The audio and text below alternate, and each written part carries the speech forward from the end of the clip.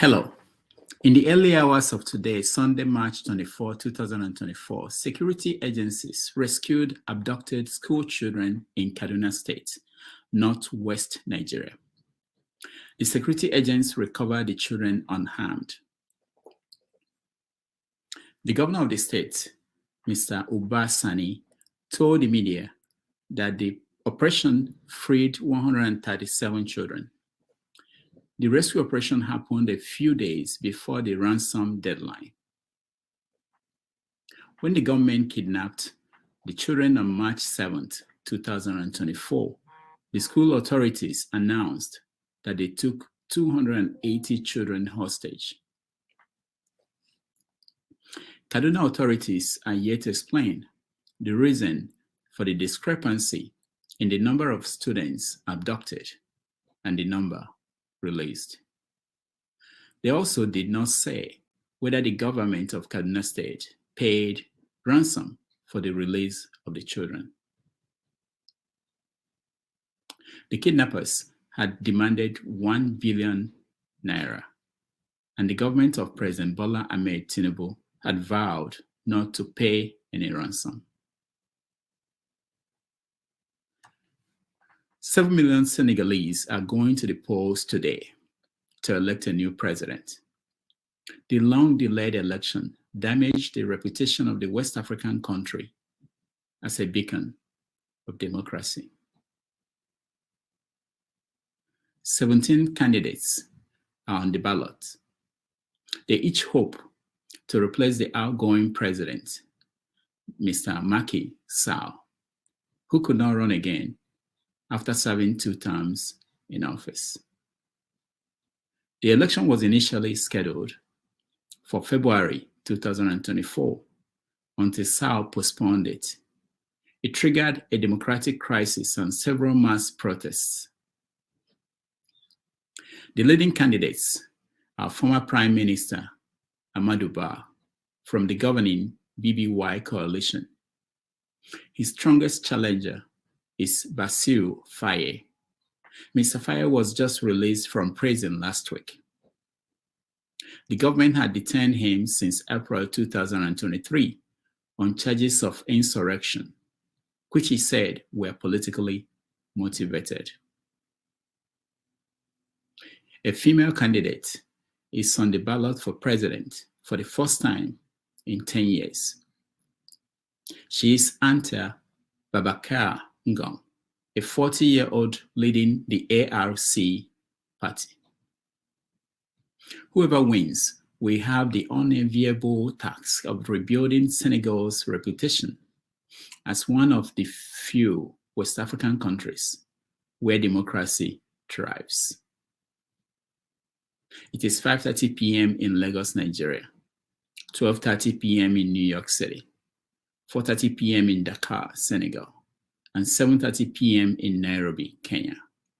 Wherever you are watching us, welcome to another episode of 90 Minutes Africa. My name is Rudolph Okonkwo. My co-host, Chido Onoma, is on assignment. Our guest today is Dr. Chidi Ugwu. Chidi Ugwu has a PhD in health anthropology.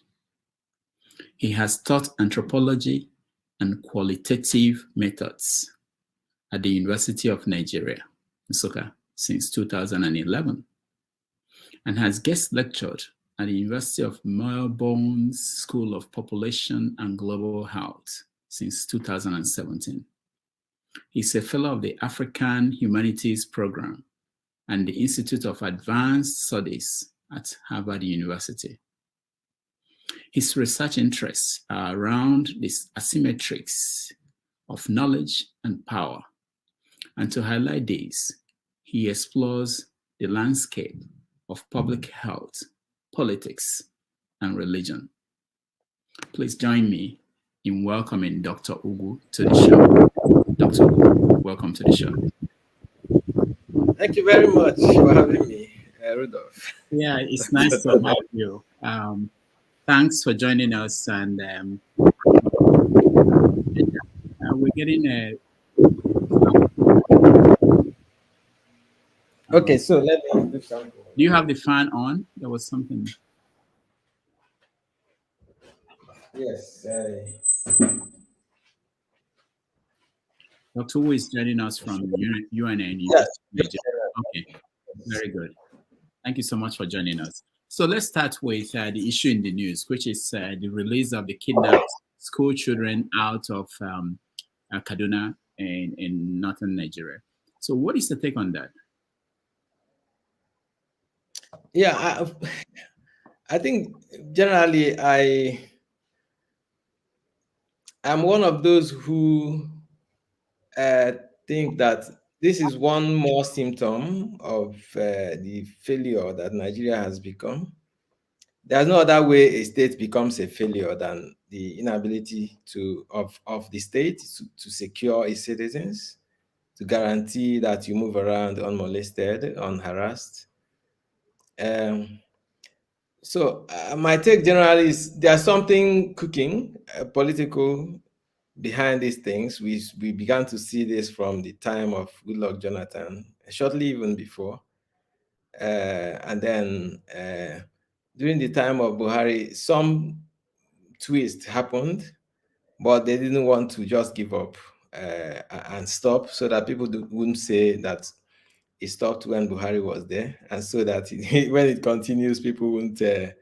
So I think generally there's something we are not being told, but I think this is if the government wants this to end, like Abacha one is reputed to have said, if insurgency lasts more than 24 hours, then government has a hand in it. So I don't know how much President Tinubu has uh, interest in allowing this to continue. I don't know what interest he's trying to protect by not going all out to confront this. But I think that if those in charge at the moment, led by Tinubu himself, want this to end in the next 1 week, this should be history. But it looks like there's a section of Nigeria, perhaps some people who came in from outside Nigeria, but somehow have affiliation with a certain group of people in Nigeria who the government is careful about rupturing, and we are letting this go on because perhaps next 4 years is the consideration and not necessarily the safety of the populations in the north of Nigeria. Is UNN secure? Is it safe? The environment of University of Nigeria and Nsukka. Yes, at the risk of people thinking that people in UNN thinking that these things going around in the news are happening outside of the country. People in UNN in Nsukka, people are moving around, having fun, eating their what you call bushmeat here and drinking their palm wine, and doing their writing and research. So people only feel concerned about these things when you have to go to Enugu sometimes, the road linking Nsukka to Enugu. Sometimes you hear this news of some kidnap, but somehow it looks like it is overblown in the news than people experience on the ground. So generally, UNN itself is very safe, How but how did they secure UNN? I know that Futo is not safe. The environment around Futo is not safe. Federal University of Technology, whatever. But how did you guys at UNN secure the university? I think that's somehow, but providentially, we are the people who the forces that are causing this security are not remembering UNN somehow. For some reason, UNN is not in the radar, but we know that some neighboring communities bordering northern Nigeria, the place like Enugu Ezike, for example, which is the northernmost Igbo community before you enter Benue and Kogi. Then you also have another community around the Nsukka area, the Osowani community. We have had some skirmishes here and there, security concerns, but the UNN itself and the Nsukka, the central Nsukka area where the UNN is, we haven't had any incidents of some attack or conflict between farmers and herders or something like that. And no kidnapping. No, we haven't had that. I think it's in Enugu, the University of Nigeria Enugu campus teaching hospital, that we once a few weeks ago had some kidnapping happened. But we haven't had that in Nsukka. We haven't, as far as I'm concerned. I'm sure that we haven't. Okay. Even So, the one, some people said it was a replay of what happened some 2 years ago, that people were just replaying as a form of scaremongering. I don't know. so you guys at UNN are free to do your research and to do your teachings, and so academic work is going well at UNN, I'm assuming. Yes, we are just in the middle of the second semester examination. As I talk to you, I'm in my office. The doors and windows are open, and there's no security concern at all in the Nsukka campus of the university at all. So while you are there and you are looking at the country and the issue of insecurity in the country, what do people like you, researchers and people in academia, what do you hear? What do you see? How do you read the whole country and the environment security-wise? Yeah, I think it would be foolish for one who is cocooned in an environment like UNN to think that you are safe because the little community where you are ensconced is safe and secure, because your life doesn't begin and end in that university. You have to move around. You have to attend events in Enugu. You have to perhaps go to Abuja or Lagos for some visa interview, even if you have to travel for some academic scholarly engagement. So my sense is that I am not surprised. Can you still hear me? Yeah, we can hear you. Go ahead. Okay, so I'm not surprised that that some people get this feeling, but I'm also one of those who feel very concerned that we have come to this sorry pass where the country has failed. But I'm also one of those who do not necessarily expect Nigeria to succeed as a country, because historically Nigeria was not constituted to succeed. It's a result of some capitalist expansionist movement that was instituted to extract resources and was not instituted to govern, to organize. So I think generally what is happening is people like me expect that what is happening in Nigeria now should happen.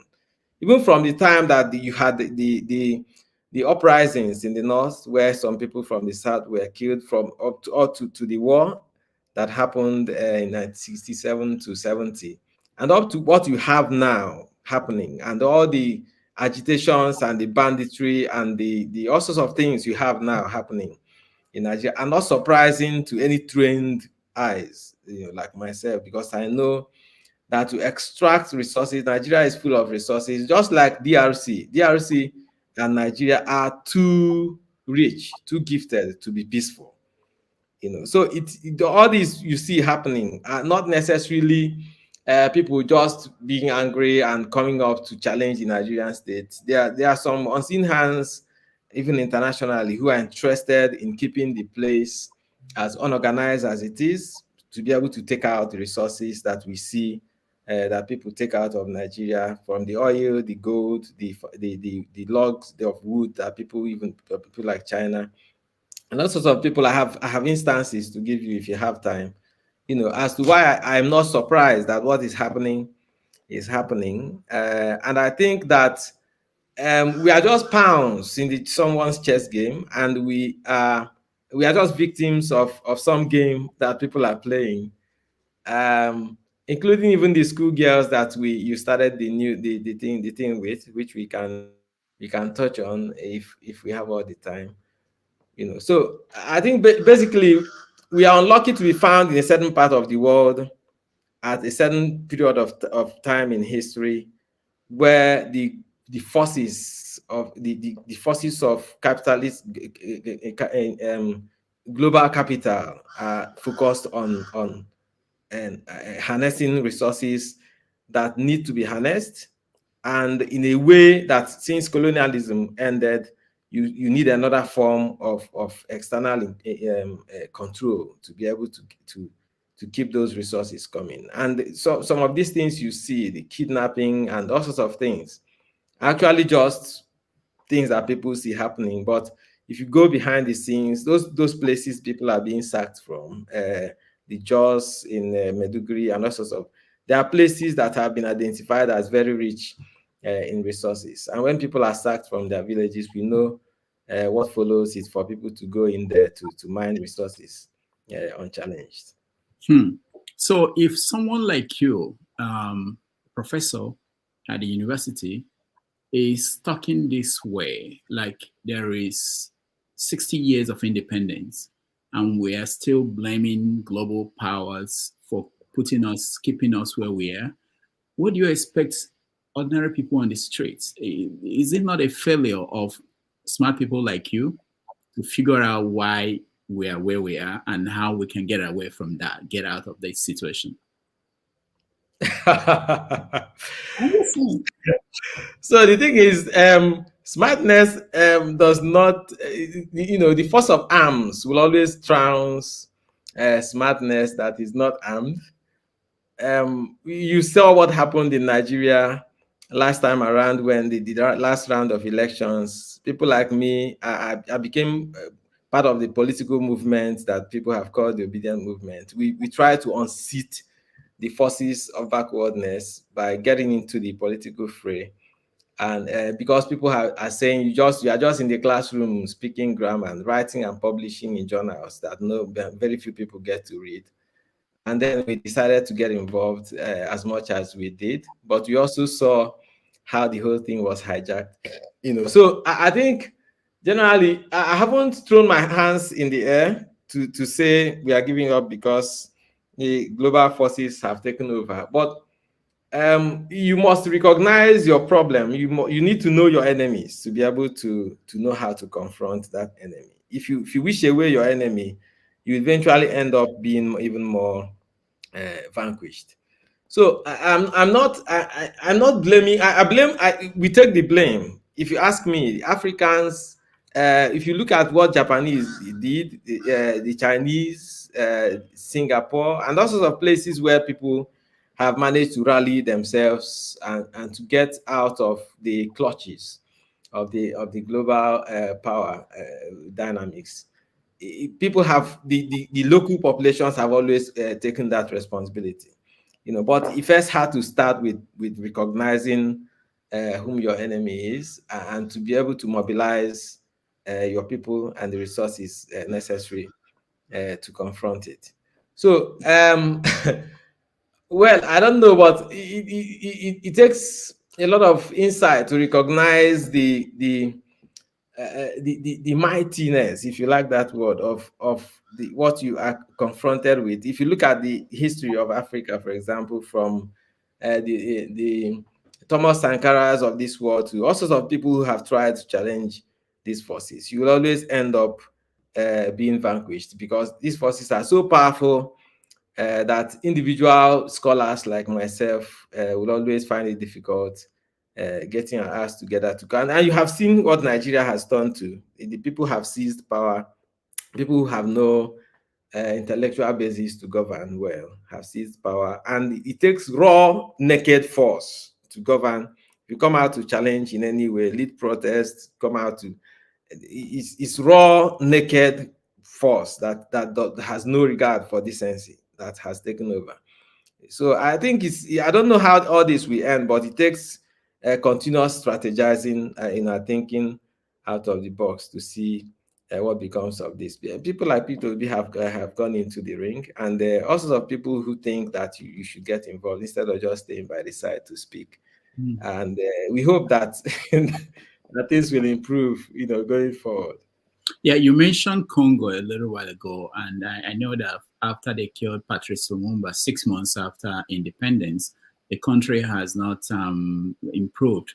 But I think that Congo, you can say, is just as large or larger than Nigeria, and the issues are so many.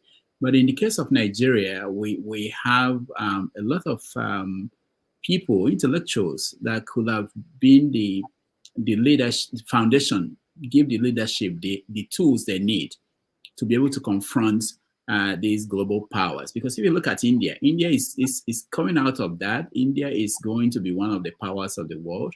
If they can do it in India, why can't we do it in Nigeria? Yeah, I'm still studying the Indian context to be able to find out what they have done differently. That's a bit of luck in nationalist movements. At the period when we had thinkers in the corridors of power, some historical happenstance took away the energy that they needed to use to organize Nigeria. And then the energy was diverted to some ethnic wrangling and war, and all sorts of things that had gotten us to the way we are today. So I think somehow India managed to get people who have some statesmen who can organize and who managed to put things in place. India is not perfect. You still have some ethnic wrangling here and there. You still have some religious tension here and there. But somehow, generally, they are doing better because people who are in power have their hearts in the right place. The thing is against that, but the Nigerian case is a case of people who have no business controlling, organizing human beings, taking the reins of power, and thinking only about themselves, about the next elections, nothing about how do we organize ourselves over the next 50 years, over the next 100 years, what becomes of our children over the next 100 years. This is what you find Indian leaders in India thinking about. So perhaps this has some connection with the kind of education that our leaders have got, the people we have in power today, even some who don't even have an education in the first place. So I'm still trying to compare. Perhaps we can come to this in subsequent editions to just compare what is really going on. What is the difference? What have we got wrong that Indians have got right, and all that? It's an interesting thing. All right. To think So Nnamdi Azikiwe founded UNA, University of Nigeria, Nsukka. And the motto of the university is to restore the dignity of man. How far? Okay, so the University of Nigeria was founded to lead the intellectual arm of the decolonization process. That's basically how to summarize it. Because people like Zik thought that it wasn't enough to ask the British to leave. The British had deposited something in the consciousness of the African that you needed to get around somehow, and you need this kind of education. Before UNN, there was a University of Ibadan, for example, which was established in 1948, but as an extension of the University College in London, just like the University of Ghana in Legon. But somehow Zik thought that you needed a shift away from that. What Ibadan had that UNN, what Ibadan didn't have that UNN now eventually came to introduce, is the independence of thinking. The land grant, the university was established as a land grant institution to do locally relevant research. Ibadan was established as an institution to produce the clerks, the manpower just to service the civil service of the colonial civil service. But eventually, somehow, they began to rally themselves to do other things after colonialism ended. So, to restore the dignity of man, Zik meant that the dignity of the African had been eroded through the slave period and some other, colonial process and all that. You needed an institution to begin to talk to people to restore that dignity, to let people know that they are still fully human despite all that has happened. But somehow, what we have seen, UNN has done a lot in that regard, introducing a lot of things that didn't exist in the Nigerian university system prior. But what we have seen is the unfortunate process of the Nigerianness. Perhaps the name Nigeria in the University of Nigeria seems to be a jinx.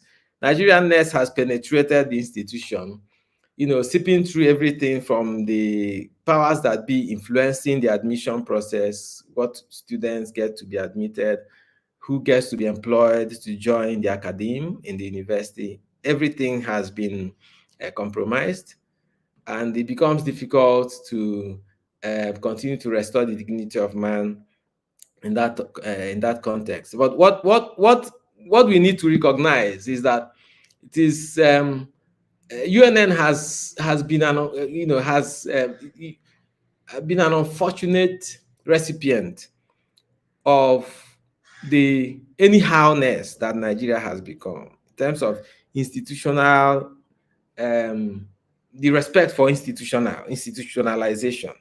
There's an institution that needs to be respected. The bureaucracy needs to be respected, but somehow, because the people who have taken the reins of power think that there's something you call prebendalism. People influence the institutional processes based on who is involved. If they are relatives or they are friends and church members and all sorts of associates are involved, they begin to interfere with the process. So this UNN has been an unfortunate recipient of this prebendalist clientelism that Nigeria has become, and it has ruptured the institution a lot. So we still have, a good number of people. You remember the Pareto principle, for example. If you have at least 20% who are doing well in an institution, it's enough to sustain that institution. But in UNN and perhaps one or two, a few other universities, the other 80% would not allow even the 20% to function. And that is the that is the sorry pass. But somehow we are managing to do well, taking first position in publication in Nigerian universities, for example. I don't know how much you follow Yeah, what is happening. I see that. We'll get to that. I see those lists. Sometimes UNN we may do well. Sometimes I won't see UNN on the top 10. But we talk about that. But let me ask you, because I was at UNN for a semester in the 90s, and when I was there, there was the lion was still alive. Now people are telling me that you don't even see the footsteps of the lion. Not that the lion is gone, but the footsteps of the lion. I assume that you went to UNN before you started teaching there. Yes. So how strong is the brand UNN? It depends on what you are looking for. In my own time, as an undergraduate, I've had all my education in UNN. Somehow I wanted to move out for postgraduate studies, but for one reason or the other, I ended up just doing all my studies here, even though afterwards I have had some stints here and there. My undergraduate days, you had people who were trained. Many of my teachers were trained abroad, Cambridge, Sorbonne, and all sorts of places. Somehow they have been replaced by people who, most of whom were trained in UNN. And it looks like it's not very good for the institution. But what has happened over the years is that the people who trained us were not focused on writing and publishing in high impact journals. That which is what the university has got us to do now. The university is now fixated on getting staff to publish in the best journals in the world. And people have taken this challenge, and it has compromised the teaching quality. That's what we have had lately, because people are more focused on writing and publishing, and somehow we have less dedication for the teaching itself. So it's only those who have the vocation, who think they have the calling to teach, that are still giving enough time and attention to teaching. But generally, I think UNN is not where I think it should be. It is not doing badly as an institution that is located in a dysfunctional state like Nigeria, but it's not doing. Perhaps I don't know whether I'm influenced by what I see when I move around to Harvard, Chicago, and some other places. I think it's not where it should be, but it's doing better than many Nigerian. In fact, most Nigerian universities come to UNN to copy our publication practices and all sorts of things that we do. How we promote staff, how we reward people for publications and teaching. I don't know what is what UNN is. Why people think that UNN is the model. UNIZIK, EBSU, other universities in Kogi and Ilori and some other places, when we introduce practices for promotion and assessment and all sorts of things, you see that other universities, even NUC, is copying the current assessment protocol that we have in UNN. So perhaps because I'm within the institution, I may not be seeing all that is good about the institution, but I'm not satisfied as to how far we have come. But it looks like we are not doing badly from external, from external eyes. Okay, so there are many lists out there of top universities by different organizations, and sometimes I'll see UNN on it, sometimes I won't see UNN. Like this one I'm looking at, I just Googled top universities in Nigeria. There's no UNN on the top 7. But the way I look at it, when I look at world ranking of universities, the first 500 universities in the world, there's no Nigerian university on the list. No, even the first 1,000. So that's not satisfactory to me.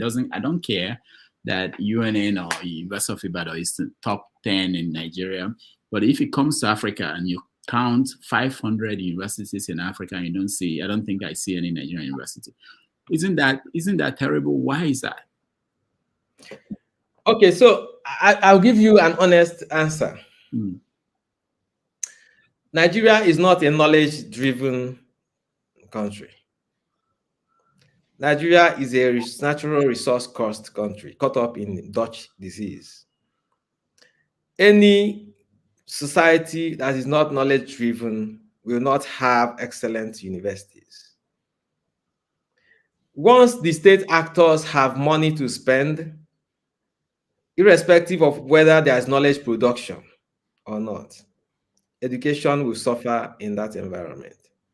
The Nigerian context is that you have some natural resource that the politicians are fixated on, the political actors, especially the petroleum.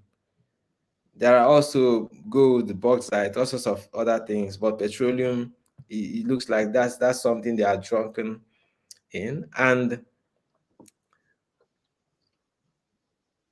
in that context, the state actors will not care as to what becomes of the education in that society. So if you trace the trajectory of the collapse of public education, time was when people used to come from the US. I spent 1 year in Harvard from where I returned early last year of fellowship, and I met a man called Byron Good who told me an elderly man, that he spent 2 years in the 1960s, late 1960s in UNN, shortly before the war began. He was looking for a place to study about another continent that is not America. And he had to do some consultation, eventually ended up coming to the UNN. You had Indians, you had people from all sorts of places who were coming here. The secret was that was the period before the oil became a thing. Before the oil boom of the 70s, you had the regional system where every region survived on what they produced. So you did not have a choice. That the chemistry of the system was you needed to educate your populations to be able to outcompete the other regions, because you didn't have any free meal anywhere like you have now in Nigeria. So you had no choice. You needed to educate your citizens so that they could produce, they could help to bring the intellectual input to help you build a viable society, in terms of agriculture and all sorts of things in industry, technology. So once a country is caught up in that, so we had unfortunate we had unfortunate happenstance of having people who were not statesmen being in charge of the rents when oil became a thing, instead of organizing the system to be sure that whether oil or no oil, the system would continue to run. I won't blame oil outright, because if you go to the US, for example, and some other places, Dubai, Saudi Arabia, all sorts of places, people are organizing themselves and making progress despite the natural resources. So you had this human element that also played a key role in getting Nigeria to collapse the way it did. Now, the university system is paying a big price for the fixation on natural resources by the state actors, because the university system is organized in such a way that it goes down eventually to political decision making, as to whether the universities, the educational institutions perform well or not. Now, there are institutions, there are instruments with which the state actors monitor the universities. You have even though we talk about university autonomy, where autonomy simply means that scholars and intellectual scientists should be allowed to pursue their thoughts and to teach, so long as they are not preaching hate and they are not inciting violence, to think freely and to teach freely and to explore the world the way they deem fit. But what has happened in the case of Nigeria is that this autonomy, you're allowed to teach, to say whatever you like, but the government still interferes in terms of even influencing who becomes your vice chancellor, in terms of influencing who becomes the pro chancellor, the chairman of council. And these are the instruments that the state actors should deploy to control and to monitor what happens in the universities. If you have people in government who have their hearts in the right place, these are instruments they use to monitor, to be sure that the vice chancellors are spending monies wisely, providing laboratory and classroom equipment, all sorts of things that people need.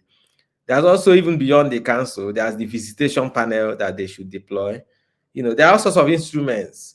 But once the state actors do not think that the resources to run the state should come from the ingenuity of their populace, the the the the strength with which they monitor the system to be sure that the universities run well will begin to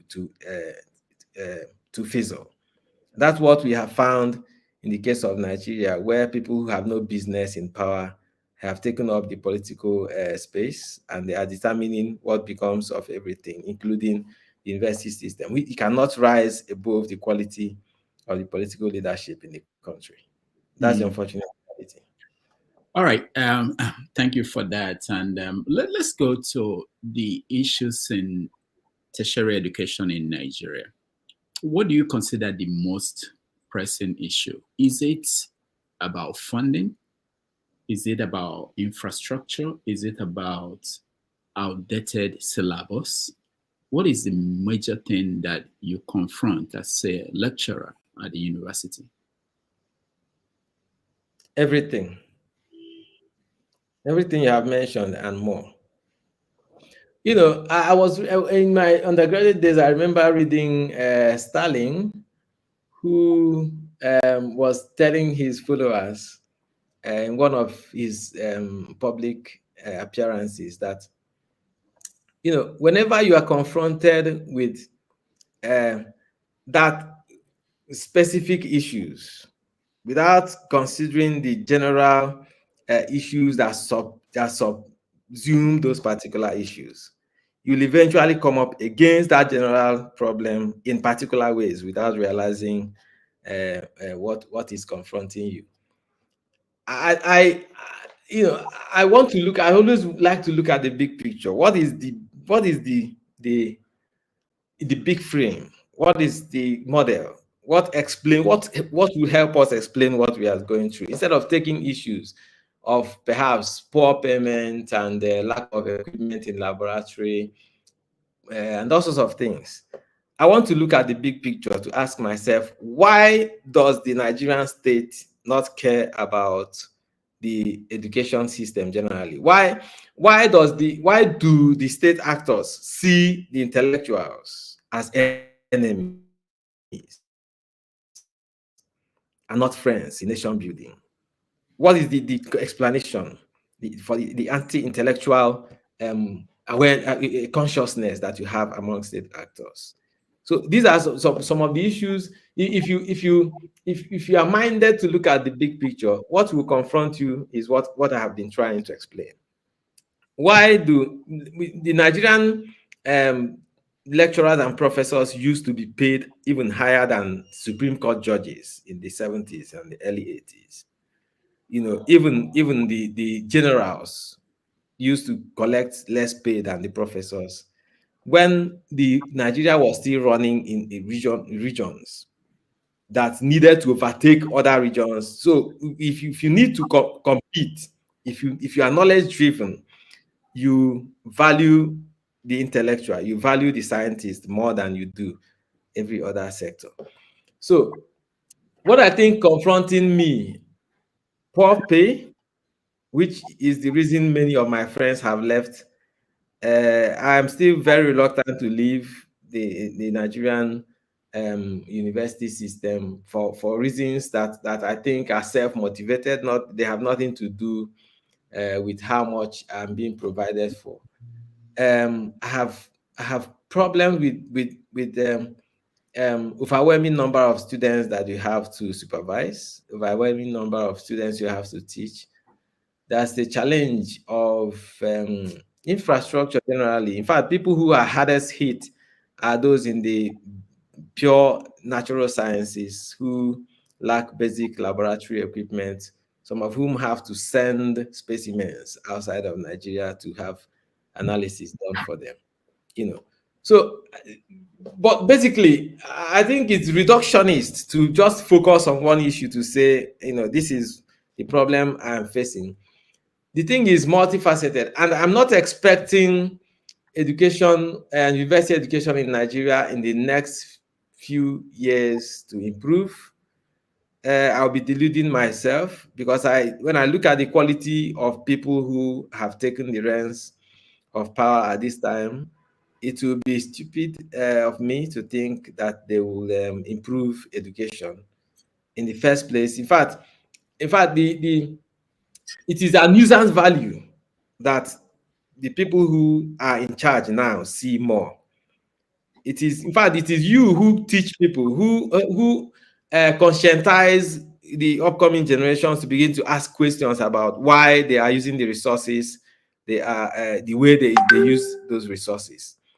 So it is the nuisance value that they see more, and that is why they need to punish us whenever we go on strike. We demand for more pay. We demand that the education sector should be given due consideration in the scheme of things.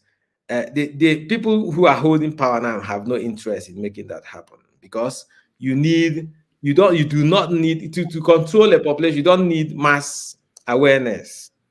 If you are not sincere about the use of power for public good, you will also not be sincere about getting the mass, to enlighten the masses, because it will be counterproductive for you, to hold power as against the public will. So that is why the anti-intellectual consciousness you see manifest in Abuja and some other government houses. That's for me. That's the explanation. Okay, so we know the big picture. You've explained that very well, but the little picture. I give you an example. Every semester, parents, some of them went to UNN in the 80s and the 90s. They want their children to experience what they experienced. And last semester, I think last year, sometime last year, some parents took their kids who gained admission to the university to see them in their dorms and let them, just like you do anywhere in the world, let them go moving. And what they saw, they were horrified. They made several videos. I don't actually have some of the videos. I don't have the videos, but I can show you pictures of some places at UNN today that are online. These are students posting pictures of uncompleted buildings, buildings that are in decay. This is your University of Nigeria. Look at a dorm. I used to be a student. It wasn't like this when I was a student at UNN. So what happened? How did UNN, the premier university in Nigeria, end up like this? And what's the problem? How do you resolve it? Because this is what people see first. This is what people are now sending their kids to private schools, private universities, at the expense of universities like UNN. So what's Okay, going? so I think the UNN has a peculiar problem. I have visited a number of Nigerian universities. I'll be lying to you if I do not recognize that UNN is a basket case. I visited the Lorry, Oka, BUK, Zaria, all sorts of universities around, and I see that they particularly make more use of the TET fund, the Tertiary Education Trust Fund, than we are managing to do here in UNN. What has happened? I think there have been more. I don't know. It's difficult to explain what has happened, but I think perhaps there have been more um, external interference in the selection of the leadership in the institution. External interference that is not necessarily public spirited. And when leadership is selected in such a fashion, it makes it likely that the leadership will not work in the interest of the institution. I'm still trying to find an explanation that I can bet on, as to why the university is in this sorry pass. And perhaps sometime in the future it will be possible to get answers to some of these. But I think that leadership has been a major problem because every university in Nigeria receives some money from the government, and for some reason, part of the agreement that the ASU arrived at with the government after the signing of this 2009 ASU FGAN agreement was what they call the monitoring team, budget monitoring committee, that should keep an eye on how the monies received from government and even generated internally are spent, and so to be able to keep account of these things. But somehow that committee in UNN hasn't managed to be effective. At some point, it took some time to set it up. When it was set up, you had some stories of the membership being influenced in one way or the other. So it beggars, I don't know. It's difficult for me to explain why the university seems to not be doing as much as other universities in terms of infrastructure. I know that in terms of publications and all sorts of things, people are just doing well, pulling themselves by their own bootstraps, publishing in the best journals in the world.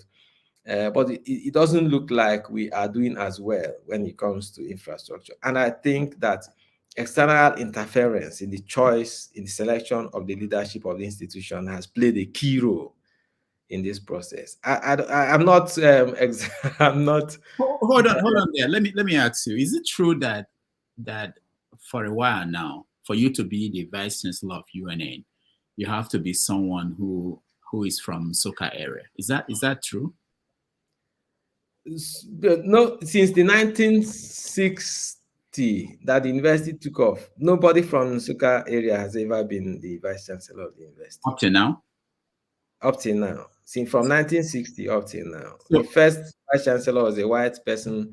Second one was a black guy from somewhere. Then from all sorts of people from other parts of the country, Imo, Anambra, Abia, and all sorts of places. No person from Nsukka has ever been the vice chancellor of the university. Is that the problem? I don't know. Perhaps it's difficult to provide that answer, because if we have had anybody from Nsukka, perhaps it will be possible to compare, to say, okay, when this person was here, this is what he did that others are now not doing. So it's difficult to say that, because perhaps it depends on, a lot depends on the individual. But I think that why the logic as to why many federal universities in Nigeria are insisting on someone from that community being the vice chancellor is that they think that people from the outside may not have the patriotic commitment to sustaining and building up the institution. That people who see themselves as sojourners, people who are sojourning and who eventually leave the institution may not have the level of commitment to invest in that institution as those who own the institution. But for me, it's not foolproof. It's possible to get someone from there who will stay not. After all, the governors in Nigeria who have been governing their states and amassing all the wealth, they are from that state, but they haven't managed to improve the state as we desire. Like people like Oti managing to do, Alex Oti is managing to do at the moment. So I can't bet on that. The fact that it's because someone from Nsukka hasn't been a vice chancellor that the university is not doing as much as others in terms of infrastructure, especially. I can't bet on that. Because I was at Nnamdi Azikiwe University, Oka. It looks good. Places I went to, compared to what I'm seeing, the pictures I'm seeing from UNN. Yes, I've also been to Oka, and I think they are managing to do better. Not just Oka, even SU to here. Some of the universities you would regard as people who think about UNN as Harvard, as Cambridge. Many of them come when they get to the UNN. They don't feel very proud of what they see. But I think when they when they want to copy principles and rules and all sorts of things, they still look up to the university, and they perhaps they're asking themselves what is really going wrong in terms of infrastructure. But I think that the current leadership is managing to do well, but somehow perhaps the cumulative effect of what the past leaderships have done up to this point uh, haven't managed to give the university the leverage to, because the TED fund, for example, if you cannot defend the fact that how you spent monies you received in the past, it's difficult for you to continue to access. I've seen other universities like University of Ibadan, some other places who are using the monies from TED fund to erect high-rise buildings and all sorts of. But it's difficult to find such edifices. Yeah, why? Why? Because at UN at Nnamdi Azikiwe, I saw so many buildings. I tell you, I've not been to any Nigerian university in the past 30 years or so, more or not up to 30. But when I got there, I saw buildings with that fund written on it. And you mean you don't have any at UNN? No, we do. We do have TED fund, but I don't. I think that for some reason we are not taking advantage of TED fund as much as other universities are managing to do. So I don't know how to defend it, but I think everything rises and falls on leadership, like John Maxwell would say.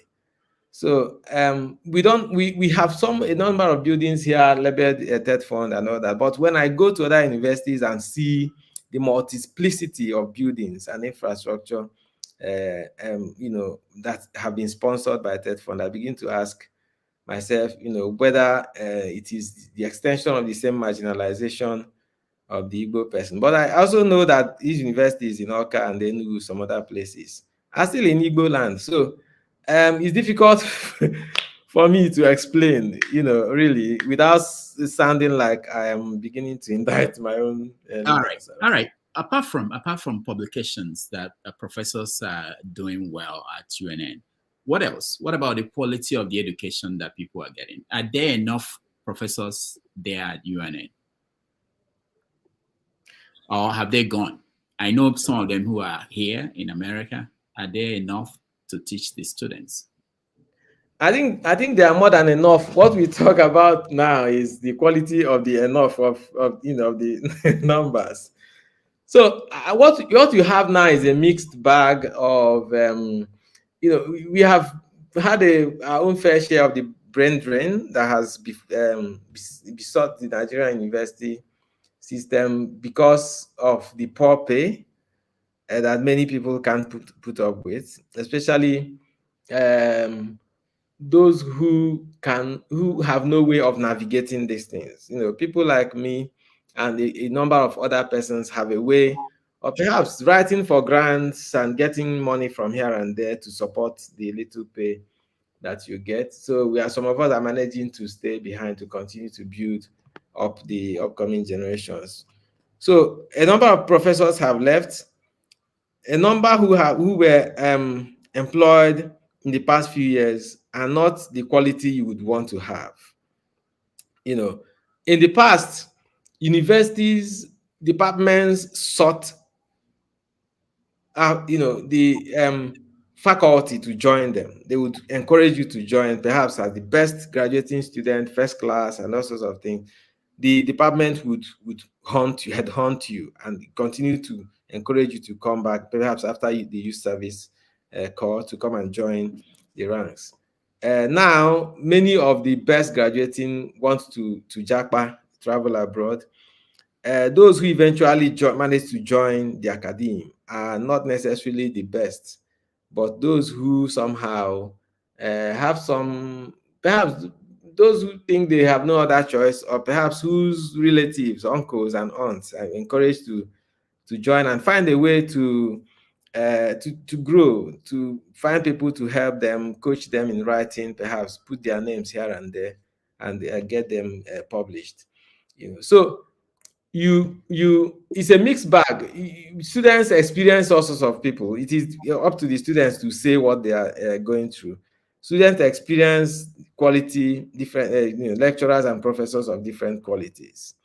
And perhaps I have also experienced this in other universities I have visited: Cape Town, Chicago, Helsinki, all sorts of places. You still have a number of persons that, for some reason or the other, their employment was influenced. But I think, as a matter of degree, UNN, the number of other universities I may not be detailed about, have also not been doing very well recently.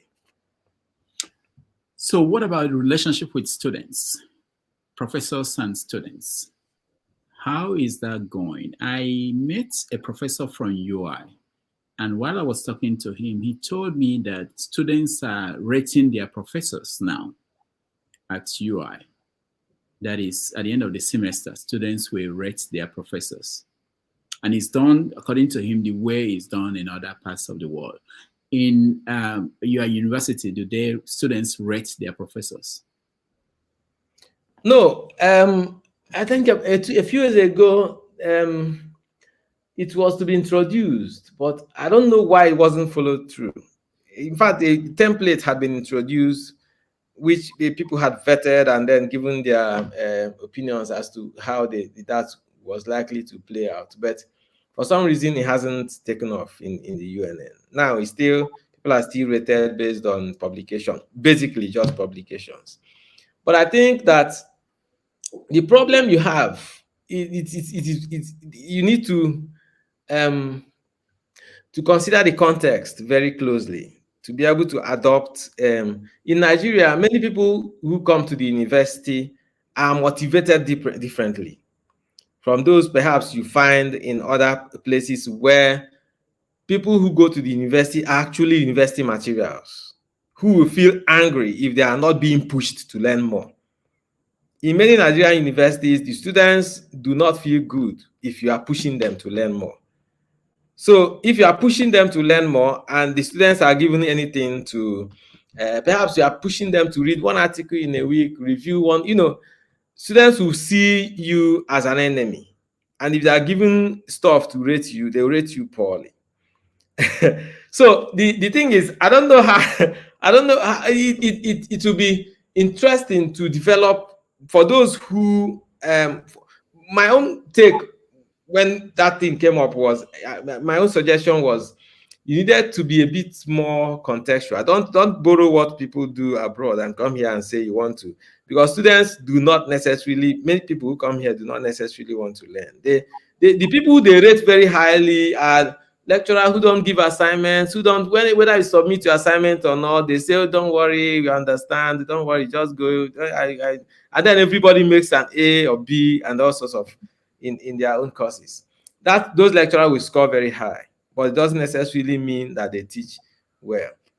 So my own suggestion was in the lines of perhaps you need to ask specific questions. Whether this lecturer taught the courses, did he miss classes without apologies?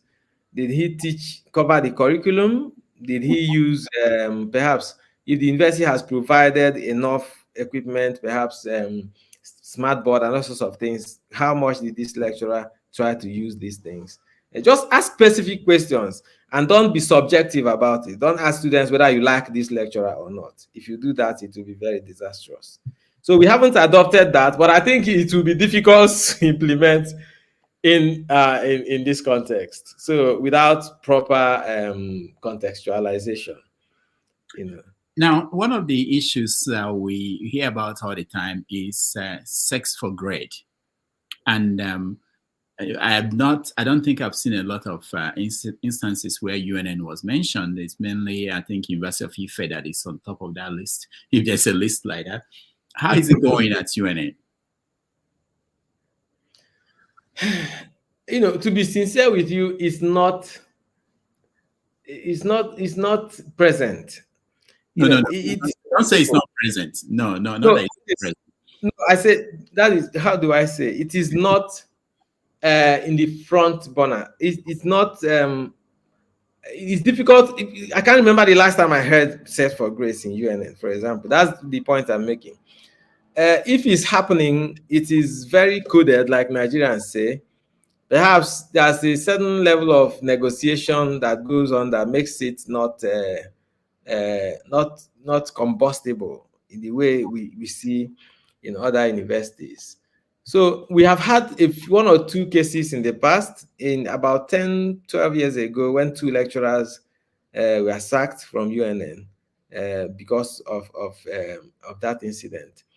But lately, I haven't had that as a concerning issue, you know, in UNN. It's not. I can't remember the last time I heard. That's just the point. That's just the sincere For thing to say. for someone who knows Nigeria, that would be scary if it's not being discussed. Because I'll give you an example. Even when I was a student in Nigeria, I know that a place like IMT Enugu is that's more like a culture of Mhm. that place. So, but it's not been. I've never had IMT Enugu in any conversation where they are talking about sex for grade and what to do. So it worries me when I don't see an institution like IMT, which means that it's allowed. It's something that everybody accepts as part of our culture, you know. So it should be an issue in every university in Nigeria. I don't think there's anywhere that you can say there's an exception. Um, Abroad is also an issue because, but it's being dealt with by training, by emphasizing, telling the students they have the right to report this. So it's more like a human thing if you want to look at it from the fundamental power dynamics. So the fact that it's not being discussed at UNN, it scares me. Like it's not being. It means that So maybe. I think it has Go ahead. I think it has yeah, I think it has something to do with I don't know whether we are still on. Can you Yeah, see I can hear hear you. me? I can hear you. I can hear you. Go ahead. I can hear Was you. I Yeah, I can hear you. thrown out? Okay. Yeah. So I think it may have some it may have something to do with the quality of students you have. You know, if the students that are admitted and they can't stand on their 2 feet, it's difficult for them to depend on themselves to read and to write their exams and write their essays and do well and be sure about what they have done. You will have more students reporting this, resisting, and then so if you have resistance from students because they believe in themselves, it will make it more it will be likelier for these issues to be brought forward for discussion.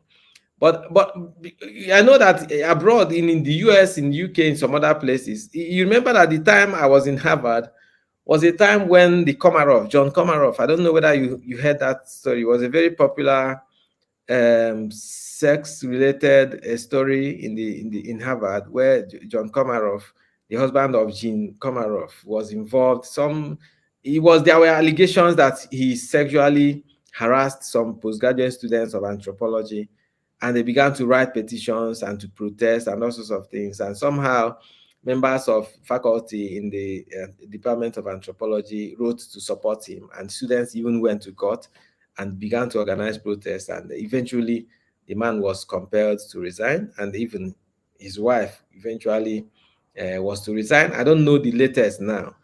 So there are other universities where these things happen, but it still goes back to the point I made about the quality of students that you have. What is the process of admitting students? In many Nigerian universities, there are a number of considerations that enter the process of admission that eventually water down the quality of the students you have. And once the quality of students is poor, it is likelier for the students to not protest. If a lecturer suggests, a male or a female lecturer suggests sex for grades, the students is likelier to give in, because they know that the alternative would be for them to stand on their 2 feet and work hard and pass. So once you have a sizable number of students who cannot stand on their 2 feet, it makes it difficult for you to get them report such overtures. So I think I don't know. Don't have all the answers, but this is my own off the top of my head. What I think may be part of the explanation as to why these things are not being discussed. If the lecturers have oversupply of weak female students, they will have more than enough to play with, and then the rest they can allow the strong ones to be. So UNN has. You're saying that there's no oversupply of weak students at UNN. That's why it's not an issue. Okay, all right. Let's leave that. So I don't have all the explanation, but I'm just. This is just a hypothetical explanation. I can't bet on.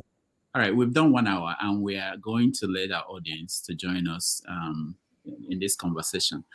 But as we let them in, I want to also talk about the work you do. You're an anthropologist. What does that really mean in today's Nigeria, to be an anthropologist?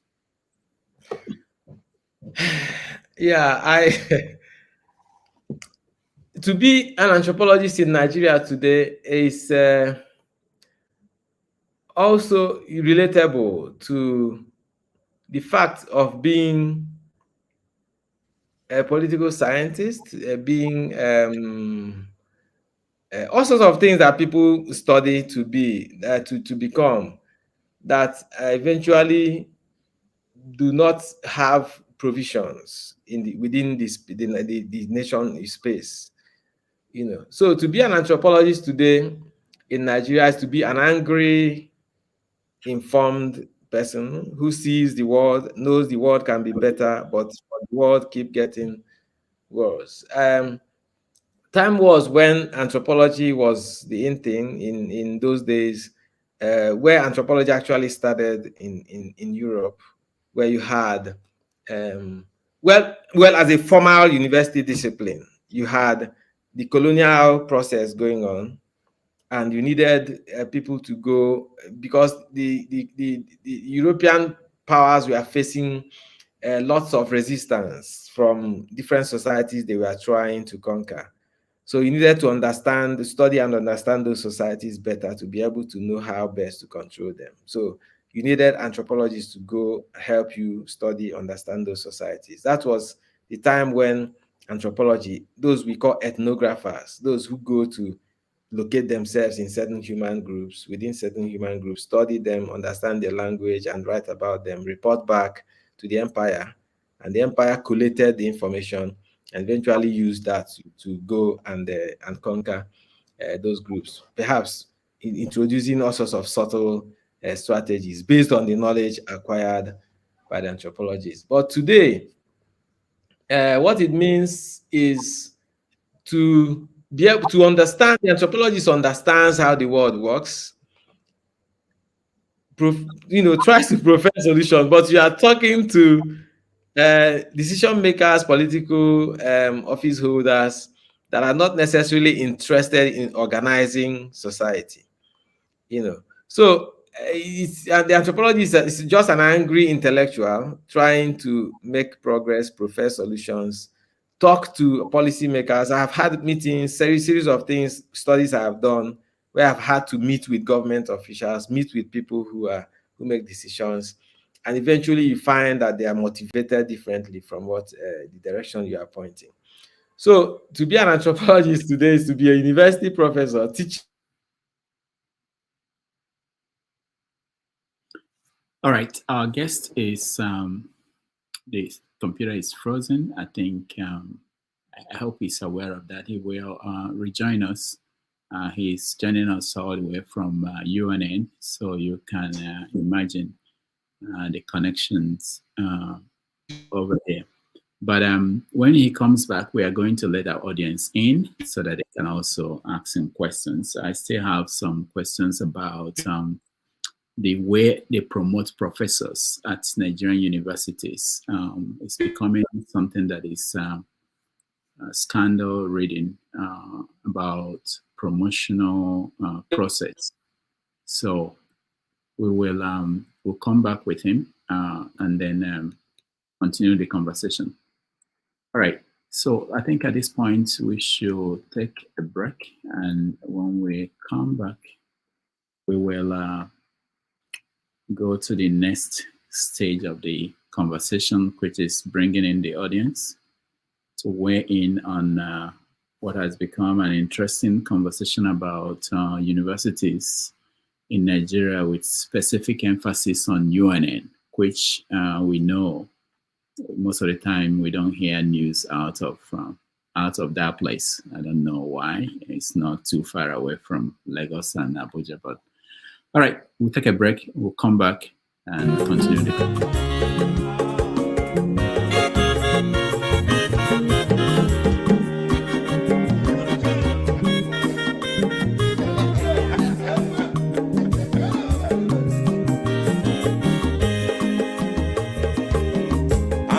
Onye ọma zoro obi o, akwa nwa zoro obi o, Max ịbịa bunyelokwanụ m n'ofu ube n'azụ ụlaga n'ịbịazigo, mmanwụ ụlaga do n'ịbịazigo, akwa nwa ilochi o, biko rapụ zoro ka ọ nabazi ya. Onye ọma zoro biko, abọmma nwa zoro ndosari, ịbịa wunye n'egwana m ụlaga n'ịbịazigo, mma ụlaga n'ịbịazigo, abọmma nwa ilochilo, biko rapụ zoro ọ na-abazi ya. Mazi welcome up. Odogu no kwere zinenka. Onyo mani gadele mo. Mazi ni mazi gamu. Ibu go wuti baladi.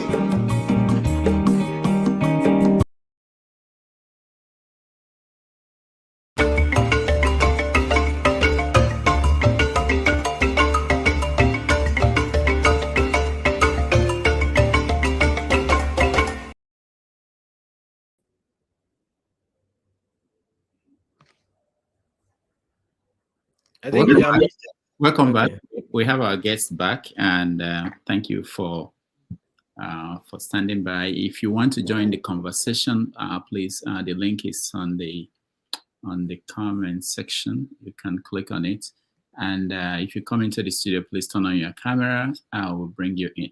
So, Dr. Ugwu, let's. I was asking you before you left, or maybe I wanted to ask you about the promotional system you have.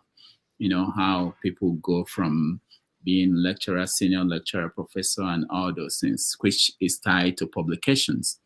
And we had this kind of I think 2 years ago at Futo, where Issa Pantami was serving minister. I think, no, it was a minister. Yeah, he was a minister. And then he got promoted to be a professor at Futo. And the ASO at the local university didn't support that. What is the process at UNN? How does it go?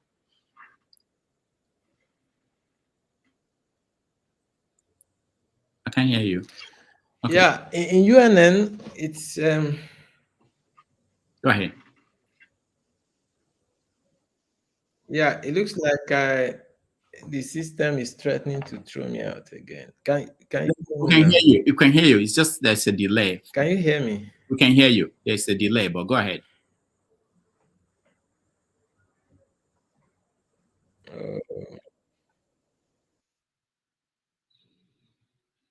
Go ahead. We can hear you. All right. That's part of the issue with technology. Let me bring in some of our people who are here. All right. Ansat, welcome to the show. Master Prince, welcome to the show. Ovie, welcome to the show. And hopefully the internet will sustain our guest. Okay, welcome back, Dr. Chidi. Sorry, I think you have managed to do well so far. I don't know what. Yeah, you're doing well. It's doing well. It's doing well. It's just there's a delay, so when you speak, it takes a while before we hear you. But go ahead.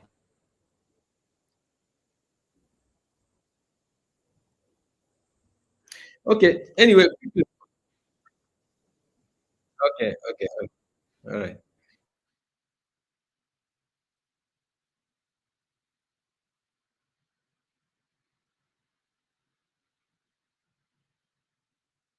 All right. So, I mean, now you understand why Nigeria is not on the top 1,000 universities in the world. Well, it described Nigeria as a failed state, and we never, as a state that will never succeed anyway. So now Pansad God they catch him, the God of Nigeria. Well, yeah. If at the university, you know, we can get electricity, get internet, can get basic amenities functioning. Is it at Mazi Prince can relate? Mazi Prince can relate. He lives in a democrat state, so they can relate. Is it in also the markets that we can get internet or functioning? Democrat state people relate. The people that live in democrat state can relate. Obi, how can I relate? The internet we have is better than Houston. Nothing works in California. No, I don't know where you went. I don't know where you went to. You know, I don't know where you went to. And I think Pastor can agree with me.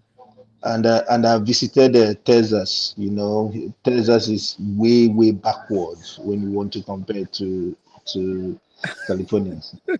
So don't even go there. All right, while we wait for our guests to reconnect, and hopefully we'll be able to talk to him more. Let me ask you guys. Ovie, yesterday you were going to give us Pansad, thank you, welcome. Okay, I see you. Ovie, you were going to give us update on the African Games that took place in Ghana. Is it done with, or are they still going on? No, it's finished. It's finished. I was also busy at another live event competition that was going on, so I couldn't, come in and stay for longer than I could. So I was busy throughout Friday and Saturday. Nigeria came. Yeah, I mean from the from the All African Games. I was there like where I mean when I mean I'm there live. I was there live. Is that I had a journalist on ground because I also run a website called Village Athletics, focused on pure athletics.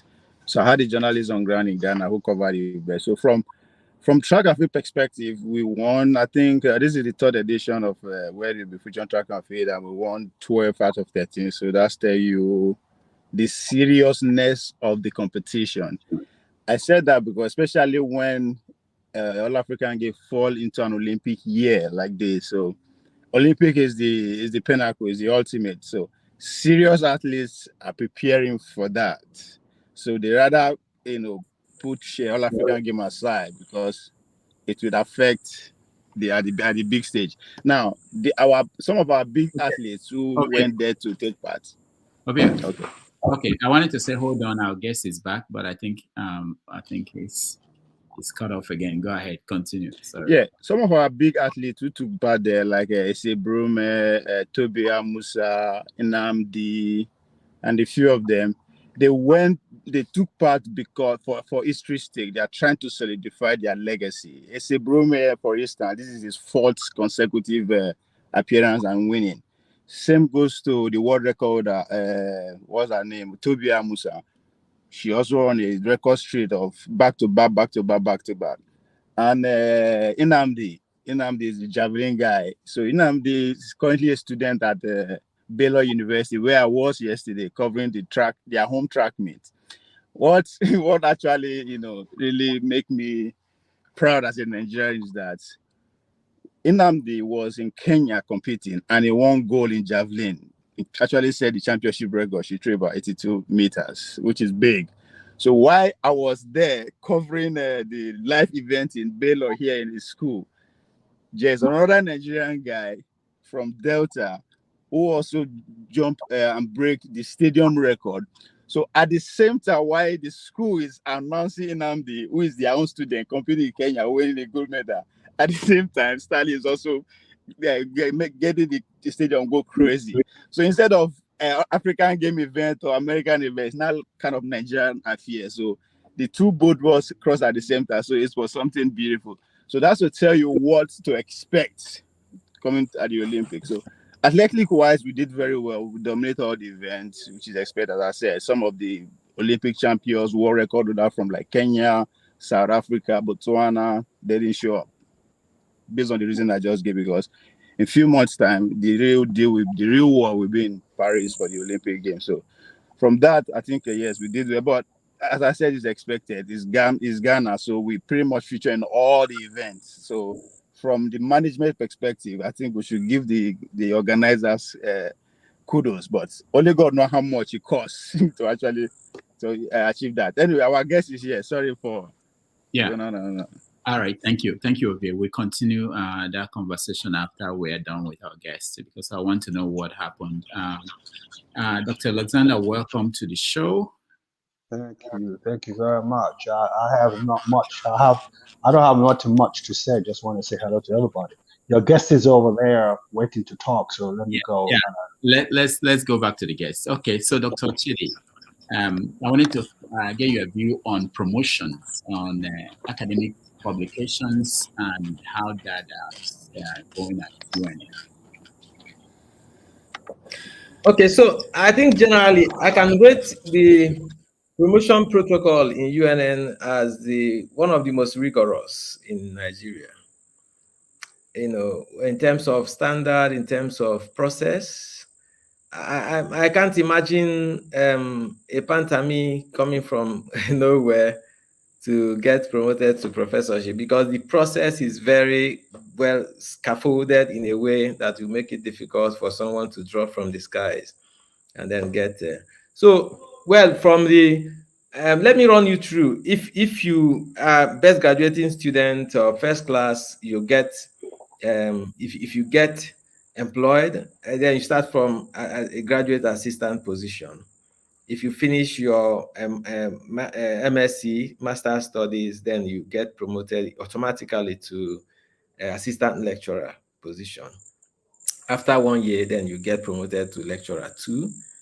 After 3 years, you will qualify to get promoted to lecturer 1 if you have published the required number of papers. after 3 years. So there's this 3-year waiting period in the University of Nigeria. It After, doesn't mean how much you produce. You have to wait for that 3 years. yes, no matter how much you produce. There's also what we call double jump, which I will explain very presently.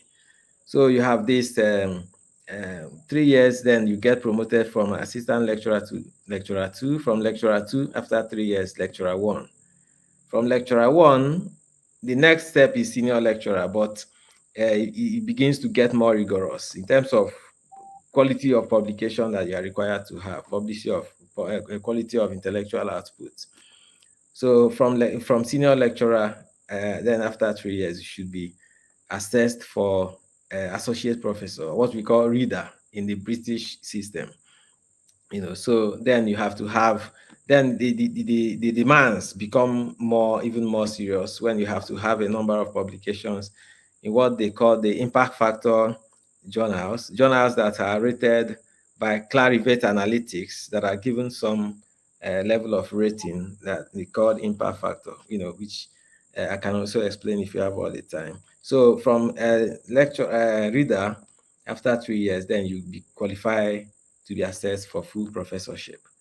So there's something we call double jump.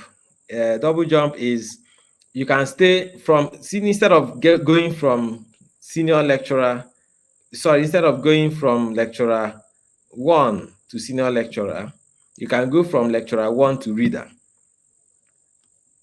If you have the required number of outputs and you wait for 5 years. So instead of 3 years to senior lecturer and 3 years to reader, you can do 5 years to reader from lecturer 1. So as senior lecturer, instead of doing 3 years to reader, 3 years to full professor, you can wait for 5 years to do full professor from senior lecturer. So that's what we call a double jump. When in some other universities, it can be shorter. We have been advocating you need to shorten this. You need to have two tracks. Those who are on the fast lane, who are very gifted, who are proficient, prolific, can move faster than others who would prefer to wait, produce 1 paper in a year, 2 papers in a year, and then you wait for 3 years. So that's the protocol. But why I say I would rate the UNN as one of the most rigorous in Nigeria today is in terms of publication quality. You are required to publish a certain number of papers in internationally rated journals that are rated to be among the best in the world, that are listed on the Web of Science. There's the Web of Science, those that we call the Clarivate Analytics. They used to be Thomson and Reuters, but Thomson and Reuters sold that web management to the Clarivate Analytics. So what they do is to host journals and to list journals that they think are doing well based on the peer review mechanism that journal deploys, and based on how rigorous they are in publication, how the quality of the things they publish. So certain journals are listed on their web management system. And so in UNN, you are required to, for full professor, for example, you have to publish 10 in 10 journal articles in those journals. Then you're also required to publish a number of papers in local journals, and perhaps if you have a book. But a book, not unlike the US, where a book, what they call, most universities I have experienced, Harvard or Chicago and all sorts of places, where you have to have what they call a second book. That is a book you wrote after your PhD. You have to have that before you become a full professor, in addition to other journal articles you have. But in UNN, whether you have a book or not, you can become a full professor, so long as you have the required number of papers in those highly rated journals. But we see that other Nigerian universities are playing catch up now. UNN seems to be the most rigorous. Even people to whom they send our papers to assess do not have the kind of quality of publications that we have. So people have been protesting. Some people who feel it is too much, the demands are so much for them. Even part of the argument is, why would you subject me to be assessed by someone who is not qualified to hold a candle to me in terms of publication?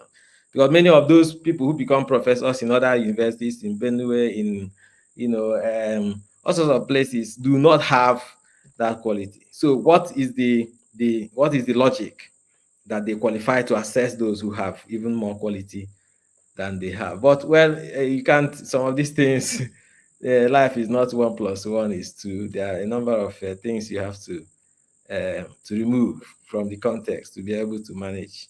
So that's basically what we do in UNN. So he has to go through the department. From department, he goes to the faculty.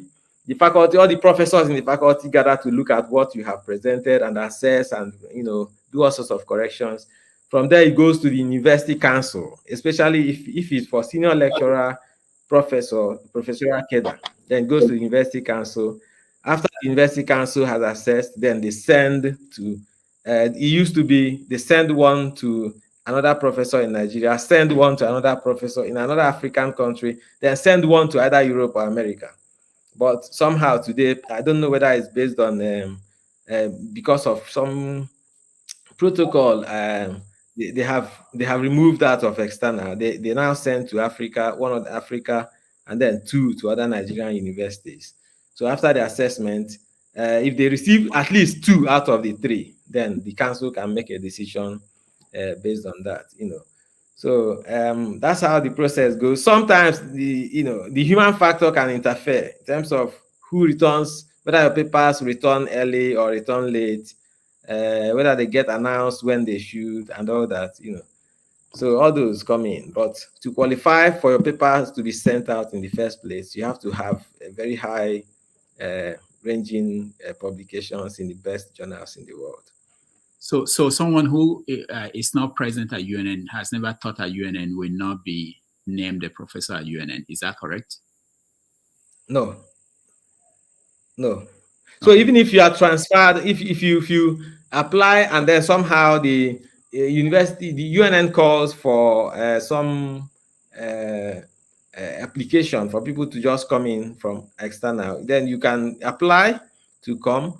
But when you come, you have to be reassessed. That is, even if you are employed as a professor, within 12 months, you have to be assessed, what we call regularization process. You have to be interviewed, and then your papers will have to be assessed to actually see whether you qualify to be called a professor in the context of the university. If you do not have what it takes, then you'll be placed properly. If you qualify for senior lecturer, you'll be placed as senior lecturer. You move down one ladder to senior lecturer position.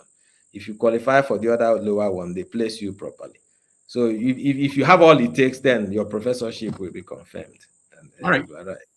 Thank you. Let's go to our people. They're itching to weigh in. Pansatya first, I guess. Yeah, thank you very much, Rudolph, and for putting up another show today. Professor Chidi Ugwu, welcome to Dr. Rudolph's show here. Thank you very much. It's quite refreshing to see a true academic show up here and sound like one and have the backing to go with that. The last answer you gave went into quite a lot of administrative issue at your campus, which is totally different from my interest today. So what I'm going to do is to just frame my interest, because we're really lucky to have you here. As an anthropologist, I believe you actually brought it even closer to ethnographer, some kind of ethnographer. Yes. Okay, so I'm very interested in that. But before I go into that, now it's gonna look like I'm taking a lot. It's just to frame it so that then we'll kind of get some snappy answers, because we have a disadvantage, those of us who are panelists, when compared to a guest. You could talk as much as you want on the answers as you did with that administrative issue. So first of all, let me say that we're very, when we're younger, and I'm an older guy here, the University of Nigeria and Nsukka is like Harvard to us, and you've had the chance to be in both. So quite a lot of kudos to you. I think we're blessed to have you here today, and we're going to clear up some things. The University of Nigeria is it's the first, now I want people to pay attention to that, the first full-fledged indigenous and first autonomous university in Nigeria, period. So it's modeled after the American educational system. It's established by our great Zeke. For example, when UNN was issuing degrees, the autonomous African Nigerian degrees, the places like Ibadan, it was just a college that's ancillary to London. Nothing to sneeze at. They also tried, but UNN is top. We should be proud of it. Our dignity is not in our infrastructure. That's what a lot of people have to understand.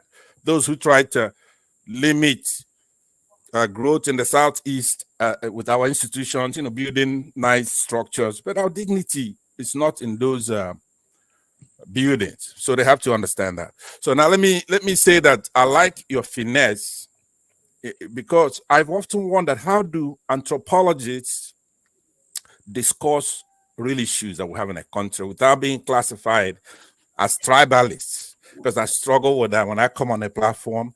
I'm talking anthropology, but it's conflated with tribalism or knocking a religion. So first of all, let me ask you that little question. It's just a very little snippet of my main question is, how do you use that delicate, I saw how exquisite, dainty, elegant, graceful even you wear. How do we discuss anthropology, of which we need that data, and then being classified as a tribalist or a religious bigot?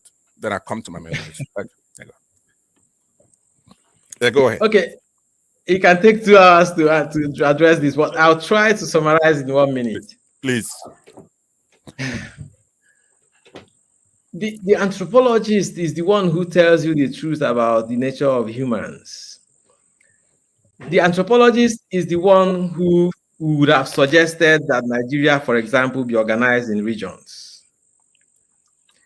No matter how educated, how refined, how widely traveled anyone is, the human being can hardly outgrow their ethnic cleavages. So the anthropologist is the one who tells you the truth, to face the reality of the human nature and to organize yourself recognizing that. It doesn't mean being tribalist, being ethnic. It means facing reality. The anthropologist is the one who understands why Nigeria cannot work the way it is at the moment. Call it restructuring, decentralization, whatever you call it. Even the African societies, most African countries are fighting today because no multi-ethnic country can make progress running a centralized system of governance. Thank you. All multi-countries running a centralized system of governance are failures. All countries that are multi-ethnic, that are making progress, so-called world societies, are running either confederal or federalist system, from the US to Belgium to UK to Switzerland to all sorts of places. Look at the way they are organized. In Europe, where you have countries that are 300 and something thousand, for example, because they have come to this realization that you cannot force people who have different ethnic cleavages to work together and ignore those differences. So it's the anthropologist that understands what is really going on and advises people countries that want to make progress, India, Israel, South Africa, all sorts of places, are beginning to take the anthropology seriously in terms of helping to organize their society. There's nothing tribalistic or ethnic. All right. Thank you, Doctor. Thank you, Professor, for that answer. I hope Rudolph was listening. You qualify to make that statement. So now, with the last thing you said, that is now legitimate, it's permissible, it's approved, it's sanctioned for somebody to talk about the social anthropology of Nigeria, the tribes, where they come from, their religion, their mission in the country, the antecedents, and how it affects the society, the Nigerian society, without being tribal. That's rhetorical because I believe you'll agree with that. I'm trying to run with time here. So now, other people. I totally agree. Please, I'm here first. So people who come first here, I see them. They're giving, let's frame it, and then. So, Professor, what I want to say is that Nigeria like your university as well as Nigeria is governed under the auspices of people in government, right? So Nigeria, University of Nigeria, Nsukka, as a matter of fact, at some point was University of Biafra from, I guess it was 1967. Looks like the system is throwing me out again. Can you? No, we can hear you. We can hear you. So, Pansat, because we have issues with his connection and the time, we agreed on 2 hours. We have 20 minutes left. So please, can you go straight to your question? I know you've tried to frame it. I think you've had enough time so that we can go to other people. If we have more time, you can come back for a second question. Okay, very good. Yeah, Professor. So your university was the University of Biafra from 1967 to 1970. Are you aware of that? Yes. Right. So we want to be we're Nigerians, and it doesn't mean that we cannot take our universities with us. If Biafra decides to go, we can also take our university with us. We've done it in the past, and we're going to do in the future. So my main reason of saying that is that we're being governed deceitfully, right, by chicanery from the north, and you've alluded to that. Now, I'm not going to be as diplomatic as you here. I'm going to say, I'm going to say it the way it is, right? So we have that problem. We're being governed by deceit. So under that auspices, right? Because your question, you don't know why our infrastructure is being decayed or we're being neglected, especially in that side of the country, right? So please, when I come back, because I hate being rushed when this is, we need to be meticulous. In solving this problem, pointing out why we're in the state we are. Now, I'm gonna talk about national issues later, but I want to give you, let me give you a hint of what I'm gonna talk to you about next, which will be Islamic terrorism. First of all, let me ask you now, are you aware of the Global Terrorist Index? Do you know what that is? GTI. Yes. Okay. Yeah. Clearly. That every group that comes out of Nigeria as a terrorist group is Islamic, right? Are you aware of any Christian or any other group that's not Islamic that's in that index? You know, except as labeled by those who are holding the reins of power, who think that they can label anybody anything they like, you know, and come out. I know, but it's not in the Global Terrorist Index. That's just local in Nigeria. Yes, in the Global Terrorist Index, yes. Okay, so somebody could come out in the public and say, hey, look, you cannot be a terrorist in Nigeria. Now, you could commit crimes, you could do violent crimes, but you cannot truly be labeled a terrorist in Nigeria unless you're a Muslim. And that person will be correct, because in that Global Terrorist Index, every Ansaru, ISIS, right, of West Africa, Boko Haram, they're all Muslim terrorists. So somebody could come out and say, hey, look, we have a problem in Nigeria. Now, if you're in another country where you have communists being terrorists, that's different. But in our country, which is the only aperture, we have to look at this topic. So now when I come back, we're going to get down to identify what our problem is and how we're going to solve it. Thank you very much, Professor, for being here. Okay, so just permit me to say that I'll be happy to get back to this issue. Rudolph, if you have time for me any other day, I'll give you the peace of my mind on these issues. I have followed these issues very religiously from the start. You know, I've followed the history of Islam, of terrorism in Nigeria, even the so-called unknown gunmen and all sorts of things that have happened trying to demonize certain groups. I'll give you facts, you know, to show that some of these things, when the state wants to destroy you, because people whom the state is serving their interest at a particular time have the resources to destroy any group that is trying to torpedo that interest at any point in time. You know, from the so-called prison break to unknown government, all sorts of things that have happened in Nigeria. I'll give you, you know, facts to show that I am not one of those who are sold to this shenanigan about a certain group being labeled a terrorist group because they do not pander to the powers that be. You know, so I'm very well at home with the point you are raising, Pansat, and I'll be happy to discuss this. I'm not one of those to run away from these issues, because people like Obadiah Melafia and all sorts of people have paid with their lives. We need to discuss these issues, and to tell, what are you alive for if you can't speak the truth, All right. Thank you. Thank you, Dr. Chidi. Let's go to Mazi Prince. Your question for Dr. Chidi Ugwu. Is it doctor or professor? You can say, Which is it? in Oh, Nigeria. okay. Well, I'm Dr. Chidi Ugwu, but in the US you can call me a professor, because In Nigeria, in they the have US, this ranking that is different. All yes, right. Okay.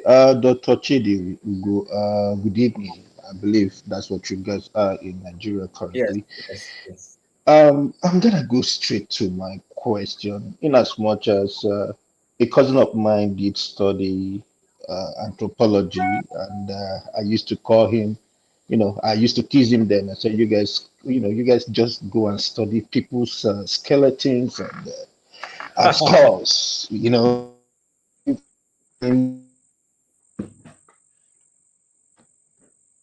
And Mazi Prince, how you're in California? You're disgracing America. Your internet is just as bad as I'm managing to do better than Mazi Prince as now. bad, as bad as the ones from Abba. All right, we skip you and we go to CM. CM, welcome. I was hearing you. But we can't hear you. Go ahead. No, what about now? Can you hear me now? Okay, now we can hear you. All right, go ahead.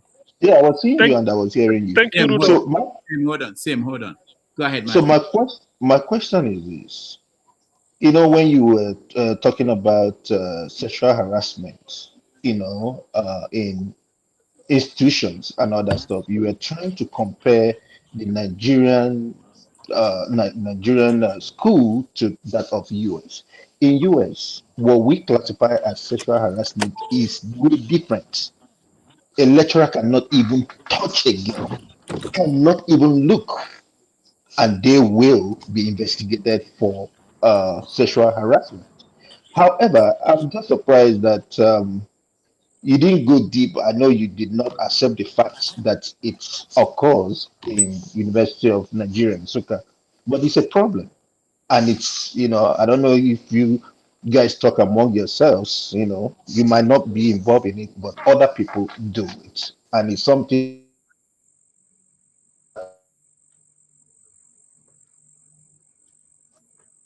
Mazi Prince, we can hear you. I'm sorry. But Dr. Chidi, did you hear a little bit of what he was saying and whether it's enough for you to answer, give him an answer? Yeah, so I think my quick response would be to say that I stopped short of denying that sexual harassment happens in UNN. Perhaps because I'm one of those in serious circles of scholars who are always minding their business. It is possible that some of these things escape me. And I've also said that some people have been sacked in UNN about 10 years ago, the last time I heard about it, for sexually harassing students. And I'm saying perhaps because of the quality of students that are admitted these days, it's possible that it's still happening, but we don't have the students who are sure-footed enough to resist and to report. So my answer has come advised in a way that I can't bet that it doesn't happen, but I'm saying perhaps because of some factors, that some factors can explain why they are not in the front burner in terms of the discussions and the conversations around the campus at this time. All right, thank you, Mazi Prince. CM. Okay, thank you, Rudolph. Good evening, everybody from the land of the king. Dr. Ugu, welcome to our forum this evening. I think let's move away from this sexual harassment issue or whatever. I'm looking at this issue of honorary doctorate degrees. It's like cash and carry now, and to me, it's not doing universities any good.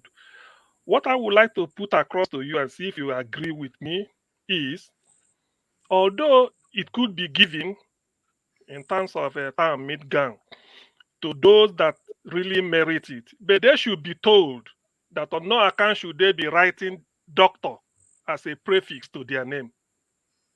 Just you will be honored for your service to the community, maybe honorary doctor of science or doctor of law. But you should not, when you the next day, you start writing Doctor A, B, C, X, Y, Z. No, no, no, no, no. So it should stop. That's what that they should, and it should be made known to them that should they do it and there's evidence, they can be prosecuted for it and they could go to jail without option of fine or whatever. Why I'm saying this is that it's a way to sanitize the system so that academicians like you will have the honor when they say Dr. Ugwu. It's either you're a medical doctor or you have a doctorate degree in which you wrote a thesis, defended it, and that becomes your second name because forever you've made a contribution to world store of knowledge. You've contributed to knowledge. And for somebody, a crooked politician, that's what they're no longer happy answering their first name like that. Just say doctor. You see them with big tummy, doctor. Do you now wonder what is the meaning of this? If you are in a function, they call maybe the keynote speaker. They call Dr. Ugwu, senior lecturer, or head of department, or professor, just head of department, anthropology, UNN. Only for you to go to the podium. The next thing they call one big, one buffoon, Dr. This, and then how do you feel? No, it's true. That's what I'm really concerned about it. I don't take. If I look, it should be severe like an armed robbery. If you want it, if you are to be given the honorary doctorate, it should be because of the service you've rendered to humanity. That's enough. They rob you on the day, give you a scroll. After that ends it. Your name is now in the university as honored with an honorary doctorate degree, and not for you to go out every invitation you see doctor this, everywhere. It makes it because no contribution, no thesis. Maybe it was a dropout in secondary school. Now you are seeing a doctorate addressed as a doctor. So please, those of you, if you agree with me, those of you academicians in the academic community should look into it because that is a way to also not impugn on the honor reserved for people like you and then to sanitize the system so that all this fraud, everything cannot be cash and carry. Thank you. Thank you, CM. Go ahead, Dr. Ugwu. Okay, yeah, thank you very much. It's just a quick one. Every academic in the UNN, what is the name, is angry about many things in this world. In fact, you have to be angry to be a scholar, because it is that anger that moves you to want to explore the world and to find answers. So this is one of the things that I'm angry about. I've done a memo to that effect. I have, so I'm one of those who are angry about this. In fact, the university law says you can't give this honorary doctorate to someone who is occupying a political position at the moment. You must wait for the person to finish serving that tenure and all that before you. So there are a number of things that are going wrong with the system. The Nigerian nurse has invaded the institution, and people like me, I'm one of those who do not feel happy about many of the developments we have in the university. And I think given a leadership position, a lot will change. But we can also begin to make that change as those who are within the university system by writing petitions and writing memos to those that make decisions to let them see that this is crazy and cannot continue. But when the money-mindedness is it pervades the place, it becomes difficult also to prevail on decision makers to do some of these things. But anyway, we'll keep pushing. All right. Thank you, Dr. Chidi. Eagles Air, Eunice. Yeah, thank you, Rudolph. Good morning from land of India, because it's after 12 a.m. right now. And Rudolph, thank you so much for this platform and a special guest given to us this hour, being Dr. Ugwu. And our background, I was hearing when we were talking about when a student makes a first class, that the student needs to be encouraged to come back to school, at least render a service of knowledge that he has to other students in order to impart the knowledge to other students. But in my own case, I'm trying to analyze and ask some questions. That's something I don't understand. Like I have a friend of mine here in India. His wife came to India and studied mass communication, and she made a first division. In India, they call it first division. In Nigeria, they call it first class. Now, when she returned back to Nigeria, Nigeria did not recognize her the way it's supposed to recognize her. I don't know the reason why.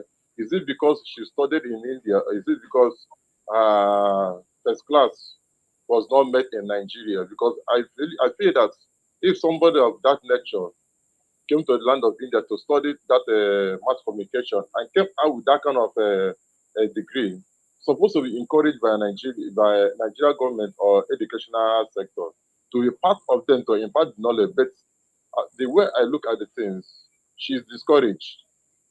Then second one I want to ask you, if you are aware of it, I was told that in northern states of Nigeria, students, they are encouraged with some amount of money for them to continue to be part of educational sector or to go further to study more. There's a packages that government of northern state used to give to them monthly. Is it true? Thank you. Good. Okay, thank you. I'll try to be as quick as possible. The first one is, I think usually it is departments that produce the first class person or best graduating student, that those who know, who encountered the student, that usually encourage the student to come back and speak to the university administration to get the person in. In this case, what might happen is, if the individual is interested in continuing to pursue the academia, is to perhaps enroll in a graduate studies, perhaps a master's or PhD, and when the members of the particular department encounter these students, then it will encourage them to perhaps to begin to recommend that student for some position. It's usually easier when you have this personal touch, people have encountered. But what happens in other societies is that they advertise for some of these positions, like they used to be in the past. In fact, so many Nigerian universities still do that. I can't remember the last time academic positions were advertised in UNN, for example, and a number of other Nigerian universities. It's usually some backstairs influence that get people in. Things are not working the way they should, because Nigeria itself is not normal. It's not a regular place. It's not functioning well. It is being governed by people who have no business running a society. So, and the thing seeps through the institutions. The monitoring system that should keep the vice chancellors, administrators in check is not being pushed by those who are in Abuja, because they have no interest in building any intellectual firmament that the country should thrive on. So that's my honest answer to that. In terms of the North, people in the North, students in the North being encouraged to, I think Nigeria we are two civilizations. We are running two separate systems. Somebody in the North can score 2/100. You already know this thing, and enter 2/200 and enter a unity school. But somebody from Anambra or Enugu or Imo, you need to spend a score 130 and above to enter the same unity school. The so-called federal character and quota system, all sorts of things.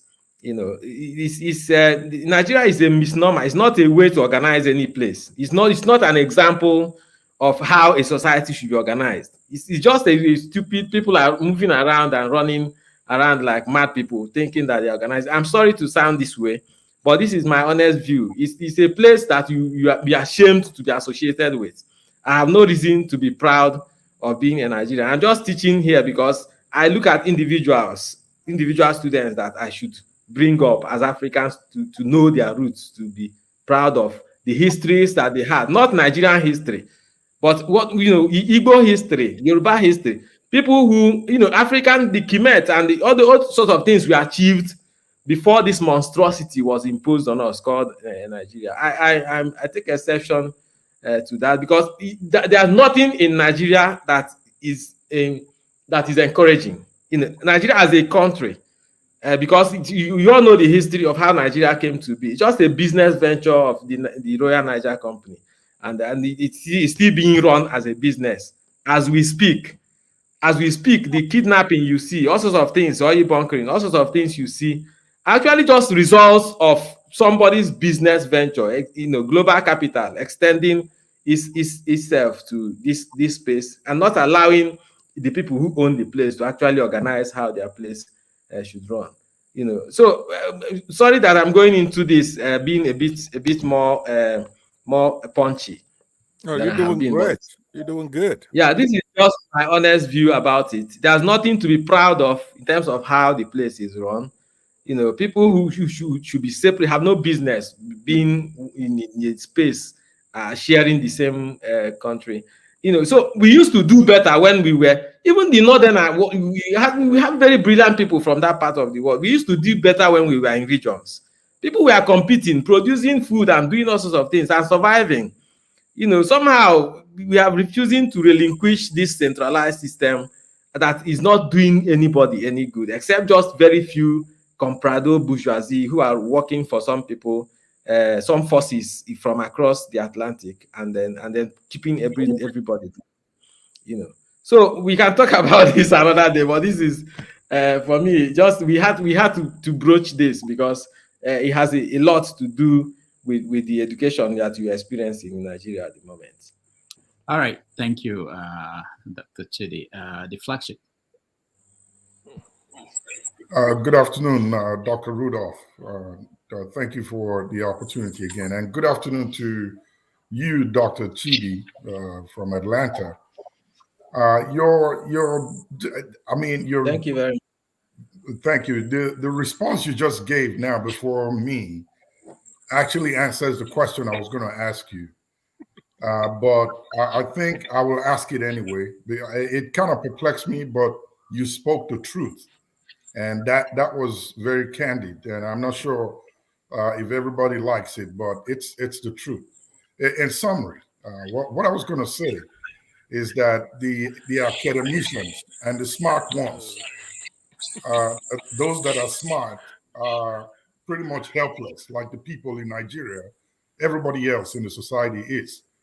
There is no strength. You guys cannot muster any strength to confront these monsters that we're dealing with at the moment. So at the beginning of the conversation, Rudolph asked a question, and he asked you what the challenges are that you smart academicians within the Nigerian academic institutions are facing. And he mentioned a few. Is it structure? Is it finance? Is it the academic curriculum? And your response was everything and more. I'm going to extract academic curriculum and base my question on that. You have traveled far, you have visited other great and Ivy League institutions that you've worked with. Does it concern you when you look at the Nigerian academic curriculum within the tertiary institutions and you see how skeletal it is and very depraved of knowledge? And like you rightly said, the Nigerian academic institution is not knowledge driven. Does it bother you when you see this huge margin between what Nigeria offers its citizens versus what other countries that you visited offer their citizens? And if it does, what actions do you think you and your colleagues who are the professors at these institutions can take to correct this abnormal situation? And lastly, history. History has been taken out of our academic curriculum. Our children are not being taught to know who they are. And I know you mentioned a few seconds ago that your goal is to make sure that the children are taught to know who they are and where they come from. But if you take out history from their curriculum, how will they know who they are, where they come from, how to avoid the mistakes that were made in the past by their fathers, and how to make a better future for themselves? Does it bother you that history is no longer in the curriculum? And also, if it does, what steps are you guys taking to address this and bring it back into the curriculum? Thank you. So the thing is, there's a saying in my place that the power of the individual is cry, just to cry, you know. So sometimes when you see things going wrong and you know that the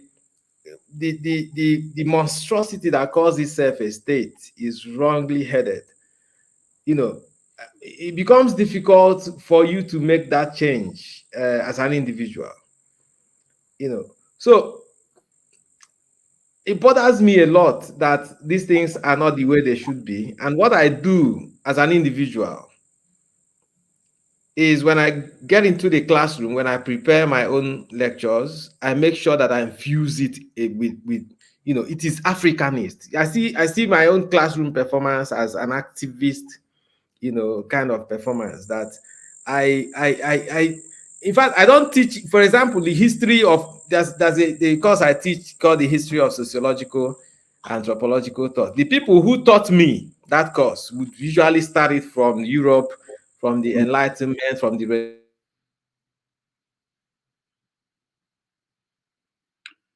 All right. So once again, we have our guest, computer frozen, and hopefully he will rejoin us. So if you are one of those trying to join, please give us the room so that when he rejoins, it will be easy for him to get through. So for now, don't try to come into the studio while we wait for him to join us again. And I won't bring anybody up, so don't try, because I won't bring you up into the studio. You could also take me to the background, Yeah. and then when it comes close to my turn, you bring me back up front. Try to lessen the load here, right? If it helps, you take me to the background. Okay. All right. Dr. Rudolph. Rudolph, it may help. It may help if you ask our guest. Oh, I'm sorry. I think I did something wrong. I was trying to hear. Go ahead, CM. Okay, I said it may help if you ask our guest if he's a member of APC, because the type of answers we are receiving, so that let him not run into problem. That's just my. No, actually, he said he's obedient. He had to get involved in politics. Yeah. Dr. Rudolph. Yeah, man. Dr. Rudolph. How are you, man? I'm fine. Good afternoon. Yeah. So you had to bring a professor to say exactly the same thing that Pansat has been telling us every day. Not exactly the same thing. not that's so. But let's see if he's. So, Pansat what do they call the anthropologist? Anthropologist. No, the what get me thinking was he said anthropologists are the people that will tell you the truth only.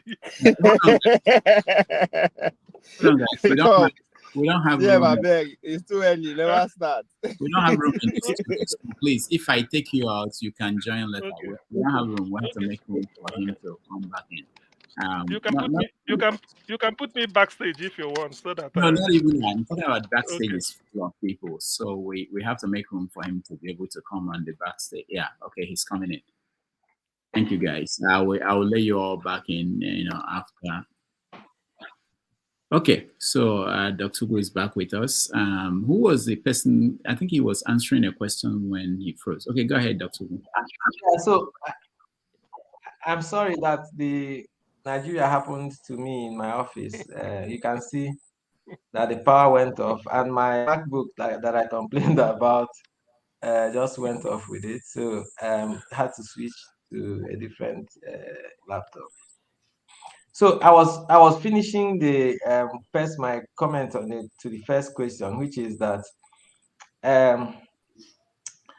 what I do as an individual who has no power to upend the scanty curriculum that we have is that I build in my own sensibilities to the what I give to students in the class, So, and I was giving an example with course one of the courses I teach, which is the history of the sociological sciences. where those who taught me in Nsukka, for example, would usually start from the Roman Empire and the Renaissance and the Enlightenment in Europe and all that. So, but I would usually start mine from the Kemet, who even laid the foundation for the state itself. So who started all these all, who started philosophy and logic and mathematics and all sorts of things. So we started from there to bring it up to speed with what we have today. So usually we do individually, but what we do as individuals cannot suffice. So as we continue to go on strike to strive for autonomy of the institution, to be allowed to teach and to think the way we like, I think that individual lecturers, individual scholars have a duty to. The system does not. No one comes to the class to monitor what you teach, for example, like to insist that you must not mention history, must not mention the war, you must not mention. People talk about these things in their classroom spaces, even if the curriculum discourages the system, people, the powers that be discourage. So what we do is not enough. I think the country. So when I mention Nigeria as a country, I don't mention it with any hope, because it's a system run by some, how do I say, some senseless, hopeless individuals who have no business with running a country, whose only motivation is to line their pockets with money. People who feel so poor that the only thing they want to have is money. Even people who have governed states like Lagos for 8 years, who have controlled resources.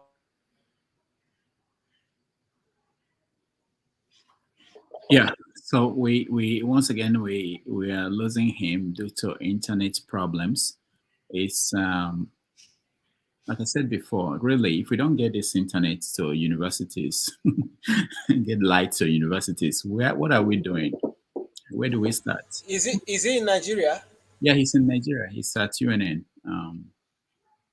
That's part of the problem. So for those who are, They have budgets for internet. When you look at each individual school budget yearly, they have budget for these things. yeah, but even Aso Rock, I don't think if you talk to somebody in Aso Rock that is working to go, they would go 2 hours without problems with internet. So it's not just about money or about budget. It's about, Nigeria is messed up now. We don't have fiber cables on the ground.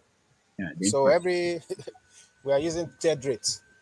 So once again, if you're trying to join us, please hold off so that we can get the guest back.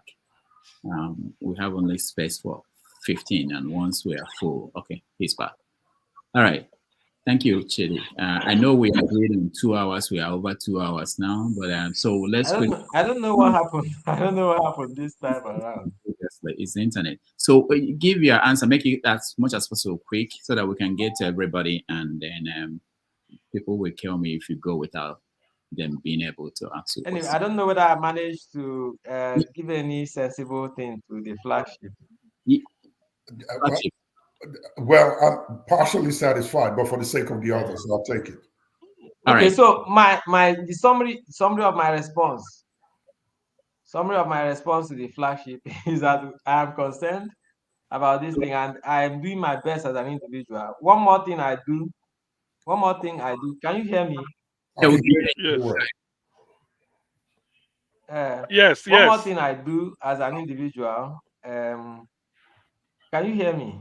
Yeah, we can hear you. Yes. It's a delay, Yes. but we can hear you. Am I audible? Yeah. Rudolph? Yeah, you are.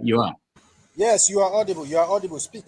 I think there's a delay. One thing we might do also, Dr. Chidi, is maybe. Okay, so one more thing I do as an individual is that I have also been playing a role. Yeah. So I have also been playing a role in the curriculum.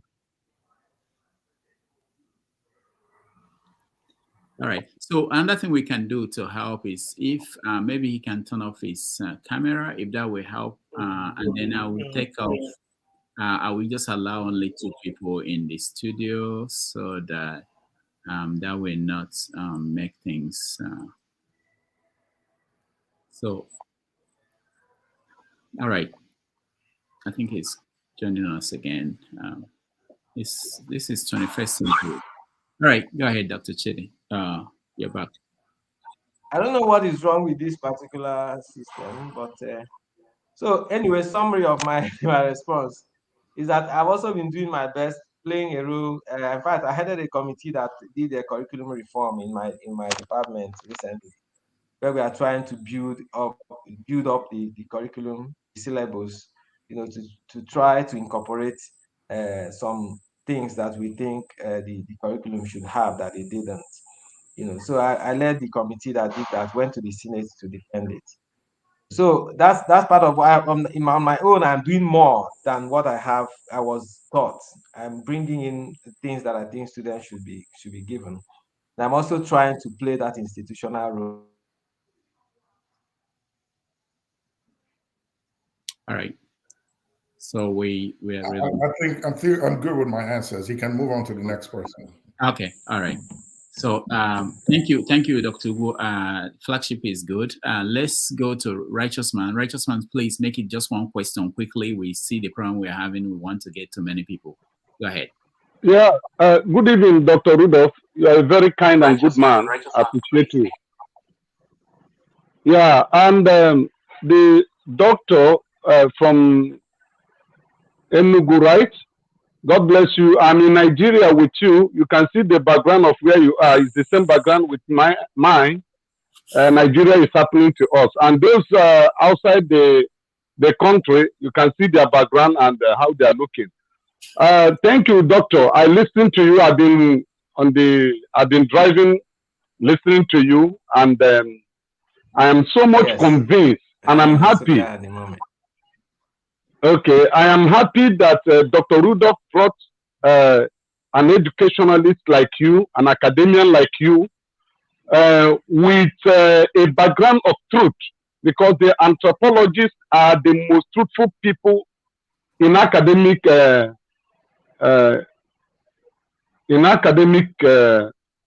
Keep going.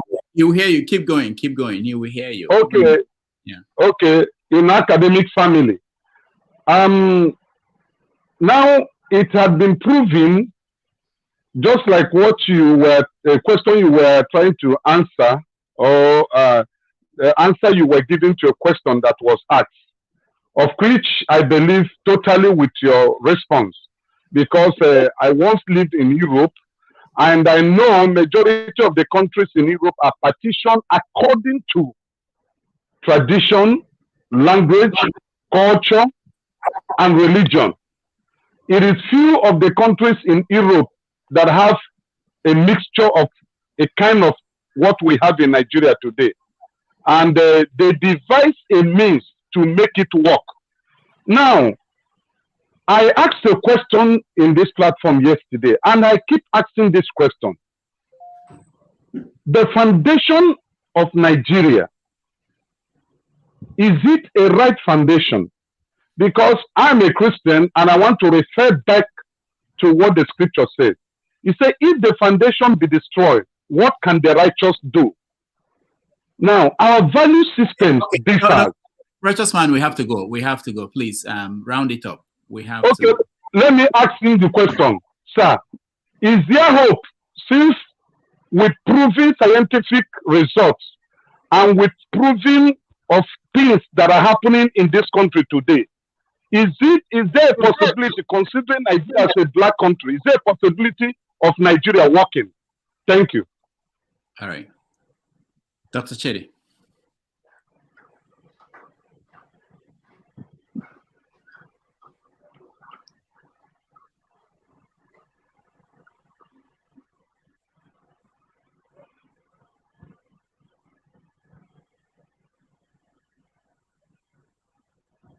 Summary. No multi-ethnic country has ever made progress. Okay. We take that as the answer. People are trying to call me on the regular. So that's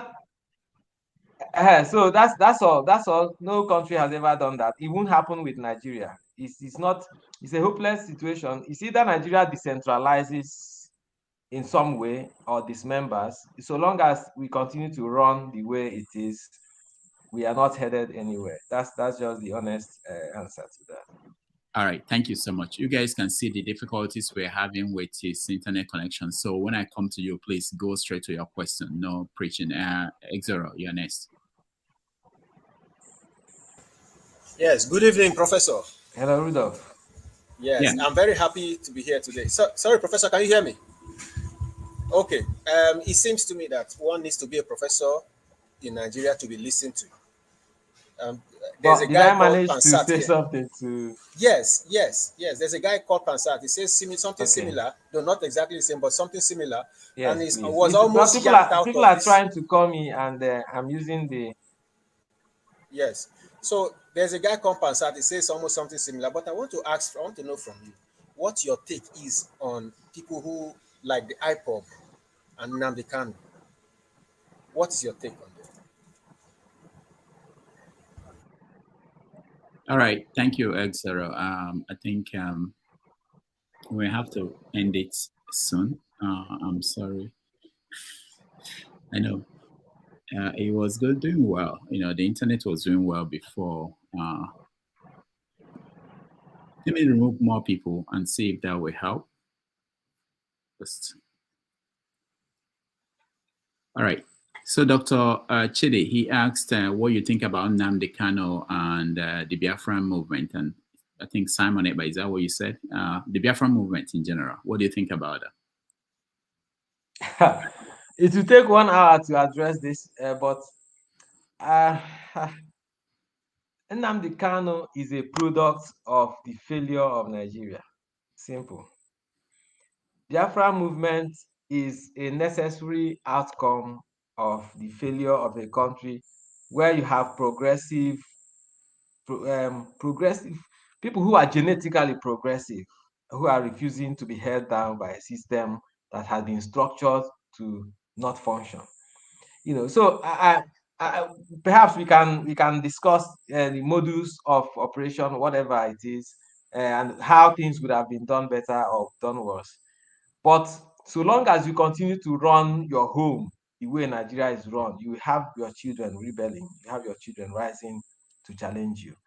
The solution is not to try to quell, to shoot people down, it is to come to a round table if you believe that what you are doing is right. You have to be logical enough to come to the table to discuss it. So long as you are running away from dialogue, you are running away from discussing any system, it means you are not sincere about the way you are running that system. I'm not one of those who are, sound politically correct about these things. So this movement and other movements will happen. Even terrorism, banditry, and all sorts of things results of how dysfunctional Nigeria is. Self-determination movements and all sorts of other movements will always happen in a place that is governed the way Nigeria is. You can't run away from this thing without coming to discuss it. We can take up this issue, at some point. Simon Ekpa also is, for me, I have mixed feeling about Simon Ekpa. I think that he's a necessary instrument of destabilization. I don't know, this is my own view. My own reading of the whole situation is that the state does not rest when there are forces threatening to destabilize those who gain from the dysfunction of the state. The state does not go to rest. It begins to deploy all sorts of things. I read Simon Ekpa from that. I may be wrong, but my view of Simon Ekpa from the pronouncements he makes, from all sorts of things, is that it looks like Simon Ekpa is an instrument of destabilization of the movement that is threatening the Nigerian state. So we can take this up. I may be wrong. All right. All right, that's good. Thank you. Let's go to Chim. Chim, you're next. Good day, Rudolph, and thanks for having me. Dr. Chidi, it's a pleasure to meet you online. My question is very quick. So when I listened to you earlier, and the question about appraisal system, how lecturers get evaluated, you seem to have a pushback from the approach or the perception that students who are being tutored by lecturers, professors, doctors should similarly be evaluated. And my question is stemming from the fact that the system of appraisal or evaluation has evolved. It used to be that we used to have a system where it was top to bottom. The boss evaluates the subordinate or people who work under them. So, but the boss doesn't get to be evaluated and given a feedback on how they are doing their job well. Then, when management consultants started doing trainings, they started producing what we called all the smiley sheets. So you have facilitators who are not lecturers when they facilitate events, and then they get their people who attend those events to give them feedback on how they have performed in terms of that training. Now, don't you think it's a necessary growth process if lecturers, I'm not saying it has to be the same pattern that UI is using, that Nsukka should deploy or footer. But I'm just saying, don't you think it will be a helpful process? And it might not be necessarily perfect when it's introduced, but things evolve with time, with all the little mistakes, we begin to improve. Oh my God. Don't you think it would be a nice thing to be able to have your students evaluate you and give you feedback on how you're performing? That's my question. So I will leave the scene so that you can come back anytime and answer it. All right. Thank you, Chim. I think we will also bring him back in not too distant time, because there are a lot of questions. What happened? There are a lot of questions that people have, and I think we need to hear from these people in the universities in Nigeria. Okay, yeah, okay, he's back. All right. I'm sorry, I think there's something wrong with it. This is a new laptop that I got. So there's something wrong, but when I was using the MacBook, I didn't have this intermittent kind of shutout. All right. So the question was, don't you think there's benefits in having students evaluate their professors?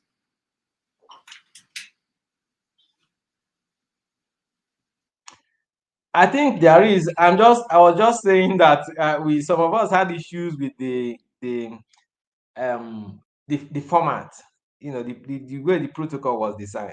We were suggesting that it needed to be contextualized, according to our own environment, to align with their own environment. Instead of asking students whether you liked how this lecturer treated you, and all that, need to be specific as to whether the lecturer did his job very well, whether he gave an assignment and followed it up, whether he covered his curriculum, whether he covered his syllabus, whether he did, all sorts of things that the lecturer should do. Because I'm saying that a lot of people who are university students in Nigeria are motivated differently.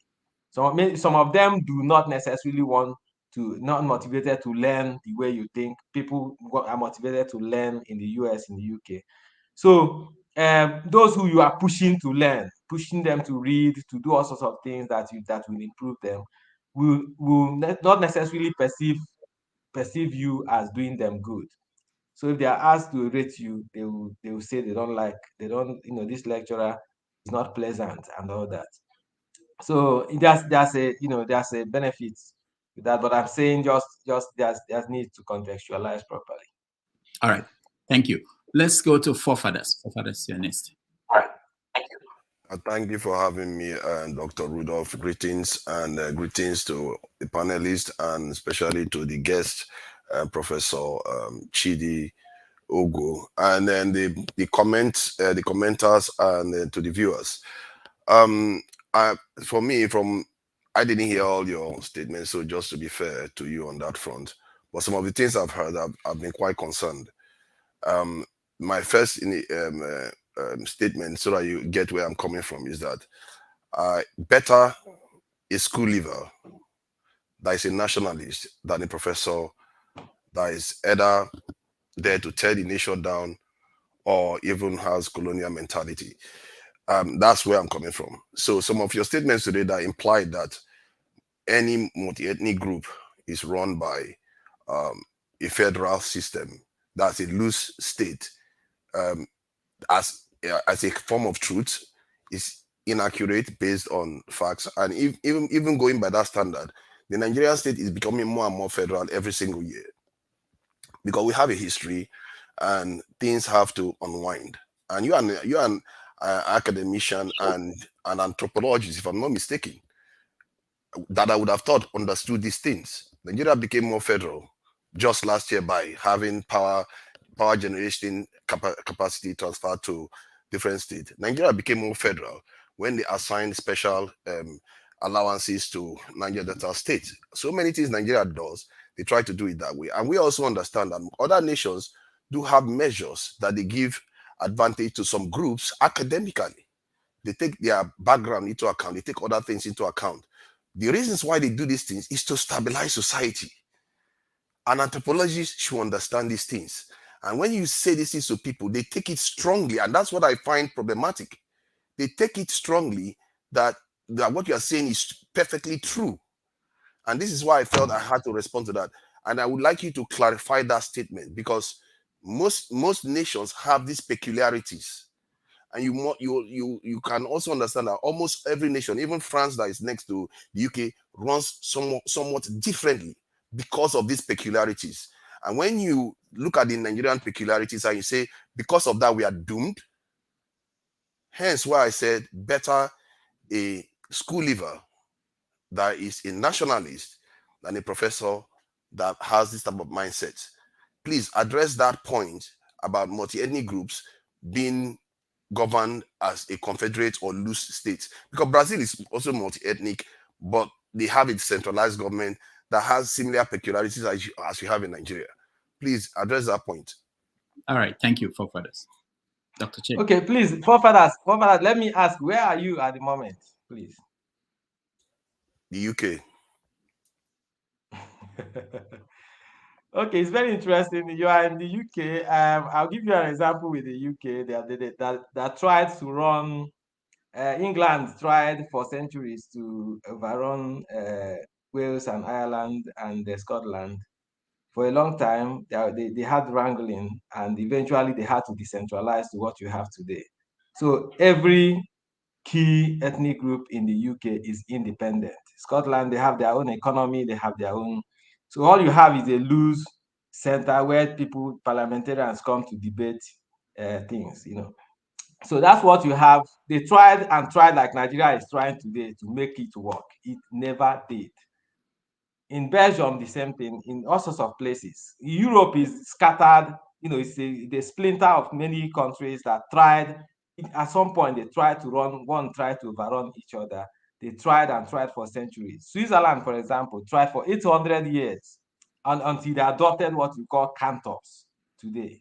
Each group, they have a way of rotating presidency across what they call cantons. Cantons are just groups, sub-ethnic groups that think they should stand alone, but somehow they think they are better. They are better running as a country, but a country of loose nationalities.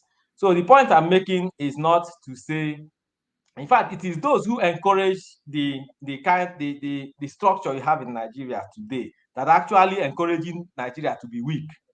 In fact, the more you centralize, the weaker the country becomes. If you get the point, Rome began to, in fact, the collapse of Rome, I'm talking from the point of view of someone who has explored these things across times and places historically.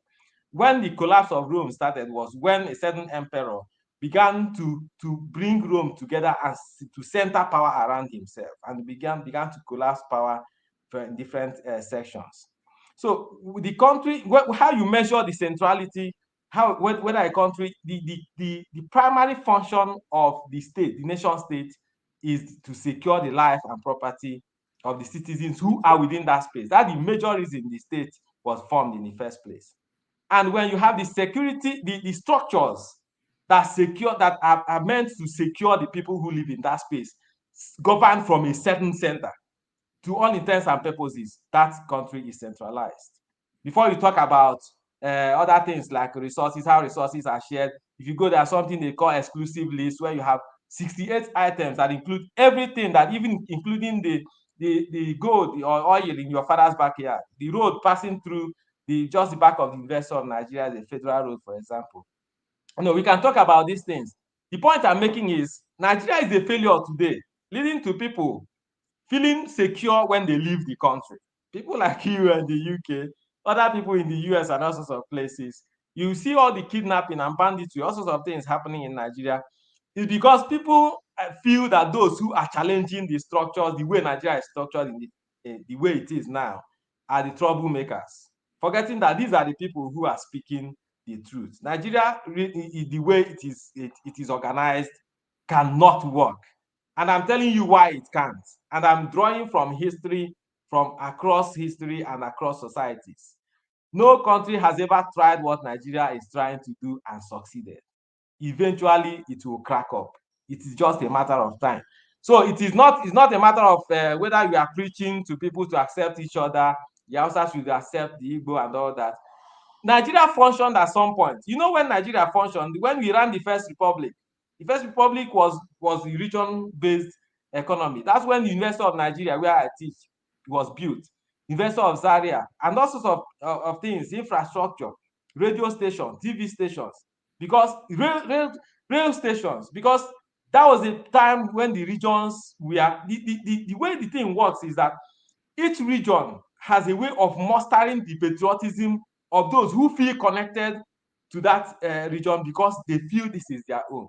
Once you arrest people's allegiance to the state and take it to a certain center that they feel distant from, they feel not connected to, that state will collapse. What people call corruption today, we can talk about this for 2 days. This is my area. I'm not guessing around it. This is something I have studied and thought about and written about. You know, I've engaged with experts all over the world around it, and we eventually come to the understanding that those who are encouraging centralized control of a multi-ethnic entity are those who are causing trouble. Once people feel that a certain group has hijacked power and are controlling them from a certain central position, trouble will not leave that environment. So what you do, what do they do in the UK? They have police, the security system is also scaffolded. You don't have one central person in London controlling all the security outfits in the UK. You have even the local council. I don't know, I've forgotten what you call it. You know, even your backyard, you have people whom you are known to you that are policing the environment. If you go to the US, the same thing. Belgium, the same thing. You have a community police. What do they call them now? I'm trying to remember the names they use for those of you who live there will be more familiar with what I'm trying to say. So the point I'm making is that those who are saying that Nigeria is not working well and needs to be reorganized are actually those who mean well for the country. Those who are saying we should leave Nigeria the way it is, everybody who talking about Nigeria challenging the way it is currently structured. Anyone who is not happy about those who challenge the way Nigeria is being structured, currently structured, are actually the people who don't want the country to function well. Because it's very clear that we have tried for 50-something years the same structure. It can't function, it can't work. You know, so this is my honest opinion, and I'm drawing from my knowledge as an anthropologist. I'm not missing words here. All right. Anyway, thank you. I don't know whether I managed to respond to Thank you, Dr. Chidi. Let's go to Davidson. Yeah, thank you. Can you hear me? Yes. Thank you, Mr. Chidi. I must commend you for making yourself available, to speak to the public and to let us know what you are doing as an individual. Thank you so much. Yeah, I'm of the opinion that for a nation to develop, the people who live in that nation must be empowered. And one of the ways for such people to be empowered is to provide them access to light and access to internet. So it's so unfortunate that a country like Nigeria, we don't have stable electricity, we don't have light. And this will help us to democratize our education system. I must not go to the 4 walls of the university to be able to be educated. I can be in my house, learn some courses on YouTube, Udemy, wherever, to be able to learn and do other things I want to do. So that brings me to the aspect of restructuring our curriculum, which Mr. Flagship have already talked about. And it's so unfortunate that most Nigerian universities, all we're concerned about is the A's and B's we get. Because I came to find out the way you're talking about the recruitment process of Nigerian students into the university. But the process in between is what matters. Now you find out that in our Nigerian educational system, at the end of the semester, you start preparing teaching. Your student will be asking, what are they how are you going to set this exam? All we are concerned is the end goal, like A's or B's. So I don't know if what you as an individual is doing or the school system in general to be able to restructure our curriculum so that it's not just all about writing exam and getting A. I schooled in Nigeria. I came to US, I also schooled. There are some courses I did not write exam. All I did was just project. And that project prepared me for industry base. That's why you see many students in Nigeria, after graduating, they say they are unemployable. Why? Because all we focus on was all about getting A's and B. I can cram. I didn't know I'll just get A. Say I'm a very good student and all of that. But the process did not pass through me. Are you getting my point? There are so many things that I was taught in one of the Nigerian university that I'm using today. Why? Because I was able to find the application of those things in real world coming to the US. So my whole point is that what ways are we working to ensure that we have stable internet? That is one of the most important things. Electricity. And the curriculum is not just all about, writing exam and all of that. So that we can take away all those, stuff. Then we should focus on project-based and, how will I put it, industry-based, so people to be able to learn why they are schooling as well. All right. So, Davidson, you see what you've done. You were speaking for too long. And now our guest is. So what we're doing, because we are out of time totally, we agreed on 2 hours. We're going to 3 hours. So for the people left, KJ, I think after KJ, I will bring in OVA, KJ, OVA, and Pansat. I'll bring in Pansat for the last question. So that's it. But everybody should be quick on the question, not long speeches anymore. Okay, Chidi, can you respond to him? He said, "Why is it that?" Okay, yeah. So I think that yes. Go ahead. Sorry, just summarize. Let me be sure that I got. Oh, okay. I think what I understand is he was saying, why is it so that you were trying to summarize the question for me? Yeah. From what I remembered now, I think he was saying, why is it that you don't have electricity and internet in Nigerian universities, and why is there emphasis on cramming and yeah, because he studied I remember he said something about Harvard. I remember how the lecture is being delivered there. So can okay, we? Yeah. Okay, that's enough, Davidson. Let's move. Yeah, he got it. Go ahead, Chidi.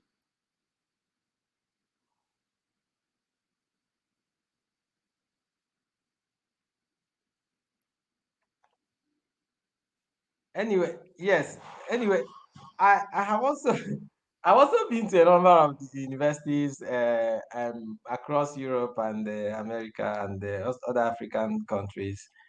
The thing is, there are peculiarities in how how the learning is delivered across humanistic, social sciences, and then practical based pure science studies. I also have relatives here in the UNN who are studying engineering and physics and all sorts of things, who are doing a lot. But there are individuals who are already generating, building systems to generate power from urine, from physics, and all sorts of things.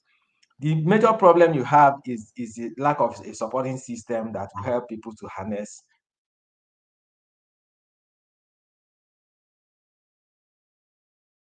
Maybe one day we will build a studio in Nigeria. If we are getting a guest from Nigeria, we send the guest to the studio where we are sure that we have internet and light and things like that, Not to just send and go Ghana, may go do the interview from Ghana. The guests will still have to use the system available. They're not going to build a different system. Next time we'll fly and go Ghana. And the mosque has this internet thing that people are using. The satellite internet. Yeah. Internet direct. Yeah. Most people can't afford to have it at home, but you can actually put it in a studio. A university should be able to have one of those. All right. So Chidi, Yeah. I think the mistake I made, there are other spaces in the university where I should have gone into for this call, but I think I over trusted the MTN network that I use. Okay. So the point I'm making in summary is that um,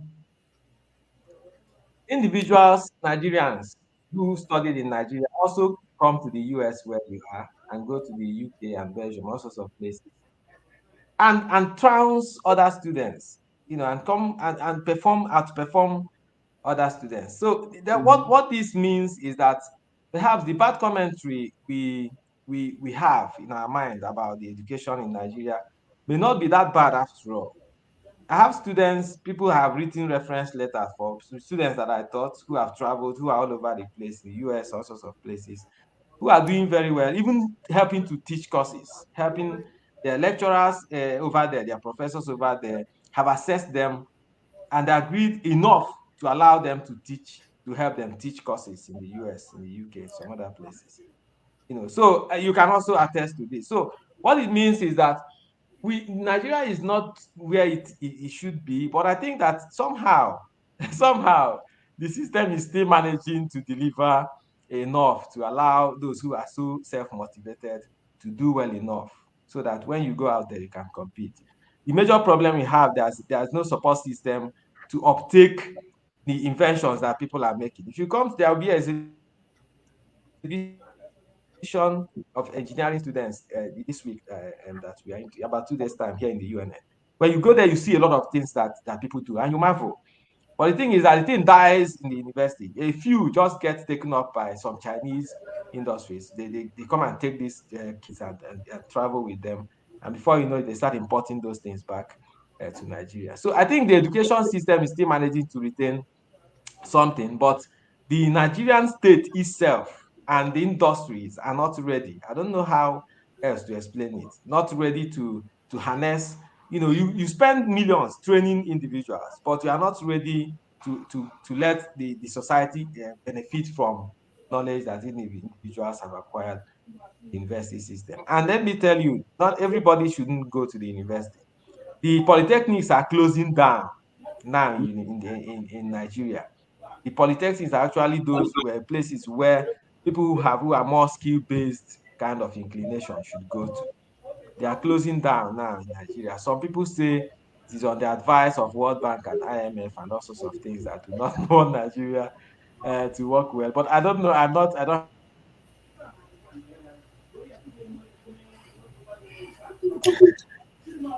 Mr. Rudolph, thank you so much. Imagine a professor is having this issue with internet. What will not happen to ordinary Nigerians? Yeah.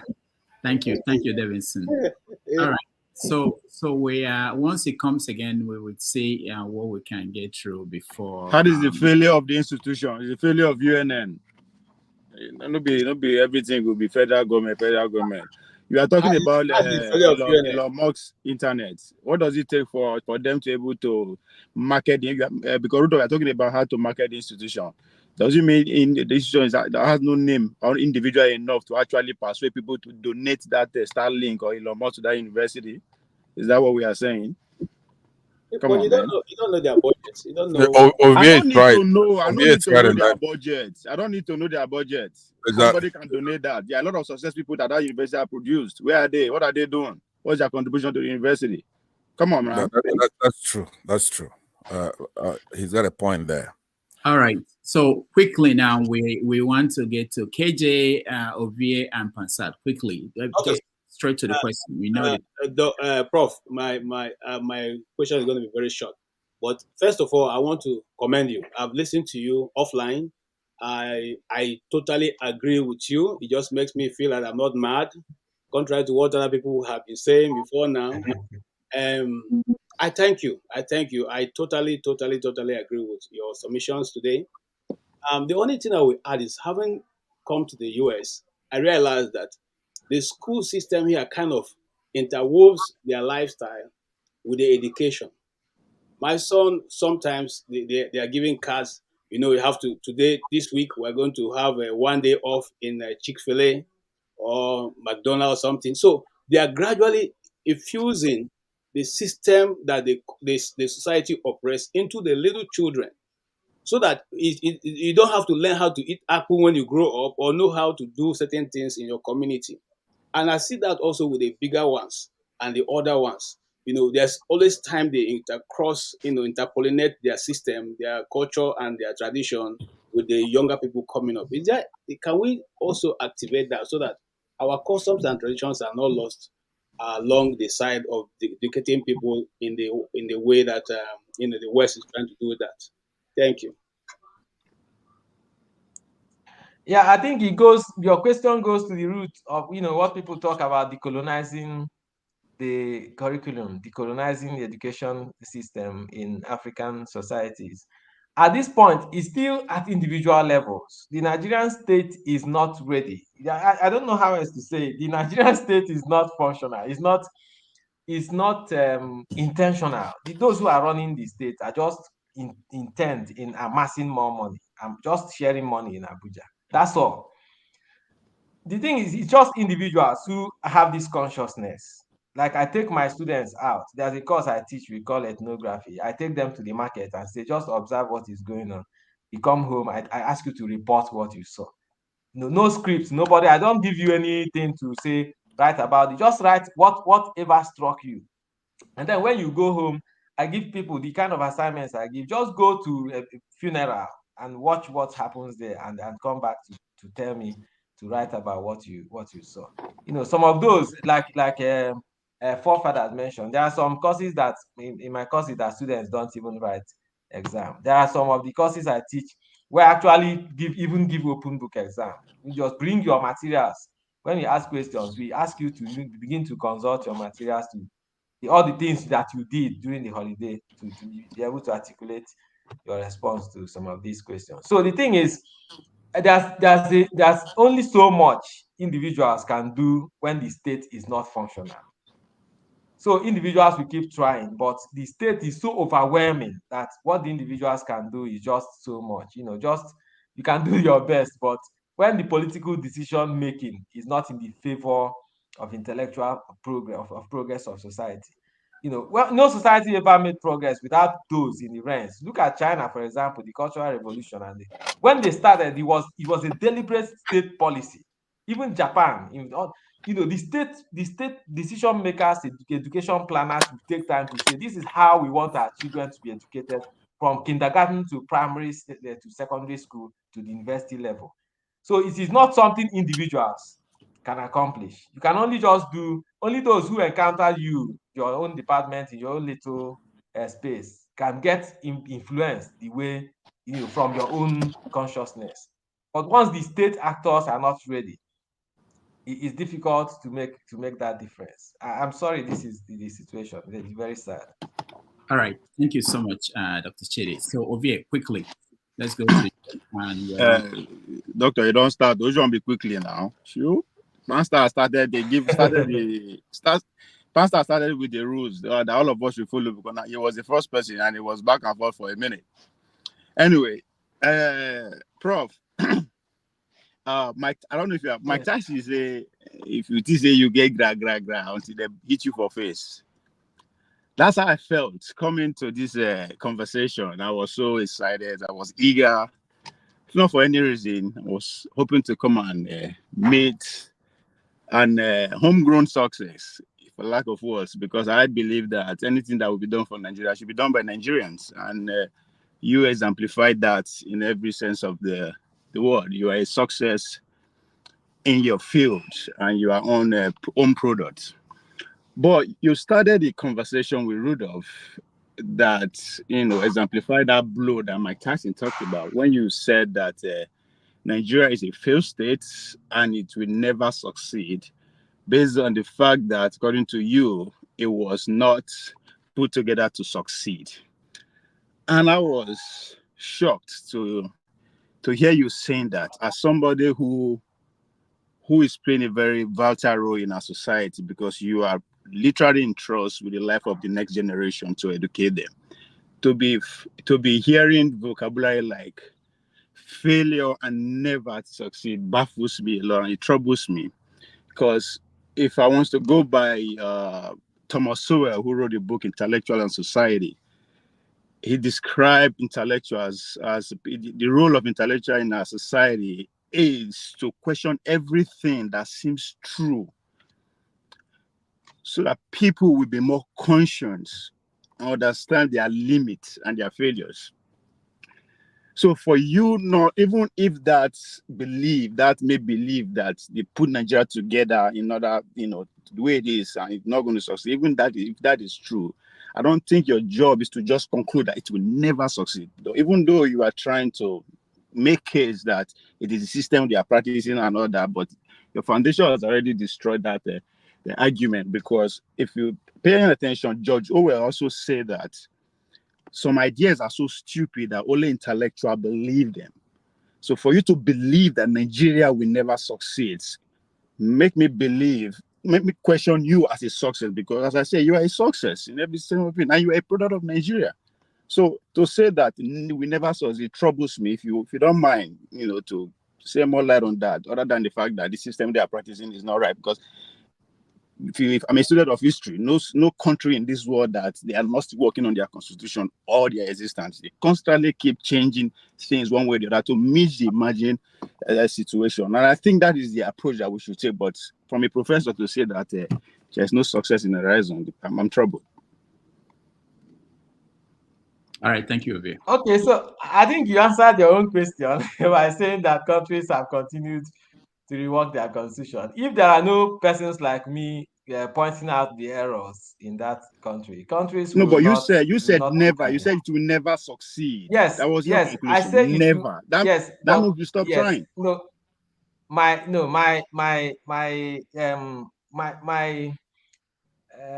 my statement is not is conditional. I said it would never Nigeria would never succeed the way it is currently organized until we come to the table to discuss it. I didn't say never. I said if it is not rethought where Nigeria is currently organized, if it is not rethought, come and discuss it and say how do we, this thing is not functioning. What do we do about it? If that is not done and we continue to move on, believing that if we shoot everybody who challenges, bring the army to enter everywhere and burn villages and continue like that for the next 100 years, the country will continue to get worse. That's just the point I'm making. My own training as an intellectual did not prepare me to paint, to oil the truth when I see it. I say it the way it is, and I give you facts to back up what I'm saying. So my point is not that Nigeria will never succeed. I'm saying is not a fact. if we are not ready, yes, if it will never succeed until something happens to the structures of governance. That is very contradictory. That is very contradictory, because when you can't use the word never. So this is my view. Okay, so my view is that which you are free to challenge. My view from history, I've given you historical examples from Rome, from Switzerland to the UK to Belgium to even the US. All sorts of places that are succeeding today. Europe had to fought for 80 years. You just read about the history of Europe and see why they were fighting was because they never had they never had the mentality of never. It was never in their history. They say, "Oh, it will never succeed." That's what I'm trying to challenge. That word never. Excuse they me. Never. There's any point in American history they say, "Oh, it will never succeed." The thing is, he made it clear. It's a qualified. Saying the same thing. Both of us are saying the same thing. It's just an issue of semantics and the style of presentation. I'm saying that if Nigeria is not rethought, the structures of Nigeria, the way it is currently organized, is not rethought, the country will never succeed. I stand by those.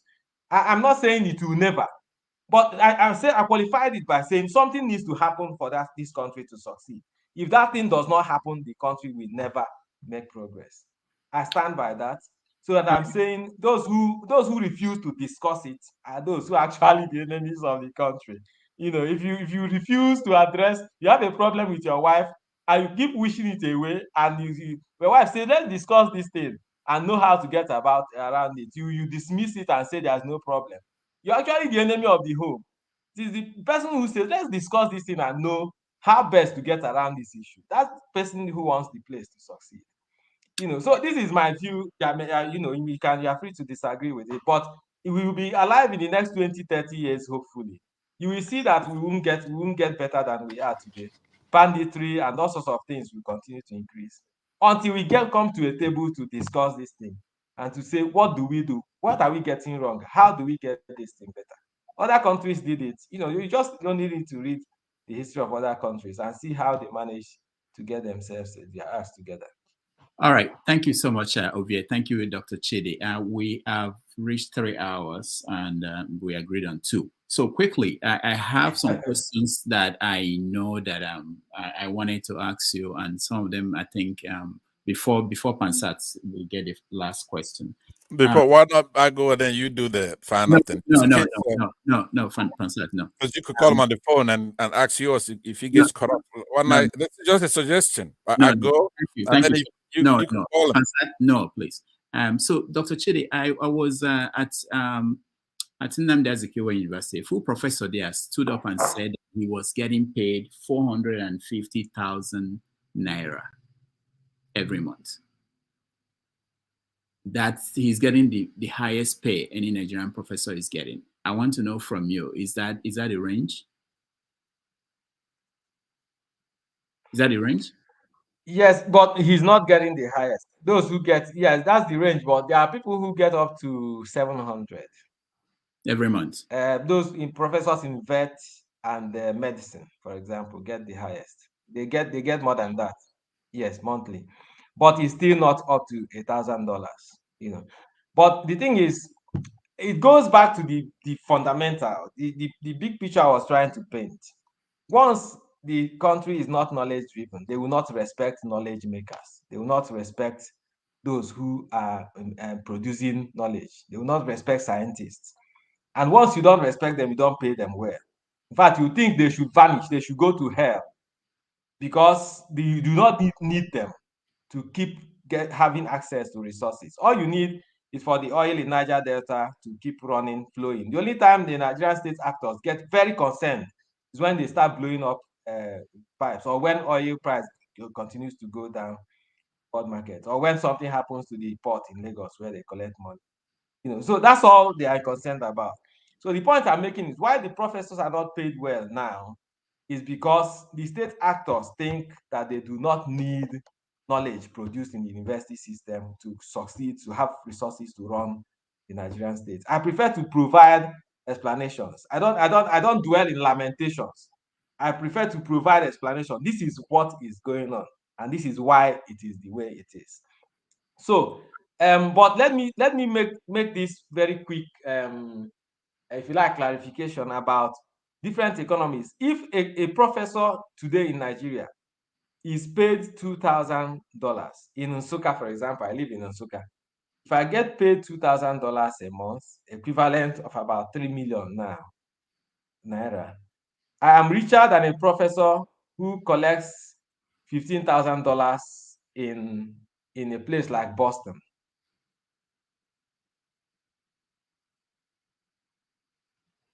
All right. Pansat, you still get a chance to ask him one. See what I told you? It's good to listen to me sometimes, Rudolph. No. There were some important things.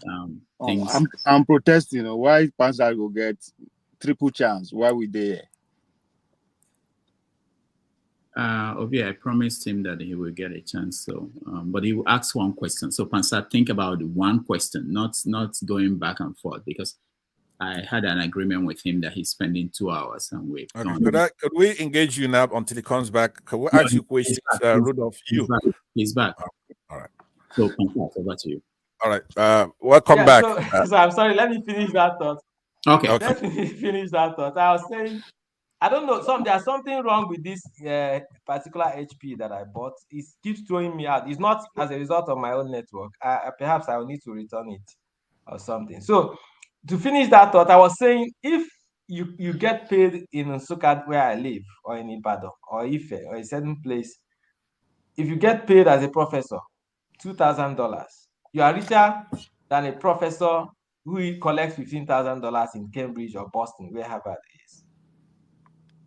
let me tell you the point. It's very simple.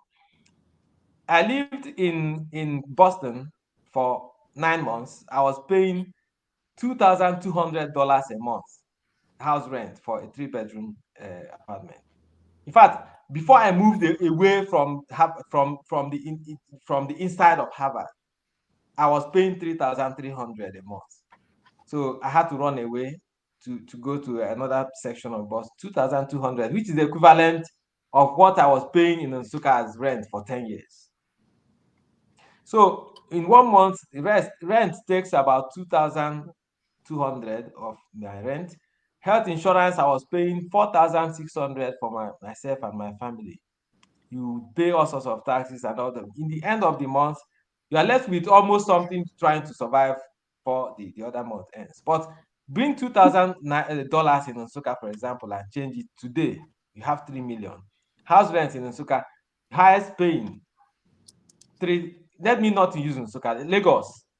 Let's say we are paying 1 million a month. Then you have 2 million to buy food, to fuel your vehicles, to do all sorts of other spending.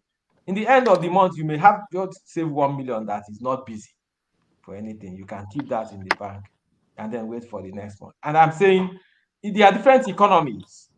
When people judge by dollar, and then forget the context of the other things that happen within the economy, we get it wrong. I'm not saying that Nigerian professors shouldn't be paid well, but I'm saying if a Nigerian professor is getting $3,000, it is enough. It is more than enough. You should not look at a professor who lives in California or in also collecting $20,000. There are different economies, different contexts, different environments, or economic environments. So that's the reality. The professor in Nigeria is poor, is not well paid, but I'm saying we should judge it when we propose what they should be paid. We don't look at the US or the UK because we know they are different environments. All right, thank you. So Pansat, last question. Yeah, thank you very much. By the way, Dr. Ugwu, you espouse, I would say, my exact sentiments politically and outlook in life itself. So I don't know if that's good for you, but I have to tell you that you're a guest that I don't disagree with in any way. But I'm going to go ahead and scratch the question I had for you because Rudolph appears to be trying to wrap up this particular segment. But I'm going to ask you a question because you made a statement to one of the panelists here, Ovie, and somewhat related to forefathers who's also here. So my question to you is going to address this thing, and it's very important. You said that those who complain, who espouse the views that you've been espousing here, saying that unless there's a structural change, if we keep going on the trajectory we're going, Nigeria is never going to be, right? That those are actually the patriots. In a sense, you're saying it's a paradox for those who come here shouting patriotism as if they are more patriotic than those of us who are trying to correct the country. Asina okoro anaghị eto karịa onye kụrụ ya. In essence, we planted this okra. Those of us who are from the southeast, we brought the country, we brought independence, we chased the Brits out, of course, with help from some Enahoro and others who helped. But when it comes to who actually can claim Nigeria, is us, it's our country that we brought. Now, for nuisance sake, I want to cast them out and go open another one. It doesn't mean that this corporates like forefathers here right now, who's been complaining in the comment section, and Ovie, who's grimacing because you don't come here and say, no matter what they do, we're gonna sit there with them and be retarded for the rest of our lives. So the impetus is given to them to come on this platform, and let me try to make sure that we carry this out in order. You are a professor, anthropologist, who study societies that you don't really carry any equipment to go and measure anything. You do by observation and participation. Am I right? to ply your trade. So somebody cannot say, "Do not believe your lion eyes." You're there. You've been to Boston. You talked about the economic disparity. Even here in the United States, academicians are not being paid enough. You have actors doing nonsense, and they make a whole lot of money than people who are in academics. You're not in it for the money.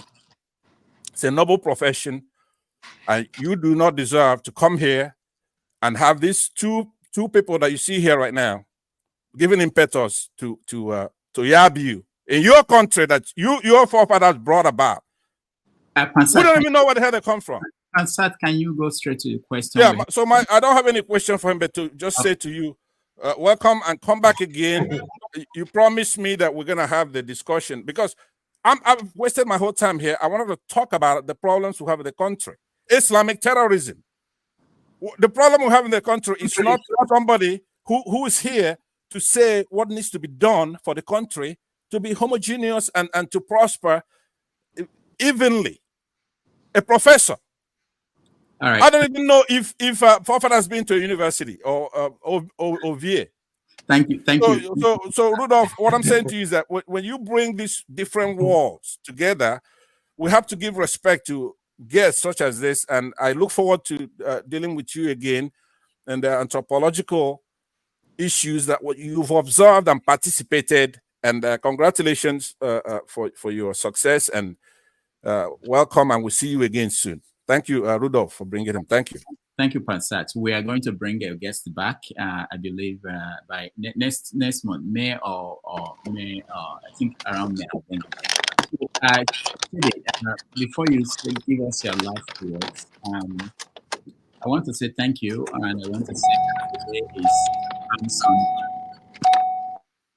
today is Palm Sunday, and one of the things I heard about Nigerian universities is that the religious activities you see outside in the society, they're already into the universities. I had a student reach out to me saying that university professors at UNN, some of them start their lecture by praying first. Not just UNN, there are many. So what is the impact of religion inside universities as you round up your thoughts? Yeah, the Nigerian university today is a watered down version of what we used to have. Some of the professors that taught me retired, some that taught those who taught me, very thoroughgoing scholars, who knew how to separate spirituality and the matters of society when we are discussing evidence and empirical evidence as to how to run society. Today, the quality of those who teach in Nigerian universities, including UNN, it leaves a lot to be desired.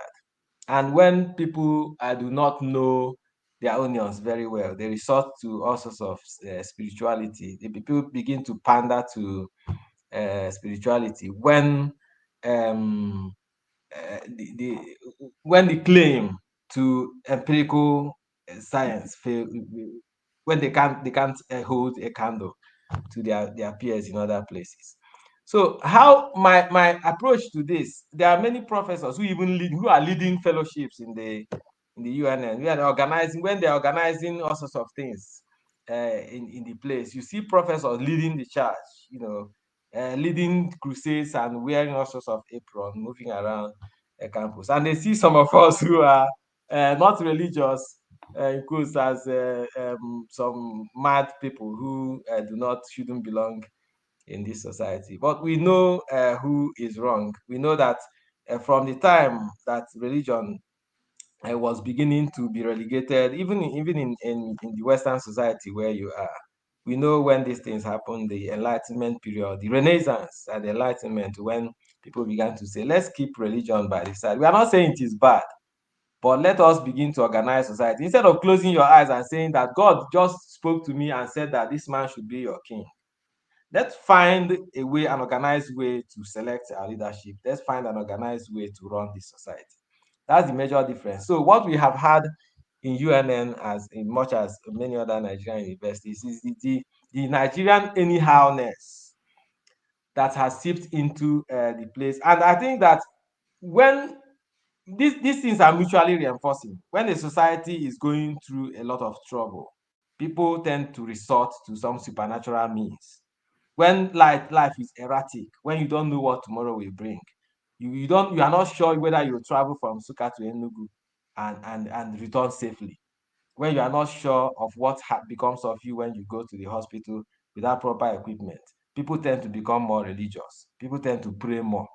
People tend to begin to seek other forces, because the government itself that should be the God you see that provides for your well-being, for your safety, has failed you. So the human being is powerless, begins to look for some other forces to resort to. And I think that Nigerian professors are not free of that. That's basically the way I read it. Not everybody can rise above, even those who. All right. Teach the, I'm really sorry some people are trying to call me. All right, Dr. Chidi, thank you so much. Let's round it up here, and I'll come back to you. Maybe you join us again in March. Not in March. Yeah, sorry. Some people are trying to call me because it looks. Yeah.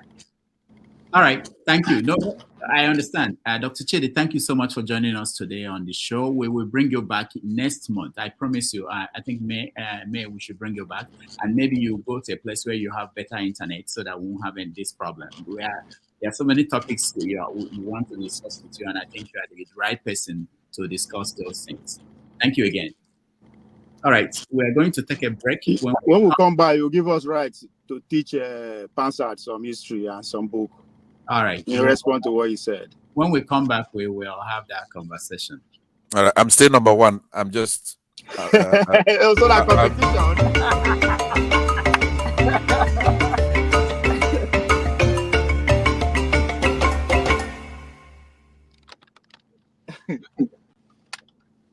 I don't know that competition with you.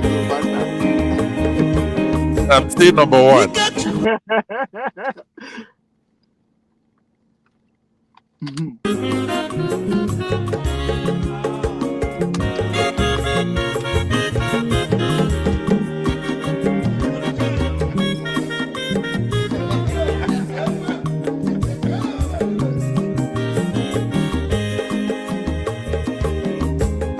Onye ọma zoro obi o, akwa nwa zoro obi o, Max ịbịa bunye gokwanụ m n'ofu ube n'azụ ụlaga n'ịbịa zigo, mmanwụ ụlaga do n'ịbịa zigo, akwa nwa ilochi o, biko rapụ zoro ka ọ nabazi ya. Onye ọma zoro biko, abọmma watara ndasari,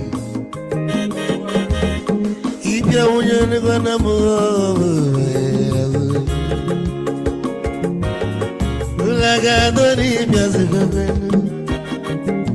mma ụlagado n'ịbịa zigo, abọmma ilochino, biko rapụ zoro ọ nabazi ya. Mazi wekoma odogu no kwere sinaka, onyo mani gadele mo, mazi ni mazi ngame, ibu go with melody.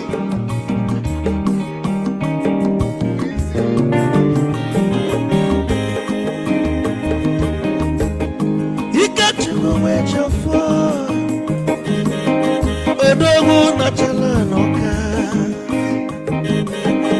ezi wane mniga dele mo, olagado ni bezigo no, ma olagado ni bezigo, amama mwilo chilo, nikora muzo, anabaze, say, onyama zoro no. Mama was a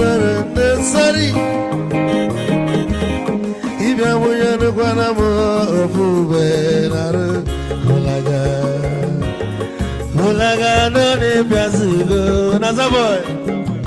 Moulaga Doni Piazugo, Avama Wilo Chilo, Biko Rapuzoro, Hanabazi. Odogo Canano Bikechofo, Amakwamnika Bugodia. Oligwe Kwelona, Ikechoma Bella. Hey, you want?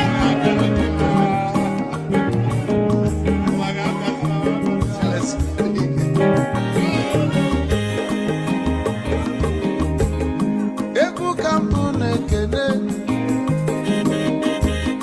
Amago Ninso, Chukwe Mekalumo, Ikechukwu Negaje,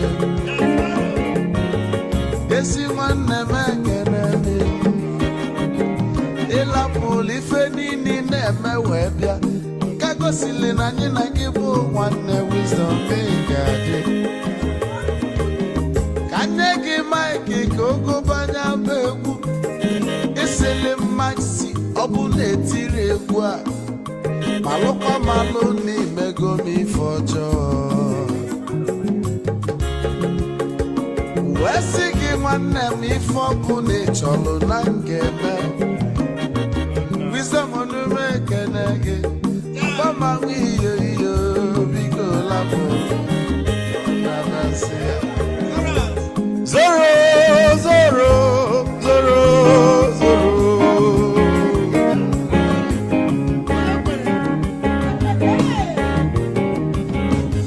Zoro, Zoro, Zoro, Zoro.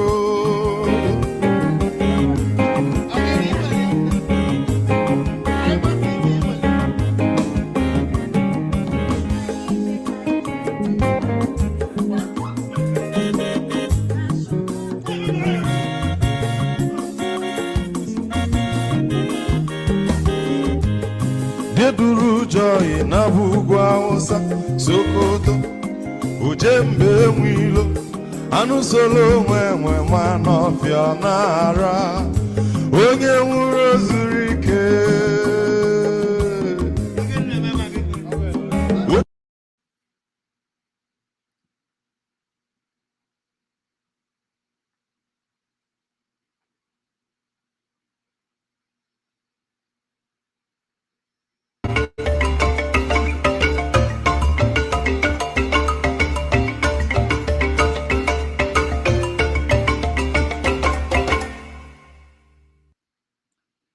All right, welcome back, everybody, and thank you for hanging in here. I think I just spoke to our guest. He's eager to come back and take any question. He said he's very eager to come back and take any question anybody has, and that he enjoyed the encounter with all of you. So we should bring him back very soon. I think probably next month I'll look at the calendar and see where I have people scheduled. If you go really allow us engage them, not just question. If you come and sit with us on a session and let's. The first is to get internet. His internet good. He's going to go to a particular part of the campus where there is direct connection to the university internet. So, all right. So I know there are people who didn't get a chance to ask a question. I'm sorry. You know these things are in such a way that you have to agree on what we're going to do before they come on. They have other engagements, and we went over by more than an hour. And let me hear from Laba. I'm sorry. I know there's something I could do. Local. I could. Wait, which are local? Only just one question. You're one. Me too. I'm so mad. I'm sorry. When I say Rudolph and Mahmoud look exactly alike, this is what I'm talking about. All right. So what was the question that would have brought down the house? Local. That question. One question. Yes, I wanted to tell him that he was a disappointment. How can you tell your students that there's no hope in Nigeria, that Nigeria can never be better? May your days be long. May your days be long. You imagine what you can come here and say on the air. What have you told your students behind camera? I wonder why they don't get internet. You wonder, you can imagine future generation. You are telling them no hope can never be fixed. Is that what you're telling your students? Rudolph, I can actually answer that question. No. It's not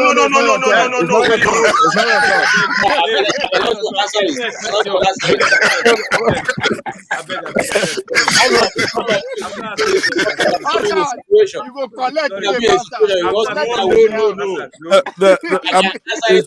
hold on. It's only based on the fact that I was listening to him. See, if you miss class, hold on, guys. Let's hear Loco. Loco, what are you doing? Rudolph, can you put me in the backstage, please? Okay. I'll be back soon. Yeah. Okay. Answer, you go collect on his behalf. Loco, go ahead. Are you done? You understand? So when it was like you want to ask that, okay, you left where you were, you went back home to go and lecture. Now you went there, okay, you don't like how things are. If things are going like this, cannot be fixed. Why did you go back? But you are there doing what? Because you feel maybe you can make impact. So if you want to make impact, go from 0 to 100, make it fully. Not be telling us, okay, this is how you are teaching your students, and yet you are still telling them from one other side, like you are giving them hope by imparting knowledge to them, and you are still from the other hand taking their future away from them, that there's no hope in Nigeria. Then what are you teaching them for? So whatever you're teaching them, where are they going to put to practice it? They teach them, they will graduate and travel to America to go and develop in their own place. Meanwhile, you are here teaching them. I mean, come on, man. All right. Rudolph. Because I didn't just Pansat. We never respond to you. You won't put another one for floor. Pansat, hold on. Okay, I'll come to you. I'll come to you. Let's hear Alaba. Alaba, go ahead. Now, thank you, Professor Chidi Ugwu.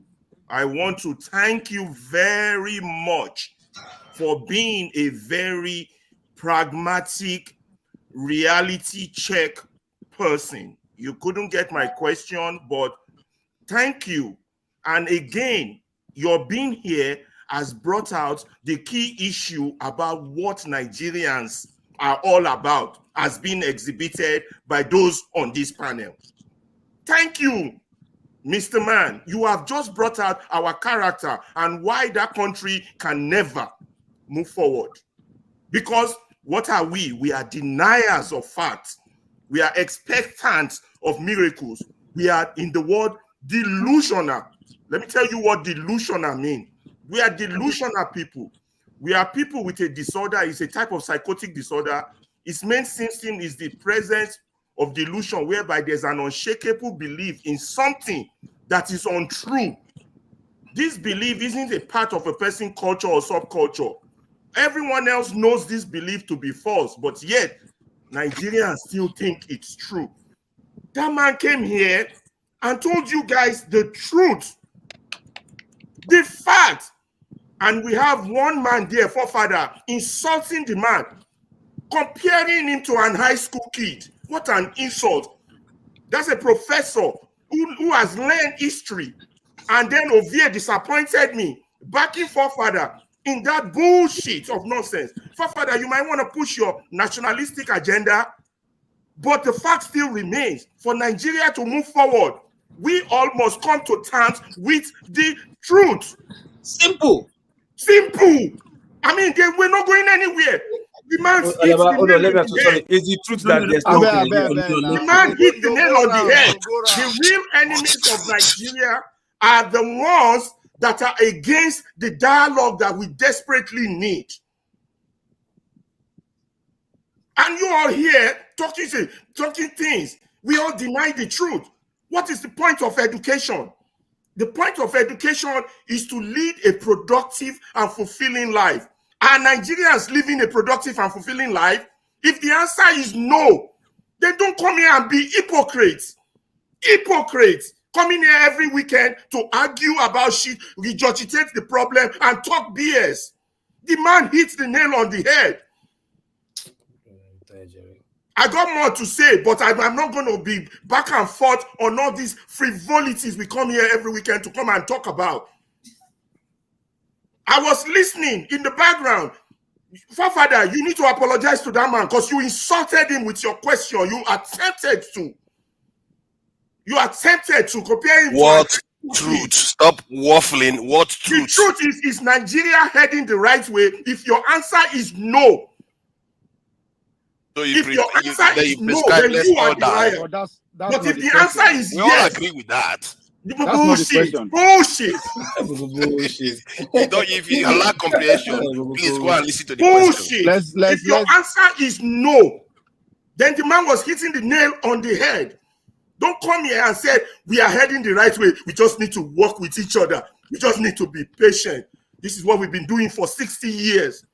People are dying. People are suffering. Isn't that your solution? The country To is going stop down. pretending People that's are your in massive solution too. poverty. I don't know who your paymasters are or what agenda you guys are trying to push. But the truth is, Nigeria cannot continue like this. I want my country back. And you cannot be patriotic without admitting the truth.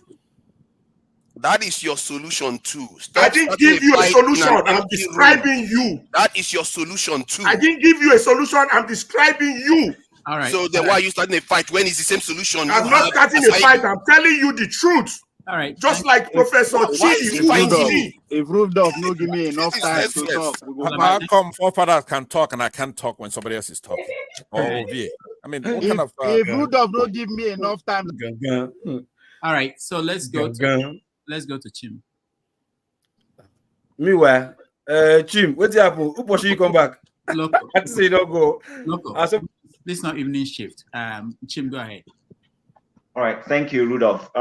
So that's why I didn't ask him any question with regards to the core of the subject. The only thing I disagreed was when you were asking him about evaluation of instructors and lecturers. Everything the man said, I agree with him 150% or 200% or whatever percent you want to put it. And, you know, I think we need to elevate our listening capacity. The problem I have with a lot of us is we don't listen well enough. The guy said contextually, even when the individual who was trying to take him on went on and about, he said, I'm saying to you, if we don't sit down, review the way the nation is going, then we can't make progress. He didn't say Nigeria can't make progress empty-handedly. There was a foundation on which he based his assumption. And he said it's an assumption. You cannot continue to do the same thing the way you've been doing them and expect a totally different result. That's insanity. And that's what he was simply saying. That if you want to make progress, then the nation needs to begin to review how to change. And then he began to give examples of nations that have been along the same trajectory as where we are as a people. But after a while, they hit brick walls. They came back to review what they were doing and started making those changes. And those changes have served them well. He mentioned the Britain, where a gazillion of people here are living in. They've not gone home yet. They're in that Britain, but they're in the Britain, enjoying the Britain, but, you know, applauding the way the Nigerian system is going. He also mentioned the Belgium of this world, that these people have to sit back and begin to change. And then Switzerland begin to look for homegrown ways of improving what they were doing. And then he ended by talking about Rome, which for anybody who has read the Roman history knows is a fact. So I don't know, I don't want to spar with anybody. I'm not interested in that. I've moved on in the way I'm looking at life. I'm totally gone. But the point remains, he didn't say that Nigeria cannot make progress. He said if Nigeria continues to go about things the way it is going about it today, then that progress will elude the nation. I don't know how tough or simple that is for anybody not to grasp. So I'm not going to spar with anybody. The only thing I didn't agree with him was in the area of how he wanted he and his co-lecturers to be evaluated. And I still, his answer wasn't sufficient for me because evaluative systems have moved. It is no longer a one-way. You cannot say because you don't have in his own qualification the caliber of students who come to the university, who do not want to do assignments, and because they don't want to do assignments and one lecturer gives them an easy pass, and that as a result of that, if you allow them to evaluate their instructors, they will favor the one who makes life for them easy and give the guy who is supposedly a good lecturer a poor rating. I don't agree with him when it comes to that. I mean, is this because that brings it back to the argument we make when it comes to certain things in the country. The world is moving. An instructor needs to be evaluated. And that evaluation, the feedback you give him will help him to be able to put up better curriculum or change his way of mannerism in the way he relates with the students. So it's a two-way street. That's the only thing I didn't agree with him. Otherwise, everything he said are things we know, are things we've been talking about on this platform for the last 1 year plus, or even before I joined it. Anybody who is trying to argue with it is just simply being either mischievous or blindly or intentionally trying to hoodwink the rest of us. So for me, he did an excellent job. I cannot wait to, meet with him next time and have another conversation. That's just my contribution for today. Thank you, Tim. Thank you so much. And let's go to Righteous Man. Yeah, Dr. Rudolph, thank you for bringing the professor that just left. And I must express my disappointment in forefathers. Forefather, I have great respect for you, but this night you have reduced the respect to 5%. If it was 50 before, you have reduced it to 5%. The way and manner you insulted that man, you use grammar. See, there is a way of telling a man you are stupid by using the use of English language. And when you interpret it in our local dialect, it will simply means you are telling that person you are stupid. You insulted the integrity of that man. You insulted the work that that man has done. You insulted the years he has put in practice and research, of which I know, or I will seem to believe that you as an individual, you've not done such work before, and you have not affected people's life academically the way this man, from his biography, from his credential, what he has done. And it seems to me that some of us come to this platform just to buy political favor from those whom we are representing. I want to be proven wrong by you, forefather, that you are not an agent paid to fight against truth. Anytime truth is mentioned in this platform, especially when it relates to the Igbos, you attack it as if maybe those who were against your forefathers were Igbos. And I don't know your pain you have against the Igbos. I am talking to you as a man. And if you think I am lying, come down to Nigeria and face me. You hide in Europe, there you hide in Britain, and you will be seeing the naked truth. I will be using grammar. That's why I call you military contractor. Because you are not real. You are not real. You don't say things that you're supposed to say. Rudolph, I'm sorry, please. I am angry with forefathers. I am telling you, this guy should stop being a hypocrite. He should come out plainly and tell us who he is. I am from Imo State. I am an Igbo man. Tell me where you come from. Nobody knows your origin. Nobody knows where you're coming from. And you're insulting this man that have put his life on ground to make sure that the nation is salvaged. What did he say that was wrong? He didn't say Nigeria can never work. I was the one who asked that question yesterday. When you look at the things that are happening here, you live in Europe. Is Nigeria, is it like Europe? What you are seeing in Britain or wherever you are hiding, is it the same thing that is you are seeing whenever you come back home here? And we are saying, what is it that has made Nigeria not to work?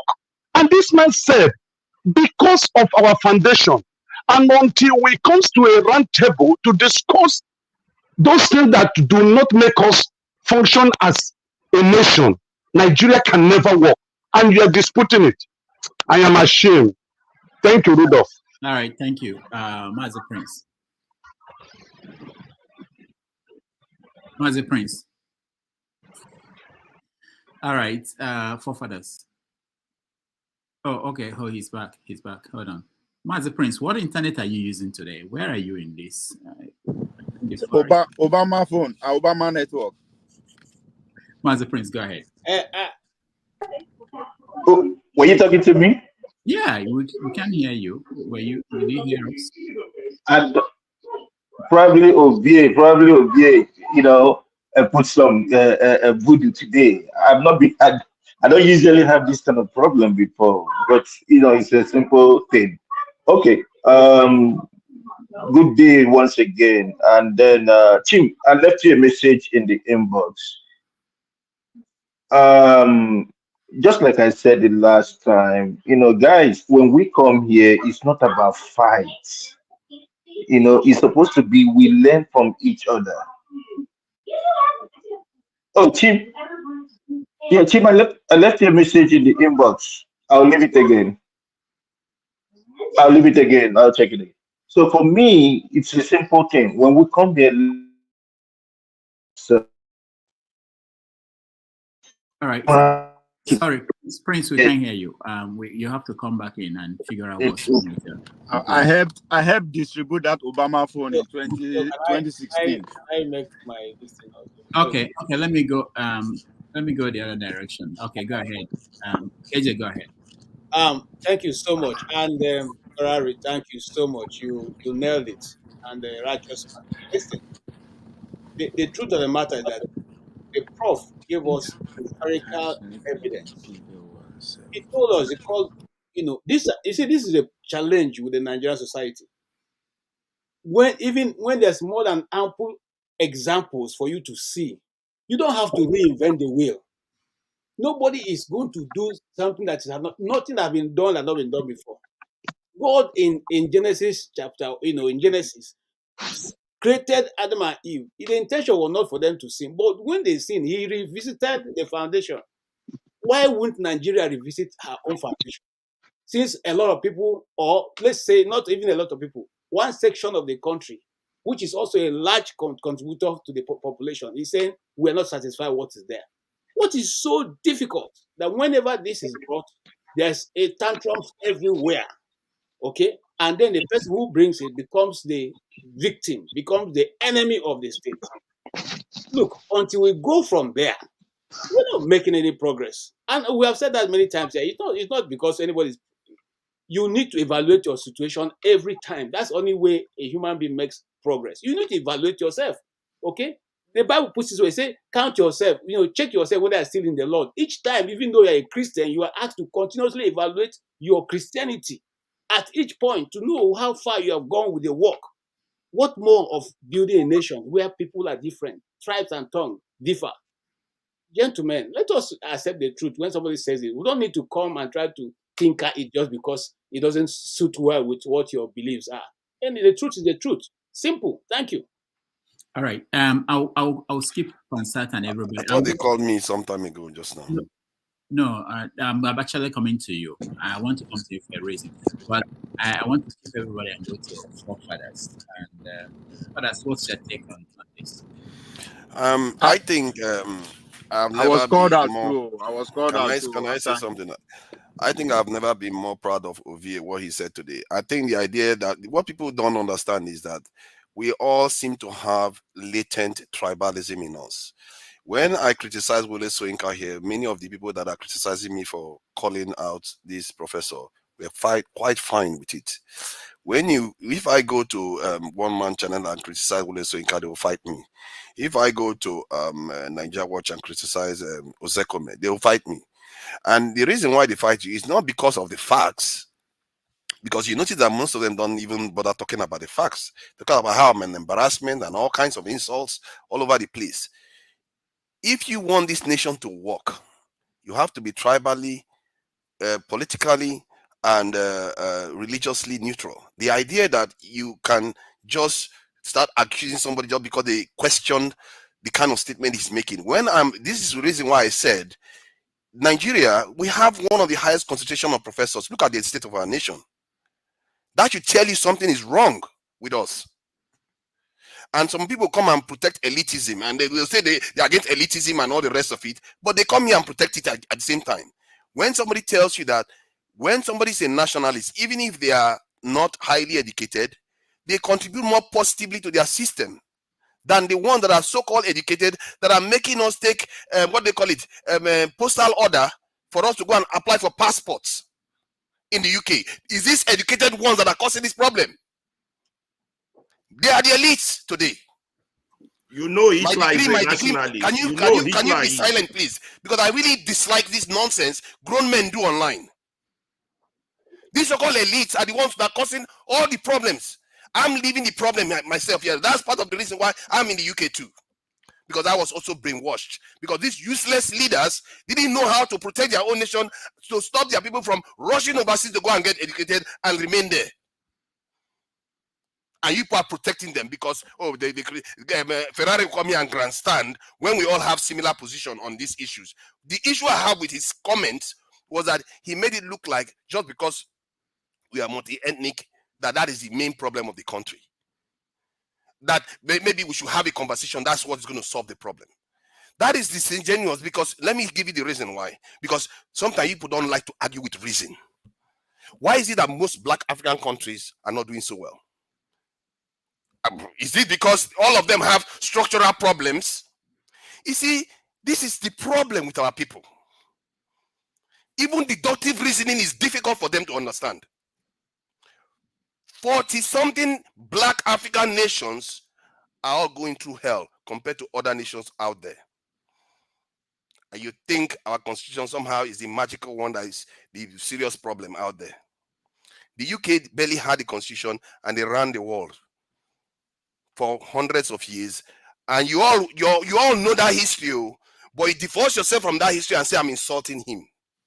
What does that tell you? It tells you that all this talk we are talking about constitution is just a misnomer, and especially given the fact that the Nigerian constitution is evolving the same way as other constitutions. There is devolution happening every single year in the Nigerian constitution. Has any of you bothered to look at the amendments that are going on in the Nigerian constitution? How many of them are becoming more centralized or decentralized? Have you bothered to check? When you keep chasing the wrong tail, I don't even know who put you up to this. What kind of education people got? When you keep chasing the wrong thing, you miss the actual solution. Do you see the British arguing about constitution when they were building the world? Do you see the Germans and all the rest arguing what constitution is the solution to all our problems? They were busy kicking ass all over the world. Till today, they don't spend that much time arguing about a piece of paper. Because that is what the true world represents. The Benin Kingdom wasn't created because they went and deliberated too much because of the constitution. Men build nations and they lean forward and reshape the world to their own image. And if you keep relying on education alone, that's what misses the point. And that's why I really like what Ovie said. There are nations that have evolved and developed themselves, including China, one of them, that completely went after their intellectual elites because of this. Because what they observed was that these intellectual elites were locked in a way of thinking that doesn't progress the nation forward. And Ferrari, if you want to respond, I will respect you a lot more if you respond based on fact, because I'm here to learn too. All right. Thank you. Okay, hold on. No, he's not responding. Not yet. No, we have to hear from everybody. But I have a question for you, fellas. So there's something you said about high school level or something. Can you repeat that line? I said that better a high school leaver that is nationalist than a professor that has colonial mentality, because they will use that knowledge to destroy their nation, like they have right now. We have the highest concentration of professors in Africa. No, you don't have. I don't want to expand on that. I just wanted to. I know. I just want to get it. Remember what you said. So, do you think it's important that it contributed to your question? Do you think that statement in any way contributed to making people understand your question, what you wanted to get to? No, I wanted him to understand my mindset so that he understands how I perceive education. You see, so he understands my bias towards some educated people that are not doing the right thing by our people. They are the one. See, do you know how annoying it is? I'm in the UK here. I have to go to the embassy and they will tell you, you have to go and buy postal order. These are the educated ones that did it. You think it's Olodo like Ferrari that is just doing all this now that did it? It's these educated ones that created that system. Ferrari, right. Ferrari, you need to stop it. This is your face. It's very distracting. Hold on. So this is this. I have to say this. I got a lot of people who didn't like that. And this is what I always say. I tell the guests who are coming that you'll be asked questions by people. I don't know who is coming that day. And I keep repeating this. But I don't think when we say somebody is a guest, and think about this, even though he comes here on the same platform, we see him, or anybody we bring in here, it doesn't mean that we should, he's just like any other people here that you play along with. There's something that, if it doesn't contribute to your question, and I don't think that line contributes to anything you asked him, I don't think so. I don't think telling him that you don't need to, but you can ask any question. I always say you people can ask any question, but I think there's that respect that I don't see much of that. It bothers me. Just one No, question. hold on, let me finish, then you can, if I see any connection, if I see anything, any need for that to come in the question you asked, it will make sense. But there was no need for that. You could perfectly say everything else you said without that editorial inferring that a high school leaver is better than you, because that's what the interpretation. Even though you're a professor, no, that's how someone can take it that way. But let me tell you also that most of the people I've been bringing here, they are tough people. They can't take anything, but it doesn't look good. I'm just telling you, I wouldn't do that. I wouldn't bring anybody as a guest and say to the person, oh, I know you're a professor, but at high school, it's not relevant to what I'm saying. You are the one who is reducing the way you are taken by people who are watching you. Not the person you are referring to. You think this person went to, he's a fellow from Harvard, he teaches in Australia. It doesn't reduce anything. The fact that you said that. Dr. Damage, I beg to disagree with you. Hold on. I disagree 100% totally with that. Hold on. This is what is wrong with us. Hold on, guys. Hold on. Okay. The point is this. You have a disagreement, idea about ideology. You do that, but not going personal to say. You don't need to do that. There was nothing personal about that, Dr. Damage. It wasn't personal. It was there was a nothing frame personal. of mind Can I of respond? thinking. I'm raising my hand to be recognized. When Fela sang about I'm raising my hand. Nobody said it was being personal. Only two of you think there's nothing personal about that. Okay, hold on. Pansa, hold on still. Let me hear from forefathers. I hear from Ovie. I go to Pansa. Yes, thank you for what you said. But what I was saying wasn't. I'm very upset. I'm very what upset. I was saying. Okay? Pansa, you spoke like 10 times already today. We've not responded to you yet. I know. It's not personal. What I was saying was basically the same thing that Fela sang about. No, the man was a professor. You knew he was a professor. You insulted him to a high school kid. You deliberately insulted him. You and your elitism, please. Elitism hasn't gotten us anywhere. And people that are disagreeing with me, you need to seriously ask yourself the same question. When Fela was singing about this decades ago, and we have not changed, and it's very clear, we are the one who are enforcing it. Fela was talking about you. Similar stuff as Fela said. You are fighting me for it. It's all fine. Let's move on, please. I don't want to take all the time. Other people are here. All right, thank you. Ovie. Everybody don't take that time to speak. Mona, allow me talk. I beg. Now, when I said I disagree with Rudolph about what you said, yes, even though I know who they when forefather actually make that, when he passed the question, I was doing something I don't know. But when he repeated it, exactly what he said, that comparing the high school to a colonial mentality professor, and you said there's no correlation, that boggles me, because those who are criticizing my question are criticizing the fact that I did not factor in the context in which the prophet later spoke on, because at the beginning he never put that context. I'll get to that. That I did not include that context, that it is because of the situation that is going to, if not the situation, things will not work. That was the context, right? I agree with you guys. Forefathers said a high school patriot, nationalist, is better than a professor with a colonial mentality. That is a context. That is a contest. For you to go hungry with that means you do have a colonial mentality. That's what it means. If you are angry about that statement, you did have a colonial mentality. Because there was a contest. To those who are questioning why I asked a question. Now let's go back to the question that I asked. Let us go back to the beginning of this conversation. Because I started listening when Rudolph asked him that question. In fact, his response was so profound that Rudolph had to actually say, even when we be smart people, they think like this. What will happen? That was to the shock of Rudolph. It was later on that they brought Passant on to ask questions that the professor was now trying to contextualize what he said. Go back and listen to it. Now, when I don't talk, now you guys are just because the professor say, oh, those who are saying we should maintain this schedule are not better. Like, for God's sake, I never see anybody for this platform that totally supports this constitution. I often use an example, the Bible and Quran as an example, that our constitution is not the Bible and the Quran, that is changeable. It's a living document. I'm a student of constitution. When I take the professor back to what he said by using other countries example, I know what I meant. I was saying all those countries are still going through the same struggle in order to perfect their society as we do. But let's put it this way. If Rudolph come here and say Nigeria will never work, and no matter the context where he puts, the way I go take respond to him is different from the way Pansat go take. I will take respect to Pansat if he throw that question. The same thing regarding the professor.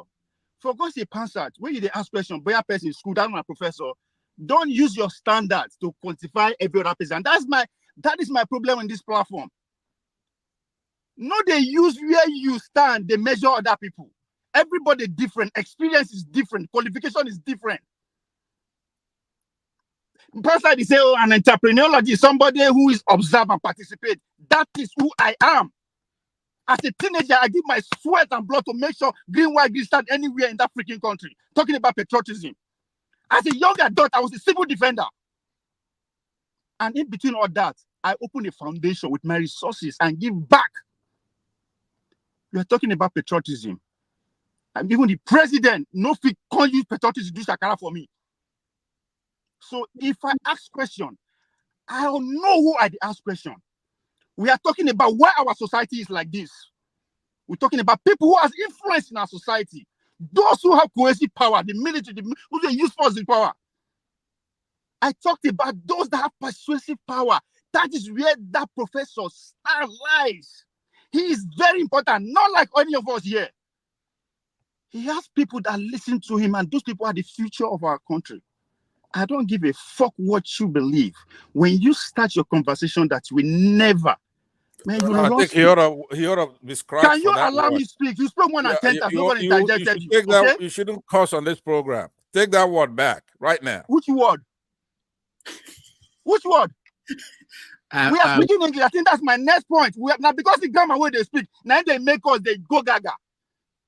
If you come and explain what it means by that, as I said, I don't give a. Once you start your conversation that it will never, all your respect is gone. What are you going to tell me when you start to say it's never? What are you going to tell me? We all agree there's a need for us to recharge ourselves. This is a man who supported the Obi movement. With all due respect to Bumi, let me use your example that I used here. Bumi said that one powerful statement a couple of weeks back. He used two presidential candidates as an example to draw a point home. Sowore and Obi. She said, Sowore said, this system is bad. We have to get rid of it. Obi said, no. This system, we can fix it the way it is. Talking about patriotism, talking about those who are saying, oh, if you decide if you are again, you are enemy. What kind of rubbish talk is that? On one hand, you say you are a Biafra. On the other, talking about patriotism. My guy, if I ask professor a question, I am not asking just so you understand. I study communication. There's a reason why we all talk and what we say. If you cannot see those reasons, then you will never understand my question. It's not just bad enough that the word never appears in his phrase. All right. I am questioning him based on who he is. All right, obvious. And the role he's playing is as important as the governor of that state, if not the president of this country. So when you have those kind of words in your vocabulary, I beg to differ. We have to question that. We don't need you in our classroom. That's what it means. We don't need you in our classroom. All right, Ovie, thank you. Let me say something. I laugh. You guys don't understand about what teaching is about. Teaching in universities. I teach there. You can't say you don't need you in your university. You can't control what people teach. Understand? They are not going to teach what you want them to teach. Hold on. When I was at the university, I don't know where you went to, There are people who believe there is no God, and they teach it. If you want, you listen. If you don't want, you walk away. That's up to you. But do we have limit to our question or our response to that kind of teaching? Okay, hold on. You are there to be challenged. University is universal. You have to hear all the knowledge. You can't eliminate, you can't say this is what you teach. Nobody tells me what I teach. Sometimes I get to the class and I start talking to them about Gaza. And I know the implication in America, talking about things about, and I put it out there. Students are shocked, but they are challenged. And I ask them, what do you think? Push them to places they've not been to, where they've not thought about. That's the job of the professor. The job of the professor Rudolph, you are taking him out of context. You are taking out. That's not what I said. That's not what I meant. No, you took it out of context. Hold on. You did. Hold on. You're everywhere, but nowhere. Let me answer Rudolph. Okay, you want to know where I school? I will take you where I school. Rudolph, please. I will tell you where I school. Let me no. Rudolph, please, can I speak? Let's talk about this. You are a lecturer. Okay, I will come back to you later. We got to get other people. No. Rudolph, please. Let me make this point clear. You called me out. You're gonna recognize him now, or you didn't take him? You should remove him from the platform. Look, we're everywhere, but nowhere. Rudolph, you insulted me. Let me respond. Okay, if I insulted you, you have to wait now later on, because that would not work very well. Apansat, go ahead. Okay. First of all, let me just say, I know that you've been here. These people commit all sorts of egregious disrespect on your platform, and you're diaphanous, silky, wispy, with your shy funny in the way you're handling them. Because people like me, like I'm here on this platform, you throw me in the backstage, you meet me, and you disrespect me because you know I'm gonna come back. That's what you think. But I'm not gonna come back after today. But let me say this before I go. And I'm not just here, all the other platforms. I'm out. You guys could have it. To have forefathers here displaying anti-intellectual traits, talking nonsense, being Philistine, and you're only concerned because you picked out the area where they're talking about a professor in a classroom, right? But they're over here insulting your guest, who was on point. He didn't say anything controversial. He qualified his statement on nationhood. If they don't change structure, it has to be structural change. Else we're going to go in the same trajectory that we're going. But you keep entertaining anti-intellectualism here. You have forefathers insulting, not just a professor. This is a professor of anthropology with specialty in the area of observing that society. And he came here, took his time, put a lot of energy into answering our questions. But it's like Dr. Rudolph and Mr. Hyde.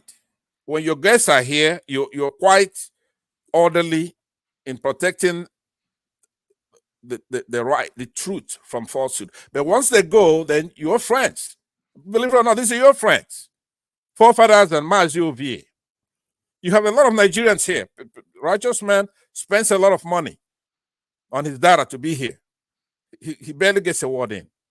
And he made an impassioned speech. Ferrari, a true Nigerian, who's displaying the qualities that I don't know where the hell he's from, because he calls it exactly the way it is. I don't look at him with that lens. But we come here and you keep down. Look at the people next to you, closest to you, because I'm just on the top 10 here because I came early. You try to.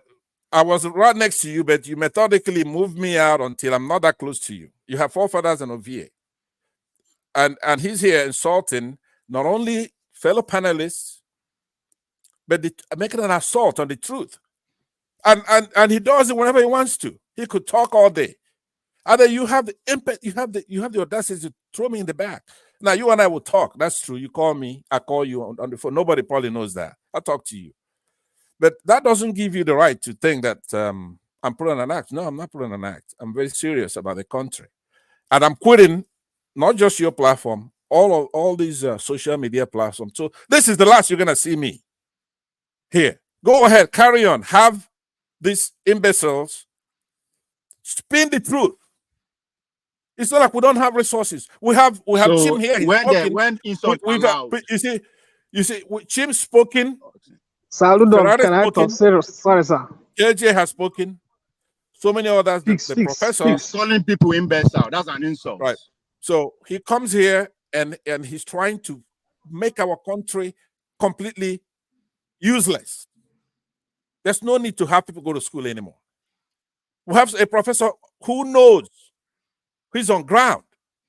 They're not just attacking him, they're attacking both the fact that he did the noble thing, which is to move back home, like show what they did, go back home. People study here, they can make a lot more money here, but they go home, try to help these people. Now, you're cuddling this guy right here next to you. We don't know where the hell's from. He could be in there to destroy our country. So let me conclude by saying this, and I appreciate the fact that even though I'm upset, irritated here and upset, you tolerate it, and that's fine. A lot of people like you because of that. But Rudolph, it's not a panacea. Just because you're a nice guy, that doesn't mean then that all your other faults here that you've been displaying is right. Now, I want to say that there's a paradox. Now, that's how you know when people are not educated. Because every time there's a paradox, something is supposed to be a certain way. Now, because you're not educated, you don't know that there's a contradiction in terms there. There's an inconsistency. It's an enigma. It's an oddity. It's absurd. Incongruity involved. However, right is right. True is true. You cannot be anti-intellectual, forefathers, and come here hosting a show. Not only we don't know where the hell you're from. You're talking nonsense. There's a little. Nothing is all bad. There's a degree of you trying to provoke the. Not because na pansa, now that's why I get 2 hours to talk or what. No, but I'll be gone today. You're not gonna see me again. You don't have to worry about me again. So you could have it. So I'll end it there for now. But I'm saying, Rudolph, with all due respect, you have to change. Some of these people, they belong not even in the comment section.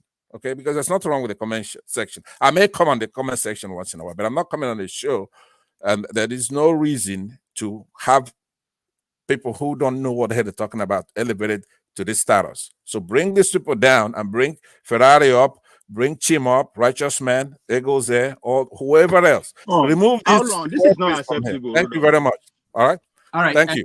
Pansa, before you go, I wanted to do something for you, in appreciation of your contribution to this platform and all because we value every opinion as far as I'm concerned. So let me, for a moment, put you very near me if that is the problem. But just so you know, I don't control this where you stay. There's something you don't know about the technology. I don't control where people hang out. It depends on when you come in and if you're a moderator and other things, So, but we appreciate you, and just don't stop contributing. It doesn't mean you have to come here. You can go anywhere, but your voice is needed in the conversation. Everybody's voice is needed. But thank you so much. We appreciate you. All right. Yeah, Fasad, please. I have left. If we can have your number, please don't go. We value your contribution, even though it can be, we value it. Everybody is important. I bet let him go. Let's continue. Let him go. Let's continue. You don't have to twist my arm. I'll think about it. I'll take all that. Great. It's just like Trump. Wow. It's just like Trump. That's out there, man. Goodness. You really do know how to play. I don't see. Dr. Dalmages, man, don't pander to pass out, man. He's gonna come back. He does that all the time. Come on, man. Let me Stop address doing that. Rudolph. Let me address Rudolph. All right, Pastor, thank you so much. All right, let's Rudolph, it's my turn now. Rudolph, I need to address you. Let me change my mind. Okay, you will. Rudolph. You will. I give you a chance. Let me see. There's somebody who is speaking. I can't see. Fix is not. Let me go to Fix before anybody else. Fix. I think you are in the dark, but I'm guessing you are in Abuja. I remember you now. Go ahead. Fix, unmute yourself.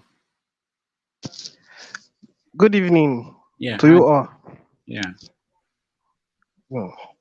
Thank you. Let me ask you this question first. I wanted to ask the professor, what is the business of professors and INEC? Yeah, because all these things that have happened in the last election, I think each and every one of them are called professors. I don't know. So I wanted to ask him what is the connection of professors and the INEC, the appointments of INEC and all that. So that's what I wanted to ask. And me, forefather, I was like, I did not like the way you presented that comment. To be honest with you, I felt bad, you know. So, but that it is what it is. I understand because the professor cited many examples. So I understand Ovie. You know, he shouldn't say it at all. But he cited so many examples. So, and if you look towards the examples that he cited, it is appearing that what he's saying is true. But it is what it is once again. Thank you very much. I'm happy to join you guys today. We don't have light in Abuja. Like in Abuja, we don't have light. Thank you guys. Fix, before you go, last time we talked to you, you were in a storeroom or so where you worked and you didn't have, you were talking about not being able to go back home or something. How's the situation? Yes. So they added my salary. So good news. So it is what it is. Okay, now I like that. I like that. Thank you so much for joining us. Okay. Thank you. All right. Okay, so let's see. Eagles Air, I know. Righteous Man, did you say so? I think he did. I'm not sure anymore. You guys confuse me a lot. Eagles Air, welcome. What's your take on thank you so much. The issue that I'm so quiet over what is happening in this platform that sometimes I get disappointed over some certain characters and behaviors that I find out in this platform. And I'm trying to make you to understand sometimes you have to fix a rule that need to control some certain things. But it's very painful to me that people who are so close to you, pioneer members of this platform, are the people who trying to create a mayhem or disorder when there is a special guest among us here. When you invite a guest for us to hear from him and learn from him and ask us certain questions for us to get some directions, how to move the country forward. There is a saying that I want us to understand. There is a way that you will insult a man in a polite way. The man will not understand he insulted him, but you in particular know that he insulted the other person. For instance, you may tell the person, I feel like telling you to get out, but I will not say it. You already tell that person, get out. But you politely have insulted the person. So we need to be careful on certain statements or certain words that we use whenever we see a guest here. Then when the guests have already go out from the platform, we may use any language you use. I can condone it, I can overlook it and go. So that Rudolph, you said this one time ago, to get a guest is not easy. You know what you pass through to make sure that there is a guest in this platform. And we need to appreciate that and value it, no matter whatever thing we are seeing in this country. Just one certain thing that I pick from these guests, and that is true. No matter how Ukraine and Russia are fighting, they will still go back to the round dialogue. If there's no dialogue, the problem will continue. Then when there is dialogue, then what is the meaning of that dialogue? You have to come together. What is the main problem of this war? What is it that caused this problem? How are we going to handle it? Then when people come in dialogue and reason over some certain things, they come out with solution. The guest we have here, Professor Chidi, is trying to make understand if Nigeria continue the way they are going, they will never get a good result out of it. But if Nigeria come together and reason together and ask what is the actual problem of this country, then we come out with a solution for it. But somehow we misunderstood him, where he's going. Now, if Ovie want to understand what he's saying, or forefather want to understand, then next thing you need to ask him, please, this statement that he dropped here, please, we need a clarity. or over what he has said. Now he go ahead and give some examples and give a clarity over what he said, than saying some certain statements that in a way that is bringing his intellectual down. No, we need to learn some certain things. We need to be matured over some certain things we do. Then I want us to look into it. What is actual problem of Nigeria? Is it an educational elite is the problem, or people that some of us here voted into the power are the main problem of what we are facing in Nigeria? Father, you are angry that you find yourself in the UK where you are now. I'm not happy as I find myself in India here with my family. I want to go back to Nigeria. But the present condition of Nigeria, people, the political elite in Nigeria are not listening, are not ready to listen, are not ready to come to a round table and reason over society things that need to be reasoned. That's what the professor trying to make understand. If we want to move forward, we need to come together and reason and find out the main problem. Now, going to class to teach, he said that when he went to teach, and I end with this, say when he come to class to teach, he starts with a history of the topic I want to teach. That's where the history of Nigeria matters a lot. Nigerian history has taken away from curriculum. Then how do we expect in upcoming future people who are coming up to understand the problem of Nigeria, where the history have taken away? But when they know the history, because when you know the history of a thing, then you know where the problem starts from. But when you don't know the history of a thing, how do you know where the problem starts from? So it tries to introduce history so that we know. For instance, some people are saying they want to fight, they want to engage in the Biafran war and all the rest of them. Let them go ask questions. People who experience war. For instance, if you talk about a war, you find out that war is not something that we need to instigate into a society. But people who don't have the history, who don't know the history of the war, we instigate it. So let us be polite in certain things that we say to our guests, so that Rudolph will not be looking for a guest one day, like one guest that came to Arise News and said that he called the owner of Arise News to warn Rufai in certain question you need to ask him, so that we not witness this kind of thing here. Thank you. All right, thank you. Number 6. Dr. James, let me talk now. Yeah, go ahead. Okay, thank you. Please, I just want to make a request, particularly for those people that will host. Can we at least know where they are from? You know, if they are not panelists and they are hosting your show, at least it's not.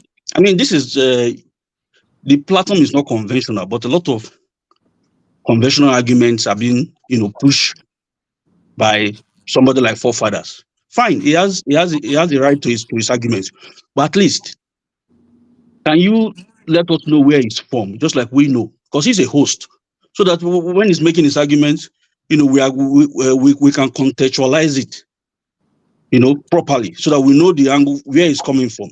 If it's coming from the place of bias, of course, every argument is coming from place of bias, but what kind of bias? Is it narrowed bias? Is it parochial bias? Please do that for us. When you started this platform, I'm not always here, but I'm a pioneer member. So don't just push everybody aside, just like Mr. Pansad is saying. I'm always listening 24 hours, even at work.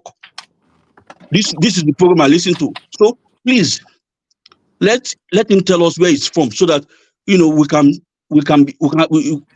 know exactly from where he's coming from which angle he's making his arguments.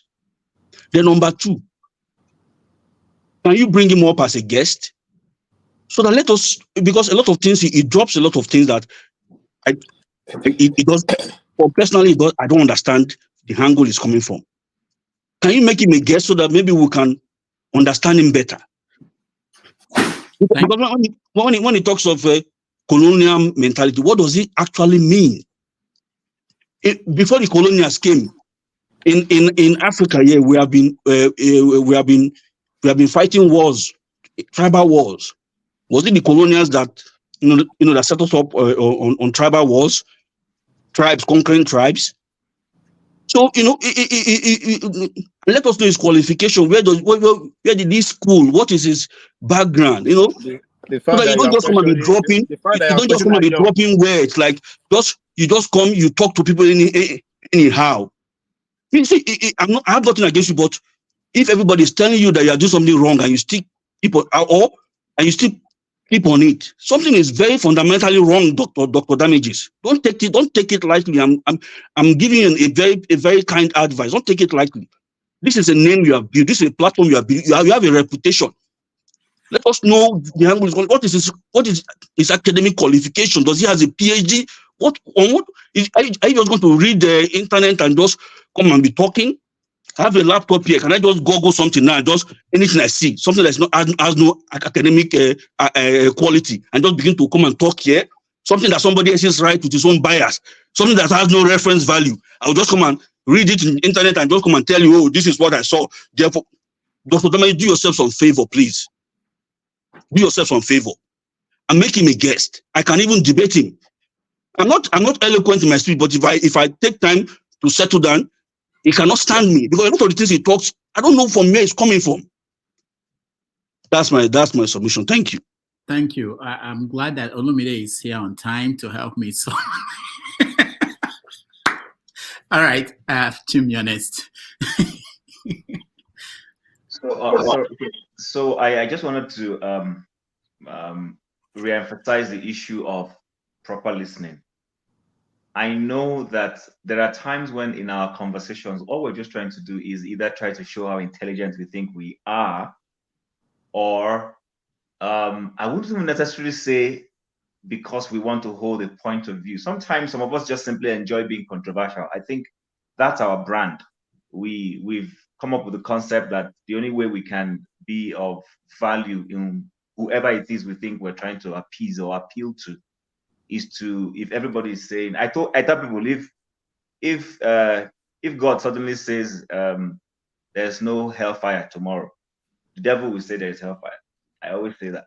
I tell people that, in other words, he must always take a diverse opinion. That's not for me. Personally, I don't think I have to argue with someone, even if it's somebody I don't agree with, if the person is making a valid point. Now, that being said, I want to repeat what I said earlier, and that has to do with, what the last host we had just said. Sorry, the last guest just said. I listened to him very well, so I don't know where anybody is coming from. The man qualified his perspective. He qualified what he was saying, because I think the bone of contention is he's seemingly sounding negative about the prospects of the progress of Nigeria when he said Nigeria can't make progress. He didn't say Nigeria can't make progress from the blues. I listened to this program. In fact, let me be honest with you. I listened for this program right from the shower. I put on my phone in the shower and was listening to two of you when you hadn't brought anybody on. I heard him well. That's why the only question I had for him. In the shower, Chim, you are nasty. Yes, I was in the shower. I put my phone on. I left it on my deck and went into the shower because I didn't want to miss anything. He started well. I was listening to him. I was enjoying him when he was asking about the universities, why the failings, and when you showed the picture of dilapidated photographs of structures in the University of Nigeria, Nsukka, I started watching from way before then. So I heard him very well.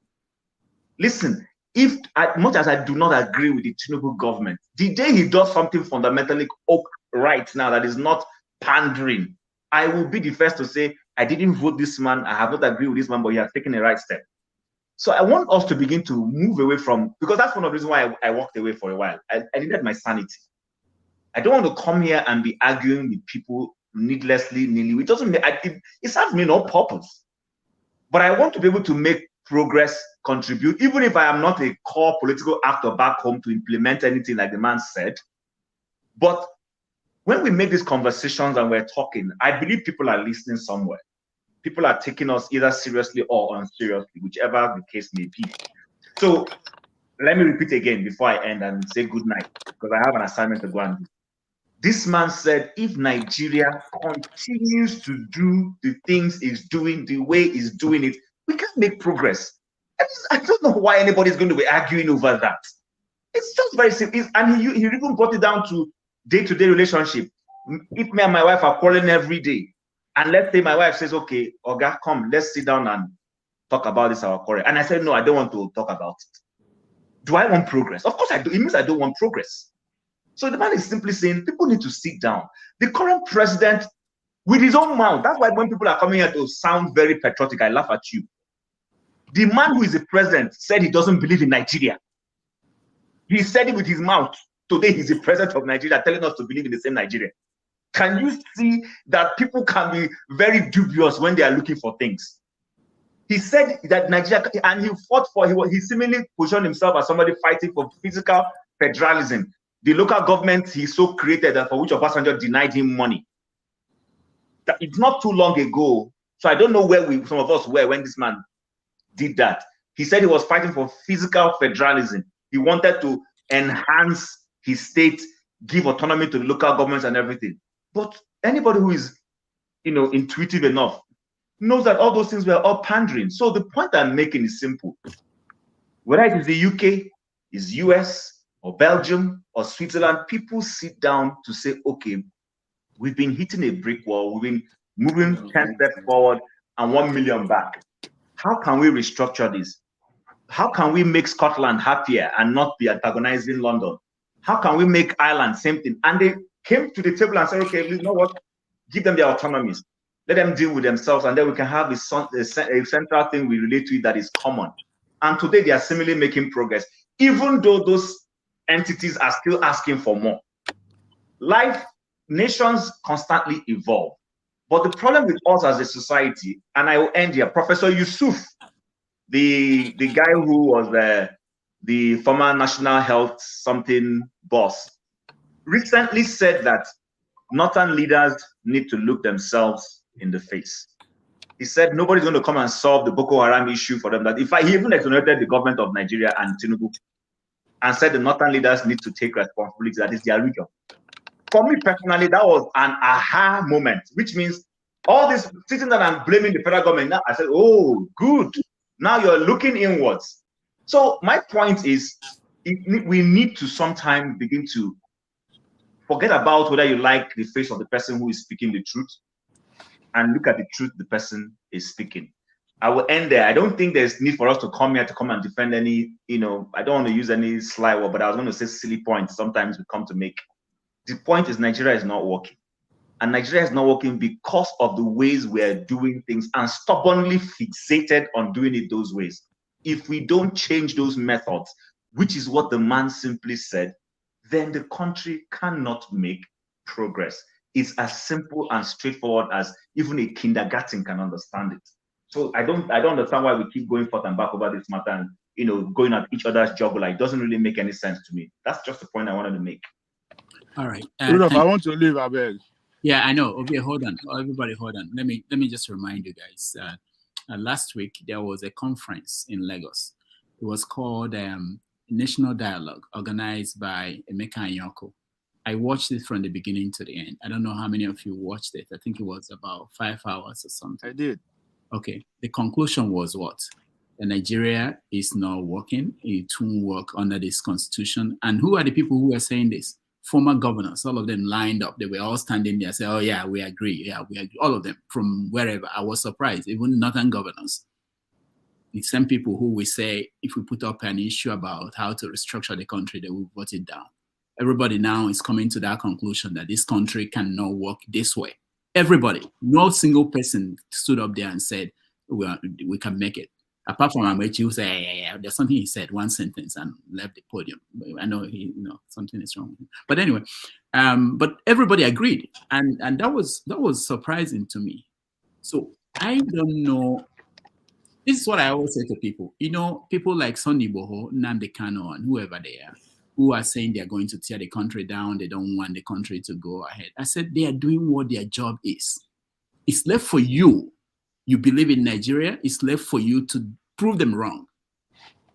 Fix that. People are not going to join any particular group. And the Biafrans or the Oduduwa people said the same thing to me. I said, look, you do your job. You said you want your country, fight for it. Don't wait until everybody come together and join you.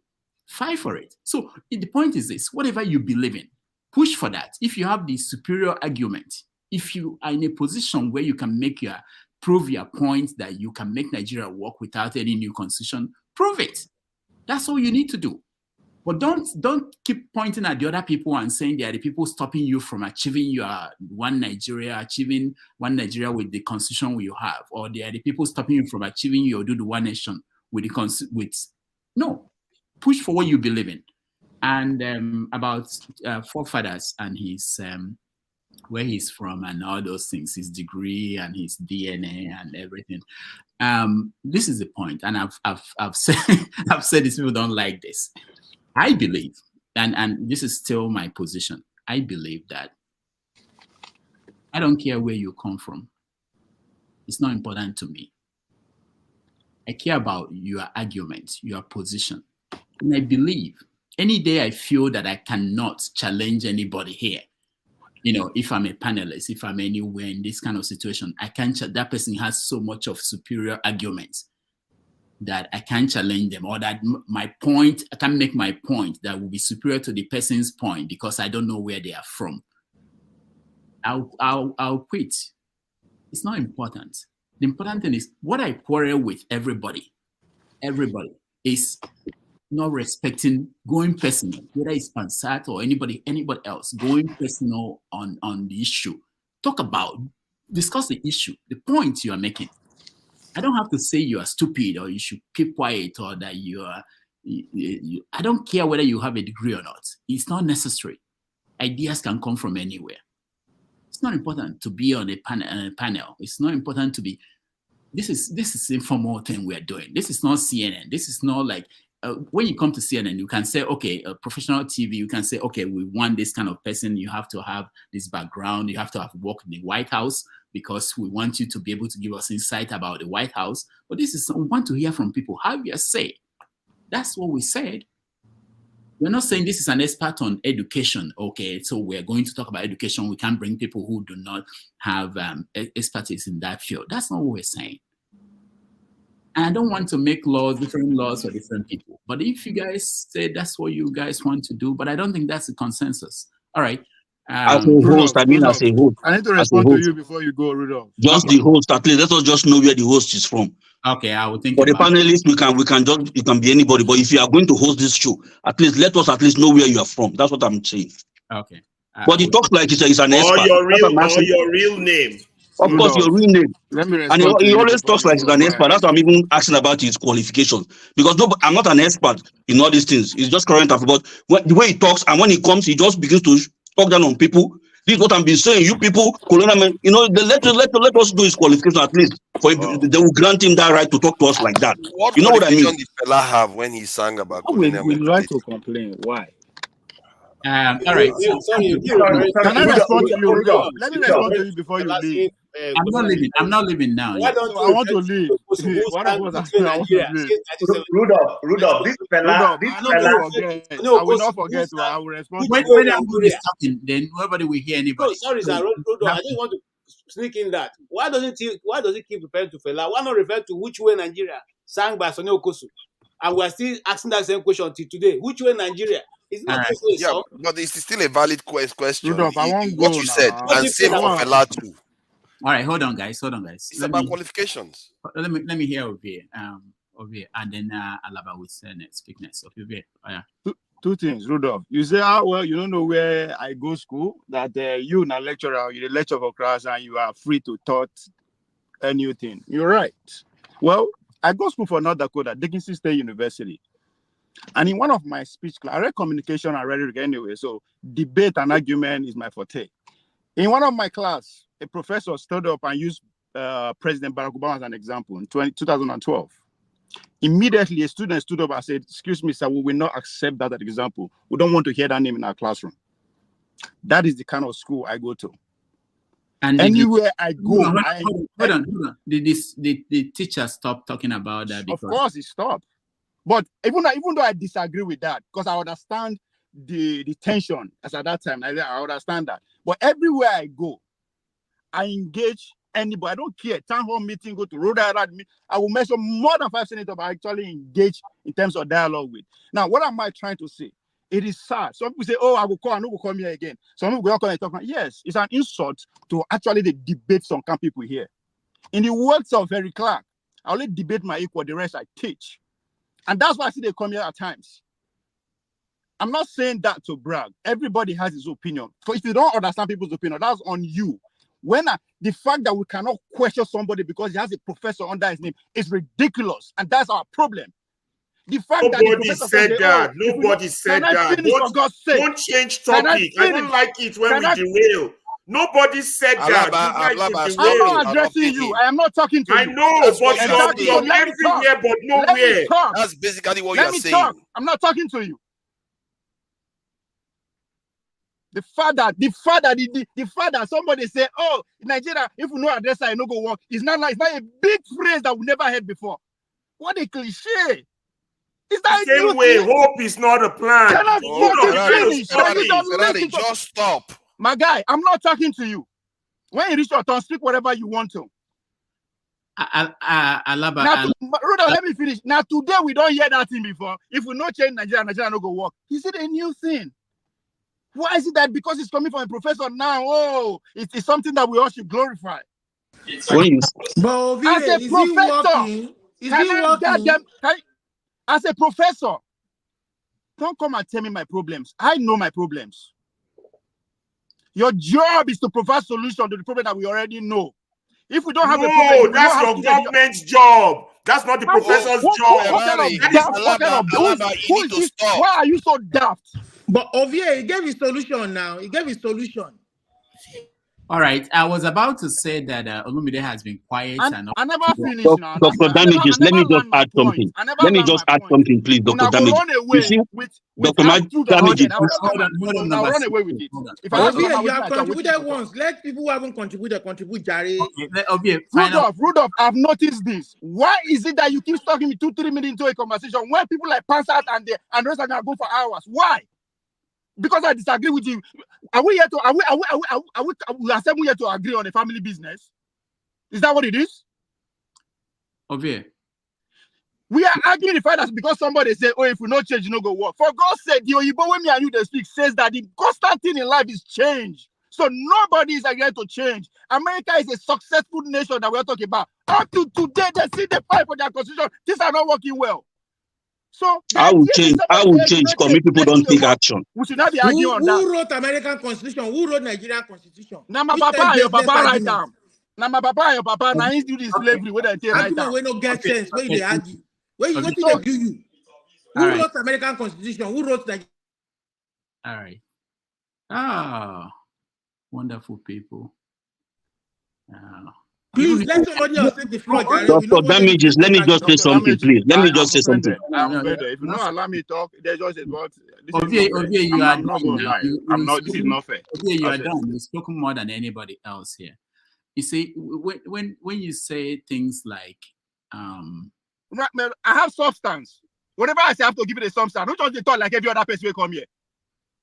Okay, we're not whether people have substance or not. We want everybody to have their say. But when you don't allow me land my point, what is the point of coming there if I cannot finish?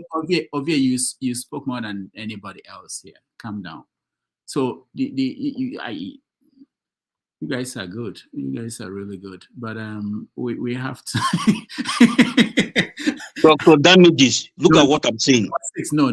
If somebody I want to say just 1 second. No. I know it's important. No. Let's calm down. Wow, unbelievable. I enjoy this. You guys don't know. I enjoy this. It's better than food or anything else. But sure, stop making this kind of comment on the comment section. Come here and help me. You see, I'm struggling, and you're saying I'm enjoying it. All right. So thank you, guys. The thing is this: before Olumide weighs in, because I've not heard from Olumide since he's been quiet. So you have to give it to him today. He's been very quiet, compared to other days. So Olumide, because if he won't call repeat himself now, no guarantee it doesn't have anything new to contribute. Alaba came before me. I'll be honest. Alaba hasn't talking. Okay, Ovie, let me just you just remind me of something. Okay, one thing I don't want here on any platform I'm part of is to start saying this person has better idea than other people or more education or anything like that. That's not the only thing I ask for you guys is the guest, anybody who is a guest. I don't care who he is. Anybody that we brought here and say you are our guest. Think of somebody visiting you at home. Think of you are a guest. You invited this person to your house. That's what we're doing. And it's not because we're far away. If we're open in the same room, the same space, you're not going to say certain things you say. Because you're in your bedroom, because you're in your house, and you are beamed into this space, you have to consider it that this is like somebody who is a guest in your house. How will you talk to a guest in your house? That's what I'm asking for. I don't care what you say. I don't care the question you ask, how tough it is. That's not the issue. But how do you address somebody in your own home? Forget whether the person is a bricklayer or a professor or president or governor. How do you address them? A bishop. And sometimes you may not believe in all these titles. I don't. But I still respect the fact that they said you're a bishop. You're a bishop. I'm not going to talk to a bishop the way I would talk to my friend who drives me to the bus station. No. It's basic. That's all I'm asking you. You can ask any question you want. But I'm not going to sit down in front of somebody who is a guest in my house and said, I think, some of the things I hear here, I don't want to repeat them. I wouldn't do that. If you know the way you treat a guest in your home, that's all I ask you. It doesn't mean you can't challenge them in whatever position they hold. I argue with my guests here every day. But I'm not going to say certain things that I hear people saying here. And it's not because I'm better than anybody, because that's human decency. That's how I treat people. That's how life is. I don't know how that is difficult. Anyway, that's it. Rudolph, for you to sing better, think of that guy as the guest. Rudolph is the dad, and we are the kids. We have to behave well. Kids have to behave. Oh. Thank you, guys. So let me go ahead. You have did you watch the interview, the conversation? I think he did very well. He did splendidly. The guest was how he even kept calm, cool and calculated throughout the interview. For me, it was very awesome. I was in awe the way he kept especially when forefathers kind of came at him with his tirade. He kept calm and he responded appropriately. It was awesome, and it was a good interview, good session today. I just want to say, forefathers, when you say, the people who are here on this panel, you have to show respect that whether we go to school, whether we went to school or not, we are human, we are all adults, we're reason. And the country of building a nation is not kids' play. The people who are there who think it's kids' play are the ones messing it up. And we are not here let's be serious with each other. You can't come here and tell us, Nigeria is federating one by one. What do you mean by federating one by one? It's very upsetting when I hear that coming from you. Nigeria is federating one by one. So how many times are they going to federate before things become normal? Until we get into satisfaction stage.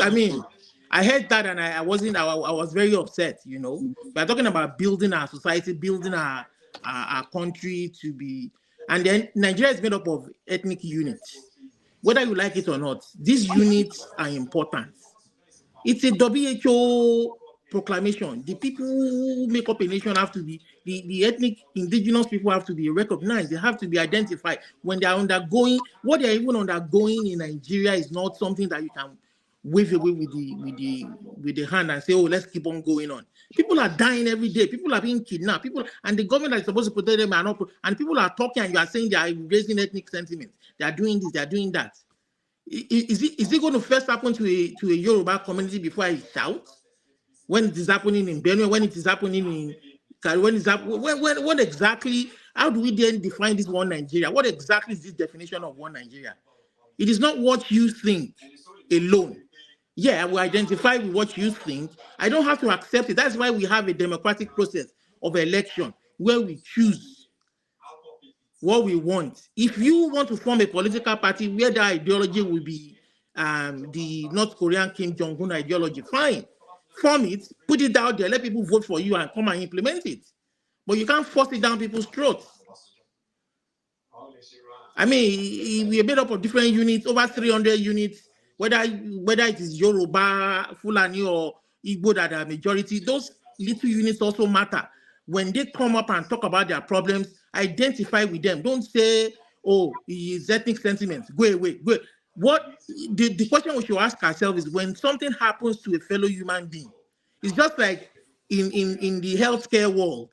Whether you are white, you are black, you are Indian, you are this, you are that, that pill that you take will affect the same human being regardless of your ethnicity. So how does that person feel? The army going to Otuoma, is it the standard that if we take it anywhere in the world, is that the way they should have acted? And then somebody will come and say, oh, it's the president of the country. He can do as he like. You don't treat your people that way. You don't treat your people that. Is that the standard? I mean, we are far from being a country. That's just the truth. And we should be honest with ourselves. We are far from being a country. And when we see the truth, and when people like that guy is even back home, and I've not seen people who are back home. Even I would say even the last guest before in Okonkwo, I've forgotten his first name now. There were some things that he was afraid to say. That he would say that he was being kind of diplomatic, maybe because he's in the political terrain. He didn't want to offend the status quo, but this guy came out straight to speak out his mind, you know.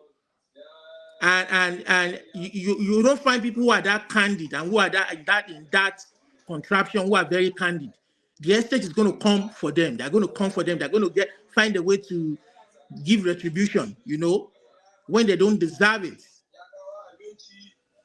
You need to calm down, listen to people, and if they don't buy your idea, you know, you may go research into what they suggest too. Does it work? Does it not work? I mean, why are people shouting this? You can't force down your school of thought or your idea down people's throats. You just can't. That is what is upsetting people. I mean, you can't do that.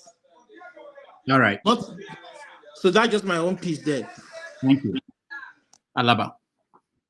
Yeah, thank you. This time around, I'm going to be very calm, calculated. Although some people are still there upsetting me. Are we going in the right direction? The answer is no. If your answer is yes, we shouldn't be here talking. You shouldn't be here criticizing, condemning. So if the answer is no, that means we should still be talking until somebody listens to us. If our leaders, we should stop calling leaders, they are ruiners, don't listen, we have to find a way to get them to listen. Now, the guest we had today was a wonderful guest because he did hit the nail on the head on several points. Nigeria, let me say this, and I'd like to repeat it twice. Even though we are very proud of our tribe, I'm a proud Yoruba man with Brazilian heritage, very proud Lagosian. We're proud tribal people, but we do not have a tribal problem. But we have thieves from every tribe.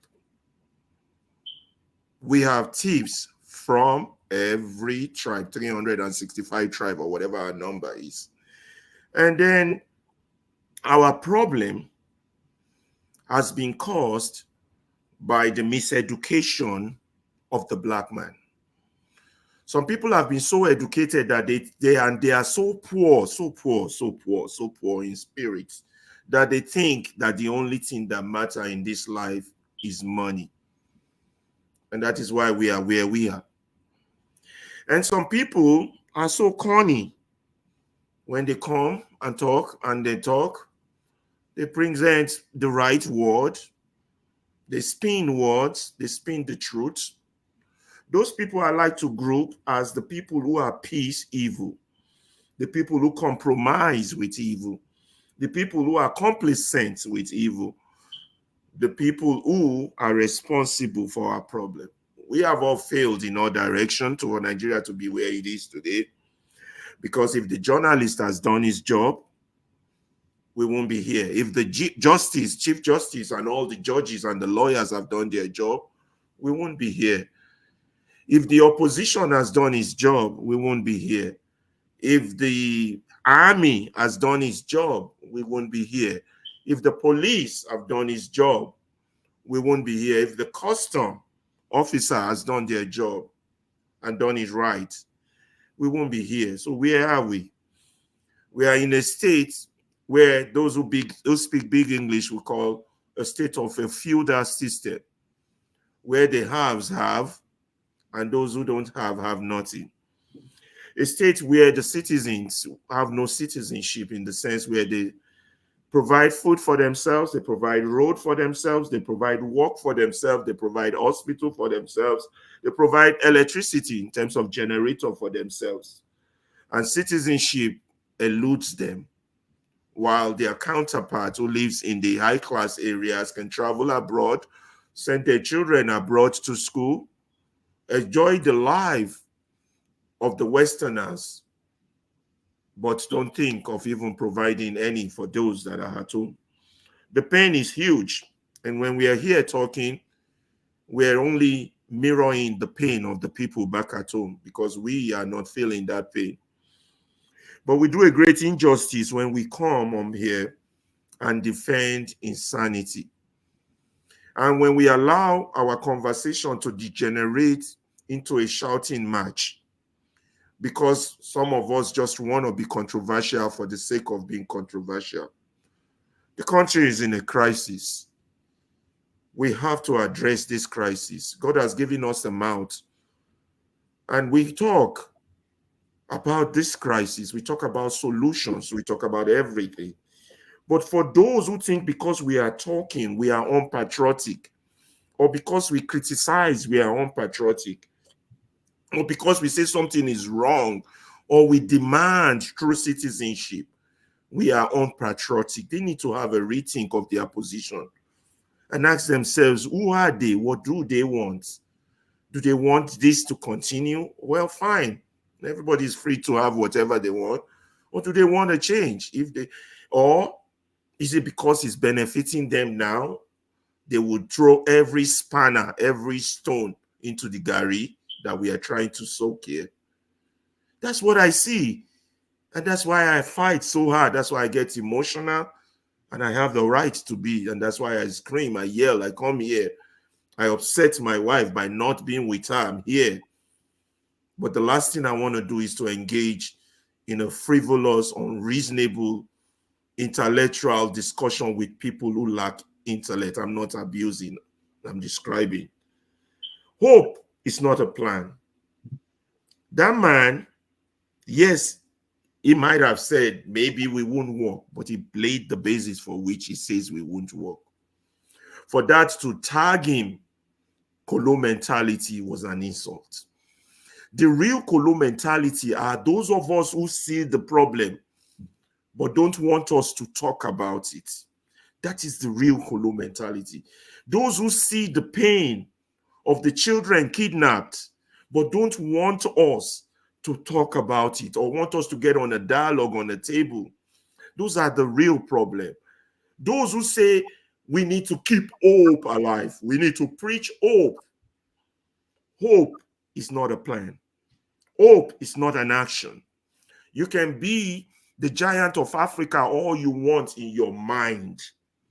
But if you are a generator nation, you are a generator nation while your colleagues have 24 hours electricity. Yes, you're the giant of Africa. That's hope. That's been talking big.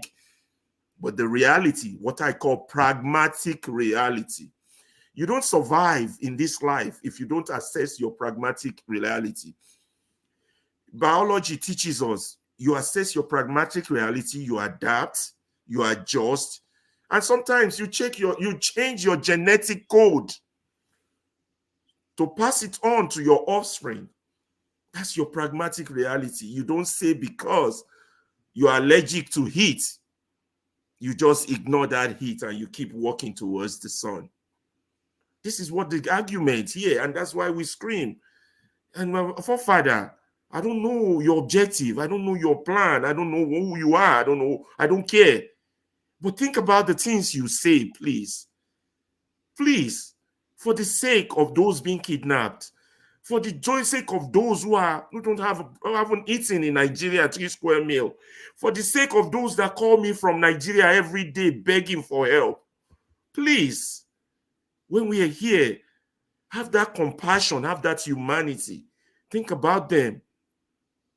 This is not about APC, Tinubu, Obi, or any of those slogans we've been pushing. This is about us. Our people are in pain. I had the opportunity to have a dialogue with a pastor, and I was trying to make him see that as a pastor, he has a podium. Why is he not talking about the kidnapping of the children? And I was shocked to hear a man of God tell me, well, you have to understand, those people who kidnap those children are kidnapping them to make them suicide bombers. Oh boy, I weak. I weak. That's a man of God talking. This is how insensitive we have become in that country. These are children who have parents. If you, who call yourself a man of God, cannot speak on their behalf, if you cannot advocate on behalf of the less privileged, the Bible says the least among us. I'm sure the Quran says that too. And when we're here defending insanity, who are we advocating for? Are we people who want to perpetrate the pain? I sound like a preacher, but I don't want to preach. He said they are being trained to be suicide bombers. That person has colored his vision with religion. When you come here and defend insanity, you've colored your vision with classism, with elitism, with whatever word we want to use. But please, let's be mindful of what position we push, because people are in pain. Please, I'm begging. Let's be mindful.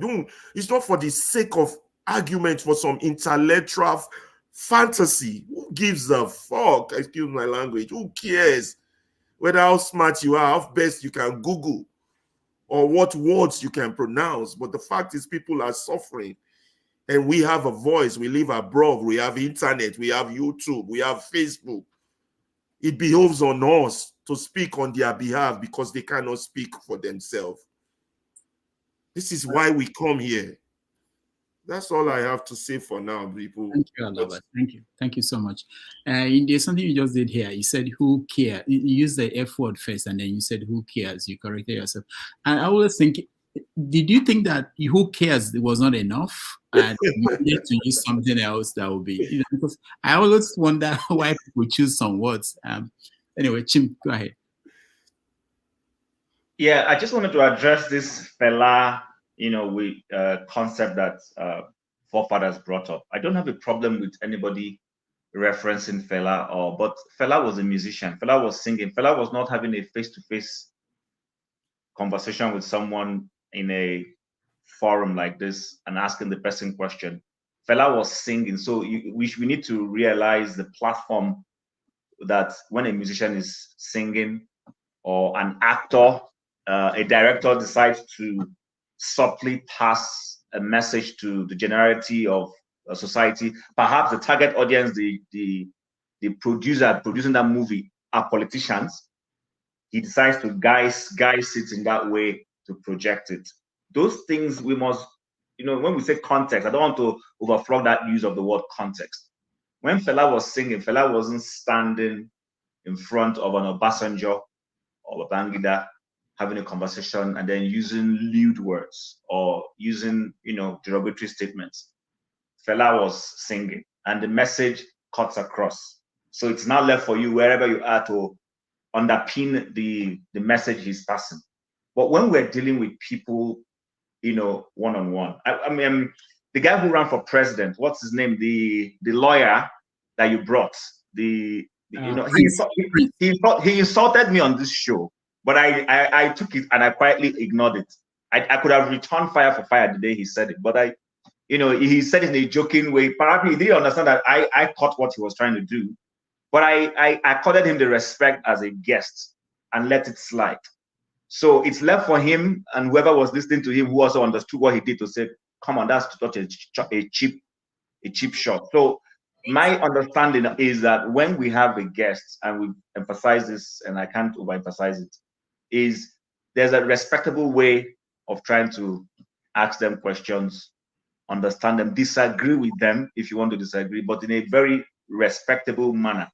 And so that you don't take away a sense of pride from the person, and vice versa. And then we go, because you never know where you're going to meet again tomorrow. And that person, perhaps, if it's the kind of person who recalls events, to say, my last interaction with this person used, and that could just be the deal breaker and all that. So I just wanted to throw that in. Sometimes we don't realize these things. It's acceptable to disagree. I don't have a problem with disagreeing with anyone. I tell my children disagree with me every day. Sometimes I feel like using a stick on them, but I realize that, okay, I'm also encouraging them to be able to be bold enough. The only thing I disagree with them, and I tell them, you can't insult me. Once you insult me, I call it out. But to disagree with me, they are at liberty. I registered my daughter for a program that was supposed to run yesterday and next Saturday, and she was complaining that I didn't ask her, I didn't seek her opinion, and I laughed. I registered her for that program because out of love, and I thought, oh, this would benefit her. So when her mother was like trying to make appeasement to say she should go, I told her, hey, don't force her. Don't go and do the program if you don't want. I'll tell the organizers you're pulling out. It's okay. And that's what we did. I respected it. So it's her view. But maybe later on in the future, she'll come back to say, oh, Daddy, I realized that was a good program. I was saying "Toh" at that point. So but on the point I just wanted to make is, you pay for the program, is it free? It's free, but there is these are people I know. It's like a bit of an impression on me that she's pulling out, but it's okay, no problem. I understood where she was coming from, even though I don't agree with her. She could have still done the thing and go do the other things she wanted to do, but she just wanted to emphasize that I did not seek. This is a 12-year-old saying I didn't seek her consent. I like so that. Okay, I like that's where we live. Those are the kind of people we're grooming. There is hope for the country. Yes, so I just wanted to put that out. Nigeria. Yeah. Can I respond to that briefly? Okay. After KJ, then you respond. Chim, tell her next time that you call her uncle to give us some, because Uncle Tunde Pasineme, I can make Tunde Pasineme.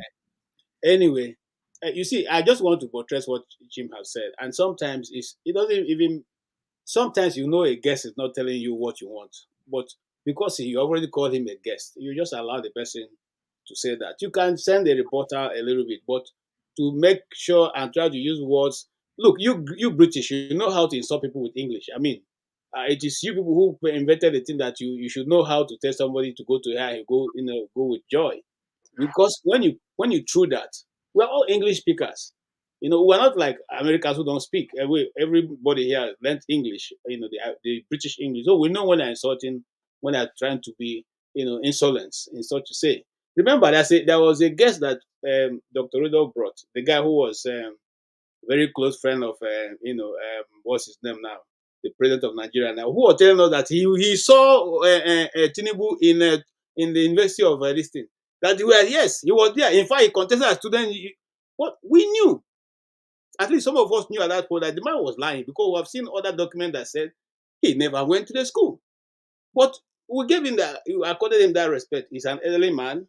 He's a guest. Okay, all we need to do is just ask for him to continuously to say what he's saying, so that in the future we can say, Oga, maybe you can look back now and see that what you are saying was totally, fabulous. All right. But it would have made sense for me now to start shouting, Oga, look, I have the redacted document here. I'm holding it here. That says that the guy never went there, or what you are saying is not true. It's just for us to all be at one, nobody is trying to try anybody's. Dr. Rudolph is always in the classroom. So at least he's, unlike some of us who no longer participate in everyday academic work, he's sharp, or, he's also a sharp individual. He can pick up those things, And this other guy, but my only challenge is that, what I felt a bit concerned about was, he's in the field. Just like me, I'm not a practicing journalist now, but the journalist in the field is telling me something, and I'm the one arguing with the person. It doesn't make sense. He's in the field. tomorrow too, maybe tomorrow if school is tomorrow, he's going to be in the classroom. He's going to look at material that you and I may not be privy to. And so sometimes when we argue with such people, we're just doing it because we want to put ourselves forward, and it doesn't pay. It doesn't help us. It doesn't pay. KJ, I will even say you have the right to argue with him, but the one I say that is not, that doesn't make sound right is to start belittling the person. And you know when you are doing it, you know what you do, that you intentionally wanted to do that, because you can make your arguments without trying to make the person think you are making the person look small, because I don't think you can. Anybody really can. You know, it's like people who call KJ, and actually you're a victim of this. People come here always say, "And you're a journalist, and you're a journalist." You know, I hear that. I know what they were doing. You know, but I know that you can take it. But these are the kind of things I'm referring to. You don't have to say if you disagree with me, disagree with me. Don't say because you teach in a college, how can you be talking like this? Or because you're a journalist, how can you not know that the governor of Alabama is? I don't know. That's it. I don't have to know everything. You know, but those are the kind of things that people do, and they do it without thinking that they think it's a smart thing. I think the main thing is really, there's a writer that said that each time he wakes up to write, he will dress up, put on tie and suit, even though he's at home, and go to his study to write, because he takes it seriously. I think part of the problem is that because we're at home, maybe we're eating and drinking and our children are running around, we don't see this as something that is formal. I'm thinking that I've gone to events where Nigerians meet their government officials, Nigerians who are angry, and you see them on programs, they're angry. But when they see the officials, you're not going to go in front of them and say, "You're a thief, get out from here, get out from America." You can't do that. You know, no matter who they are, even if he's the biggest thief you can think of in Nigeria, you're not going to do that. And that's how it should be when you're on a platform like this, when you have a guest. The fact that whoever the person is, whatever you think about the person, there is that element of this person is a guest. You can't go to Hilton's in New York and meet, let's say, who is the worst person you can think of in Nigeria now, and think of Bojabi Amela, for instance, come in there and you start screaming, "You're a thief!" You can't do that.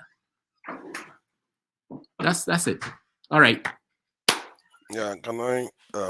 You Okay. see, the thing is, if somebody makes a contextual statement implying that if somebody has colonial mentality, they are less valuable than a school leaver, that is a contextual statement, meaning if the person that you're referring to doesn't have those traits, has nothing to do with him. And even if the person has those traits, that is my opinion, because I consider people that are nationalists more valuable to our health than people that have colonized mentality. And there is a reason why I want to respond to what Chim said. There's a reason why Fela encoded it into songs. Fela wasn't just saying these things, he was acting it. He was also an activist. He did things. And he encoded into song because he knew his time would be over before our people woke up to this truth. And that is what people do when they feel that the time that they are in is hostile to their ideas. Please, can I just ask one question for that? What do you mean by colonial mentality? Can you just expatiate on it? By colonial mentality, I mean some people that subscribe to the colonized way of doing things. Like people that believe that we should keep, like judges that believe that we should keep wearing the European headgear that they handed down to us, or don't want Nigeria to have a native official language, and don't want us to rename our country, don't want us to defend ourselves. They are they subscribe to everything Western, and they take our resources and put it in Western hands. They see us as an extension of the West. So how does the professor, how does it fall into that mentality that you were espousing? You see, what I said didn't call him that. What he says made him that, then that is the opinion. Then he fell into the bracket. But he didn't say anything that said, okay, we are about to sell Nigeria to colonizers. I just want you to understand that we have a lot of problems in Nigeria because we have a lot of professors in Nigeria. But look at the state of the country. We've wrecked a country whereby a country of 6 million people exports more than the entire African continent. Nigeria is like not a blip. That is how badly we performed, and that's where this is where I depart from this in Dr. Damages on this. There is an urgency to our situation. We are not like America that can print currency as they see fit and it doesn't affect their exchange rate. There's an urgency. We are in a totally different state, and if we don't question everything, this is why I even question people that just come and make some proverbs and that doesn't even make sense. I question it because these are things we are putting amongst ourselves, and it's affecting how we perceive reality. And you have to question everything because look at where we are. It's so terrible that we should outperform where we are easily without even breaking a sweat. But yet we've wrecked our country so badly that the simplest things are almost paralytic. We can't even move at all. This is why you have to question anything anybody says. It's not an insult to question. It's trying to push them to the limit so that they can give you the truth of where they stand. Can I say something so far to you? Even you talking, you have colonial mentality because I can see you're wearing glasses. Is the That's not colonial mentality. Cultural thing. Sorry, I was KJ, I was KJ. Yeah, on Zoom. Using camera. KJ, you wear shoes. It's a technology. KJ, I was even going to add, KJ. Ice cream. You lick ice cream. You go buy ice cream. You eat. You eat hot dog, sausage. Is it your cultural food? Is that not colonial? KJ, forefathers, I was going to ask you, does colonial mentality include living in Aberdeen, in London, in St. Andrews, or wherever it is you live? Is it part of colonial mentality? Because it depends. Like when I came to the UK for the first maybe even 16 years, you can say I was very much in the colonial mentality mindset. It depends on what you do with it. No, you're not living in Benin or Lagos or where you're living in the UK. With so that's that doesn't make it that. Let me finish what I'm saying. Mr. Forefathers, how does the wig that they wear, how does it affect dispensation of justice? Because it affects it, because clearly we know that the justice system is messed up, and it also it implies the mindset that you have.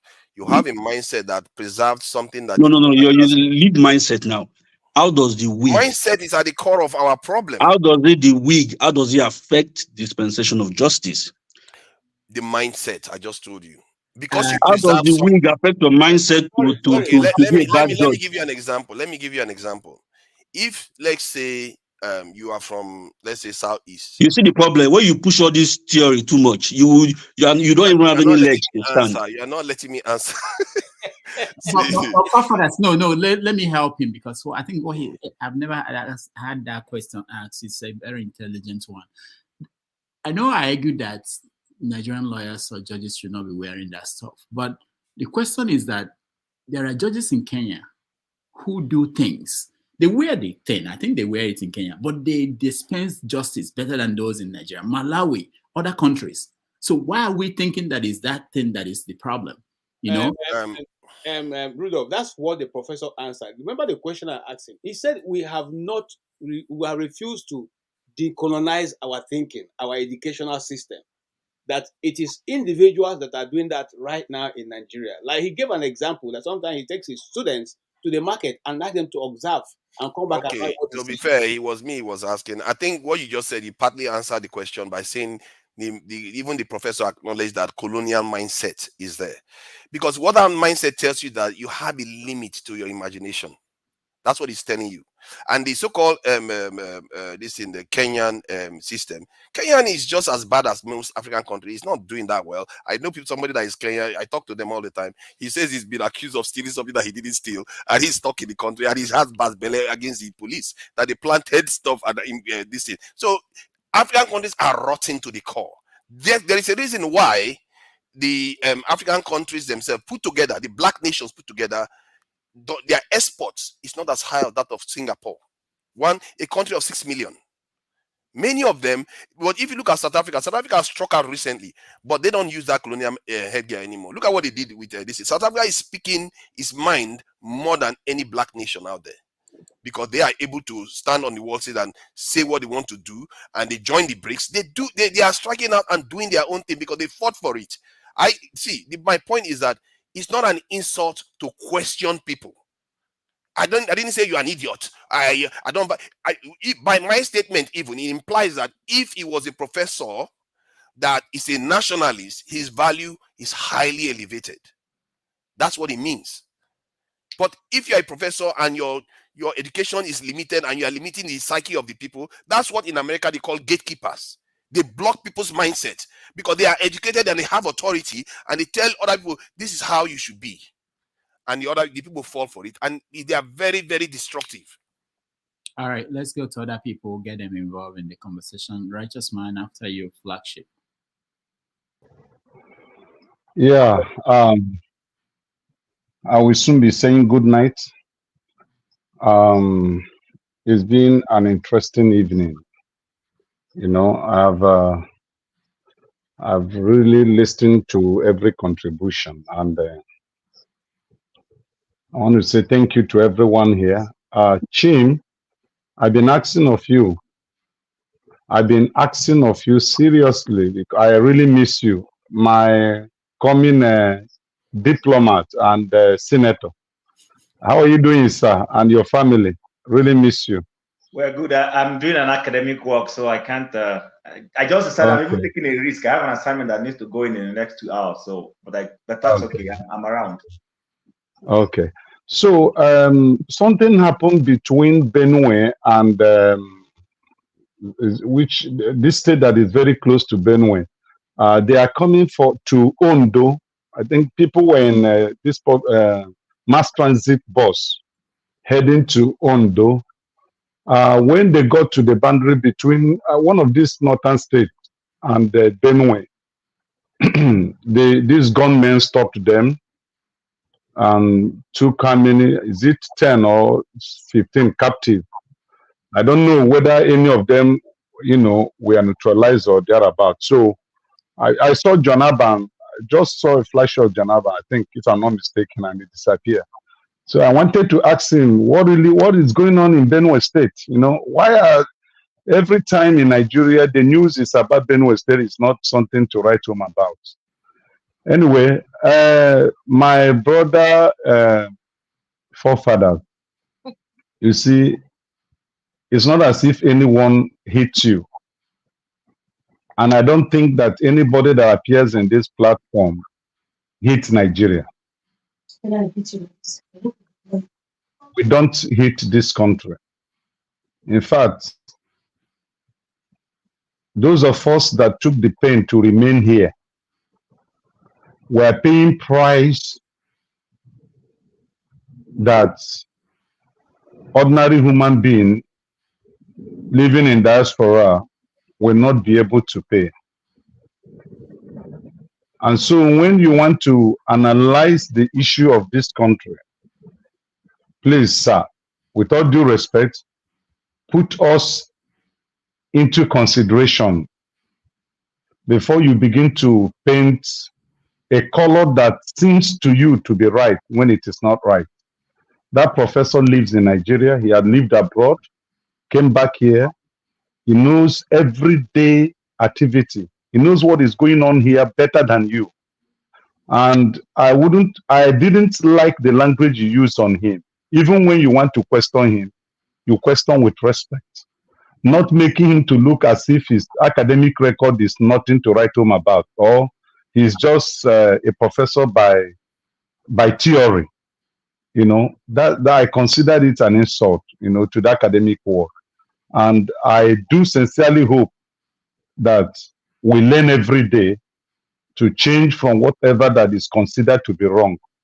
You know, I have discovered that you have read so much books, and one of the things I came to realize in the recent time is that you behave like the British. They are very cunning, very conservative. They know what they are looking at, but they will pretend as if they are with you, but they have their target. I think having lived in London or in Britain for the number of years you've mentioned here must have affected your way of reasoning and your way of seeing things, which is well understood. You don't talk like those who live in America at all. most of you that lives in Britain, whenever you make your presentation here, it's quite different from those who lives in USA. So I can understand that. But please, sir, before you analyze Nigeria, before you condemn people that are living here or take side to whatever you think, please remember that we are suffering here. And this suffering is not something that any human being should pray for his enemy or our enemy to encounter. No light, no food, no security, no work, no medication, Medicare. There is nothing. You graduate from the university, you're rotting here. There is no good road, nothing. And so please, sir, with all due respect, refrain and retreat from those comments you normally make. Thank you. Thank you, Righteous Man. I like the power of Nigerians. I don't think Kenyans or Malawians will be talking and saying refrain, and but Nigerians are wonderful. Righteous Man, what's wrong with us who live in America? You mentioned something. It's something very insulting, you know, like that UK are the right people, Canadian, but the Americans. What's wrong with us? Anyway, you don't have to answer that.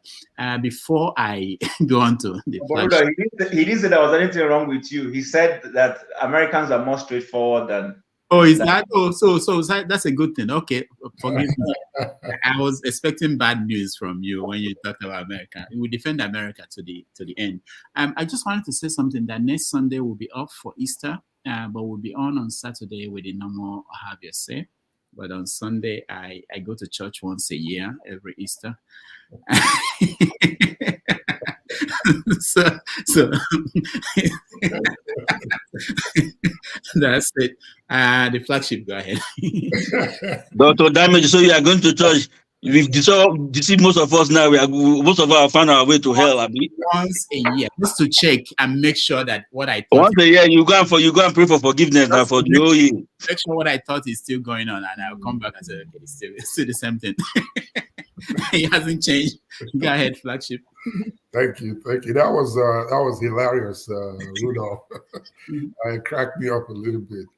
I think that again, I'm sorry I stepped away for a few minutes. I have to attend to something, and I've heard the last few minutes of the conversation admonishing forefathers. But I want to go back to. Oh, by the way, Chin, good to see you again. I want to go back to the guest that we had today. If I sum up what he said, my impression or take home from it is that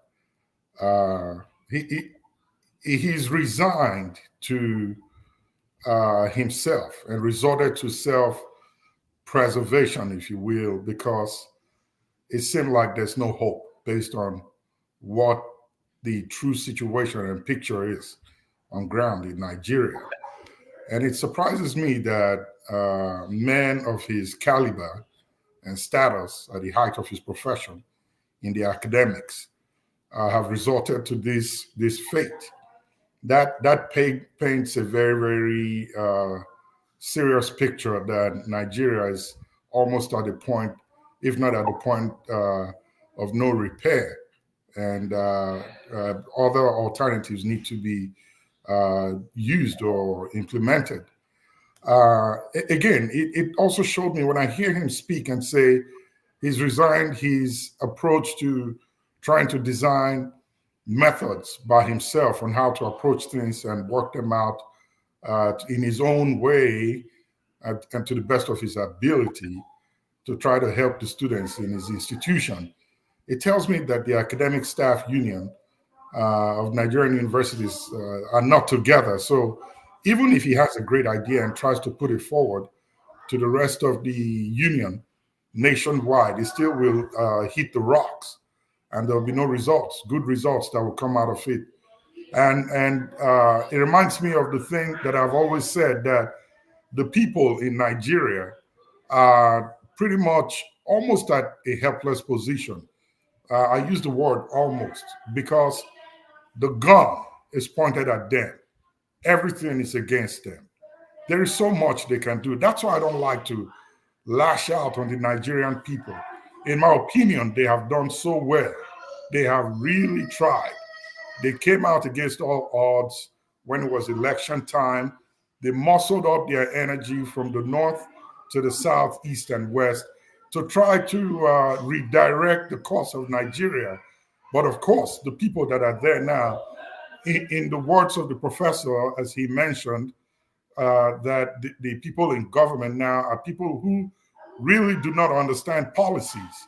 They are just like grab and take, and let me use a local word in Nigeria, agberus in the motor park. They don't understand what good governance is. So it's hard for you to talk to them. It's hard for you to approach them with ideas. I mean, if a professor of his caliber would resort to that, it kind of makes me wonder what else is there in terms of resources and solutions that could be provided to these people to take their knees off the neck of Nigeria. But there's still hope, I believe.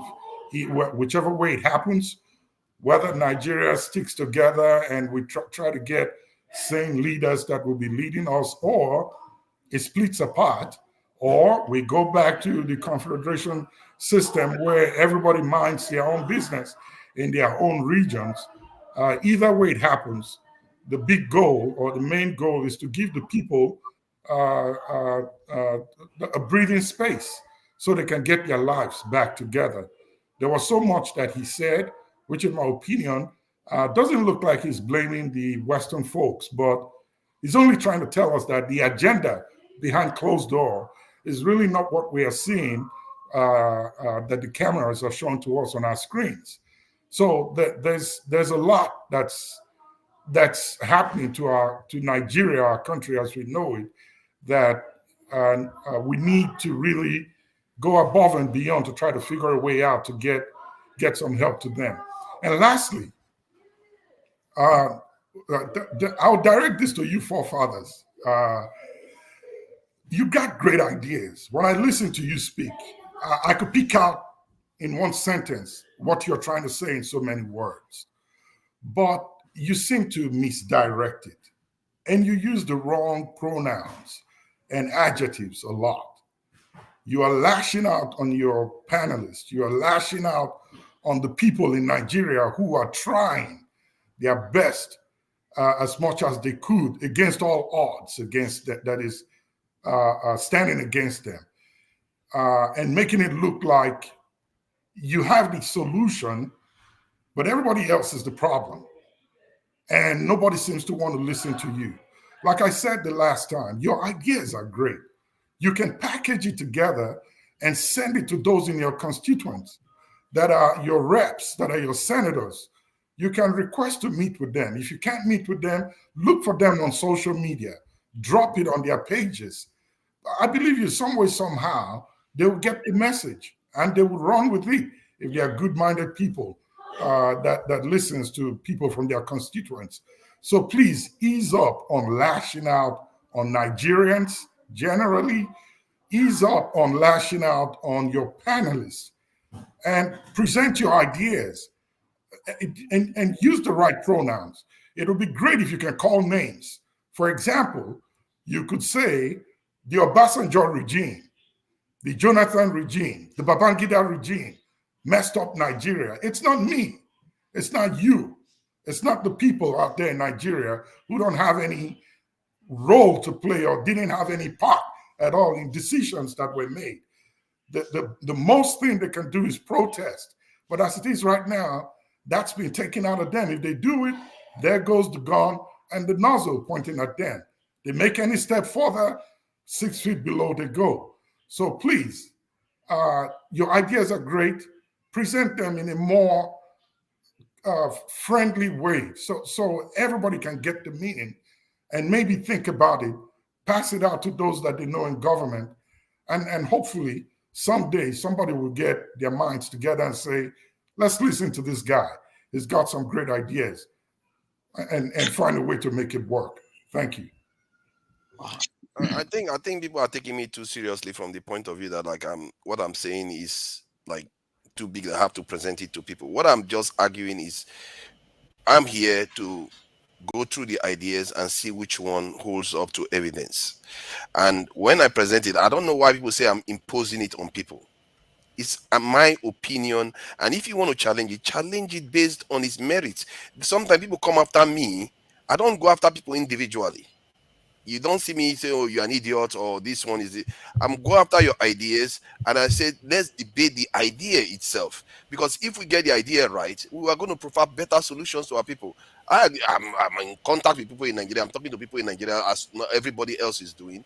I'm not any special. I'm just saying, I don't know why people think I'm imposing. It's just, how do I do it?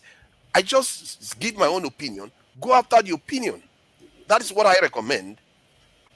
But forefathers, if you listen, so I think sometimes if you take a minute or two to go back and listen to the broadcast, and just assess it, see how it's said, how you said it.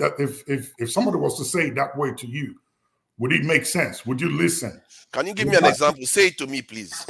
No. I think forefather. I think the way it comes. Say it to me the way I say it to people. Let's see what I will The find way it it comes offensive at all. strong to most of us is the fact that you double as the panelist, and you double as the anchor, and your opinion kind of counts. It's the same way you kind of want to pick an editor's opinion. You understand? Your style is different from Rudolph's style. We don't get to hear Rudolph's opinion most of the time. He allows us to talk, and then maybe once in a while he weighs in, and the way he puts it is different from the way you put it.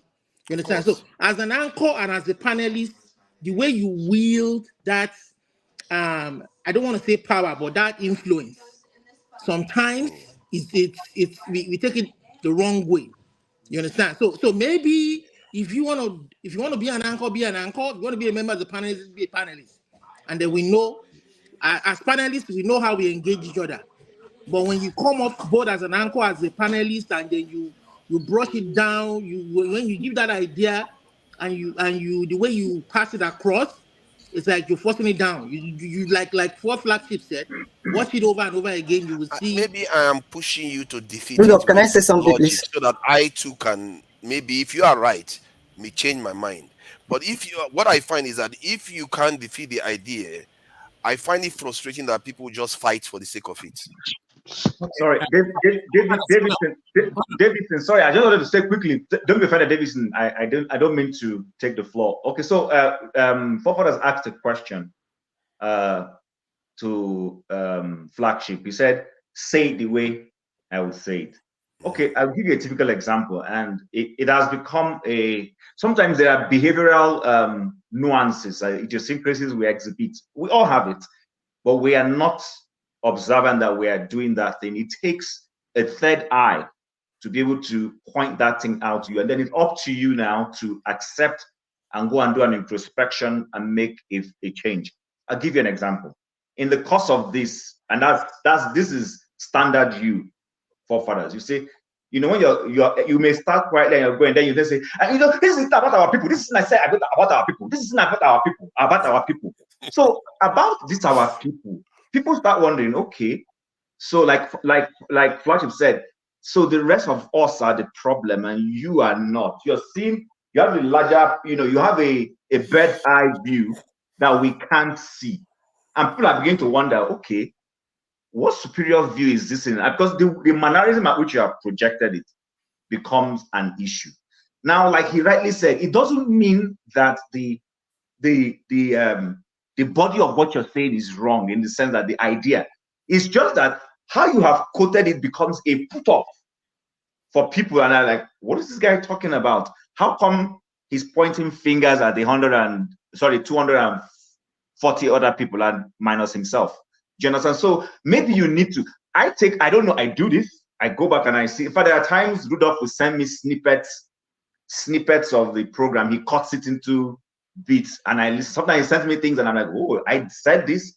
Oh, that was terrible, So I don't know. This is just me. I don't know if what I said aligns with Flagship said, but you need to look at the way you present it. Nobody is saying it. Nobody wants you to be Rudolph. I don't want you to be Rudolph. Be Forefathers. But in being Forefathers also, Forefathers needs to begin to evolve. Forefathers needs to begin to make changes. Forefathers needs to begin to transform. look at things from a different perspective. That's what is going to make you not just a panelist that you are right now, but also the anchor that you are on when Rudolph is not there or when you're managing things. I don't know. This is just my 50 cents. It's funny you said that because I agree with part of what you said. But when you said that I start saying you people and all the rest of it, somebody criticized me. I think it was Jagun that criticized me privately about this, and I disagree with him at first, but because of the context of the argument. But later on, I thought about what he said, because he said sometimes you just come, you start saying stuff, then later on you just raise your voice. And I understood. I said, maybe there is some truth to that. I have to check it. And when I found that that was true, I actually apologized to him. I said, okay, that what you said before was actually accurate at that point, but I was being a bit obnoxious because of the context of our argument. See, like what you just said just now, that sometimes I come across as saying, our people, our people. Sometimes I do that, and it comes across as if I'm being condescending. But when other times I do include myself, I make clear that I am one of them. Like I said, 16 years in this country, I was like colonial mentality kind of person. I am one of them. So I'm not exempting myself from being, like I think, who did I say this to yesterday? I said, you are now a man.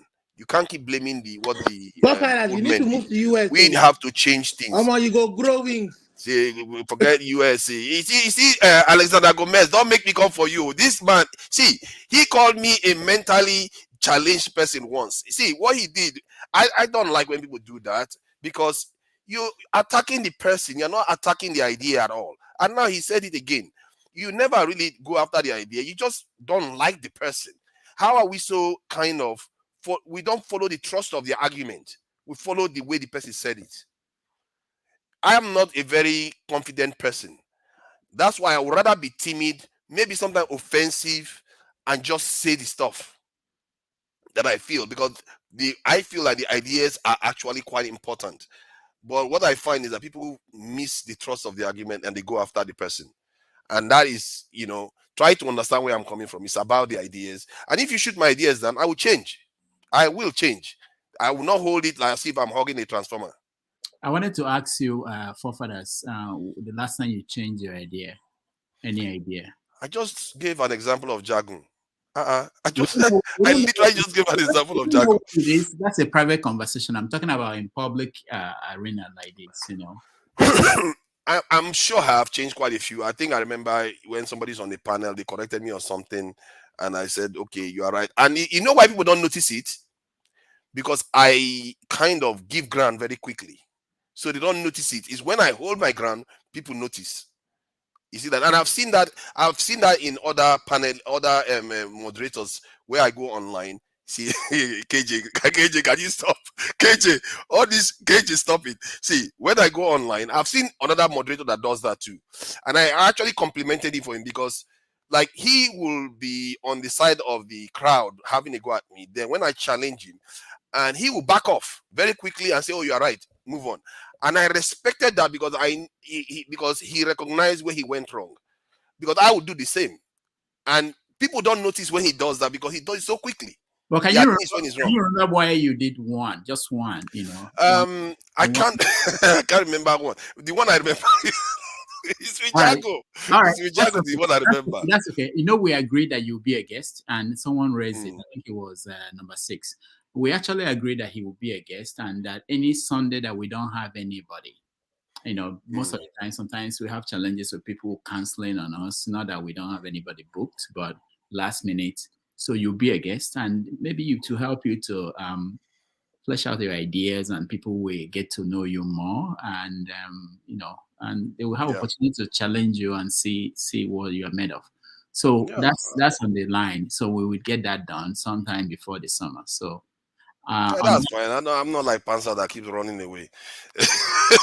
I'm not going to run. I'm going to stand my ground. All right, Davidson. Yeah, thank you so much. Hope you can hear me. Mm-hmm. Yeah, first of all, I want to thank Mr. Black Sheep, because whenever you talk, I listen. As in, you don't listen when I talk. All right. Yeah, of course. Rudolph, you and I, we met in New York. And so I do listen to everyone, seriously. And I remember the last time, about a couple of days ago, you said so many things. As in, I keep listening over and over. You have a very great idea. You have a very good solution for the country, Nigeria. I hope if you can, come up with a paper, articles, maybe our government will listen to you more, And I just want to let you know to keep saying what you are saying, fighting for the people and for the well-being of our nation, Nigeria. Rudolph, we also want to beg you for a favor, because the professor you invited today really done a great job. But the question I wanted to ask is not really for him, because as an individual, he has done his part. I want to speak to the policies maker in Nigeria, people that make policies and all of that. These are the problems we are facing in the country. Today, we are talking about educational system is not working. And the reason why we are having this issue is because of the people that are making policies in our country, Nigeria. Over the year, you can remember maybe 20, 30 years ago, the Chinese, they were facing issue, the Indians and all of that. They keep sending people to US to go and learn, coming back to develop their country.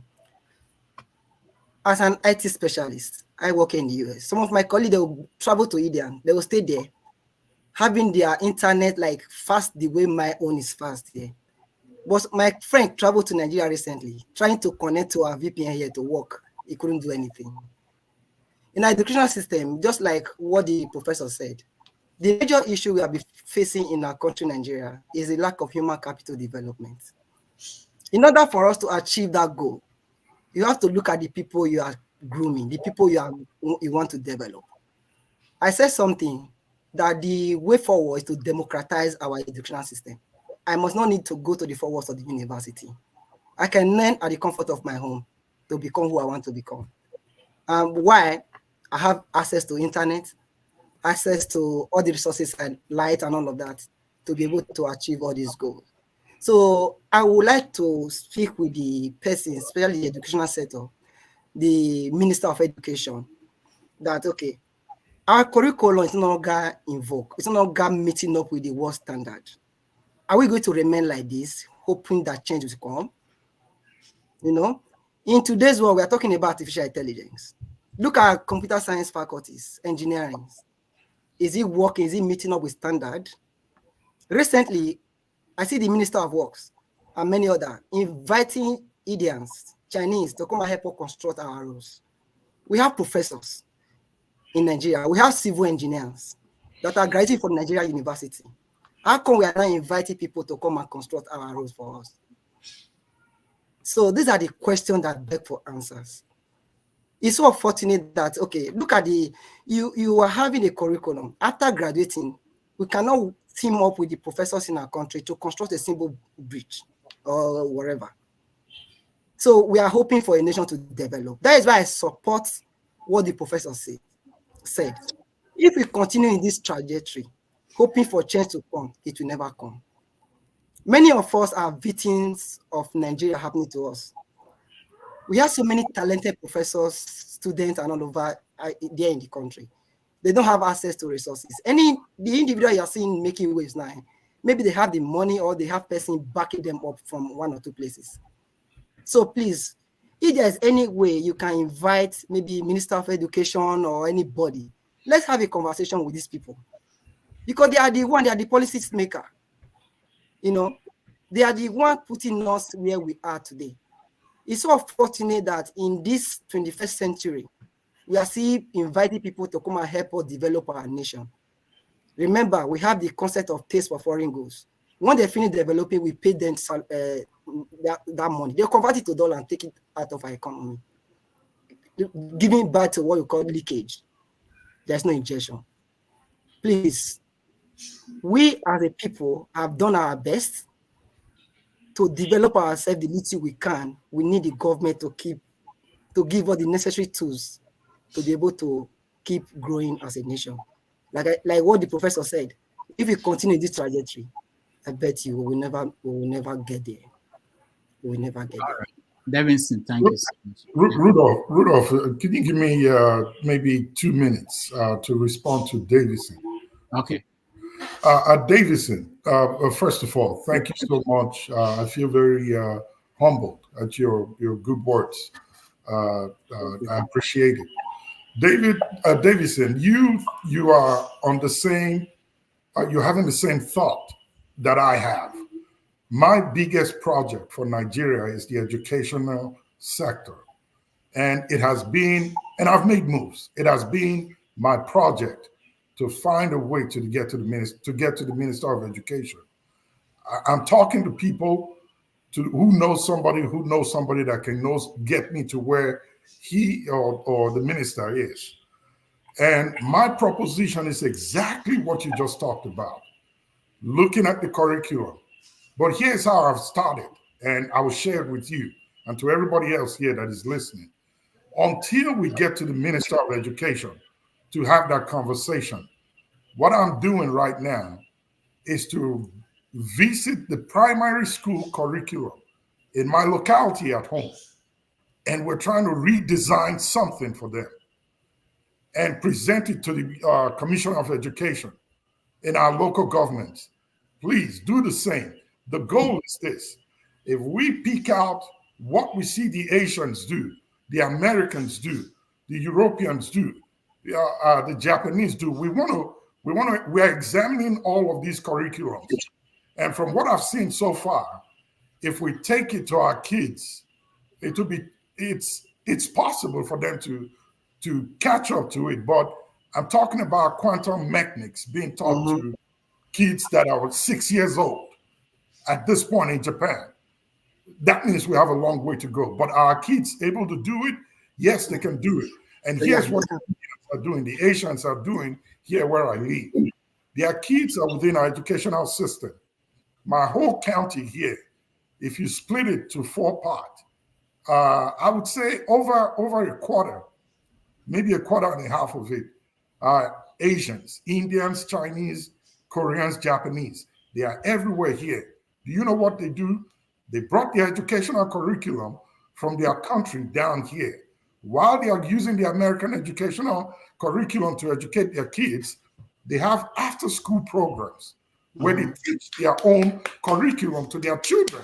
So it's like a double-barrel gun that the kids are using. That's the approach that I'm working on, to get this curriculum, look at all of them, put something together, take it home. If our commissioners of education will not accept it or doesn't see sense or make sense out of it, we want to introduce it to the schools, the primary schools, even if it means to get the kids to stay at school for 1 hour extra every day to be taught in this elementary status that every kids in other nations are learning. Let's begin to introduce our kids to them. The next step is to gather books. And we are working with organizations now who give out free books. We want to gather them and ship them back home. Open up a small library where these kids can go to learn and read these books and at least get a chance to stand toe-to-toe with their counterparts from other countries. Lastly, I said 2 minutes, but I know I'm over. But lastly, today, poverty is what our government is using as a weapon against our people. And you and I see it. But do you know another dangerous one that is looming that none of us are paying attention to? Wrong, bad education. If we continue with this curriculum that we have and the way education is going, that even the IMF and the World Bank is suggesting to Nigeria to do away with polytechnics, that is the craziest thing anybody can ever think of or hear. You're talking of vocational training that people who do not want to go to the 4 walls of an academic institution can go to get training on based on their skills. They are asking our government to do away with it. And guess what? They are doing away with it. We're being disadvantaged. Tomorrow, I'm talking 15, maybe 20 years from now, we're just going to be sitting ducks. Our people will not be able to measure up anywhere. The ones that are able to run out of Nigeria, I guess they call it jackpot at this moment, they run out to other countries to seek a better life. So please, work with people from wherever you are from to begin to put this curriculum together for these little kids so that at least we can start to grow and groom these young ones between now and the next 15, 16, maybe 20 years, they too can stand a chance to rub shoulders with their counterparts from the rest of the world. We cannot let this bad education that we're getting hurt our children, that they will now use that also as a weapon against us, that in the face of other countries, we can't speak because we don't know. There is AI right now. Ask the average Nigerian child. Do they know what AI is? They don't, but they all have smartphones. So please, begin to think in that line, and you're thinking about it already, but please begin to work on curriculums yourself. Join with people that are from your place. Put it together, take it home, and begin to implement it in the government schools as much as you can. Thank you. Please, can I just add quickly to what he said? You know, I've thought about some of the stuff you said. One of the bottlenecks is that the Nigerian space doesn't necessarily have the relevant infrastructure or tools to be able to translate the gains that are being made in the West technologically to the Nigerian space. And if we could work out the best way to translate the technological advancement in the West to the Nigerian space, that would be, and actually selectively do it too, in such a way that you go after the strategic ones that make the most difference and translate it to the Nigerian space. I think that would be quite critical. And personally, if I had the resources, I would be carrying out a research first to target the specific ones. And I think the current digital minister in Nigeria was talking something along the same lines in terms of doing AI in Nigeria. But I think it has to be broad scope in terms of the approach. You have to look at it from the point of view that how do I get what those people have, the most important ones, and package it in such a way that it can be taught to Nigerians or delivered to Nigerians in the current state Nigeria is in. And the population that is going to have it, whether it's everybody, whether it's specific group, how protected are they, how is it going to endure? Those type of thinking is needed. But I 100% agree with you. That technological aspect is very, very important. And let me tell you how we do it. One minute. So this is the next approach. We have several things that we're working on. It's not me alone, but I'm sharing ideas with people who are from my part of the world.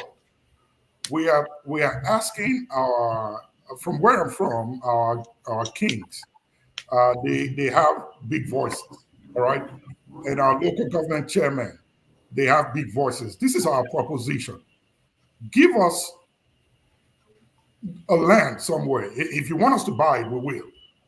We are if I can get 100 people from my place, of which we are way more than that, to commit a certain amount of money, buy this land, and build a vocational center there that we can computerize, that kids can come to. I'm talking of where we can put computers. HP as a company, they have computers they give away. They have programs that they run with third world countries where they donate these computers. We're going to approach them. We're going to ask them for computers. We want to digitalize a section of our community back home. We're going to build this center, and we want to put these computers and equipments there. So these kids can go there at their leisure, after school, on weekends, on Sundays, whatever time, keep it open. Power the place by solar panel and put constant electricity there and expose these children to what the rest of the kids in the rest of the first world nations are seeing. Even if it's for them to just come by, sit down and watch the videos on big screen. We're trying to jumpstart their brains to begin to think way ahead of their time. If we can provide this and give it to these children, we stand a good chance to give them a better tomorrow. So we're hoping that our king will give us some land somewhere. We're going to build it. It's not going to cost us too much. $20,000. We can make it happen. And then we seek out for these computers, send them home, computerize the place, and open it to the public school children or to any kid who want to come there to learn so they can see what the rest of the world is seeing that's beyond what their little digital phones that they have using to watch skits at home is shown to them. I believe with these are one of the many ways that we can begin to get our children to start to think beyond where they are, and hopefully they too will be able to stand and begin to challenge the status quo and make it better tomorrow for themselves. Wow. Yeah. Just a minute, please. I just want to quickly respond to Forefather. Thank you for that great idea, Mr. Flagship. And regarding to what Forefather said, regarding technological transfer, what they have in the West, we can bring it back to what we have in Africa or Nigeria, as the case may be. The truth of the matter is that we have everything in Africa. Connecting the dots is the problem. Today, we are talking about artificial intelligence. What is artificial intelligence? It's just a simple calculus, simple mathematics put together to form one or two. You know, Nigerian professors in the mathematics engineering, they all have all these things they taught in our university. But using all this mathematical knowledge and all of that to form a simple product or software or whatever is not there. A good example, if you talk about linear algebra, I can quote linear algebra, for instance, from beginning of the course I was taught in Mass 317 to the end. Without looking at book, I will teach that course. In Nigeria, I just do it without knowing the usefulness of those components. Coming to America, and I find out that the Y, the X, linear, all those, the number of a matrix and all of that. Simple matrix, the dot product of a matrix, ng values and ng vector is what we use for all these like recommendation system that Amazon is using today for their product recommendation. So my whole point is this: if we can work on our education curriculum, not just focusing on grade, I made first class 2-1 or whatever, that okay, project based, you know, will help us.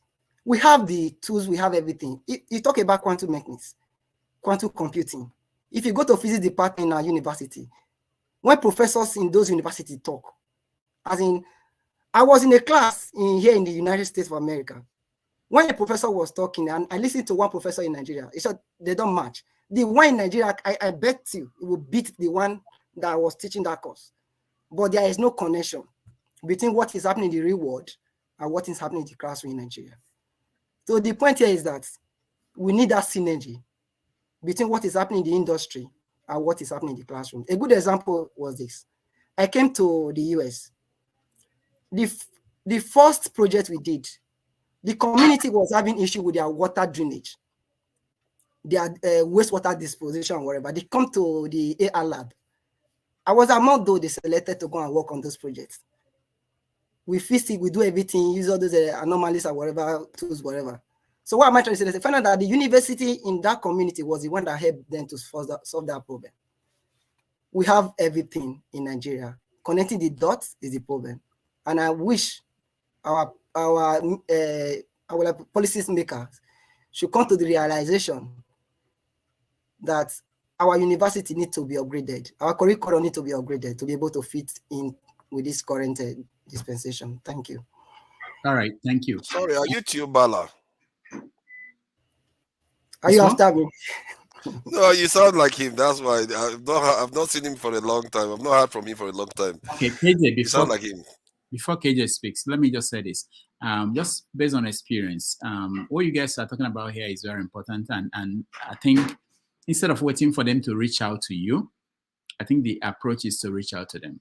I'll give you an example. I when we were at Sahara, after the Sahara period, I met a former minister who told me that we did not know what we did for her. It was a woman.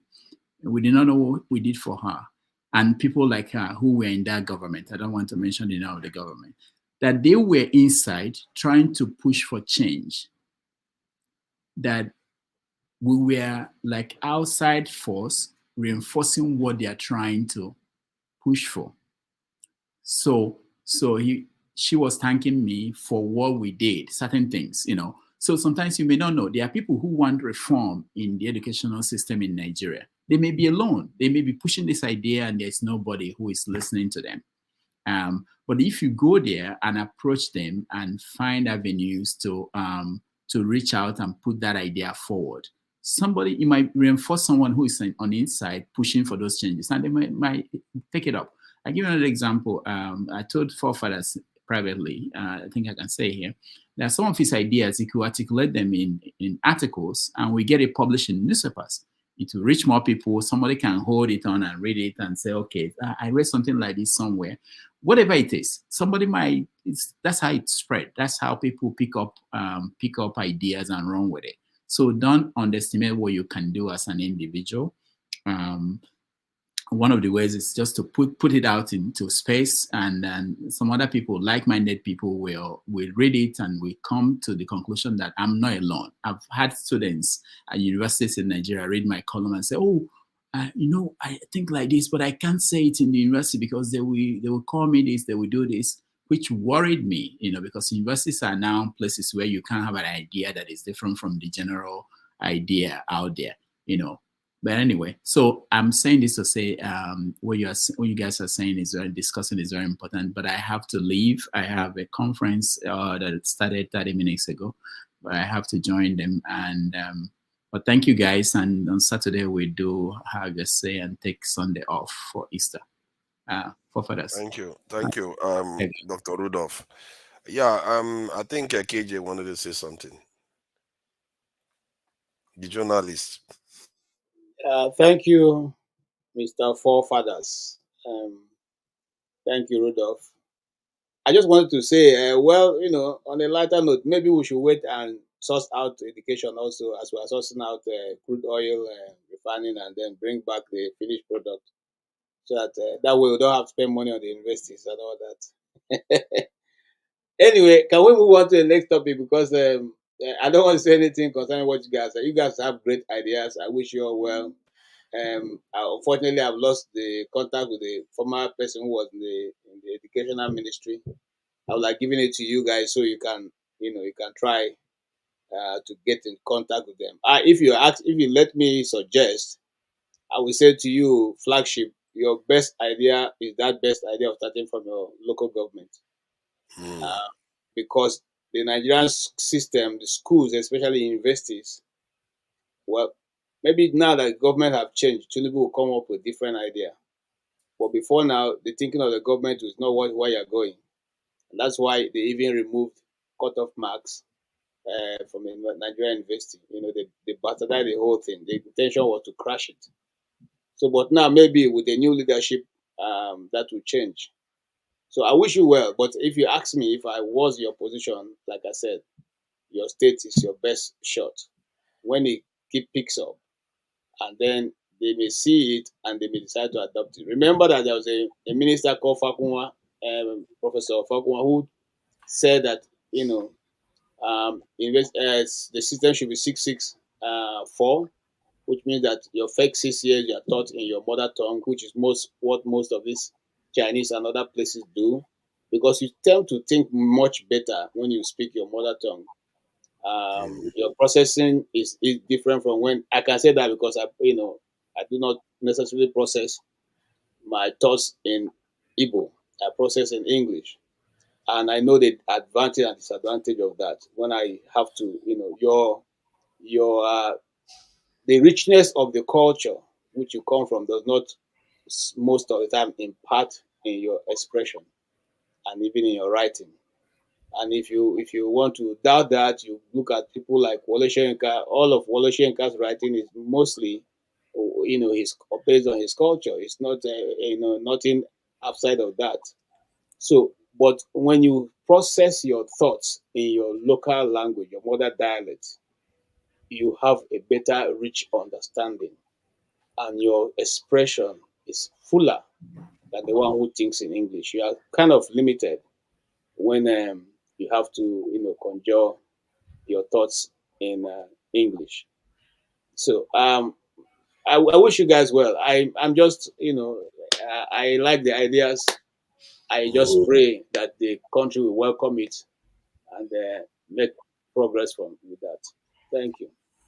I think you are correct about that. There was one program I just saw just today on TVC. They were they were showing this lady that was like a Yoruba chanter. That's what they call it, a Yoruba chanter. So it's like a dying culture. So she started chanting, and she went to people, the Yoruba people, and started chanting. And it's very interesting because the way they responded was it's almost visceral. And one of the young ladies, teenagers that don't care about all the things, when they started chanting to her, she was in tears. And it tells you that there is something we lose when we start thinking in foreign languages. And but nobody has bothered to look into that. And I think, if you look at all the people that have these native language as their first languages, they tend to control and develop a lot faster than the ones that don't. Chim, you wanted to say something? I just wanted to say to Flagship, very good idea. But my little input would be the less bureaucratic processes involved in it, the better.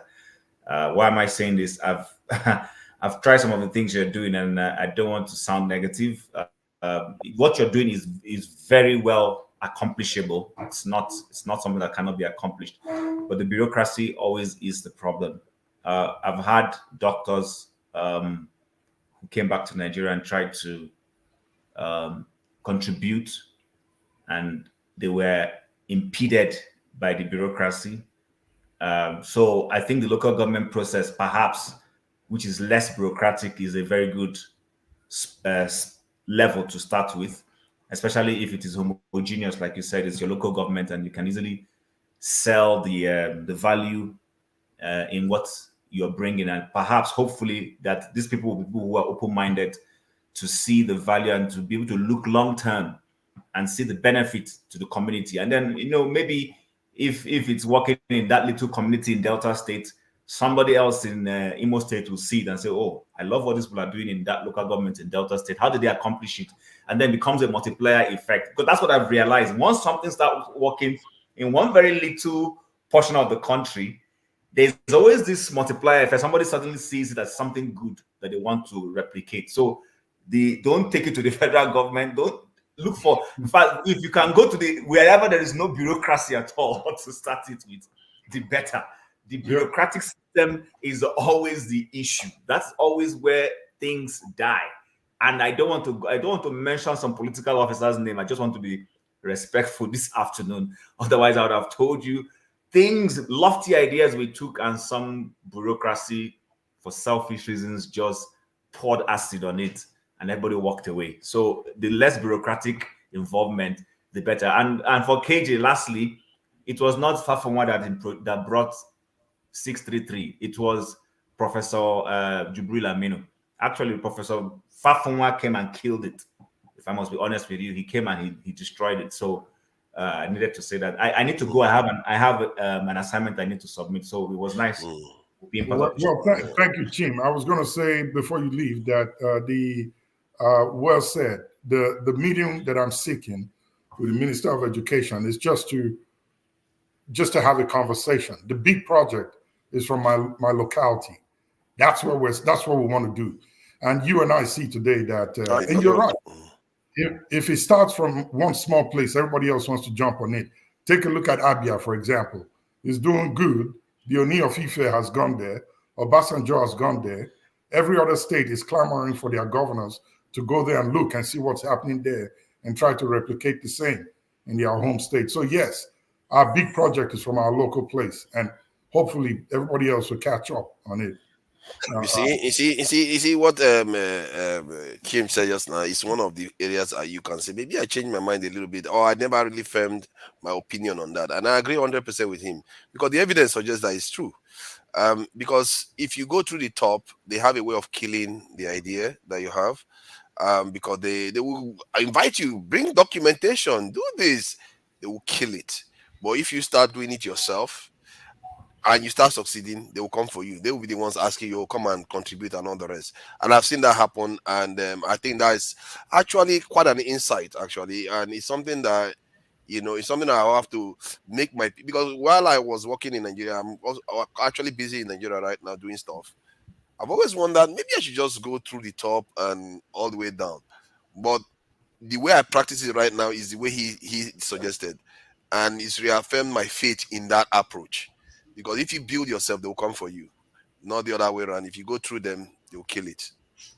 Can I quickly respond to one comment? Yeah, please go ahead to Ibala. Okay. when I make reference to the issue of artificial intelligence, I heard somebody write, say it's not calculus, it's not mathematics and all of that. First of all, let me start with machine learning. These are algebras, linear, what's it called? Linear regression and all of that. Then the concept of deep learning.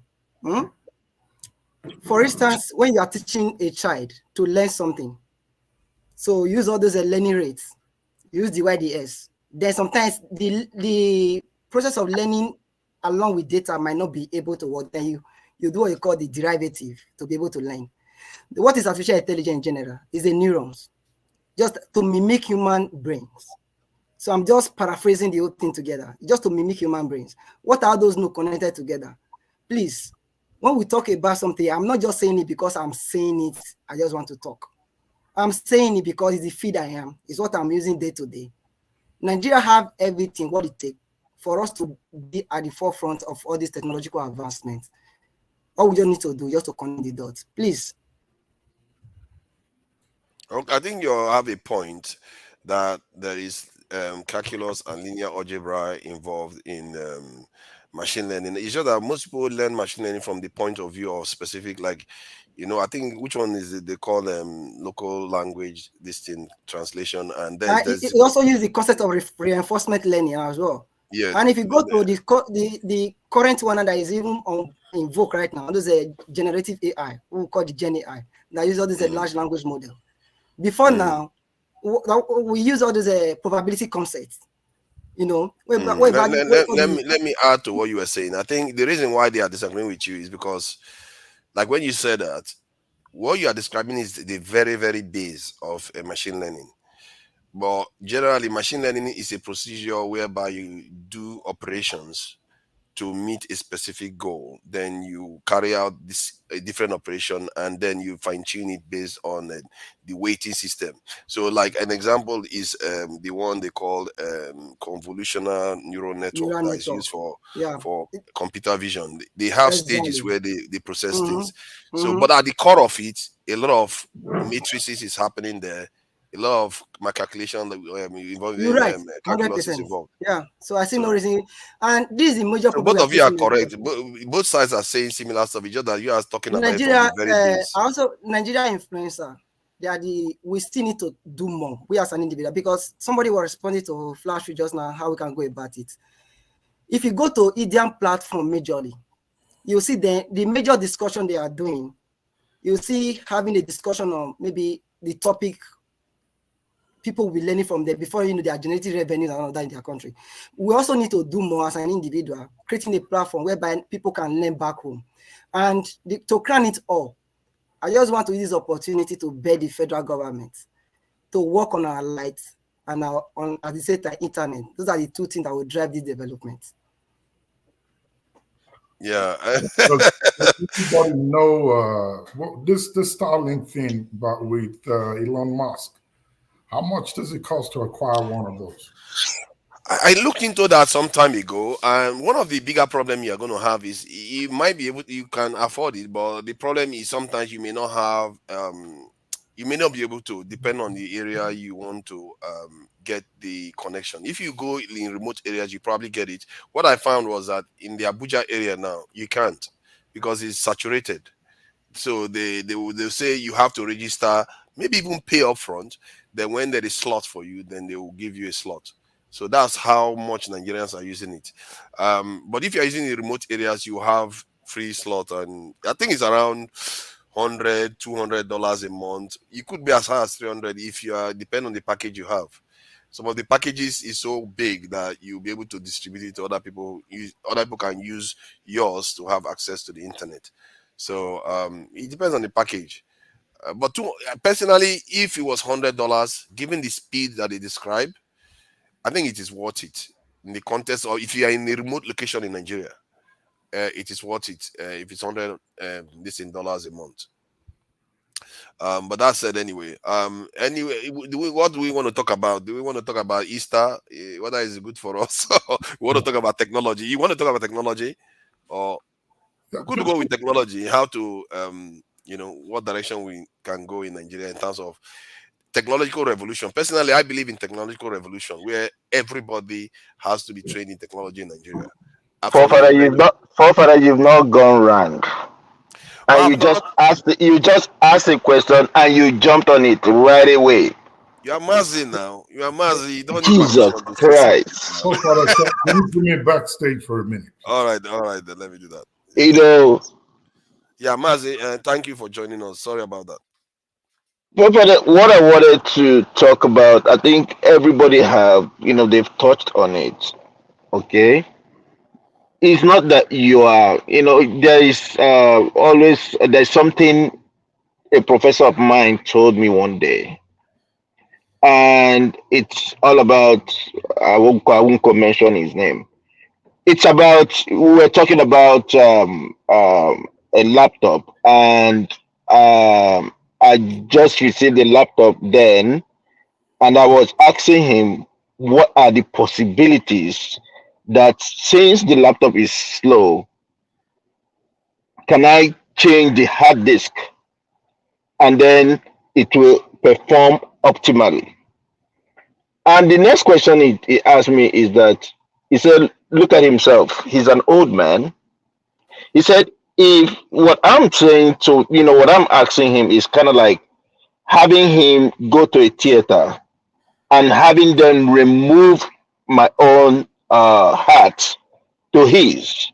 He said, now when they give him my heart, there are possibilities that he will not be able to withstand it. Being that he is older than me, mine will pump faster than his. There is also a possibility that his was way that didn't need to be touched, just had to be left alone, just in its own way. What am I saying in essence? You see, we all come here every time and we all talk and all that stuff. Believe you me, the one thing I love is that sometimes I might not be on the panel, but I listen to everything that people say, especially when you guys have that idea of you can talk while driving. If you see I parked and you know where I came to, is what it's known as Oakland. This is a crazy area, but it's okay. I don't live in this area, but because of the fact that I really wanted to make my own contribution, that's why I said, okay, well, I will take some time and I will wait here. Yes, you said something about standing your ground. We can disagree without actually disagreeing. You understand? And what every other person said to you, that's right. An example, a critical example that I could give you would be yesterday when you said something about, there is a report that that there a lot of shooting in America. I don't know who gave you that report. I don't know where that person lives, but where I live, we've never had a gunshot. We don't do that. But that doesn't mean that they don't do that in some other places. But I cannot generalize and say because that other places that they do that, I don't know. I have lived there for over 20 years. And I will make bold to say that things happen. Most of the places where all these shootings are happening are even where they are more conservative. And why do those people do? Nobody have the answers to why they do what they do. But one of the things that keeps coming up is that some of these people that do all this shooting is boredom. It's because where they live, they believe so much in the fact that it's their right to own a gun. There was a time I worked in an area. I was their manager there. It got so bad that I actually went and I bought one. But what I find myself doing is that every time I come to work, I don't want to park at the same spot. And when I'm leaving, you better not follow me, because it keeps, it keeps coming to my mind. It's kind of like this person is about to do something. Should I, should I him or defend yourself, do something? At some point I thought about it, and I came home, I said, you know what? I said, this is crazy. I'm gonna do this thing one day, and then I'm gonna shoot somebody who is not even coming to attack me. And what did I do? I willingly went to the police department, and I gave it to them. No questions asked. I gave it to them, and I resigned from that place. I said, you know what? If you guys don't move me, I'll move myself, because I don't want to be here to one day, kill somebody for no reason. That's what it is. And the thing is also this, like I said, more listening does greater good than even talking. Especially when you're a moderator. Yes, you're a moderator. I understand it. You have your own opinions, but sometimes, most times, allow the people, let them talk. Let them talk. They can talk as much as they, because I know most people who are, I won't say they're attacking you, they're not attacking you. Most of them who feel that you're not letting them talk feel that that particular time that they have to talk, you take it to also express your own views, which is relevant. But at the same time, they are not looking at it in that way. They're looking at it in another way around. And I know that without you telling me, you've had a profession in military. Most of the stuff you talk about is always about security, all about, military stuff. Some of us, like I said, I'm a Libra. I don't believe so much in violence. I don't believe so much in the fact that, because this person is, I think I said that to Pastor yesterday. I have an open mind about anything. I'm a Christian, but I have an open mind. I take anything. I take anything. What I'm not gonna do is to judge anybody. I will not judge anybody. But the thing is, whatever the person is doing, as long as you don't bring it to me, then that's fine. If you keep it to yourself, it's okay. But I will have a problem when you bring it to me. Okay? Then I will have problem. That's what I can say for now. But Thank you. you do a good job. Just please, just listen. That nobody's castigating you. It will really help. All right. Thank you. So Yeah, we are all sure. Let's put it. I'm a work in progress. Let's put it that way. Augustine, thank you for joining us. You appear you came from service today. You came from service today. I'm sure the coming week is a big week for you. So what do you think about the conversation so far? Oh man, I really enjoyed what the prof that came in today did. The guy I love the way he spoke about his own environment. He didn't just say, I have the opportunity to sell my environment. And from his background, you see what he's saying reflects whom he is. So it's not just that saying, oh, this school is so grounded and the person presenting it doesn't look grounded. So the school passed through him and it flowed in his conversation. But just to make a comment on what Mazi Prince said, I was having this conversation with a couple of friends within the week, because most of people back home, when you mention America, they will tell you gun violence. But this week I was discussing with a friend. Yes, there's gun violence in America because every single gun violence is reported. Imagine Nigeria, if we report every gun violence in Nigeria, or just imagine kidnapping. If every kidnapping in Nigeria is reported, imagine what will happen. It will look as if the whole Nigeria has been kidnapped. Underreported information back home is far, far, far compared to any other place. So when we say gun violence, because look at the population, 300 and something million, and everything is reported. Every gun violence makes it to the news. Thank you. But the thing is, the Nigerian space too, they do report. If somebody is kidnapped, you have to report it. You don't have a choice. If somebody shot in Nigeria, you definitely would notice it. Millions of it don't make it to the news. They don't make it to the news. No, it's the police report. That's where the statistics is taken from. Sorry, forefather, where do you get police? How many people go to police in Nigeria? I have seen a friend. Many people have lost their cars. I know that they didn't even care to go to police to report it. Losing your car. So I mean, who trusts those people? To be fair, car is one thing, but if people die, I don't know whether you know of anybody that has passed in Nigeria and they didn't report it to the police. Oh yeah, sure. Okay, I don't know that. Even death,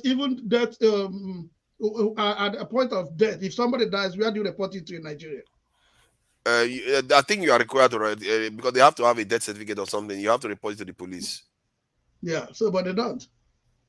I think I agree with you. Some cases they don't, but generally, if you are shot, chances are that maybe 5% of them are not reported, but 95% is reported if the person has been shot. 95. See.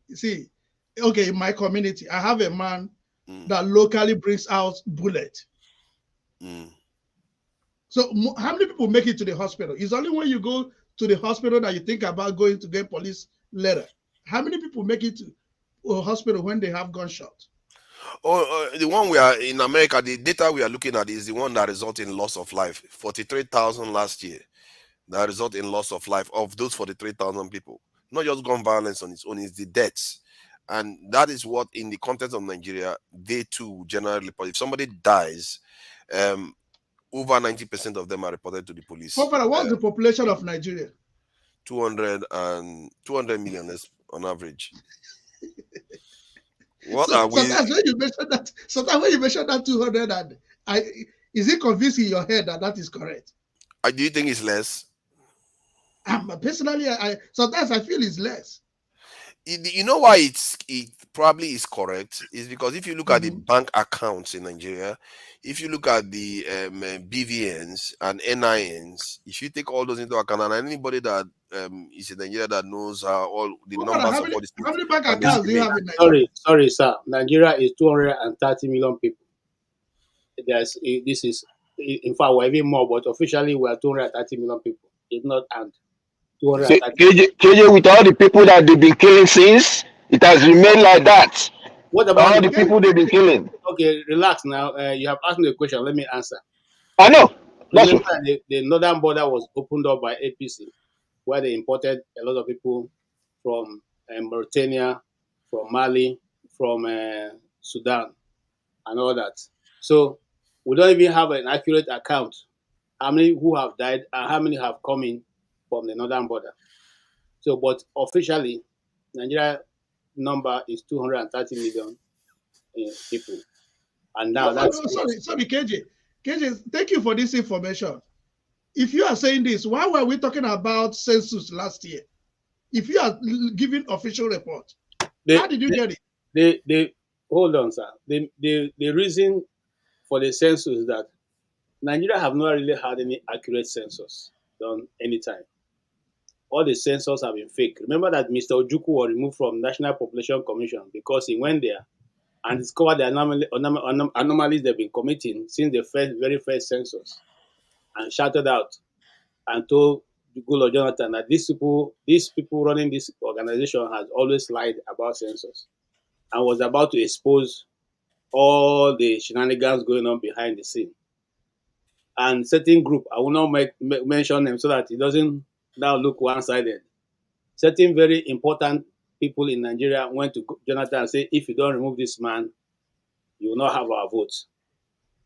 So Mr. Ojukwu was removed. This is our official record I'm talking about. But Mr. Ojukwu was removed from that place. And so he didn't have the opportunity to expose those anomalies, who were removed. and the person who came take over, of course, other things followed. That's always been the Nigerian situation. When we bring, if we bring Augustine now into that place, and he want to set the record straight and say things are right, some people will go behind at midnight and go and meet the powers that be and say, look, this man is now the national issue. He must be removed.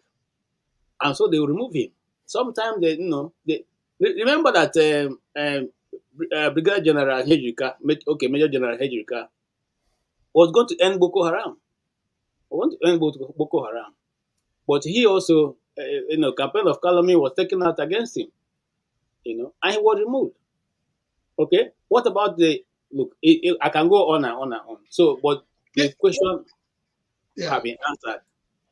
And I'm saying again that we have never had any proper census. It has just been cut and joined. So maybe that time they were planning to do a proper census. That was what the Goodluck Jonathan government wanted to do. Unfortunately, time ran out of him. I handed over to Buhari to do that. But the size of people that vote, though, is a bit concerning, though. Is that not why some people can argue that how can we be on to 200 million when 18 million is voting also? Forefather, you said about, but KJ came with certitude. KJ, how did you get the statistics? Yes, before now, remember that there's a time they one of the census they are calculated at one time. I think I don't know if I was in the university then or just outside of the university. It was calculated that Nigeria was 180 million at that time. And going by their own projection, I'm talking about National Population Commission now, that Nigeria was progressing in this order. And so by their own projection, not me put the figure, Nigeria is about 230 million now. Okay, about. Okay. Yes. So the issue of sorry, let me ask again. Sorry, I missed the people you said that did the calculation. Who did the calculation, please? The Nigerian Population Commission. Remember that the last census, I don't know if it's 1988. I can't remember the last time they did it, but there was a calculation that a census that came up to say Nigeria was about 180 million.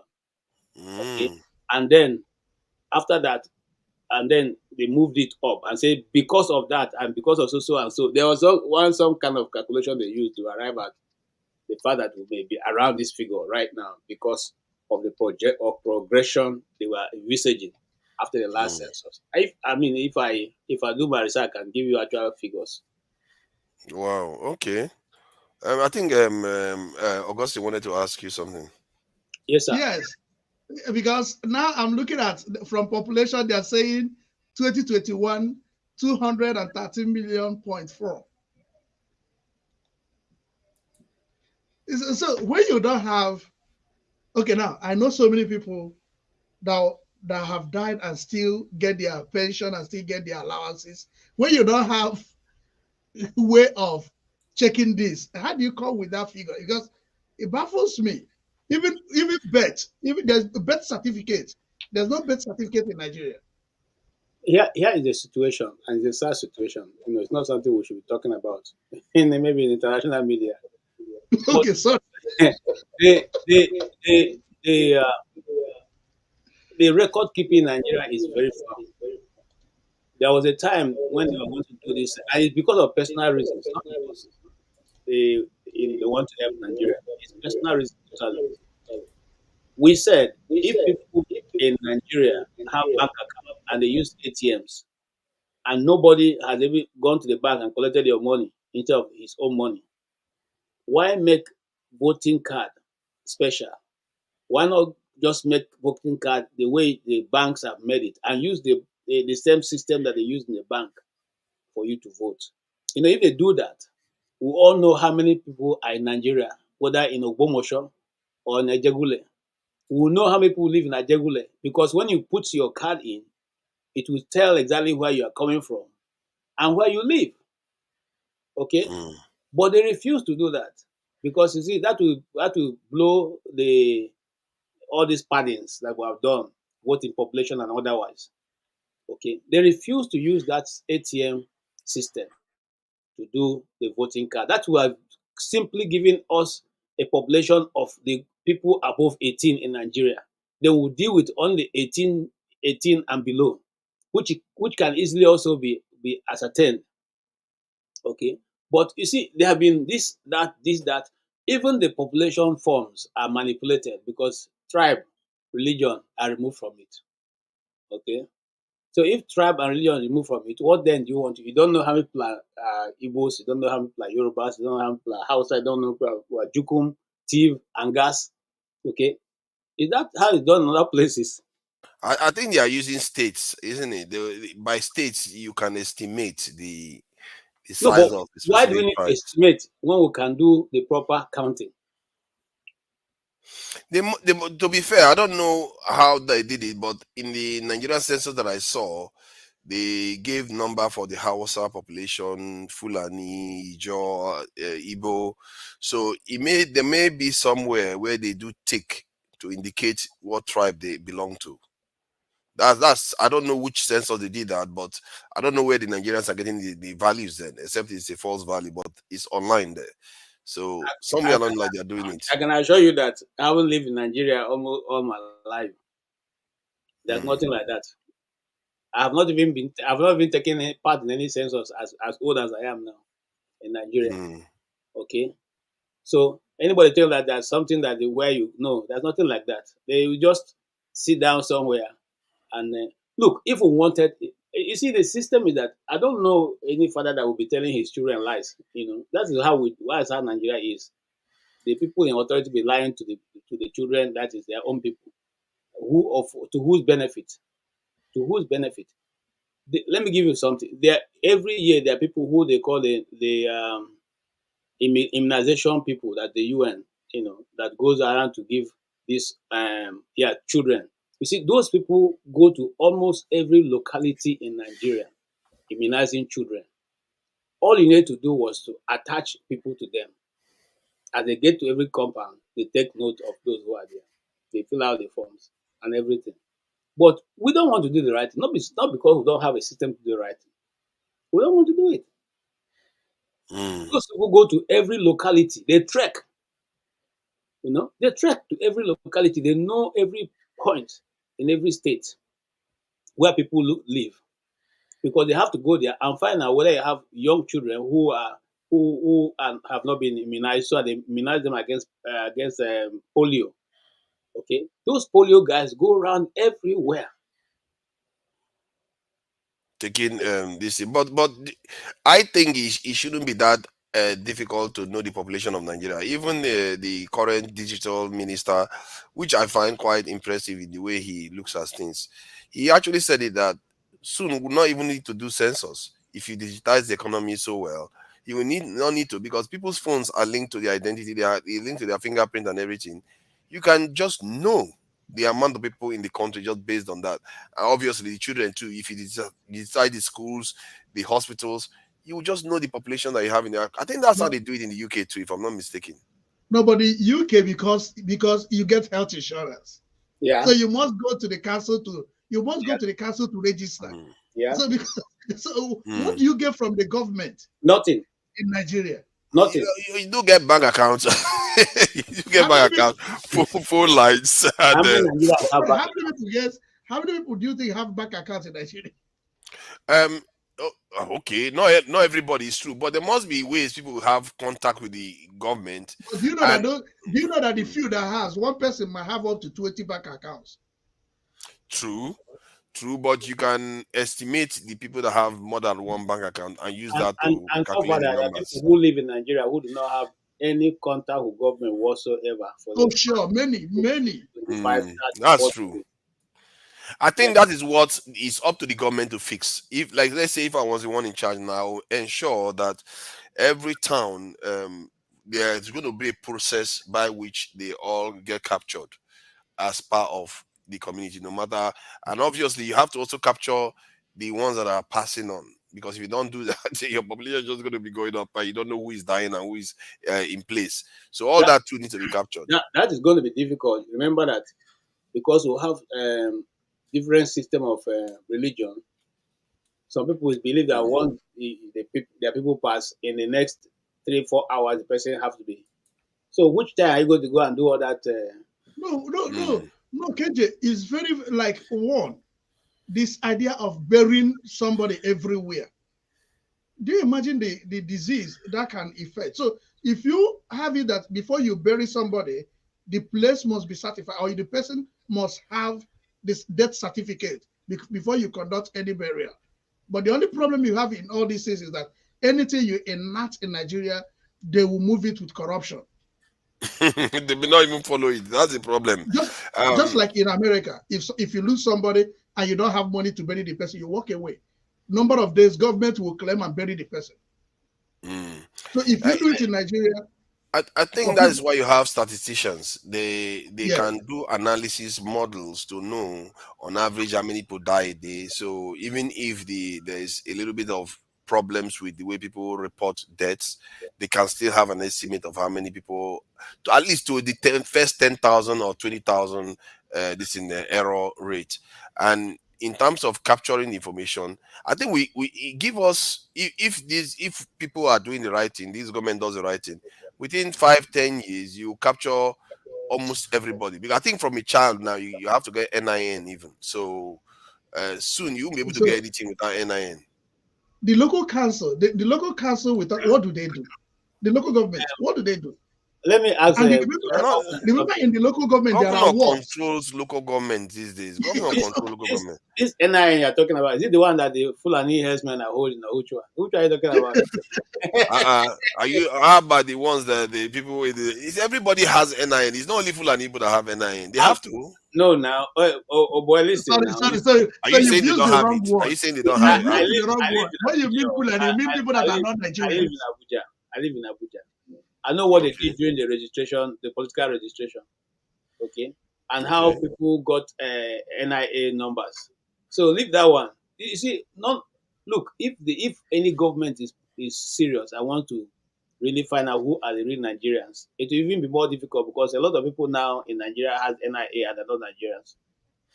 Yeah, but but NIN is backed up with something else, and I agree with you that some people that may not necessarily be Nigerians may be part of this, but I think it's a tiny amount because by that standard, if you say Fulanis are coming, how about the people in Benin Republic?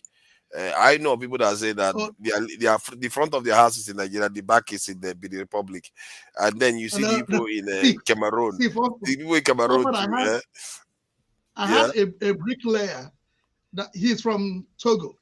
So while he was working with me, he brought all his people and they all had driver's license.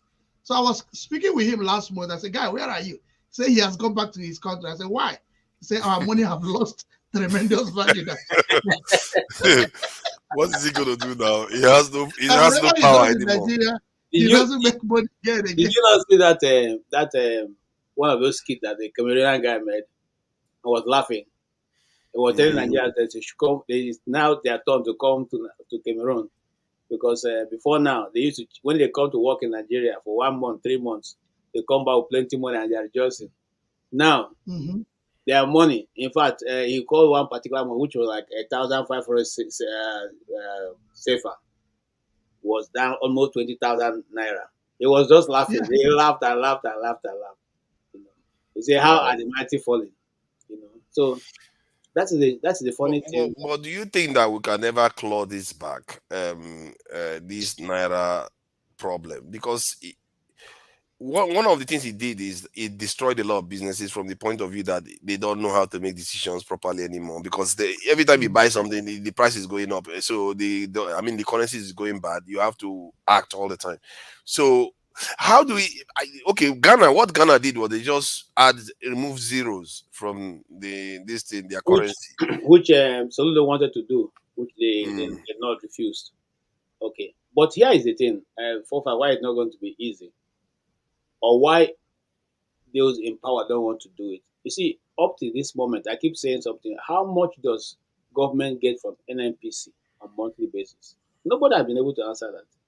How much oil do they extract from the Nigerian oil wells? Nobody has been able to answer that. Are these things impossible to measure? No. Are they willing to do it? No. Is anybody ready to probe into NNPC? No. Exactly. So even if you know the number, what good is it? You can't do anything. They will take the money as many as they like. That is the problem with Nigeria. How then do you now build up let me tell you, you see, like we discussed yesterday on this program, and I said, if money coming in now, coming from you and I, the diasporas that are sending money to help the people, that's what they are taking and saying, oh, the foreigners have done this, foreigners have done that. But after a while, you keep printing money, it's still going to drop.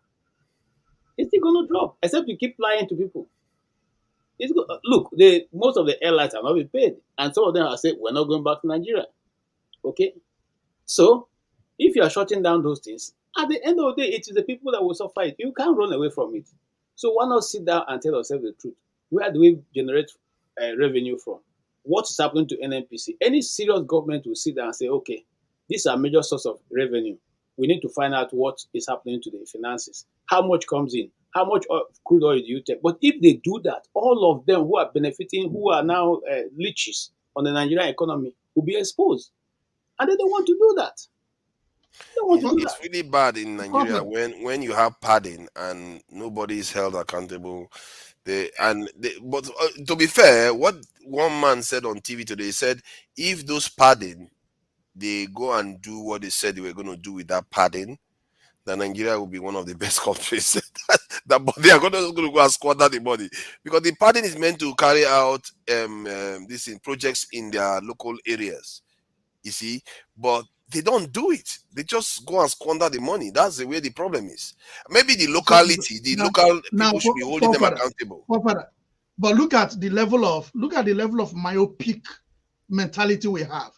Now, as a senator, you are buying 300 sewing machines to distribute to people.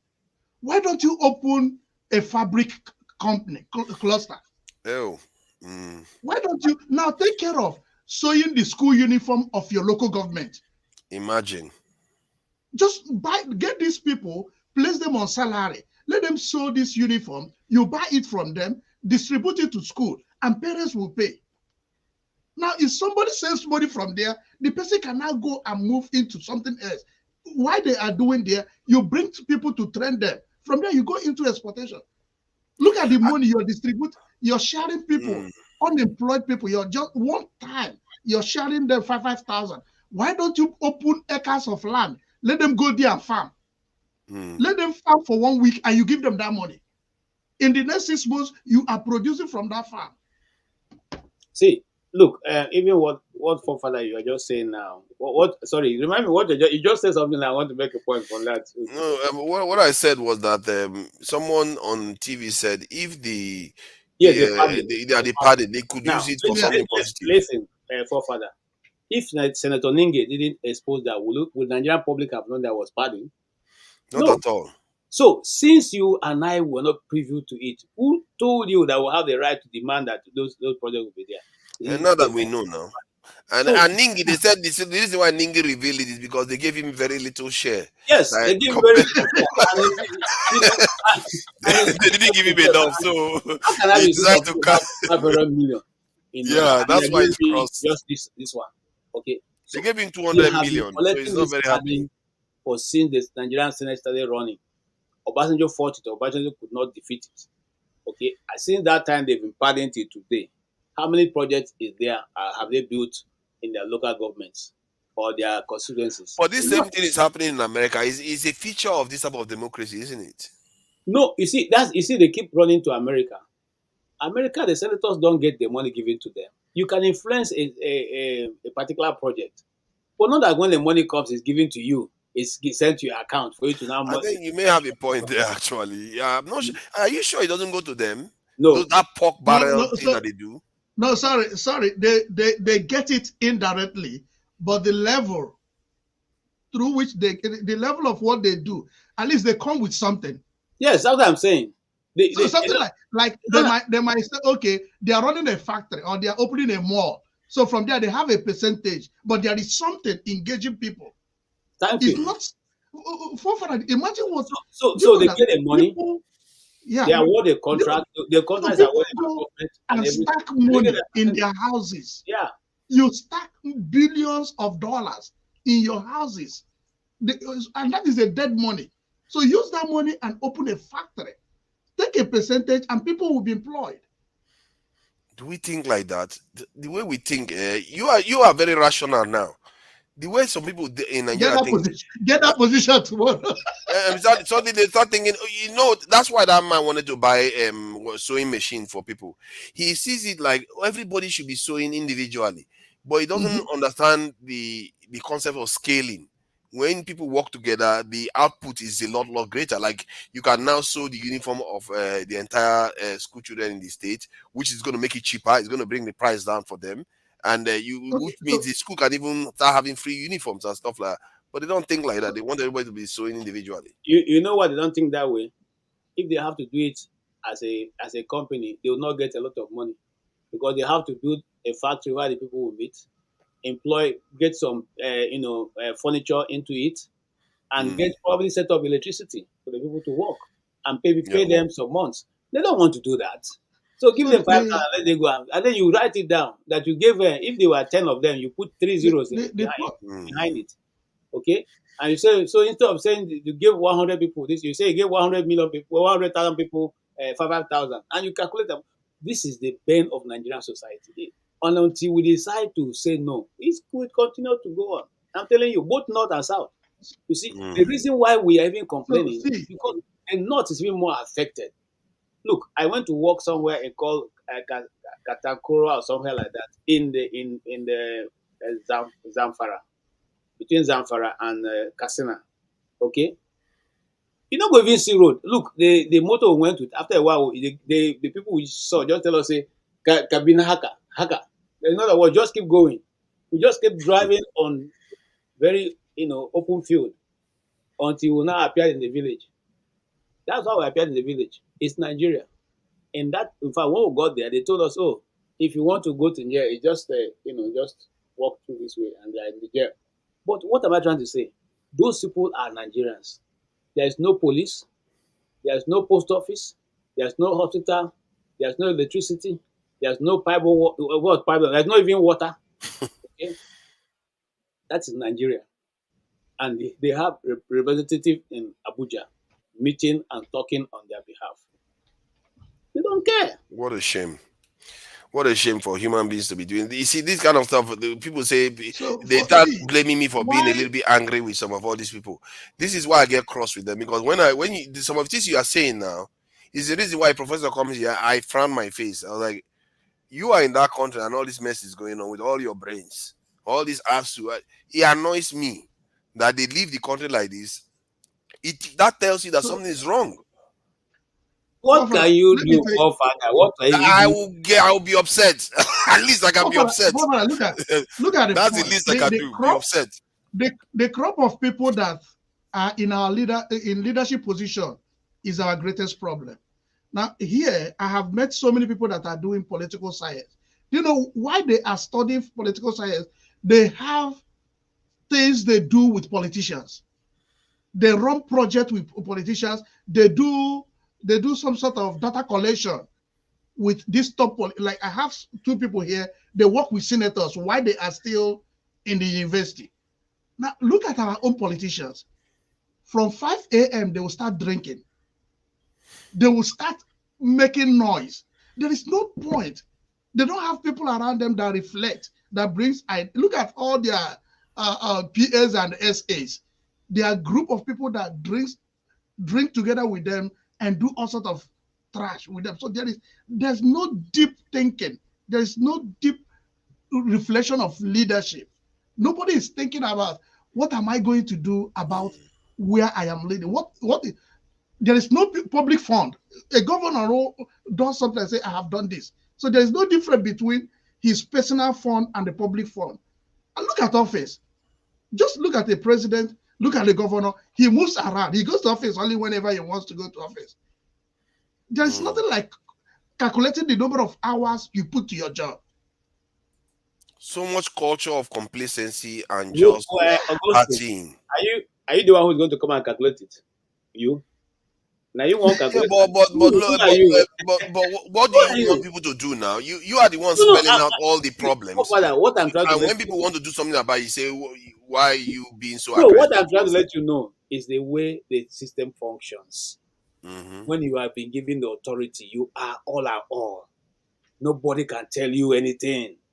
In Mhm. fact, if you put an idea on the table, anybody who opposes you, you kick the person out. I've suffered these things. So I'm telling you, you can't even bring a contrary idea to the one the chief executive have put on the table. Who are you? If you know better, why are you not sitting here? That's what you hear, my friend. Okay? So nothing is like tinkering or trying to say, Oga, with due respect, what you are saying will not work because of A, B, C, D, E. No, you are now an opposition leader trying to lead the rest of people against the chief executive. That's how the system works.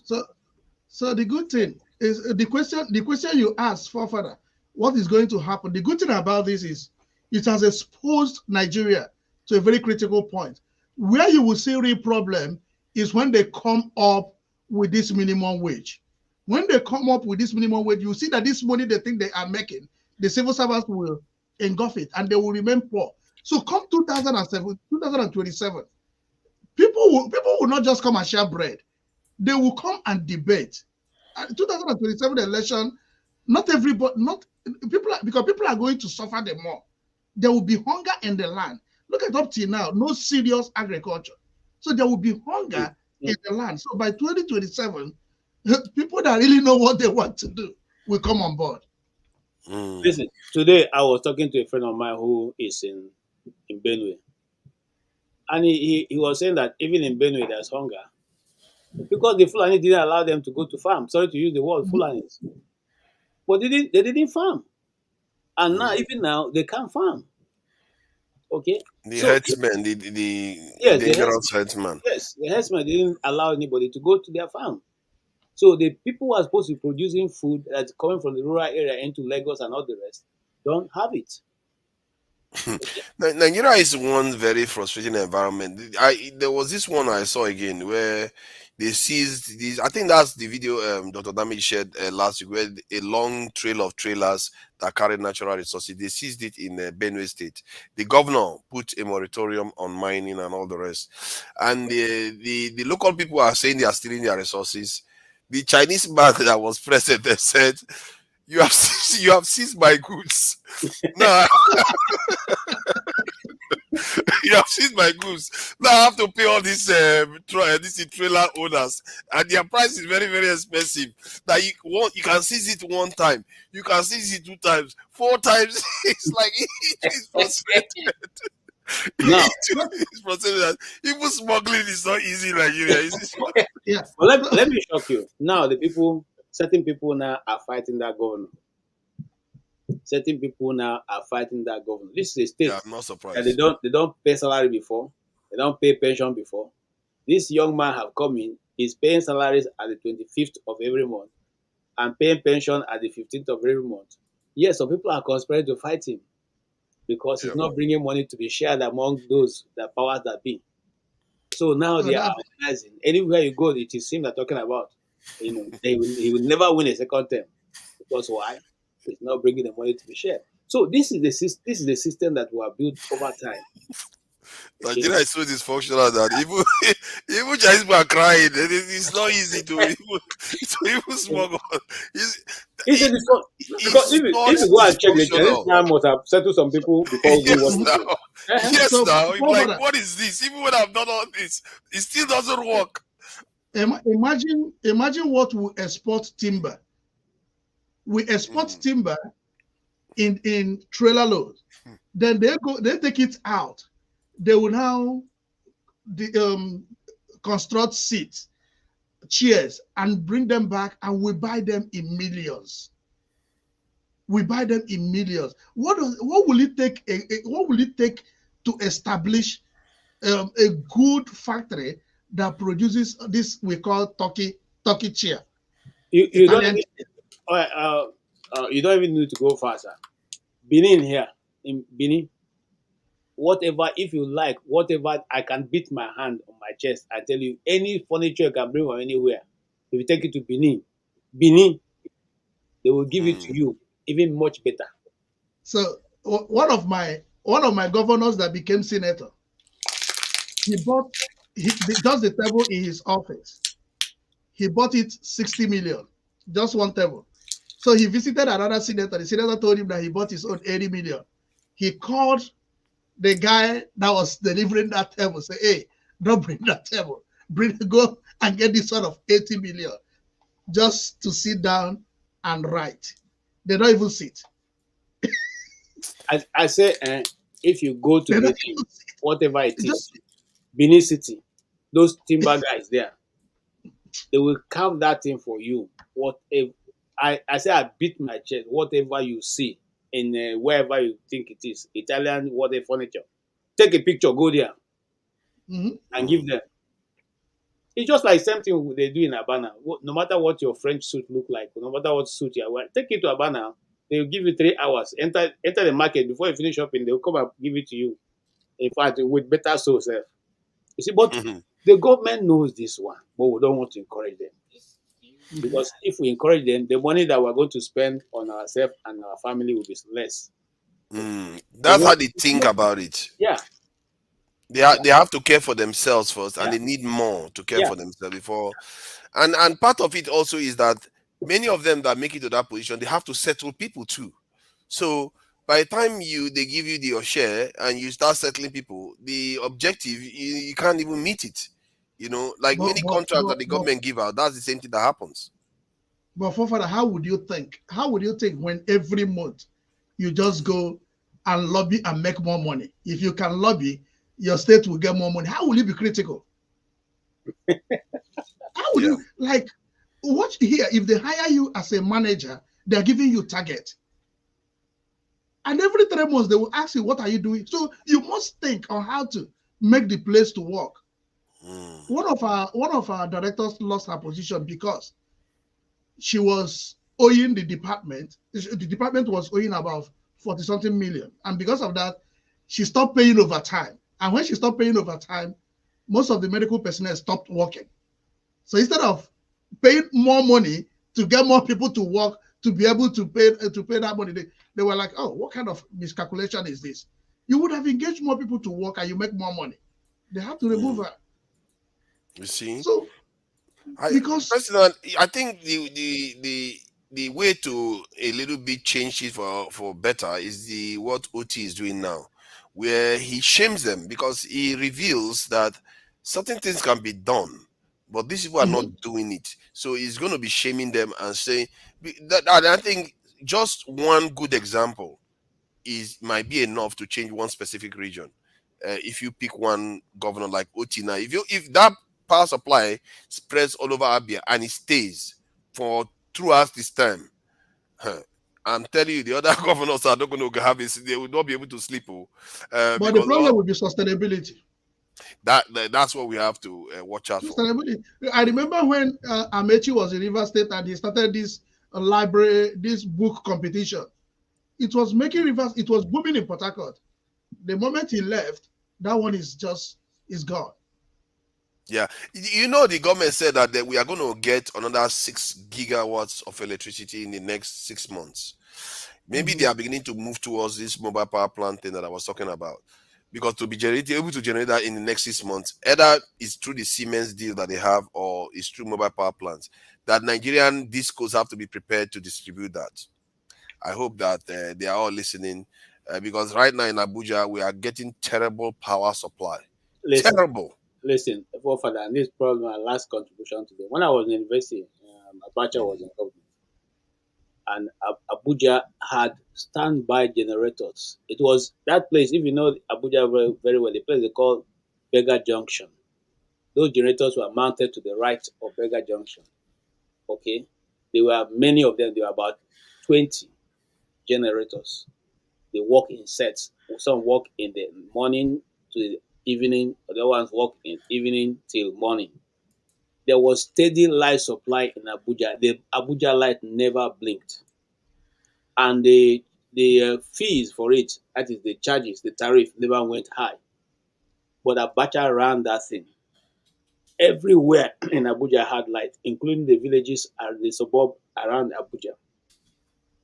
Now, when Abacha left office and subsequent government came, they started by stealing those already. I don't know, let me not say, but those generators started missing one after the other. Eventually, one day, the whole of the generators were cleared from that place.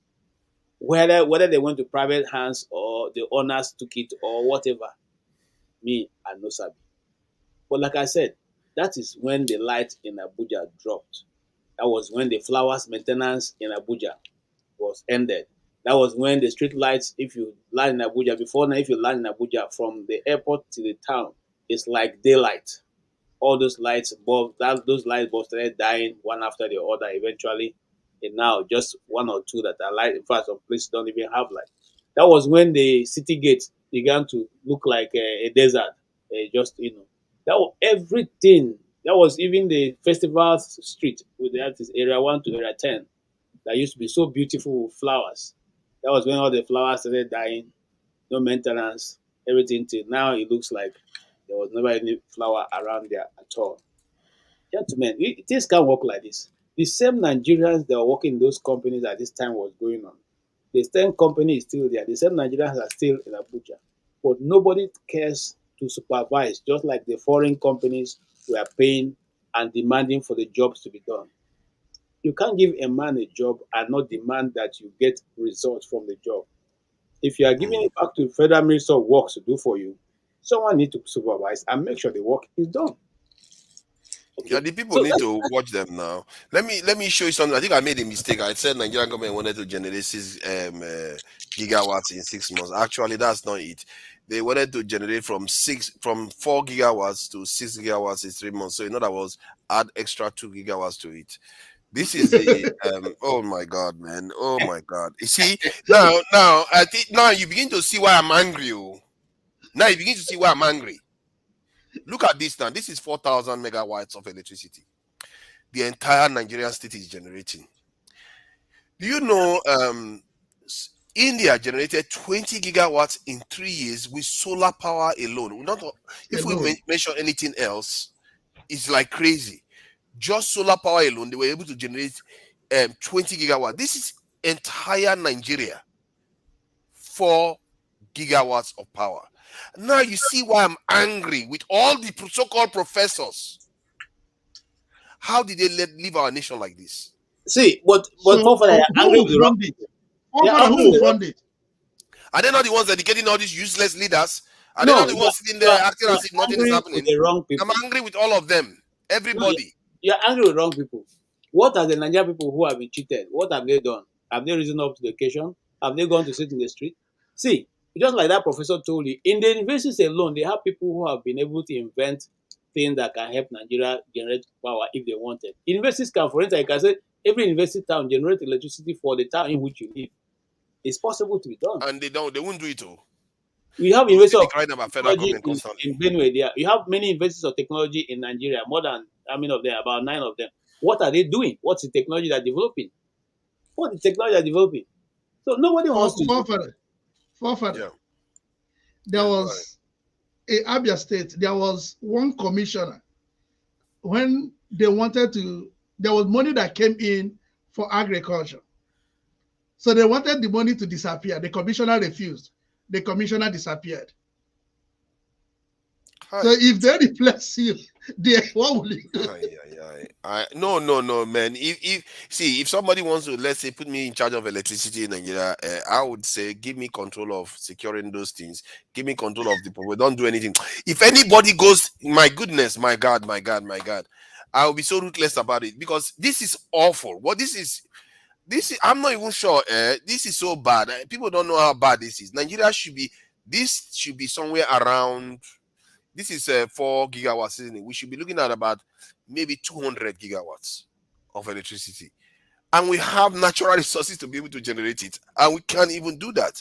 This is so terrible that it's not even enough for Lagos. That's what the lady, her finding is that the power we generate is not even enough for Lagos. How can I look at Olumelu as the same anymore? How can I look at Dangote and think these people are very, very nice people? This is what gives me trust issues. You want to tell me that at artisans, if you gather artisans in 8 months, they won't be able to know how to produce solar panel? They can. That is my problem. I think what we have is that we have people that just move. They don't know how to move at scale. To make things big. They always make things like, oh, everybody buy your own generator, everybody live in an estate, everybody do your own thing. One of the places the federal government could start from is ban individual generators in estates. You can do that. And sure, they don't want to do anything. If they wanted to do anything, why do we still have this number as the power generation in Nigeria? It shouldn't be the number right now. If Tinubu wanted to do something, he could have doubled that one right now easily. Because there are mobile power plants out there that you can buy and they can deploy it in 3 months. But he wouldn't want to do it. The envelope that was sent to senators would have doubled it. Yeah, it would have. That's exactly. I think that number is about 20 billion. Look at it. Let me give you the number now. 20 billion. Let me calculate how much it takes to mobile. Let me show you so you see what I mean. Mobile power plant. So you see what I mean. Mobile power plant costs. And did I type mobile power plant? Cost of mobile power plant. Yeah, this one is I think this one is a mobile power plant. This is about 18 million, if I'm not mistaken. This is about $18 million for mobile power plant. This one is African. Let me see. Mobile power plant. Mobile power plant. General Electric. Let me say GE. I think GE, they have their own. Okay, that's the GE one there. And cost. Let me say cost. When I checked it the last time, it was around 20 or so million that they were selling it for. And if it's 20 or so million, let me just go with that. I don't know why this thing is giving me a different result here. 20 or so million, I think that's them there. I think that's it there, if I'm not mistaken. But they didn't include the cost there. So if it's 20 or so million, and these people spend 2 billion on padding alone, $2 billion. 2 billion divided by 2 billion divided by 20 million. That gives you 20 million. Let me put million. That gives you 100 mobile power plants, and each of these mobile power plants can generate each of them can generate this in 25 megawatts. 25 megawatts. 25 times 100, isn't it? That's it. 2,000. So you get 2,500. 200 and sorry, I missed 10. That's 2,500 megawatts. So 2,500.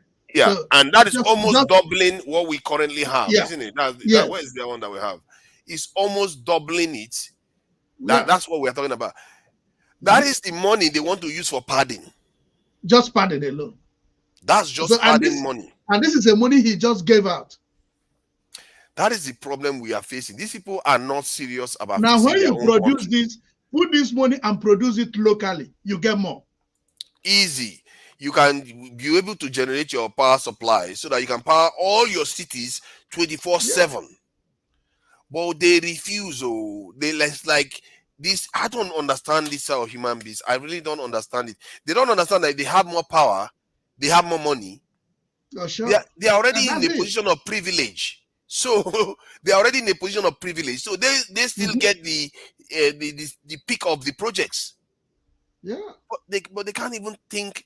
I don't understand it, man. You see why sometimes I come across as being rude to people, because it makes me angry when I see this. I'm like, how did these people manage to screw their country up so badly? How this is the lady said, you know what this lady said? That is one of the worst in the world. This is not like anything like the world.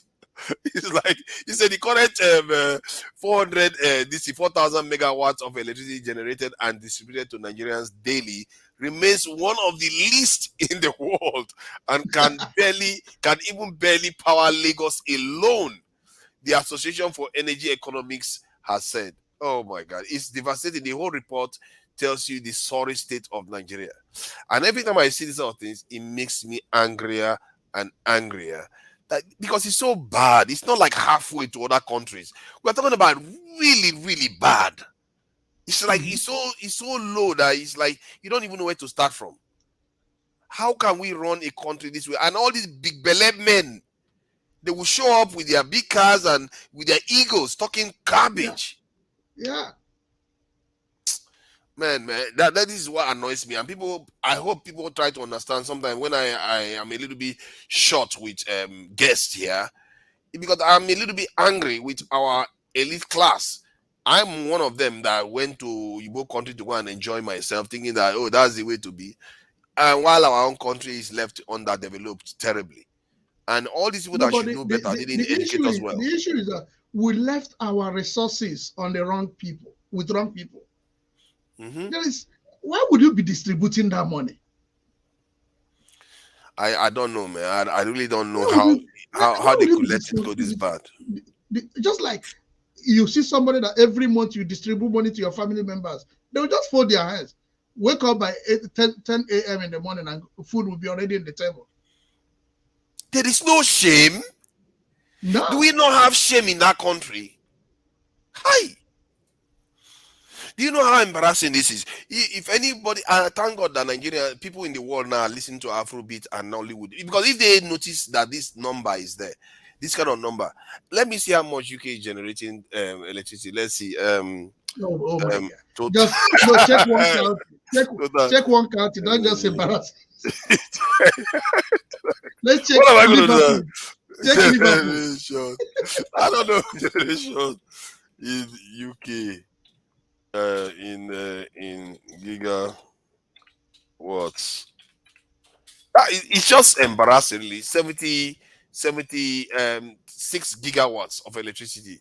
That's what they generated in the UK. And if you look at it, let me see what they say. Total derated generation capacity dropped to, and that is a drop. They consider it a drop. That is how many times more than Nigeria? This is 76 divided by 4. 19 times more than Nigeria. So, and these people are their population is 66 million. Okay. This is the magnitude. So if you look at this one, their population is 66 million. So 19 times 4. That's the magnitude that they are ahead of us. Times 4.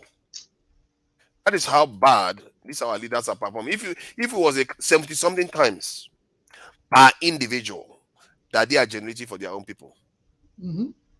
That is how useless our. If we're in a classroom and this is the kind of results you're coming out, like your people that come first comes 100, and you come 100 minus this thing. No, I don't even know. I don't know. This is not even second. The person that came out first came 100 with 98 point. 98 point. Then you came second with 13 point or 5%. It's like that's how bad it, like 5% is what you got. That is so bad. I don't even know how to, and that's why it bothers me that these leaders don't have shame. They go out of that country and go and shake hands with their compatriots out there, and this is what they bring into Nigeria. They really don't have shame. They jump a train and tell their odd list, don't call my name, don't mention my name here. Hi, man, I will be embarrassed. I will be embarrassed because if you go for a competition now, you make something, and other people are showing their own. Look at what we've done. You will be like, you know what? I'm not attending. I'm sick. I'm not going to be part of it. So I don't get embarrassed. That's how bad this our performance is.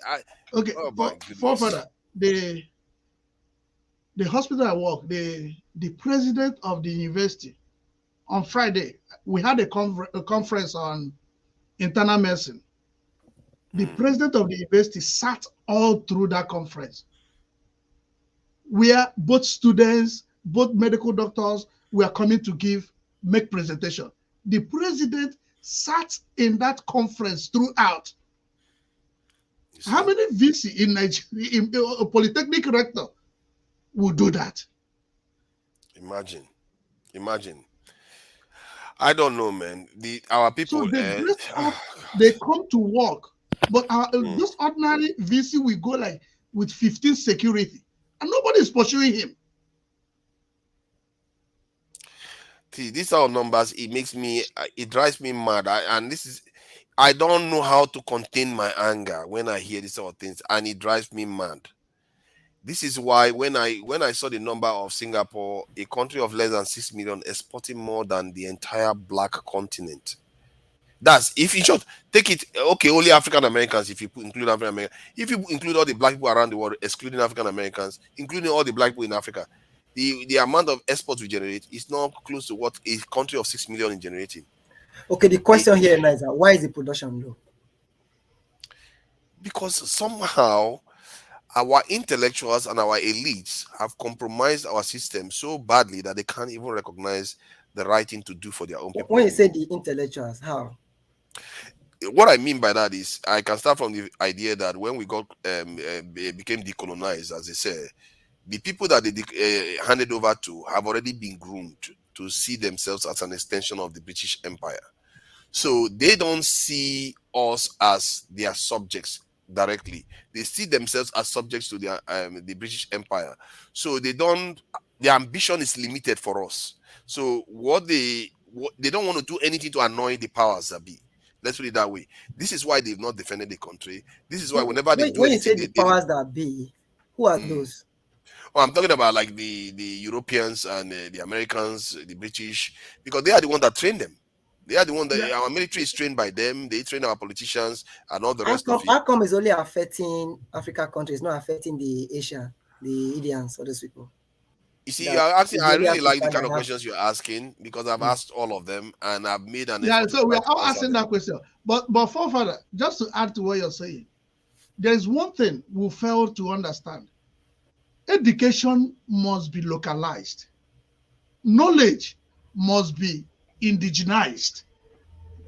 Like you can't be in Abia State and you're learning to work to be with somebody in London. You must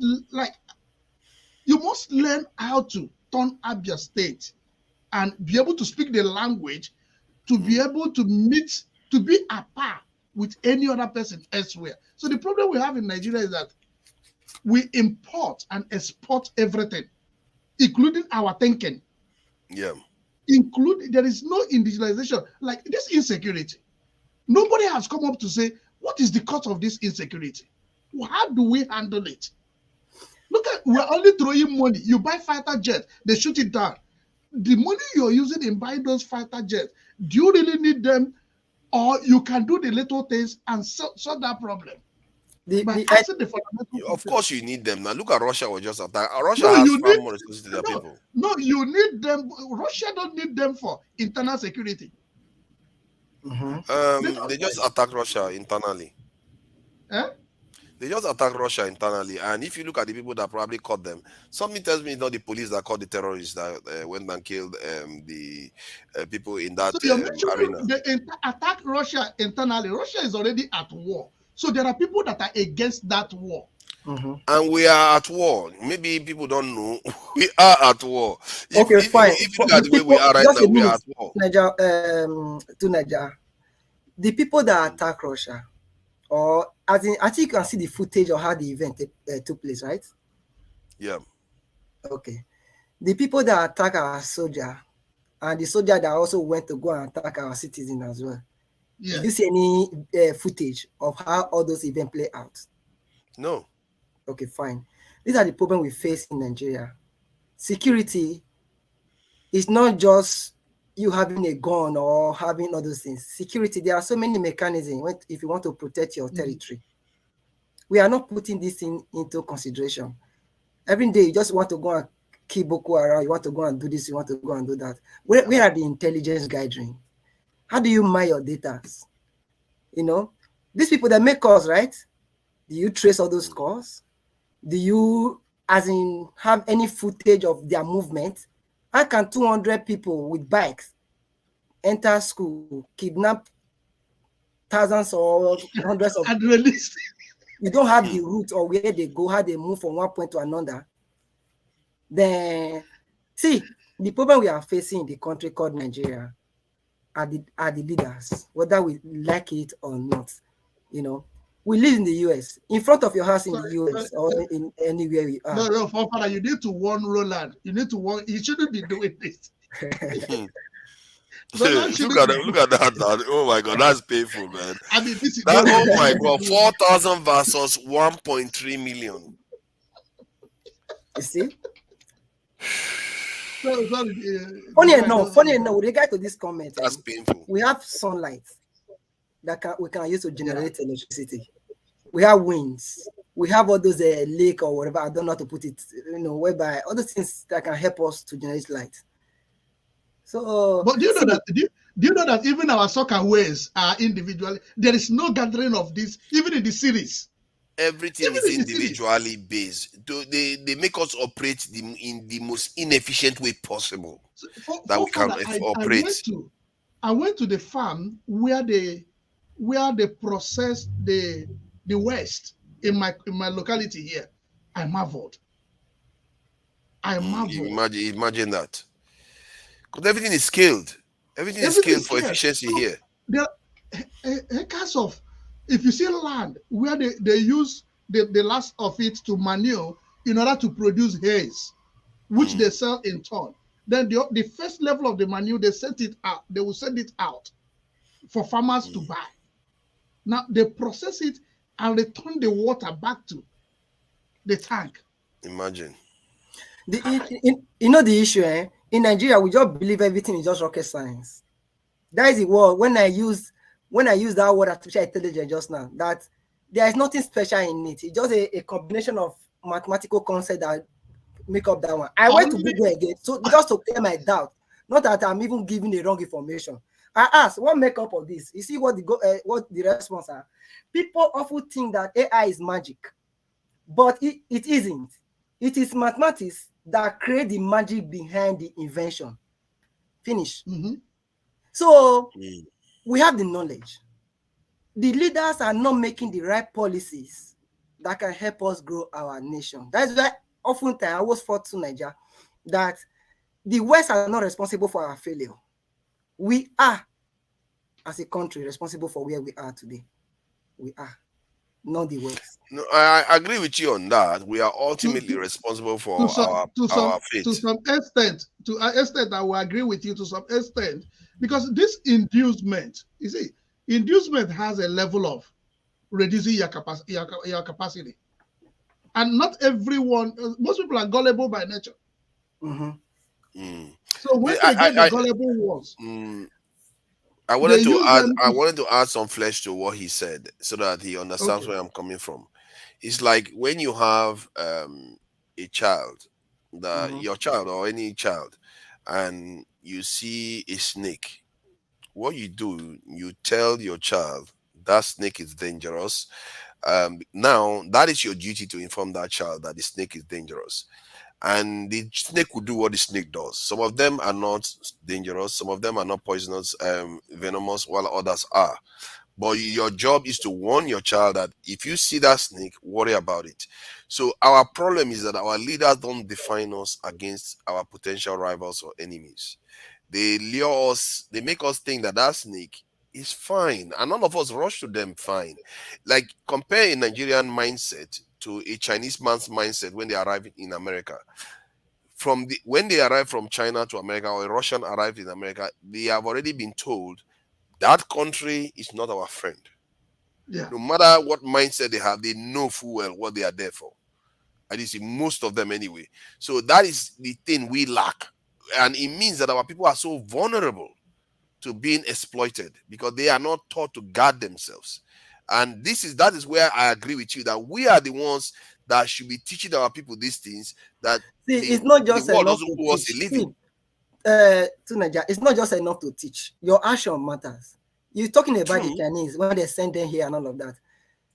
Is the Chinese system not working? That's the point. Are they not developing economical wise? Are they not improving? So no matter how you try blame people, you try to scare people away from. Repeat what you just said, please. Sorry, repeat what you just said. My whole point is that it's not just enough to say people or whatever to teach them to be scared or not to be scared of some certain country or whatever. To be aware.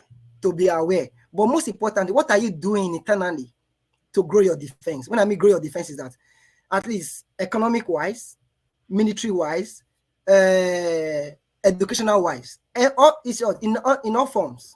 What are you doing? You see, that is why I agree with you. Because before you can tell your child that kind of your child that kind of information, you are already self-aware.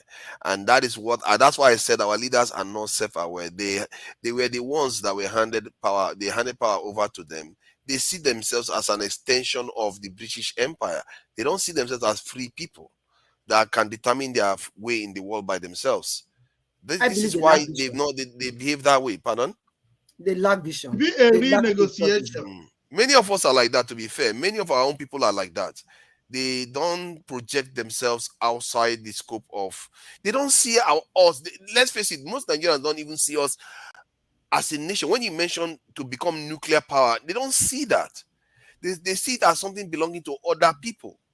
That is not for us. We are like just there for the British and the Americans, working with them. So when you talk about nuclear power, you're going to a tertiary level. That's what I mean. Yeah, the primary level, we've not even taken care of it. This profiteering mentality that, okay, now one of the scandals I got in America was you go to a mall to buy something, they say, oh, we don't have it. Opens the phone, go to this mall, you will get it. Who does it in Nigeria? You go to a shop to buy something, the person, I don't have it, go to my neighbor. It is rare. So it is always, so instead of asking you to go to the neighbor, he will go to the neighbor and add money. When he adds that money and sell it to you, he will still go to the neighbor and get a percentage from the neighbor. Yes. But here, because they are seeing it as if our community can be served. If you can be served and be comfortable, you will remain here. So there should be a renegotiation. So these guys run Nigeria as a company, making their money. And they handed it over to those that took over from them and continued. And that's why you see politicians with excess money, because they continued with that profiteering mentality. These guys were using our money to build, and they were comfortable building their nation with what they were making from Nigeria. But our politicians get the money and I'll give it to them anyway. They hand it over to them. Most of the money is in their account. Funny enough, when these people were these people we are even blaming now were in Nigeria. Go and see the structure that these so-called white men or whatever build in Nigeria. Today, they still standing. Go and see the structure that we call ourselves the time we regain independence from these people. Most of them are dilapidated. So, if you like in my university, for instance, in Nigeria, the structure that was built by the whites, see strong stand, the connectivity, everything, the way they even connect the central AC, everything put together is still massive. But look at the one that is being built by us, you know, as in with fake materials. Within a space of 2 years, the roof will just go off, the building will just collapse for no reason. Then I keep asking myself, why are we still blaming the white for our problem? You see, I've just told you it's not about them necessarily. We are ultimately responsible, but they are a problem to us. If it's about them that what they left with us. Yeah, it's about them that what they left with us, it wasn't good at all. Two things can be true at the same time. You know that two things can be true. You can be responsible for your home, and that an arsonist can set fire to your home at the same time.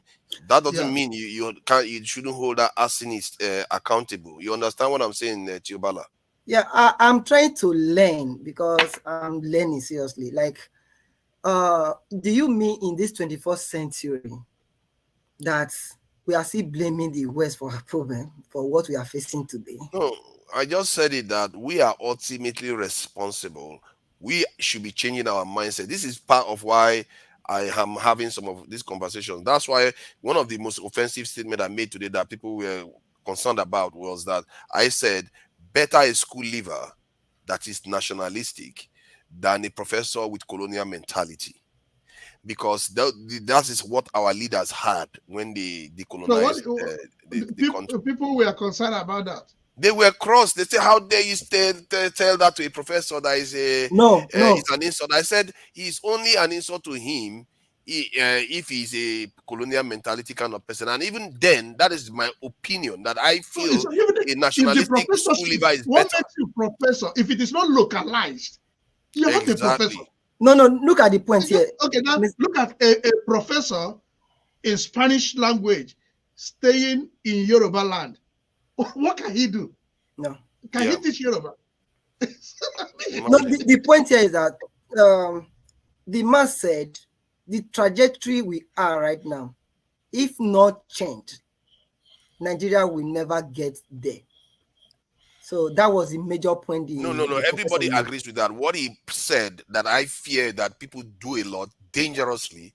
He said because we are so diverse that if we don't go and have a conversation, that he, in other words, he made our diversity the issue. Is the reason why we have to change something. That is dangerous. He linked it to something that it is not. Because many countries that are diverse out there, they go on to do very, very great things. America is one of the most diverse nations. No, for further, the usage of that diversity is very, very dangerous. Yeah, and that's why he linked the way we it to use our our problem. diversity. I was like, what happened in the Senate? I cried for Nigeria that day when this guy said it's about the South, it's about you from South. That was the worst thing we can say in community like that. The way we use our diversity and religion. And that's when people, I'm a priest. When people talk about religion is one of the best gifts we have. It is the usage. Diversity is one of the best gifts we have. It's also the usage. Yes. And that's true. Today, where I work today, they respect me because of my cultural value. So when there is an issue, they ask me a question. And when I bring a submission to that, they see it from that lens. They were like, oh, we have never thought about it this way. Because I give you a cultural view. But we use it to suppress ourselves. I think, and that's something that many people that made the argument fail to understand. You see this guy now is saying dangerous diversity. Look at Somalia. They are not dangerous diversity. Somalia is one tribe, one language, one religion, and they've been fighting for decades. Till today, it's still not even over. To the point whereby some part of Somalia is declaring itself autonomous. This is the same people declaring itself autonomous. So this is the thing that people don't understand. If you want to fight, you will fight. If you want to settle, you will settle yourselves. And until good people, the great men of that community come together and say, you know what, we are going to fix our country, and they gather themselves, nothing is going to change. Because look, see, if I look at the numbers in Nigeria, it scares me. But that's what the man said. What you just said is what the man said, literally. No. That is what you are mistaken. The base of what he said was our diversity. That is what he made wrong. Can we mention two things that build our nationalistic idea? Anything at all? Anything? Look at even our military. Exactly. There's nothing. Maybe Hollywood and Nollywood is trying, and Afrobeats they are trying. Nollywood is not trying in terms of a nationality. What are those? The what can we do now? Afrobeat is not even striving because of nationality. Exactly. Who are those making up the Nollywood? It's all those what they call them. All these songs. Is it not because of Nigerian traditions and behavior? Which festival do they come together? Okay. See, I'm not here to take that as a big deal. That's just a form of no. All we're doing is processing it. It is the responsibility of the leaders. It is our responsibility to define things that will be national. That once you get to this point, everybody will converge. Once you are discussing this, no matter what you're saying, everybody will converge. So we need to make such I like the way you didn't see my that statement as being insulted in any way, but you need to see the uproar that he created here. Like if you just like me, if you tell me that if I don't forgive somebody, I'm not a priest, is that insult? Imagine that.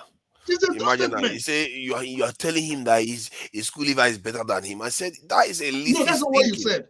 That is not what I said. And I was so proud of Ovie today when Ovie came and defended this statement, and I made that. No, that is the right thing to do. You were wrong in your opinion. In my you see that? That's what I'm dealing with. Yes, you were wrong the way you see. It's just a simple word. This professor said that the way our composition of things in regard to national growth, and it's not leading us anywhere for the past decade now. Not even a decade, as in. I don't know how to put it, has not given us anything. So we need to come back and re-strategize. If we don't do that, we might not get anywhere. So that's what the man said. You say, but yeah, someone but else I also you keep repeating it again. You keep repeating it again. I also told you that is not the reason why. If he had just said that, I would agree with him. If you talk about diversity, yeah, and he went on to say, "Oh, the country is this, the country is that," and yes. all the and you know what I find concerning, because I've had someone like Nnamdi Kanu define certain false narrative as the reasons why Nigeria is not functional, and I feel it's misleading to people. Because you are telling them that their diversity is the reason why they can't function.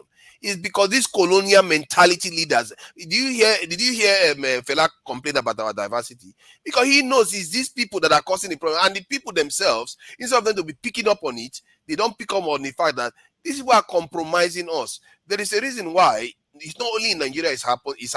It's happening in almost all black nations. That should tell you that it's not our diversity. There are black nations that are less diverse, but they still have similar problems. Why it's not only in Nigeria it's happening. It's happening in but welcome, doctor. I don't know whether you're a doctor. You look like a doctor. Black nations that are less diverse. You do look like a doctor. Please turn your TV down. Echo. I don't know whether you're a doctor. You look like a doctor. Black nations that are less diverse. You do look like a doctor. Please turn your TV down. Somebody like Sunday and the Carlo.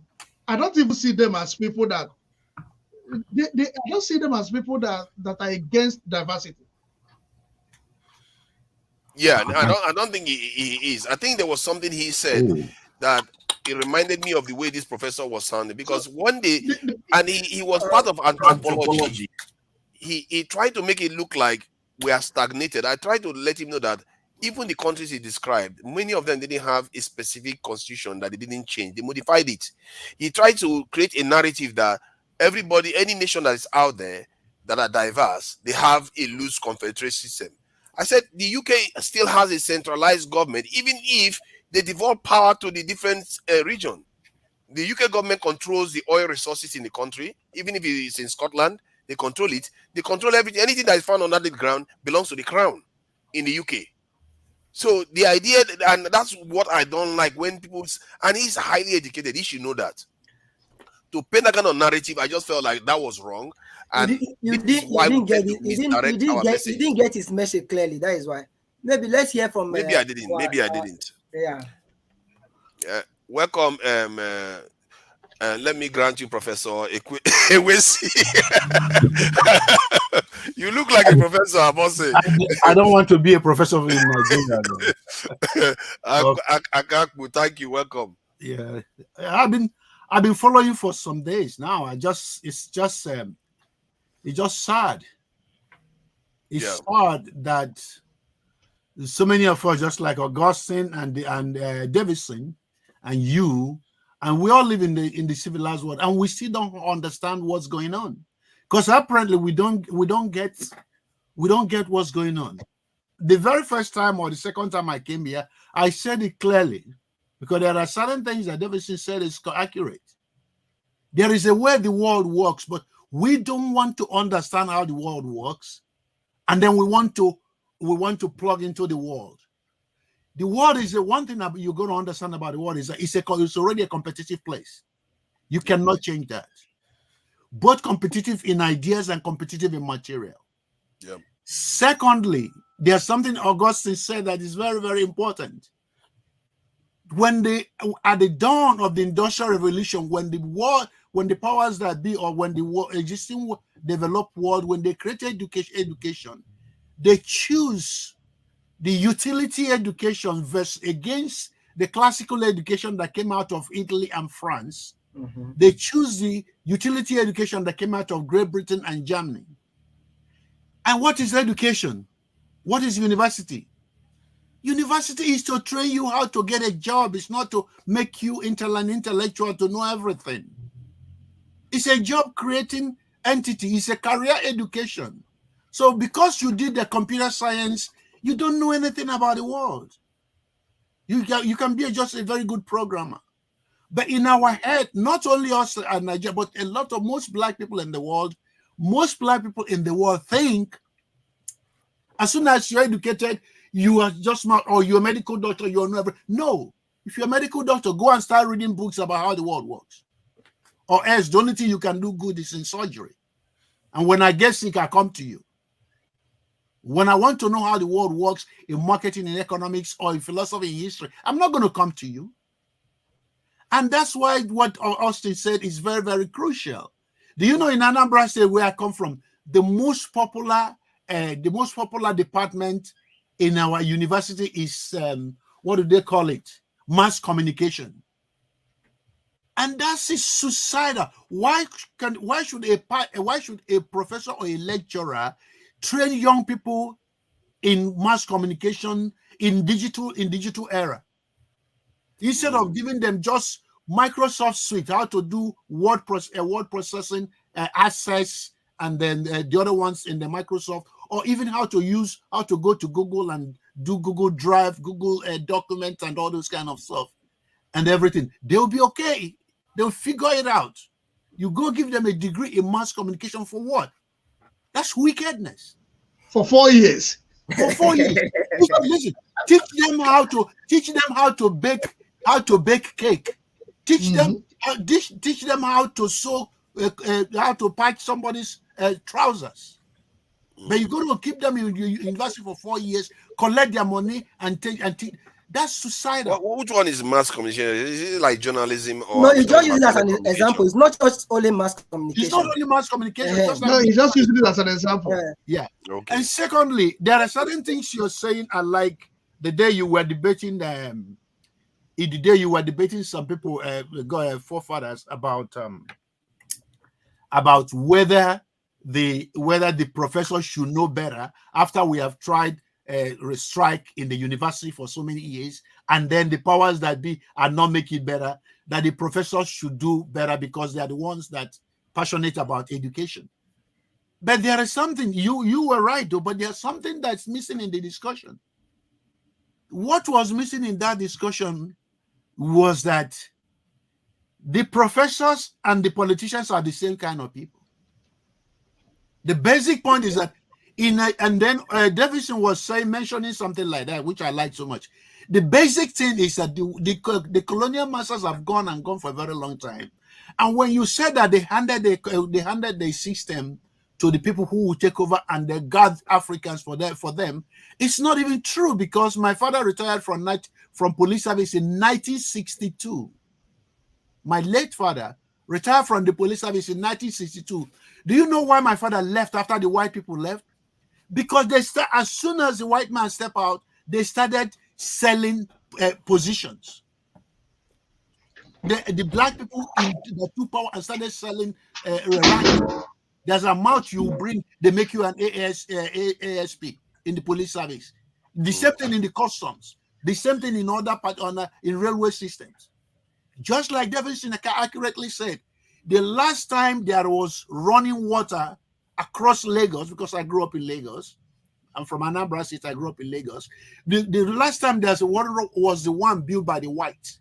Okay. Since the white people left. So there's an inherent problem with the black people consciousness, not their intellect, because we are very, very intelligent people. Yeah. But our consciousness is where we have problem. And what do I mean by that? Let me unpack that. We are not pushing ourselves to learn. And if you go to Onitsha market, those Onitsha market traders knows how to do that better. We're not pushing ourselves to know how to beat our competitors in their own game. Mm-hmm. Because that's the only way you can overtake somebody who is beating you in the market. You'd be like, where does he buy his good? How does his goods sell cheaper than mine? By the time he come there, I put 25 cents per product. He's putting only 15 cents. Everybody goes to him. You have to come up with an idea. You said something that's very, very important in psychology. And then some time ago, Godfathers, you said, can we have a quantum leap to overtake them with a new idea without coming to? And the answer to that is categorically 100% yes. However, we must know inside that where they are first. Mm-hmm. We must know what they're doing first. And we must know how to beat them in that thing they're doing in order to quantum leap. Yeah. You cannot quantum leap to where you are not. Please let us stop, because anytime you say that the West is our problem, you are making us look like victims, and victims can never be victors. We cannot be victims. We are not victims. I think I'm misunderstood when I say that. No. I keep saying it. Listen, I've been watching. Listen, I've been watching you for the past 1 month. You always insert that, kill that, because I have to insert it. No, you know why I say you cannot kill that? Because it's a mindset in its own. Your mindset. No. Your mindset. Actually, that's where okay. Listen to Len. It's very important. Hold on now. Let me give you. I'll make my point after. Yeah. Let me give you one thing. Your mindset, the way you think, the way I think, the way you think, Davidson or anybody else, it does one or two things for us. Whatever you hold in your mind either pushes you forward or pushes you backwards. Even no matter whether it is true or it is false. Let me give you an example, a typical example. There was a woman who was raped by a man. A man raped the woman, and in the end, after raping the woman, killed the woman. But when he was in the process of raping the woman was scratching all over him and dip his fingers inside this woman and inside this man's body to the extent that he pierced his fingernails inside that man before she finally take the last breath and die. When they found the dead body, they tested the DNA in the fingernails, blood, and that woman. And they used the blood in the fingernails DNA to catch the rapist. And what is the meaning of this? The woman refused to be a victim even in death. Yes. And it's a psychological standpoint. So the way somebody argues their point is always, your psychology is always included. It's not. That's why we have different way we come into it, because we have different psychology of our. Your school of thought is ADREM, which is psychological perspective. Yes. But there is also a historical perspective, and that historical perspective reminds me of the book of Numbers 21. Okay. When Moses went to God and pleaded with him about the snake that was killing the Israel, he said, go and mold another snake and hang it on the sandal. Whoever that is beaten on that snake, let him look at that one. So a reminder of where we are coming from is also not out of the case. But I understand when you say it makes us a victim, and when it makes us a victim, we remember that it is difficult for us to have that quantum leap. And this is exactly the problem with Black Americans, because they have always seen things from the marginalized point of view, and it gives them that difficult energy to escape from that point. Well, let me tell you one thing about Black Americans, because am I able to respond? Let me, Fofara will give you a chance. Let me tell you something. You said about Black Americans. I deal with them as well. The Black Americans are the most sophisticated Black people on planet Earth. Oh yeah. We have a residual number of them in the lower income level who don't want to do anything, who want to go down. I believe you. Of everything. But because they have been exposed in the civilized environment and they have been forced to compete in this. The one example, Ketanji Brown is the youngest woman in Supreme Court, appointed by Joe Biden. Ketanji Brown, the Black woman, is more experienced in legal system than John Roberts, who is the Supreme Court Chief Justice. Ketanji Brown has done more in the legals before she finally ended up in Supreme Court. Secondly, if you go and watch Eric Holder, Obama's first Attorney General, put a presentation. If you go and watch Neil deGrasse Tyson, the guy on what do you call it, astrophysicist, you see that when they study something, they are not studying it for the makeup. They go inside it to be part of that concept. But you see, for us, we've not come to the point where anything we study is part of us, because most of my friends here in the United States are medical doctors. Some of them have PhDs, some of them have double master's degree. You're never going to find two Nigerians who, after they left school, pick up a book and read for anything. Obama still finishes a book every week. Ronald Reagan was the president of the United States all the way from, having a career as an actor in Hollywood, become the governor of California, and then finally become the president of the United States. The forefather, you like to go to Google. Go and Google the speeches of Ronald Reagan. He only had 2 years community college education. And Ronald Reagan finishes a book every 3 days. So the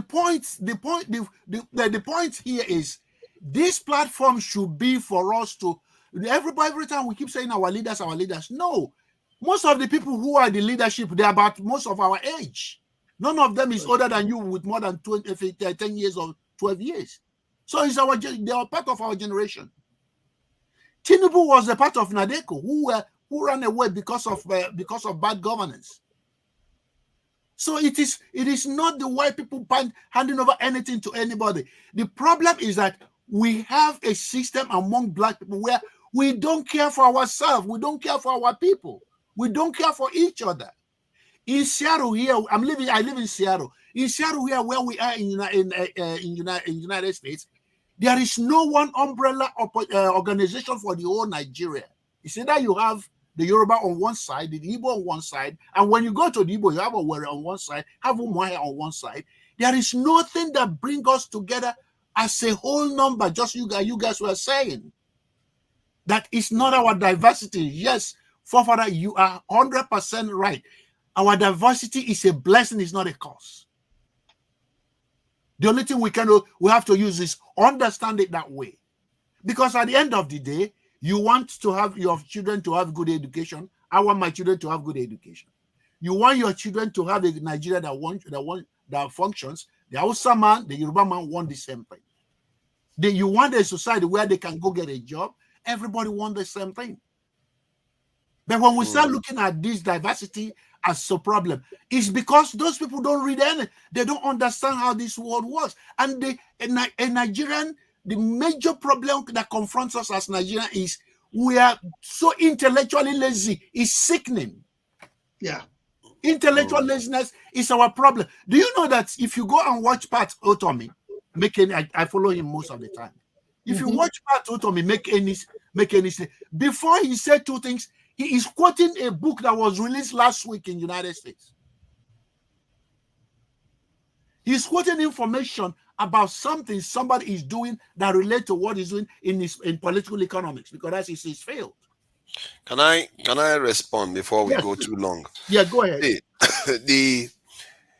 I just learned just about 2 weeks ago when America wrote a documentation defining China as the greatest threat to them. And France, this in the British, is preparing for war because the Russians are a threat to them. So all nations, any nation that is worth their salt, define themselves as against the potential threats that they face all around the world. They do their threat assessment very well. One thing that is almost universal, including part of this conversation, is that our threat assessment, if there's an antenna or picker, is completely broken. Because we don't see others as threats. We think we are living. One moment you did make a statement that the world is competitive, but the next moment you are saying, "Oh, don't mention other people that are potential competitors." That is not consistent behavior. Let me explain what I'm saying here. Okay. Even in animal kingdom, this is in the nature of the world itself. It's so fundamental that if we cannot even meet that standard, we are in serious trouble. In the animal kingdom, you can have a lion taking care of his cub, but if he turns his back and is careless enough, the hyena will take that cub and that lion will be childless. So when that happens, what you are seeing there is the lion is responsible for caring for his child, but the hyena is also a threat. 2 things can be true at the same time. And that lion is meant to teach his child never to stray away from his path so that it can survive in the world. And that is how we as a people, that is where we miss the point. When I try to say that if you see Westerners exploiting you, they represent the hyenas. It still doesn't mean the mother of that cub should not do his job to keep the cub in line. So the mother is ultimately responsible, but there are enemies out there. To pretend as if that doesn't exist in a competitive world. Go ahead, I'm listening. That to say that that doesn't exist in a competitive world is a kind of this is contradictory. You see what I mean? Competition means you have to compete against those groups. You know, I'm not defining them as a problem, but you have to win against them. Otherwise, when they win against you, there are consequences, and we know what the consequences are. We see it in the American continent, we see it in the South American continent, we see it in the Australian continent, and we see it in New Zealand. What the consequences could be to lose. And that is my point. It's not that I'm saying we should just keep blaming foreigners for our problems and all the rest. It's our mindset. I agree with you 100% when you said that nobody teaches a parent how to care for their child. We all know that. We do it instinctively. Why don't we care for our land? Why don't we care for our own people? That is the part that is broken. Thank you. Okay. I don't know if you can see the title of this book. Did you read it? Yeah. Did you read this when it came out? It came out probably like about 15 or 20 years ago. I think that is a figure of speech. Okay. It's a figure. You're right. Thomas Friedman is a writer. He's a writer with New York Times. Go and read that book. It's an old book though, but go and read it. When this guy wrote this book, he was putting us in the same category with Brazil in the future of Nigeria. And when it comes to competition and when it comes to advancement, based on the technicians we were training at that time. Because when it comes to this engineering training or medicine, dude, Nigerians got those things covered. We got the best good grants on those areas. When it comes to computer science technicians and everything, we do very well in that area too. Our problem is that we are not looking at things holistically, whereby in our mindset, we're going to fight, just like you are saying something, you say something. When you call somebody a competitor, it's not the same thing as saying that they are your problems. A competitor can be a collaborator at the same time. That's what Chinese do with the Americans. And don't forget that we are talking about China. China is China because of the investment done in China by the West. That's how those are the people that grow China to what it is. China did not grow itself. If you go and read them, I don't know if I have that book over there. If you go and read how China became China, it was the Western investment. China was a nuclear power before the West even got there. No, it's not just about nuclear power.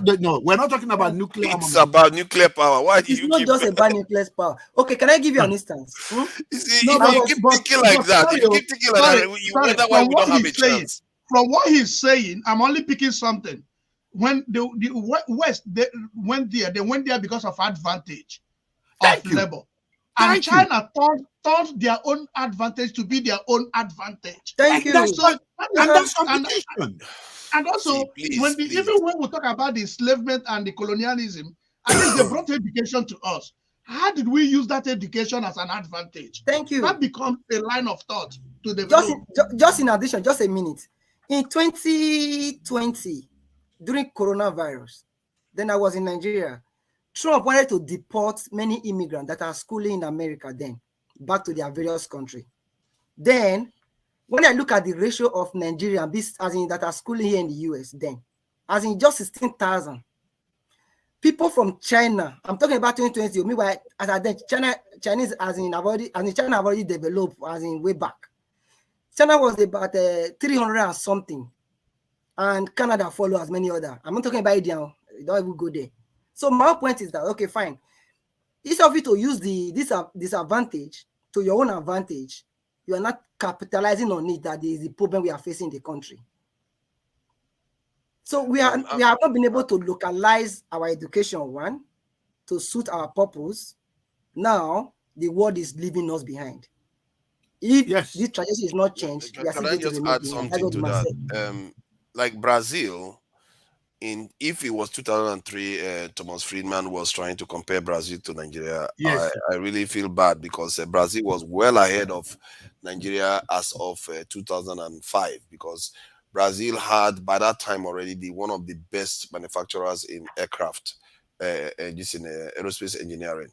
And regarding the China, this in 1965, China became 2005. So yes. when you point aircraft, there is an aspect of Nigeria also ahead of Brazil. Like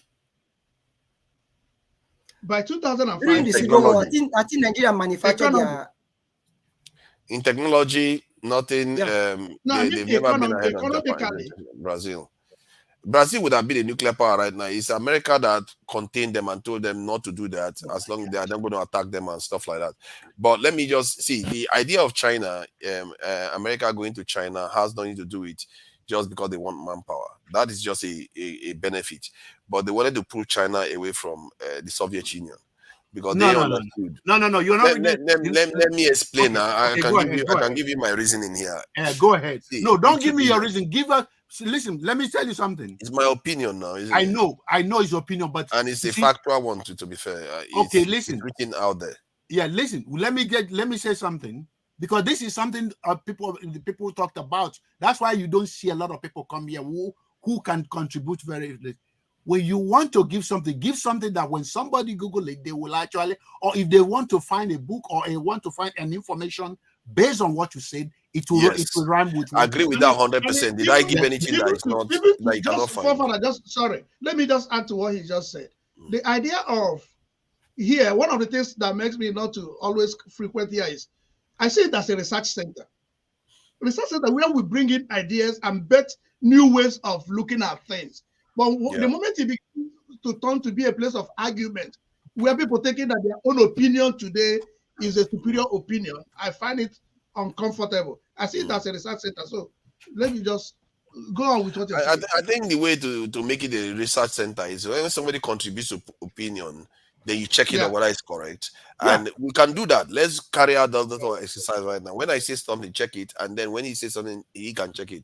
Please go ahead and respond, because I wanted to read the list of reasons why America decided to cooperate with China. One of them is containment of the Soviet Union, which is very important, balance of power, and I can read what comes out of ending the Vietnam War, and economic opportunity came as on a very, very lower aspect of this, because the strategic importance of China to the Soviet Union was very, very heavy. If China was cooperating with the Soviet Union would not have fallen. And so America succeeded in what they did by pulling China away from the Soviet Union. And now, why do you think that they are beginning to hate on China?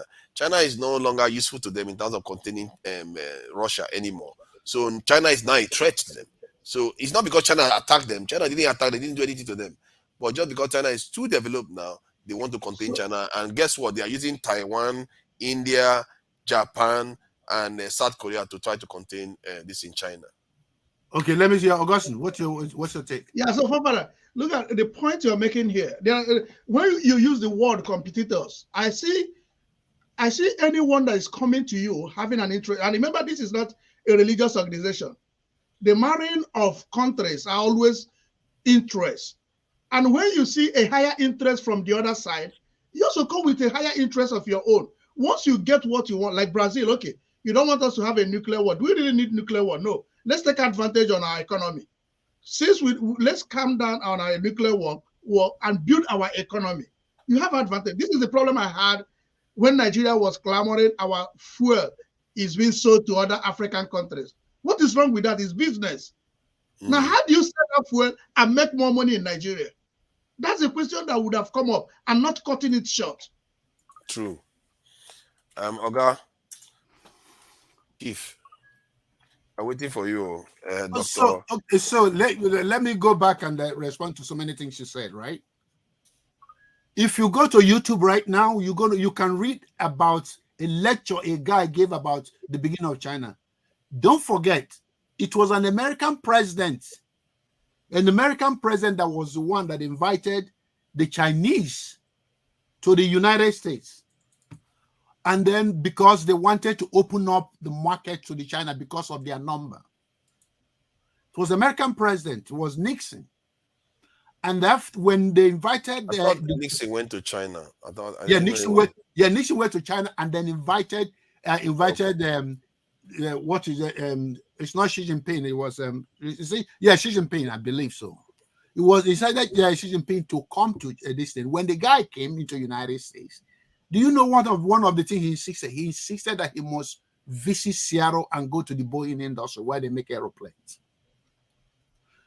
And from there, the very first thing they did, as soon as he got back home, he changed their economic policy. Started from Guangzhou, because Guangzhou is on this other side it's the last side of the China closed than the water before you go to Hong Kong. Hong Kong, which was a British territory. So he first of all opened up Guangzhou for the people who are dismantling or old ship. The old ship, when they scrap old ship, he opened that place for them to use it to scrap old ship. Old ships that see when they are old, they are no more seaworthy ship. They're just gonna have to they scrap everything. You're going to use a lot of welders, a lot of workers, and they brought a lot of businesses in that area. From that, they move gradually to open up their country for Americans and the Europeans to start establishing factories. And that's the beginning of the economic boom that you see in China. Today, the people that are now luring the American company are the Vietnamese. Joe Biden just visited Vietnam not long ago because the Vietnam want all that interest that was given to China to be transferred to them, because they need the market, they need the manufacture, they need their job for their people.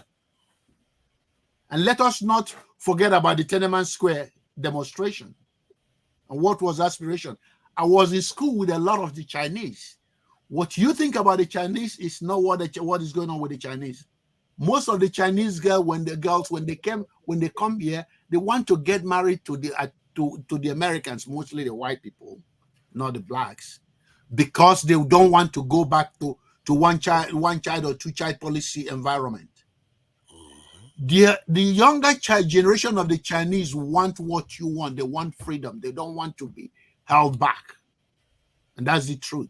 You can read about any books you want on those things. You can read about any information you want on those things. So the interest where you are saying that it will be good, yes, there's no wrong. There's nothing wrong from what you said, that it will be good because they believe, the Western world believe, that the more a society become capitalized as a capitalist system, the less oppressive they become and want to go to fight. Because don't forget that the Western world wanting alone. They want that, what you may call it a hegemony, but what is that, the hegemony? The hegemony is a world controlled by liberal democracy where people can fight over policies and issues. They don't want, they are not fighting to be this, because they believe that if it's a liberal democracy where ideas and their accomplishment will prevail, they believe that they will always win, or they expect that they will always be on ahead. So that's why they are fighting for the environment of liberal democracy, because they say, oh, if it is in this area where we allow the talents to flourish, do as much as you can do, we will beat everybody else. Because it makes things, they don't want a society where dictators or oppressive governments run the whole world. And who doesn't want that? Who wants to be oppressed? Who wants to be under a dictator? Nobody does. Because all of us will be fought. If you go to Nigeria, he said if you talk too much, they push you off the window, just like they do in Moscow area and all those kind of stuff. And that's why. So even when you're talking about the West, you're never going to see a professor, Pat Utomi talking about West being an issue with Africans. The only people that make those statements are people who don't read any book. people who cannot tell you if the West is the problem, how do you counter that problem? Because you can't tell us a problem without giving us a way to the solution. And the people who will never spend one day to go and volunteer or go and demonstrate or go and call a meeting on how to make Africa or Nigeria a better place. Most people who will use their time to do any of this will never point finger to anybody else. They will point finger to what they can do, not what anybody else is stopping them from doing. And that's a mindset on its own. Because the mindset we are having now that is our leader is actually a very wrong mindset, because when we say it's our leader and the guy who we are calling, most of the guys who are in the leadership in Nigeria, I'm older than most of them. When you talk about that regarding leadership, I think hold on, let me finish. So the problem, what we should be doing on this platform is how do we counter them? How do we stop them? How do we challenge them? Because there is something, I don't know how many of you who understand Igbo language, there is something in Igbo, they say that Ejirombobo. Do you know what that means? No. You don't use the excuse of being killed to avoid going to war. That's an Igbo proverb. You do not use the excuse of being shot dead to avoid going to war. Wow. So do you see that we don't even have any excuse anymore? So the only thing we need to do, just like Jagu always stress on this, we need to use this platform to start organizing and mobilizing ourselves. Even if we don't fight them with weapon or anything, we can start putting up, maybe collectively, we can pay and take up a New York ad against, release the name of the senators and take up New York ad against them. Nigerian senators. So how about the original point that we were addressing? Davidson wanted to, but let me just share this so you see what I mean. The question I asked on Google, I said, why did Nixon think it was a good idea to work with China? And this was the first answer that came out. And the weird thing is that these deductions are actually made them. I think I was thinking about this one day, and I just said, you know what?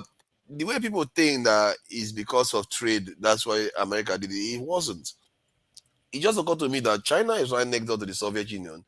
And it makes sense. China is highly populated. If these people remained friends to the Soviet Union, America would never, Soviet Union would not collapse. So, and the moment you ask the question, you start seeing that, oh, it's because they wanted to use China to counter Russia and Vietnam War and all. It's all, and they even have a specific name for it. That's how. No, teenager. The most important thing here is that you are talking about how China build their own economy. Whether being a part of Soviet Union or not, that is not the issue. The issue now is, okay, what policies, that is the reason I was trying to counter our leader here just now, that yes, it's not just all bad leaders, the leadership, but the truth of the matter is that who are those people making policies? You know, is it brought down to the leadership style we are practicing in our country, Nigeria? Then when you started, you mentioned about there's a mass communication regarding some courses and all of that. You see finance, you see revolve around policies makers. Now, we are having issue with light now because students need light to study. They need internet to study. You know, who are those people responsible for that? It's still the leader. Whether leadership in the presidential level or leadership in the academic level, people making decisions at various levels, they are the people we are talking about right here. So that is the point. So talking about sovereignty, you know, China belonging to one or two unions, the most important is that they have a core value they were protecting. You know, they were building the future. Okay, we want to do this, but in the next 2020, we want our GDP to be like this. And how are we going to pursue those things? In all holistic view, everything, they put everything together.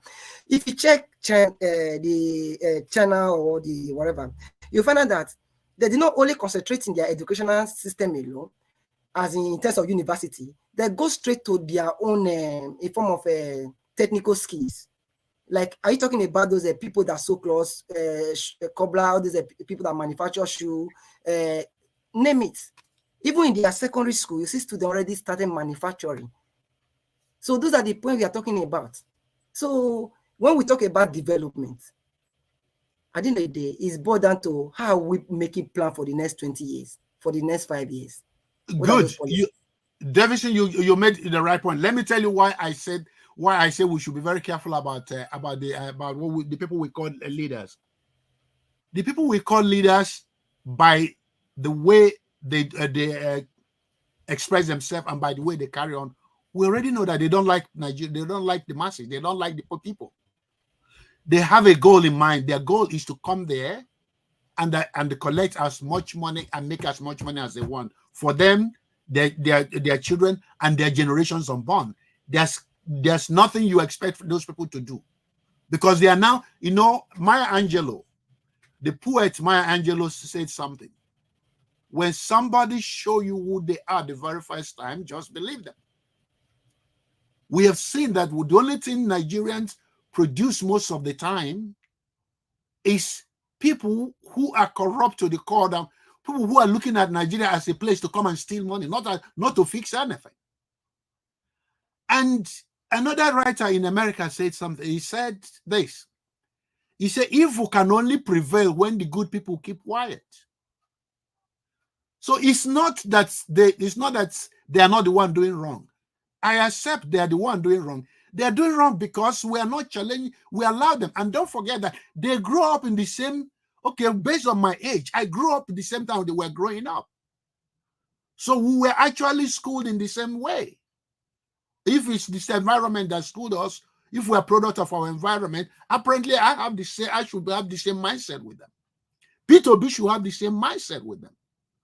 But P2B started taking all those executive classes from all those all these Ivy League universities that cost $30,000, $40,000, where a professor challenged him, you're doing all this, why not just go to your country and try to make a difference so that it will be something you contributed?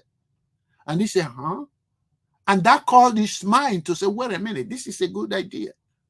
And already he was doing volunteer work as a Catholic person. He goes to Haiti, he goes to so many places, he goes with his children, they go and volunteer and do Catholic work. So he said that's when those are the things that sparked him up to take up to run to be the governor of Anambra State when he ran. So the key thing is that all of us have to have the same inspiration and the same spark to see what we can do, not who we can blame, because there is nothing we can come here and blame. Listen, those guys don't listen to us. They will never hear what we are saying. So the only thing we are doing is running our blood pressure by just attacking one another or argue with one another, rather than say, hey, how can we put our mind together to come together and start putting, even if we don't challenge them, that putting stumbling block in the roads of all these people.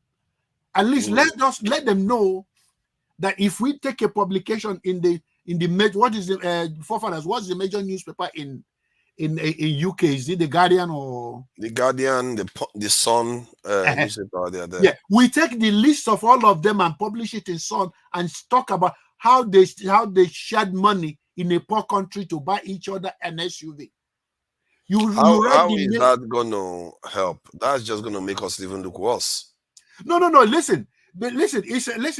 You don't know what result anything will do until you do and you try it, right? I think one of the areas I deviate a little bit from you is that you don't appear to see us or see others as potential threats to us. It's like being part of a family. You know why I don't see that? You know why I don't see them as potential threat? Yes. Do you know who control Americans' oil? Americans. No, the Americans would be very specific. Who? No, I'm not exactly sure. You can say Chevron and all the others, but I've not known the name. American oil is not controlled by American government the way Nigerian government controls Nigerian oil. The states where that produces the most, where most oil is produced is Texas. Texas is not one of the richest. One of the richest states. You see, the states in the United States is California. They don't have any oil. So the issue, the Singapore you mentioned before, the Singapore does not have any natural resources. True. Their natural resources is their brain, right? Yep. So if you have the brain just like a typical white man, why would you start looking at him as a threat to you, if not as a competitor? Because Singapore also saw other people. That is a very great point there. Thank you for that. Singapore also saw other people as threats. No, I don't know why. No. They saw them as a competitor. As a competitor. Not as a threat. Some people were threats. That's why they have the shrimp policy. That Persian shrimp policy was to say, if you attack us, kill us, but you are going to be sick. Okay, fine. Going by your own postulation, that's not a threat. That's a okay. That is it depends on what you want to call it. They are preparing for possible dangers. They prepare for it. But okay, in preparation, what are you doing? What are you doing to being able to mark your guide? What are you doing? Yeah, that's what I'm advocating, that we need to change our security posture in Nigeria, because all other nations have very high security posture. Okay, that by recruiting into our defense forces, train them more, secure the country so that the diaspora. What are you going to use to secure them? You are still going to buy the weapon from the foreigner that is here. Somebody, right? No, you start from somewhere. After no, not somewhere. You are still going to buy the weapon for those people you see as threats, right? Yeah. Not all of them are direct not threats. all of them. Who? No, we say they are threats, your neighbor. Is that what you said? Okay.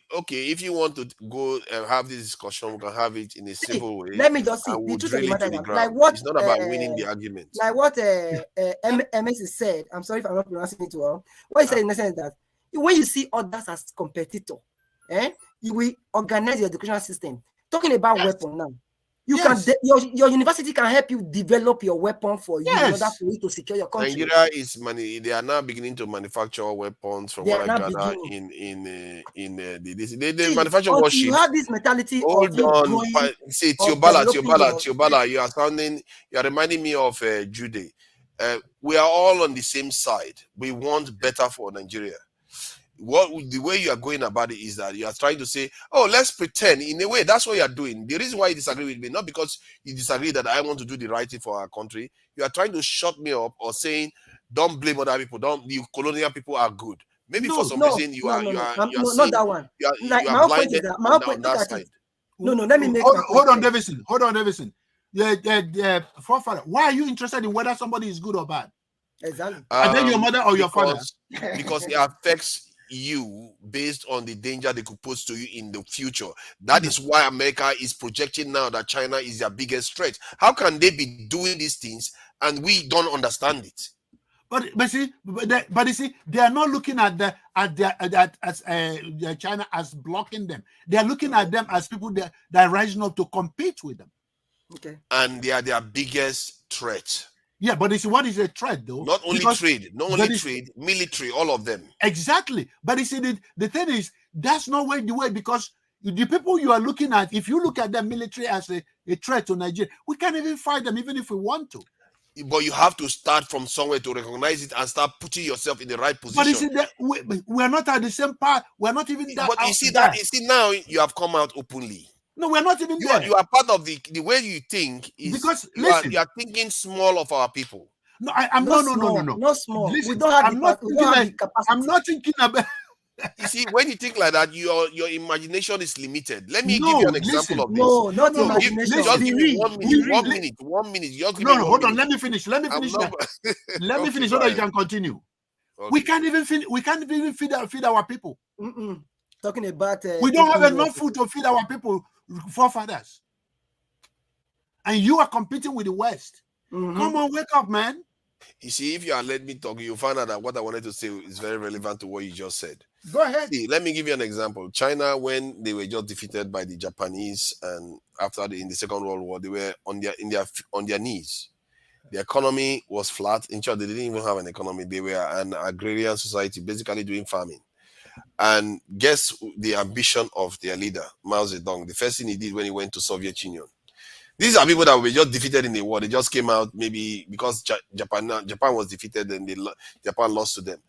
He went to China, Russia, and Soviet Union then and said, you know what?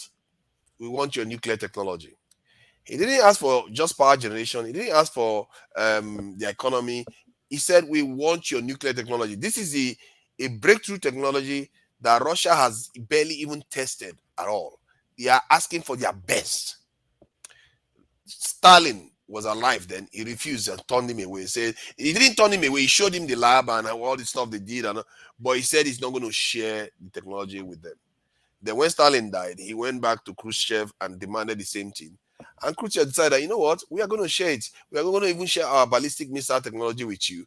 And they started working with the Russians. And after a while... Yeah, that story is not complete. When they say they want to share, hold on, you continue.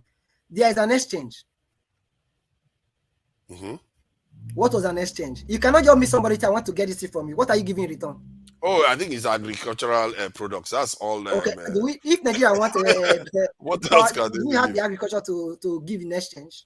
Yes, we have. See, we have more than agriculture. We have our people. We have this in what they call it, crude oil. We have resources like crazy, more than China did at that time. Do you have the crude oil? The crude oil cannot even refine your country. Let me finish the point. And in terms of hunger, China, they were living on rations when they were building their nuclear technology. As a matter of fact, during the time when they were working with the Soviet Union decided that they were going to make nice with America, and the Soviet Union told them, please stop building this stuff. We want to be nice to America now, and I promise you we will protect you with our nuclear umbrella. China was like, up yours. Go and make your peace with America. We'll go ahead and build our own nuclear technology. And because of that, according to the Chinese, they said they may have actually developed their nuclear technology faster because the Russians were not busy micromanaging them. And they went ahead, tested the nuclear weapons in 1965. And guess what? In the early 1970s, Nixon was there shaking hands with them.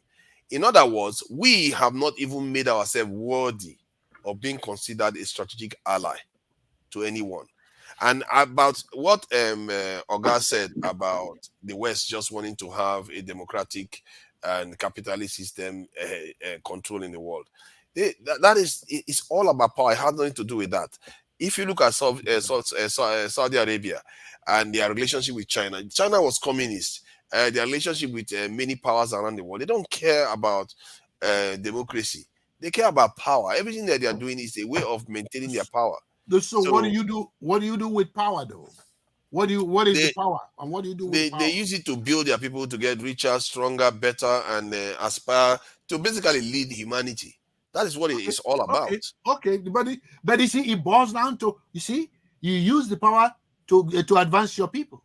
Yes, and that's exactly what I told you, because that power I told you can call it hegemony.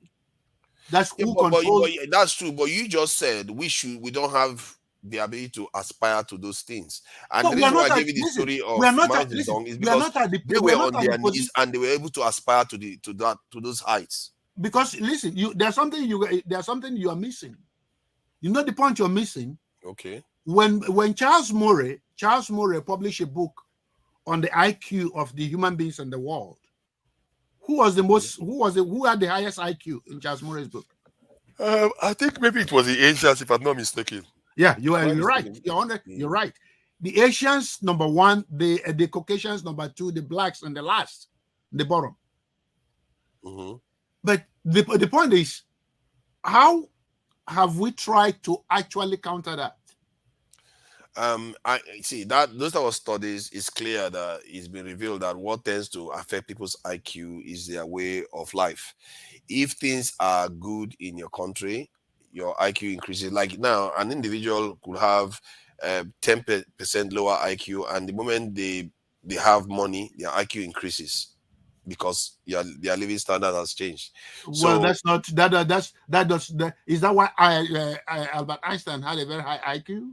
Because it was no. So there's genetic elements to it, but there are the most intelligent people in the world, from what I gather, is actually created in Africa because of our diversity. We can create the dumbest, we can create the wisest. It's just that we've not tapped into it well enough. My point is that we can aspire to any height we want. No, because being timid about it doesn't get you anywhere. It's just. But my problem is that you're deviating from the point. I am not timid about your aspiration or your motivation. I'm actually concerned about where you are when you are aspiring. We don't have a ground foundation and you want to build a skyscraper. What is the ground foundation? You just The ground need your foundation people. is the ground foundation is that we have to be thinking effectively, competitively in our mind with the rest of them. If we are competing in our mindset with the rest of the world, if we're on the par, then what you're saying can uphold. But we are not even But there. we have our people that have 7 degrees, and my degree, What do my you degree do with is a everywhere. degree? No. What do you do with a We can degree? think. My point is that we can think. It's just a change. We just need to flip that switch that we've switched off. No. You see, I've said this over and over. The university teaches you how to get a job. Now, I understand. When you go to the research level, now you're expanding. It's all different ballgame. That's what I do. You know, when you go to your PhD level, that is a different ballgame. That's what I do. But the initial purpose of education is to for job. Even here in the United States, they will tell you that we are improving our university so that we can train a lot of people for the job market, so that we remain competitive. And that's why the emphasis in education now is what they call STEM. What is STEM? Science, technology, engineering, and mathematics. Because that's the future of the world competitive jobs. They're not doing STEM because it sounds good, because it makes you smarter. No, it's all utility. The utility education does not make you smart. And that's why a lot of people come here and talk rubbish, because they don't pick up anything to read or research something before they show up. That's the point I've made earlier. That's the point I've made earlier. That they are not even taking. They don't take the time to study. Let me make this point. Because let me make this point. The issue we have is we take time to talk about the problem without ever talking about the solution. We actually, the way you talk about the West, secondly, the way you talk about the West, you make it look like we are victims. No, we are not. Nobody is taking our resources. Any resources we produce in Nigeria is sold in the world market, just like every other country. Yes. The people who are doing oil bunkering are Nigerians organizing with some thieves to steal our oil. The people stealing our gold are Nigerians organizing, because there is one core mindset in Nigeria right now. And one of my friends, who I'm not going to mention the name, who used to come to Atlanta when I was in Atlanta, and we all party together, go go hang out in the, all those clubs together, So when he went back to Nigeria to go and run and become House of Representative, representing part of Anambra State, he told my best friend, Ken finished his PhD and went back to Nigeria. He's in Nigeria now. He said, forget about Nigeria. It's all about what you can get. He was a House of Representative because they released money in the Congress to help. Listen, this is like about 15 years ago. They released some money, not a lot of money, to help start, organizing the youths, keep the youths busy, and start inspiring them and teaching them certain things. Do you know that all of them from Anambra State that were in the House of Representatives take that money and divided it among themselves? Okay.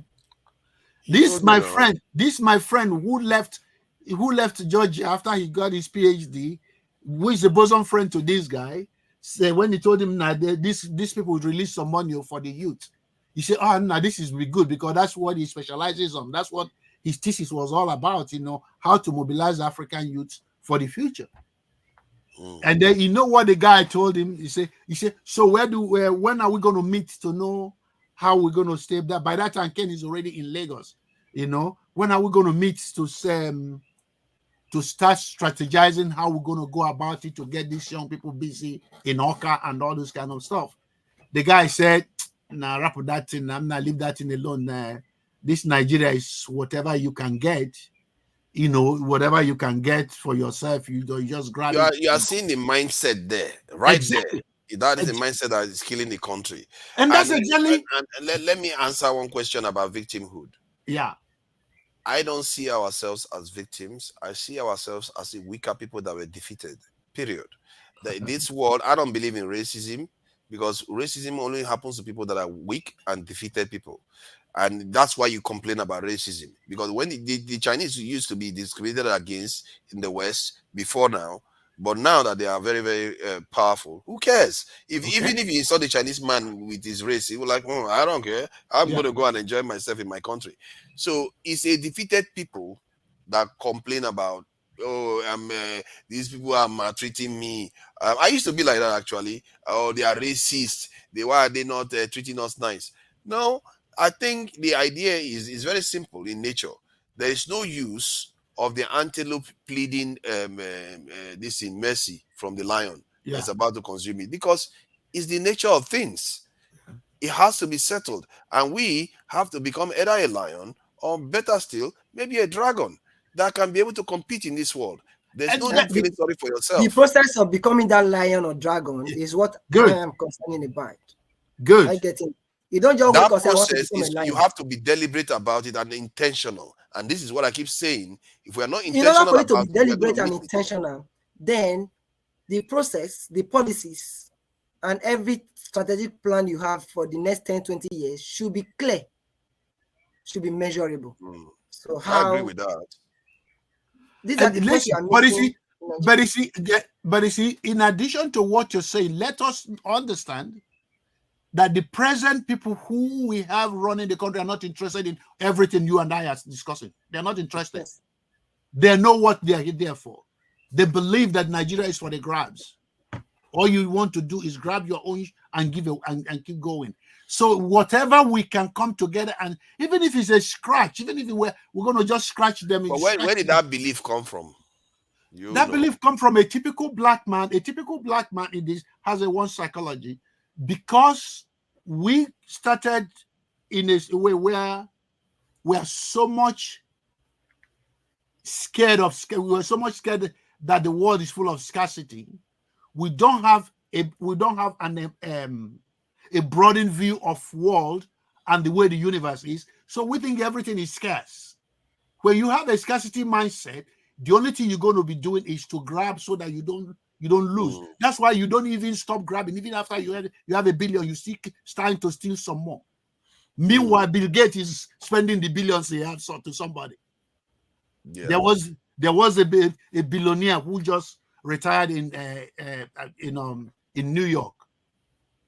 That's an interesting way of looking at it, actually. I really think that is interesting psychological analysis to say that it is because they have a scarcity mindset because they've been deprived. But there was a time when we were not deprived, and we still never got on to do the right thing by ourselves. Good. Now stop there. If you go to our forefathers who were not deprived, they did not have scarcity mindset. That's why if you are a wine tapper in the village and you are somebody who is great, a banker. No, sorry, I meant that we didn't have a scarcity mindset in the 60s, 70s. We had a bit more resources then.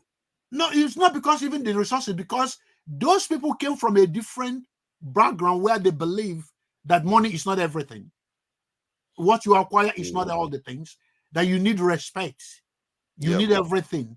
But we started over emphasizing money.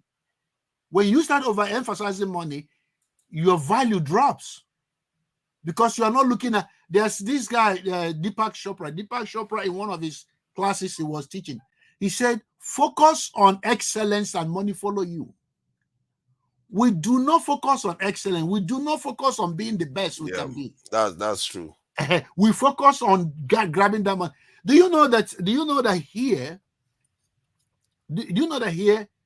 or even on this internet,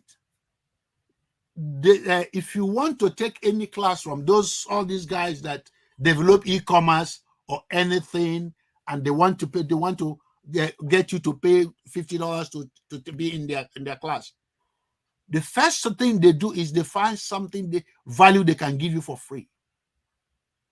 It might just be an information. And if you go to their class and they say you want to take a class on how do I grow my internet presence with a lot of viewers, a lot of audience, the first thing they will tell you is, okay, if you want to grab a lot of people on the internet, make sure that you're giving them something of value. Yeah. And because you're selling them something of value, what are you going to give them free that is important before you start expecting to make money off them? And that's not the way we think in Africa. Delayed gratification, isn't it?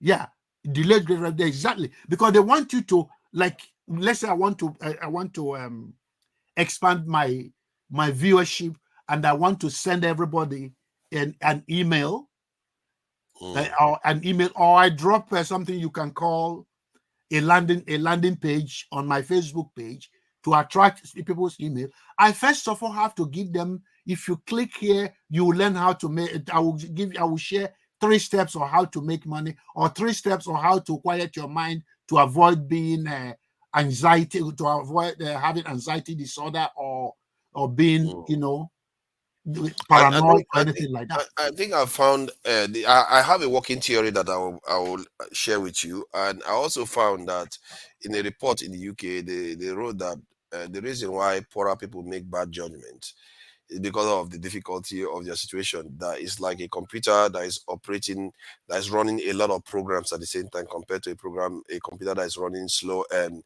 fewer programs. Because the poor person is, calculating too many variables that he needs to survive with, so they are more prone to errors. So he compounds their problem, and it makes it, and that results in their lower IQ based on their issues.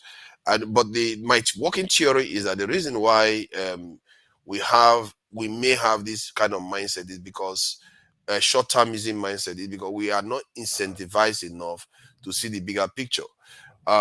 An example of this is that all the Asian nations that we like to mention today that have gone on to do relatively well, they had some very, very, very traumatic event occur to them in the last 70 years. From China, Vietnam, Japan, South Korea, North Korea, Singapore, India, all of them went through hell. And this hell was mostly visited on them by external forces. So it means that when those forces lose their power over them, then they are more motivated to do the right thing by their people. So you don't need to preach to the next fellow countryman that we need to do these things, like the way you have to convince Nigerians. So you can see why Nigerians it's hard to convince them to cooperate with each other when there is no real reason to do that. Well, they don't feel any threat okay, well, that will make them unite to do those things. Okay, Godfather, if your forefathers, if your theory holds, it means that African Americans should actually be ahead of everybody, or the Indian Americans should actually be ahead of everybody, because they've been heavily marginalized. They've been pushed aside. They've been conquered. There's an aspect that you missed. I said, when those forces leave them, African Americans are our best in terms of they are by far the most racialized black men on the face of the earth. They understand the dynamics of the world more than we do. And if they had access to our resources, they will quickly turn on the world, and they will know whom their enemies are quickly. But we don't know that. Yeah, but you see, the thing is that not so fast, because there is something that's behind that. There's a saying in the United States that said, if you want to hide anything away from black people, in a book, we put it in a book, because we don't read. And let me tell you, the information, let's assume somebody developed, maybe you, maybe Davidson, you develop the best information that can save Nigeria today. Do you know 90% the people who will be 90% of people that will read it? No. The same white people you are talking about. Yeah, they will read it now because they have the luxury of the time. Like I said, they make better decisions because they are already ahead. But you see, that's why I'm telling you that what you said about the poor people, right? To some extent, the psychology is backing you in essence in some areas, but it's still not an excuse. Let me tell you why it's not an excuse, because every human being always have your surrounding, right? Yeah. And the only way to protect yourself is by watching what's going on in your surrounding, right? Yeah. Those ones who do better are the people who look at their surrounding and want to learn from it. Yep. The ones who don't do well, whether they are poor or rich, are the ones who ignore the information their surrounding is giving them. So what you said has a play in poverty, even it has a very, very good implication in poverty. However, your surrounding is your witness. Your surrounding is powerful, but you have to be what they call self-motivated. And if you're not self-motivated, it doesn't make any mean. It doesn't matter how much we bombard you with information on how to be rich. You'll be like, they're just saying that who knows whether it works or it doesn't work. The person who is self-motivated will say, hey, I'm already poor. What do I have to lose? Let me try it. If it doesn't work, I don't have anything to lose. Yeah, but what you're saying is that it forces people to be more individualistic because they don't have any reason. Exactly the comment that you made that your friend or so made said, forget about Nigeria, fight for yourself. That is exactly that. You will not hear that kind of statement in the aftermath of Japanese invasion in China. You will not hear that kind of statement in the aftermath of invasion of Vietnam, or you will not hear that because their mindset will be different. And if you look at the African countries that have fought for their freedom, not like Nigeria where they just talked about it and handed over, like South Africa and Zimbabwe, they seem to be more assertive about their independence than, as a matter of fact, Zimbabwe wanted to behave like every other country. It was the people that fought the colonizers that insisted that Mugabe had to give them the land, that they didn't fight for nothing. You see what I mean? And then what did that? Why? Okay, good. What happened with the land after I gave it to them? They were sanctioned heavily by the West. No. What was the result of their using the land could not function because they were sanctioned heavily. They couldn't trade. No. That's not the problem with the land. Listen. Even the land is still there, but for the land to flourish, you need to be able to trade and get finance and all the rest. No. They were taking farms. They were handing them over white people's farmers. Some of those white farmers ended up in the northern Nigeria. Yes. What happened when they handed over farm is that they were not disciplined on how to run farming. They don't have any. You are buying into the narrative that they painted. That is not it. If they had access that the Europeans had, they would have been able to farm it. No, they were not farmers already. You got to be. You see what you are doing to your own people. You are saying your people cannot farm. Somehow their IQ is low. Right here, your forefathers. We have lands in Nigeria. Nigeria cannot feed himself. Why? Okay, that's a fair point. That's a fair point. But I'm talking about Zimbabwe, where they have consciousness. Listen, forget about Zimbabwe. Let's talk about where we Listen, there is one Igbo guy. Go to YouTube and look for this Igbo guy who left Europe, started agriculture in somewhere in Lagos, started a farm raising catfish and chicken in Lagos. The guy said, you know what he said?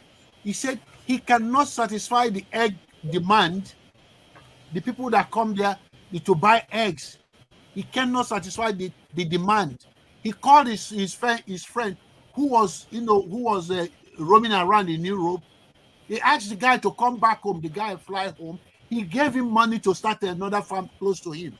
The guy started chicken farm too. And as soon as he started producing egg, he found out they don't have enough egg for the people who need it.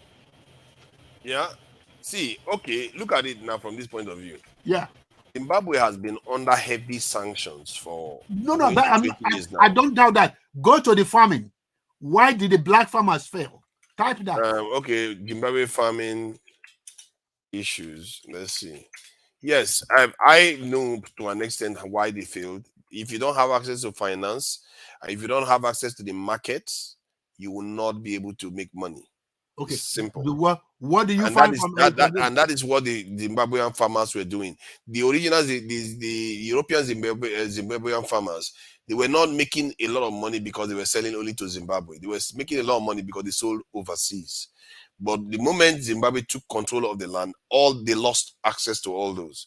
So you can see what the results will be. Okay, show us why did the Zimbabwe farmers fail? You see, a government assessment estimated that Zimbabwe's maize production fell by 43% in 2001 to 2022 season due to the lack of rainfall.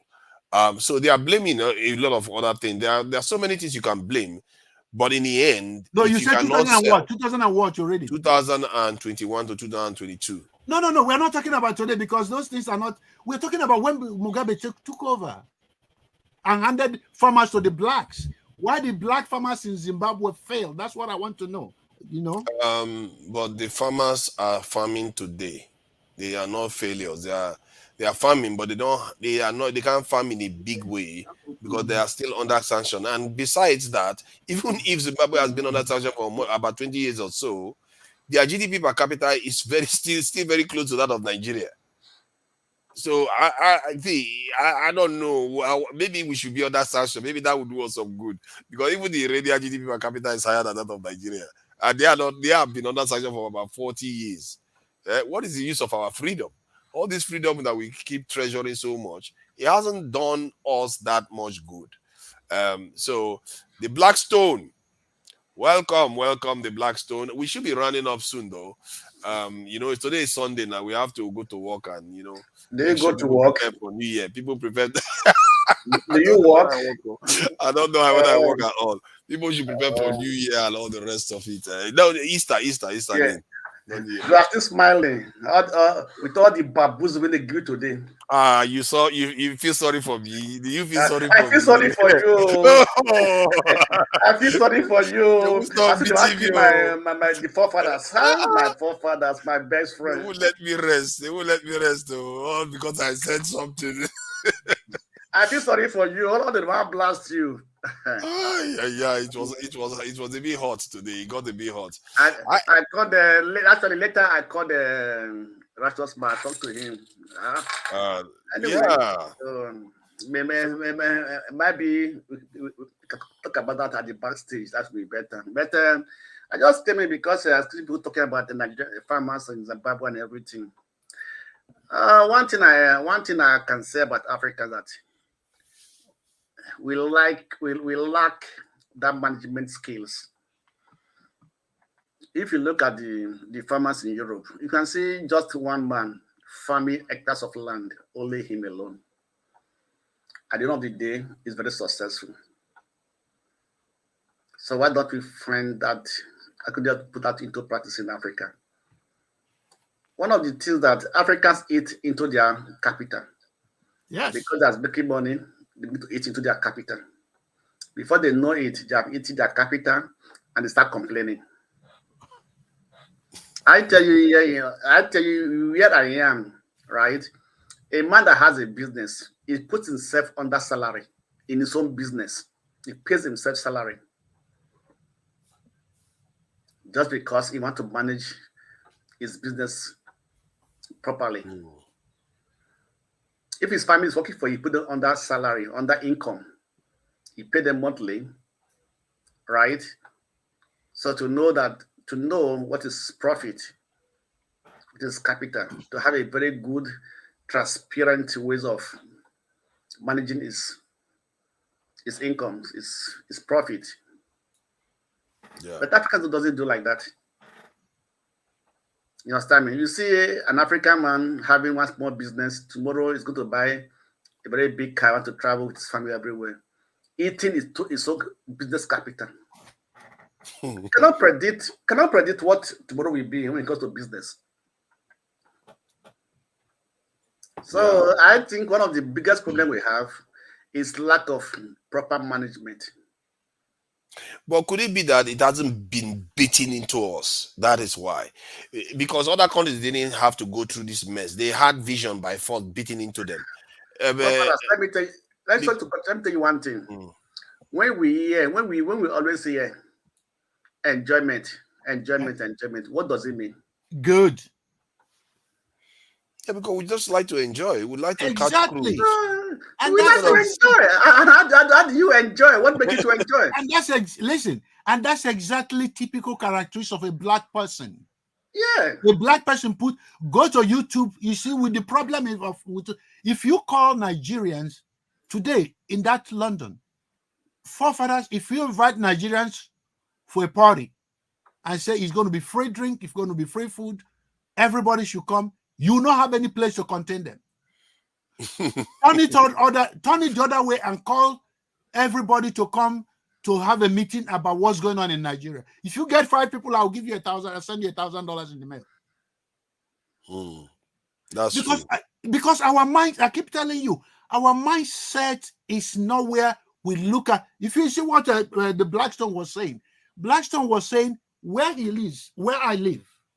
If a businessman do this, what is he referring to? He is showing you his environment, what his environment is teaching him. Now look at you. What you look is there. Let me give you a story. Let me tell a story, and after I tell a story, because my time is up now, I need to go. So let me tell you a story. There was this particular Yoruba guy in Lagos. His father was a lecturer. His mother a school teacher. The father was not making any money. The mother, they were scraping and scratching. Eventually, the father, when he was 8, his father divorced his mother. And the mother was crying every day because he has about three kids to take care of by himself in Lagos. The guy didn't know what to do, but he promised his mother because he felt so bad watching his mother cry. Every little money this kid gets, he spent it to buy data. And then he bumped into people doing e-commerce on the internet. He was in Nigeria. He had no money. He sent message. He sent DM to one of the Oyibo guys doing e-commerce online. Say, can I pay you small so I can pay to be a part of the program? The guy said, yes, send me whatever you have. So the guy gave somebody $90 equivalent to pay for him, and he's going to pay the rest. Gradually, he kept mailing that money and paid it off. And stayed in Nigeria and took that class. The same white kids who showed him those things started working with him gradually to help him set his own e-commerce while he still lived in Nigeria. To cut the story first, story short, that guy was in Nigeria running that business until that business worth $5 million. Never been into the United States. But on the process of doing that, he said what encouraged him was in the process, he ran into that book, Rich Dad, Poor Dad. He read that book. You know what he said? He said he consumed books like no man business. He said he read anything he can lay hand on. Do you know that when that business was up to $5 million, he relocated to Dubai? Not shocked there. And then he started collaborating with Americans. Up to today, he still has never been to the United States. The business became $20 million worth. He sold it for $200 million. Do you see? What did you say he sold? Or can I quickly add to that, please? He sold the e-commerce business. Oh, he's wow. on YouTube. If you can go and take any class with him on YouTube. Wow, that's impressive. I have to give it to him. I think the major. Okay, like when you, I don't know if it was your forefather that make reference. Okay, the Blackstone that make reference to somebody, maybe a farmer. One farmer can have large acres of land and cultivate farm and all of that. You find out that most of all those things have most of those people have the backup of the government. Here in the US, for instance, if you want to farm, you can go to any bank. You need a loan. Fine, they have tractors. They have all those machines they can use to help them cultivate their land and all of that to assist them. And they have enabling environment. In Nigeria, we don't have those things. So those are the major problems we'll be facing in the country as well. Because if it's education, if you want to go to school, you can even go to any of the banks, say, okay, I need so and so loan. They will give it to you. In Nigeria, you can't have that. So imagine that same person now. No, hold on, Davidson. Okay. You can't go to any bank and get any loan to go to school. In the United States, the only loan you can get to go to school is called FAFSA. The form is here. FAFSA is federal, federal education. It's organized by federal education system. You collect federal education loan. How do they give this loan? They don't give you the cash. You register, you enter the name of the school and their code number. When you register for the class, the Department of Education will send the money to the university. Of course. And that's what they call financial aid package. It doesn't come from any bank. You come from. But do you also know people from Africa have access to those loans to come and study in the US? No, okay. You don't have access to FAFSA. You have to be a resident or a citizen. There's a loan you have access to. The loan you have access to when you are a foreigner, because there's somebody I'm doing this for right now. As a matter of fact, if you go to YouTube, there are 2 Nigerians who are talking about this loan. It's a privately organized loan by a loan company that will give you loan as an international student. If you get admission to, they will send it to your school. If you get admission to the schools in their list, they don't finance all the schools. Yeah. They have some special schools in their list that they sponsor. If you get admission to do master's degree, not undergraduate. If you get admission to do on master's degree in any of the schools where they're in the listed, they will actually give you loan to go there and study. Okay. So that loan, use that one as an example. Imagine a foreigner. You have a body that stands for you to get such money to go to school. What will not happen to their own citizen? Are you getting my point? They pay back. No, excuse me. David, just to cut it short. All these things, like, I live in Germany. Germany education is like 100% free from everybody. Yeah, that's doesn't matter where you come from. Be you a foreigner, be you a citizen, you're 100% free, right? But they pay it back. It's not free. It's a loan. They pay it back. But Nigeria, give them a loan. Will they pay back? They will pay back. No. If they can pay back. If the government have a good taxing system, they can pay back. No, yes, no, wait, man. Loan, listen. You know one thing, when we say they can pay back, there are instruments that's on the ground whereby, okay, for example, every student here doesn't even know that they are paying loans and they have loans. Or they know that they go to school free of charge and everything. There's a way the system collects it back from them. Does we have that system in place? No. Yes, we don't have it in place now. We don't have. Yeah, so no, so we don't have it in place. So we have to understand that for anything to work, there must be an infrastructure, a system that will work. Put in place. Yeah, 100% correct. That just can you trace your friend address tomorrow? If he's no more living there, where would you find him? You will not even see him again, even if he's still living there. And at the end of the day, he might even change his name tomorrow. It's a new person altogether. I think the thing about finding people in Nigeria that makes it a bit easy now is it's not easy. Their BVN is linked to their phone, and secondly, many of them have presence online. Many of them have presence online. They have so many, so you know their family members, you know everybody. Yeah, it's about NIN. I see how Yobala is laughing because he knows it's NIN you're talking about. And with the Yobala is one of them now. The issue we are discussing is that we have that mindset. Yeah, we have the mindset. We have that mindset that you don't, because listen, just like you are saying, if you before you continue, which mindset are you talking about? The mindset of not wanting to be responsible for anything. As how, like paying back your loan? Yes, because do you know that a lot of Nigerians default on their students' loan? Okay, fine. Do you know the effect of that to you? Do you know the effect of that to you? Of course. They will send you to a collection agency. No, listen, the collection agency, don't forget, it's a student's loan. The collection agency don't collect. If they don't collect, they don't carry gun to come to your house. It's entered into your credit record.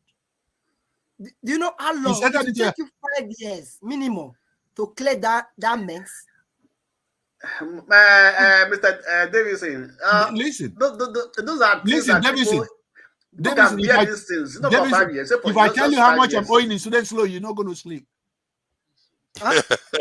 If I tell you how much I'm owing in the student's loan, you're not going to sleep. If I tell you if I tell you how much Ken owes in the student's loan before he left United States, you're not going to sleep. But he's paying back, right? But he's not paying back. Most Nigerians don't respect these things. That's what I'm telling you. Now, even listen, we have that inherent behavior in us that we don't want to be responsible for anything, and then we expect it to work. This platform should be used for us to come together and address exactly what we are talking right now. How do we start taking responsible for our own mess, for our own problem, being accountable for anything? Because I think that there are some parts of Nigerian traits that makes them very admirable, like our this inability to learn, our ability to be ambitious, our ability to also be quite intransigent. It can be a good thing when you don't want some other person's narrative to influence you, but once that has happened, they find it hard to move their position. And the danger of this ambition too is when it becomes toxic. Like you can now stab your own brother in the back to get away with it, and they are willing to shirk responsibility just to get one step ahead. And sometimes it can actually lead them to not make enough progress as they would like. Yes, Father, the issue is this, right? Okay, there's a saying there's a saying in the world of in the business world, or they say that who are the people that buys most of these products, name products, who are the people? They will tell you that if not the black people, they will be selling. Exactly. Name brands, Yeah, name brands. They say don't be selling. Okay, let me give you an example. Look at Nigeria. We cry they are poor.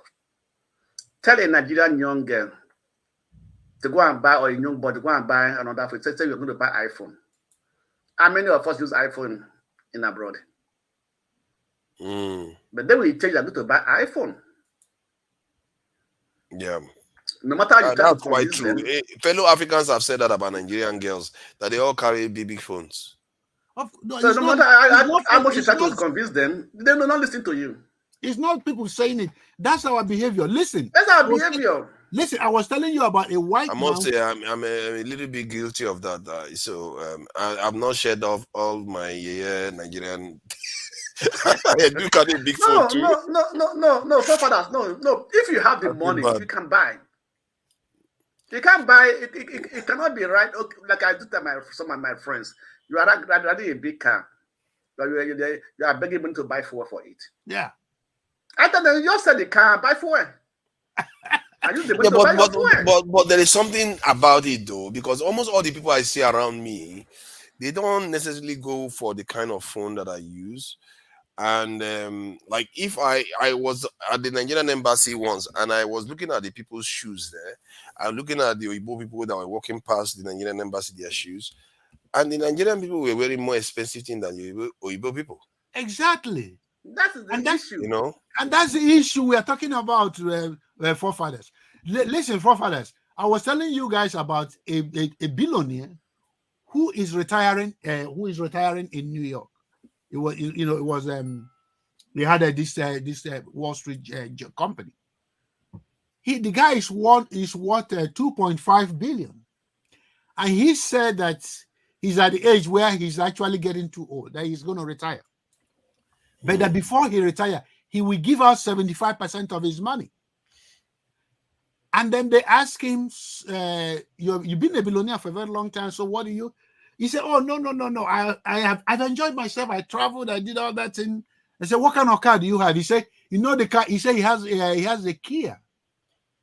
Imagine a small Kia.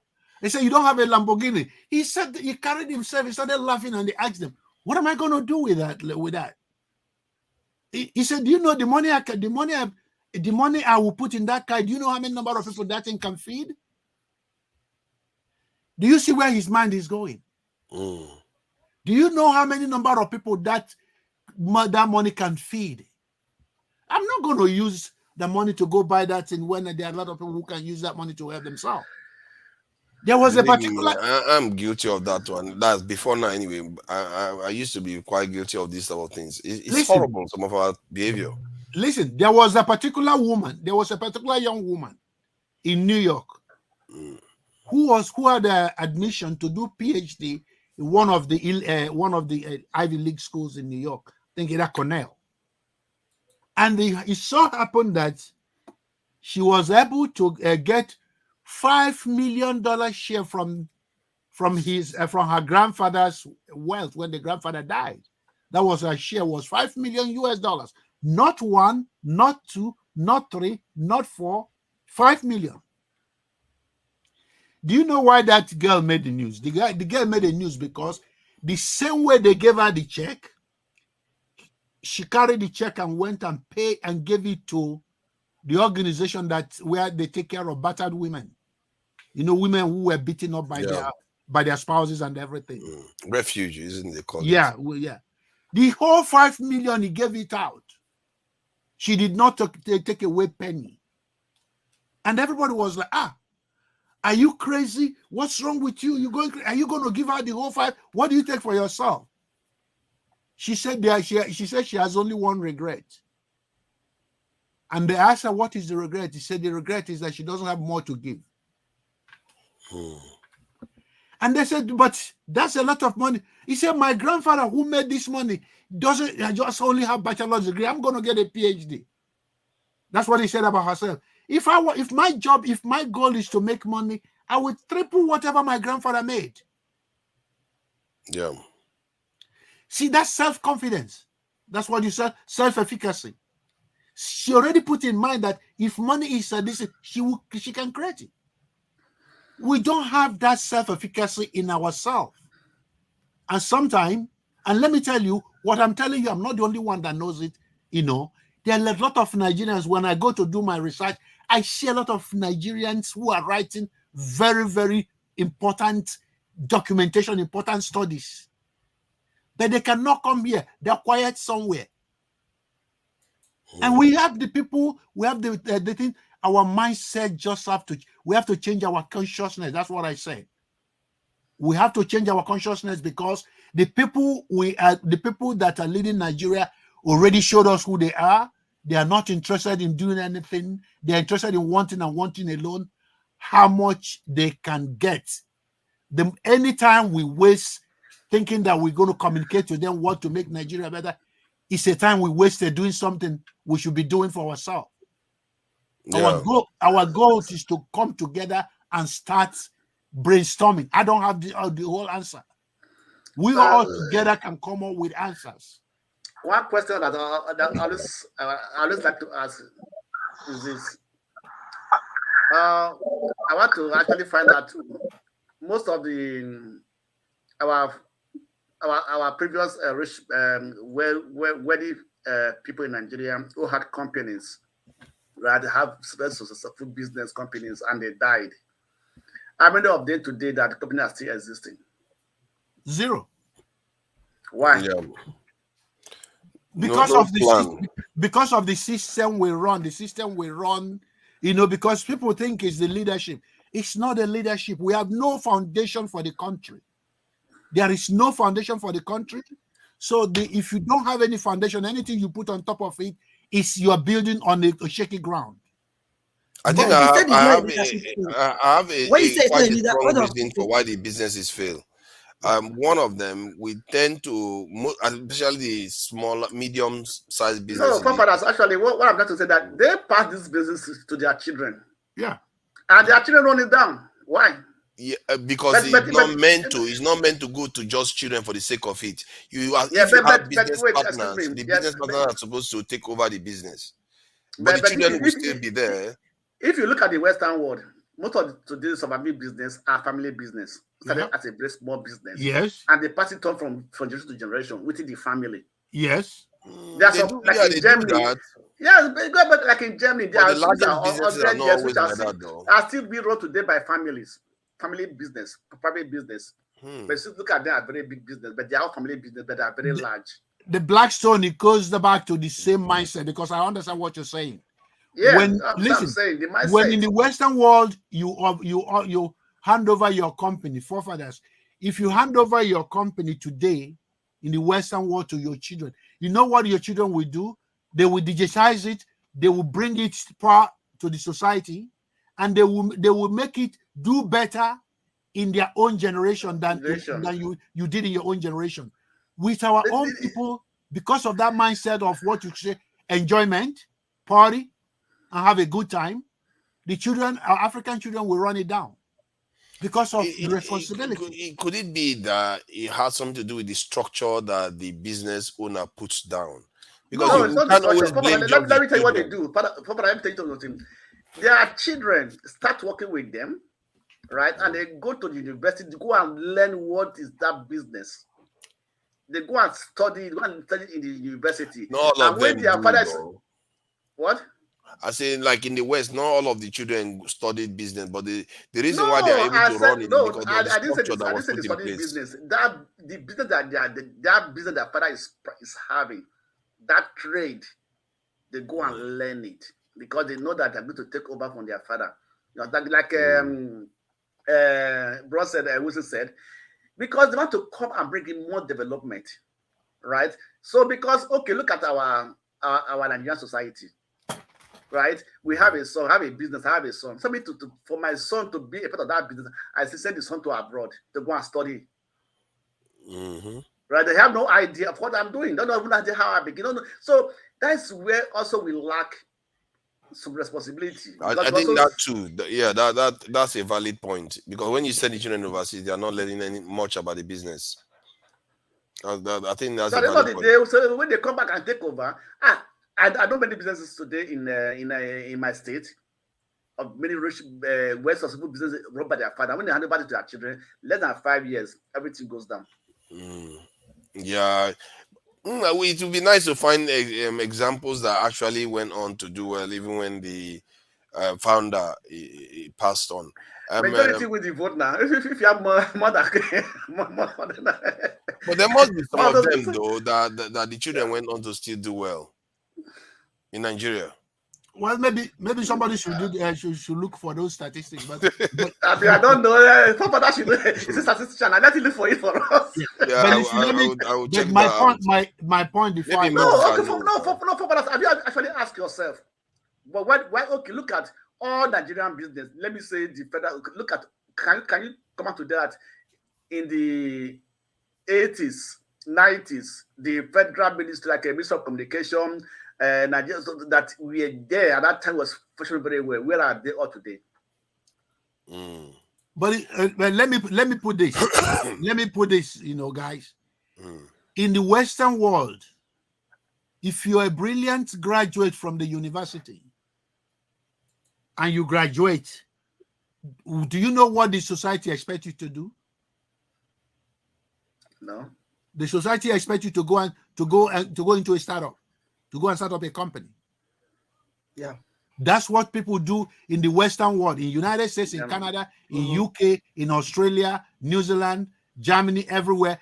If you're a brilliant draw coming out from the university, the next step people will be looking up to you is to go and start up a company. In Nigeria, when you graduated and you have a very good grade, they expect you to go work for Nigerian government. And Nigerian government don't produce anything. And the people expect intelligent people, intelligent achievers to go there in the private industry, in the private sector, and do very well for the society and keep on moving society forward. In our own, it's the opposite. When somebody is highly educated, and what they call highly educated, he just go to Nigeria, go work for Nigerian government. What can he do in Nigerian government? You know the reason why? That is the point I've been making, and I will continue to make that's a point. Highly educated is different from being knowledgeable about the subject matter. Yes. You can be highly educated, have 2 master's degree, have PhD and all of that. But the content of what is being taught during the whole year is that's what matters. Like in the UX, you know how it takes. There is a synergy between what is happening in the industry and what is happening in the classroom. But in Nigeria, what they do, just teach you, get your A. After you get A or B, just apply for one government job, you become a secretary or whatever, that is it.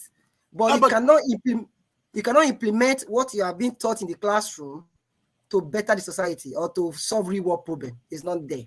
But even when those Nigerians study here in United States and go to Nigeria, they go back to work for the government. They're not going there to go into a startup. They're not going there to start. Yeah, definitely. The reason being that for you to work, to have a startup, you are not going to manage that business alone. You know, you need to employ students or people to come and intern your company. The people you are going to intern or come and work in your company, what knowledge do they have? But the thing is that when you're doing a startup, your challenges is not who you're going to hire or who you're not going to hire. No, of course. It's about you. Because then you can't do it alone. Okay, no, you're not going to do it alone. You're not going to do it alone, but you can inspire people to follow, even without education. Of course. If I start a company, okay, no, let me also correct. Let me tell you something. Do you know that most of the business most of the small business that fail in Nigeria, that it is even your employees that make it fail. Yes. Yeah, that's true. That's what I'm saying now. Can I introduce the two gentlemen that have joined us, because I think Tiobala is, you know, some people would think he's new here, but he's not new to me, and he's also a rascally person, so he's not going to give people space, and definitely the black steel is not going to give somebody space. I don't know about Oga, but Oga looks like he's a bruiser too. So let me introduce Maska and AY, otherwise they will not let them talk. Maska, go ahead, please. What do you think about what you've had so far? Maska, Kwanabu, Ramadan. Kwanabu, AY. Blackstone is asking what you are doing here, but I need to school you, Blackstone. When people like me come, people like AY would also come, so that we can banter. Your audio, your audio is better now. Go ahead. No, AY should not come. Let him go and sleep. You see, Blackstone enemy. all these Germany people. Okay, I think I don't know whether it's Blackstone or the young man beside you that said part of the problem that we have from a business continuity perspective, primarily it's simply the lack of integrity among our people. We always tend to see business opportunities as an opportunity. When you hire somebody, he sees it as an opportunity for him to cash in. Yeah. Okay, we have a very myopic view to life. Our time horizon is always very short. You work for a company, you kill the company. In fact, one of the major problems, not just for business continuity, but the reason why economically we are backward, it's not because we don't have entrepreneurs. We do have. And I can use myself as an example. When I started work, when my friends were buying cars to drive around, I used the money that they gave us for us to pay for rent. I think way back then it was about 100,000 naira. This was like 1990. So I used that 100,000 naira to go and buy a second-hand Pujo 5, a station wagon. Every day the driver would drive from Kano to Maradi in Niger Republic. After 3 months, I'm not seeing anything. Every day is stories. I had to collect the car and park it. That would have been the start of a thriving transportation business.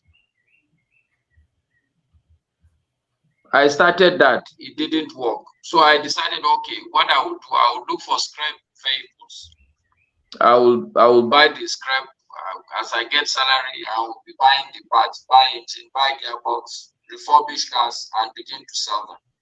The first scrap vehicle I bought, I think I bought it about 7,000 naira. I paid down. I started buying some parts. My own cousin was the same person that went behind my back, sold the scrap for 12,000 naira. To cut this long story short, at some point in my life, I just decided, okay, look, I can't be the Mugu. Every time you try to lift people up, they are thinking that they are the smart ones, they eat your money. Let me Pukuma be the one to eat my money. And I'm not the only person. These stories are all over the place. You open in fact, my kid brother today has a driving restaurant business, but they nearly killed him. Every staff went and opened an account in the name of that company. So when you come, wow, yes. So instead of money coming to him, money is going to his staff. He nearly fainted the day he discovered that. You are spending money, you see customers in your restaurant, but no profit. So that is the fundamental problem that we have. The low trust, it's a low trust society. A normal Nigerian is happy to take a salary of 50,000 if he is going to get some side money of about 60,000. That would be a total of 110,000. If you give him a salary, a paid salary of 130,000, he's not going to get shit. That guy is not protected. He will tell you that there's nothing there. Yeah. So that is the reason, one of the fundamental reasons why business do not continue. Because it's like swimming against the tide in a river. You expend your energy, at some point you will give up. That's one. The second reason for me, the policies in Nigeria, government policy, it's very, one is very erratic. Very erratic. Let's say you have an airline, for instance. Suddenly, you have any other business that requires diesel. Government does not think of anybody. Diesel price will just go overnight up. Half of the businesses that drive on diesel, they will collapse. Suddenly, they will close border. Okay, how do you expect your companies to source their raw material? We don't think through when we come with our policies. So businesses that are thriving, people are always complaining that businesses collapse. Yes, it will collapse. But I also agree that, yes, we don't train our kids also very well. You know, and the society is not just the father. The father is trying to train the kid, but the society is not. I don't know how to explain this thing now. We have a culture of, we create monsters. Let's put it that way. Okay, our society quickly creates monsters, and I will use myself also as an example. I was given a small position. Once I collect that position, everybody in the money is rushing to collect your part. People will start treating you as if you're extra-human. And then people will be surprised tomorrow when you turn back and start maltreating people. Or you start behaving like a big man. You don't want to enter, you don't want to stop at the traffic, you don't want to obey, you don't want to join the queue, because people have made you to believe that you are better than the average normal human. How this relates to the collapse of businesses is because when you are a little bit rich in this country, the kind of people, the sycophants that will surround you, and they are not people that will tell you the truth. So as a younger person, you take over your father's business, you are into money, your friends are just going to mislead you. The people that will come around you are not going to be good people.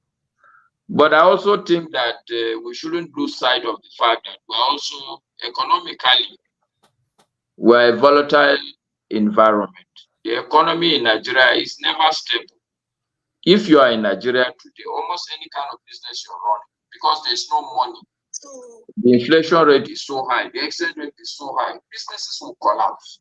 So there is a lot, on my bottom point is that there is a lot of factors that always contrive to kill businesses. But there are some businesses, take GTB for instance. I'm sure it doesn't matter who set it up, that company will continue for a long time. Yeah, because it is a PLC.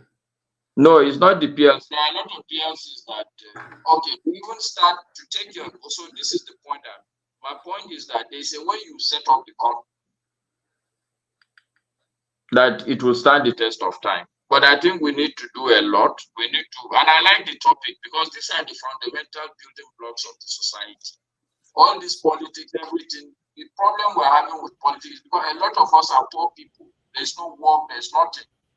So you don't even have the time to analyze things, even for yourself.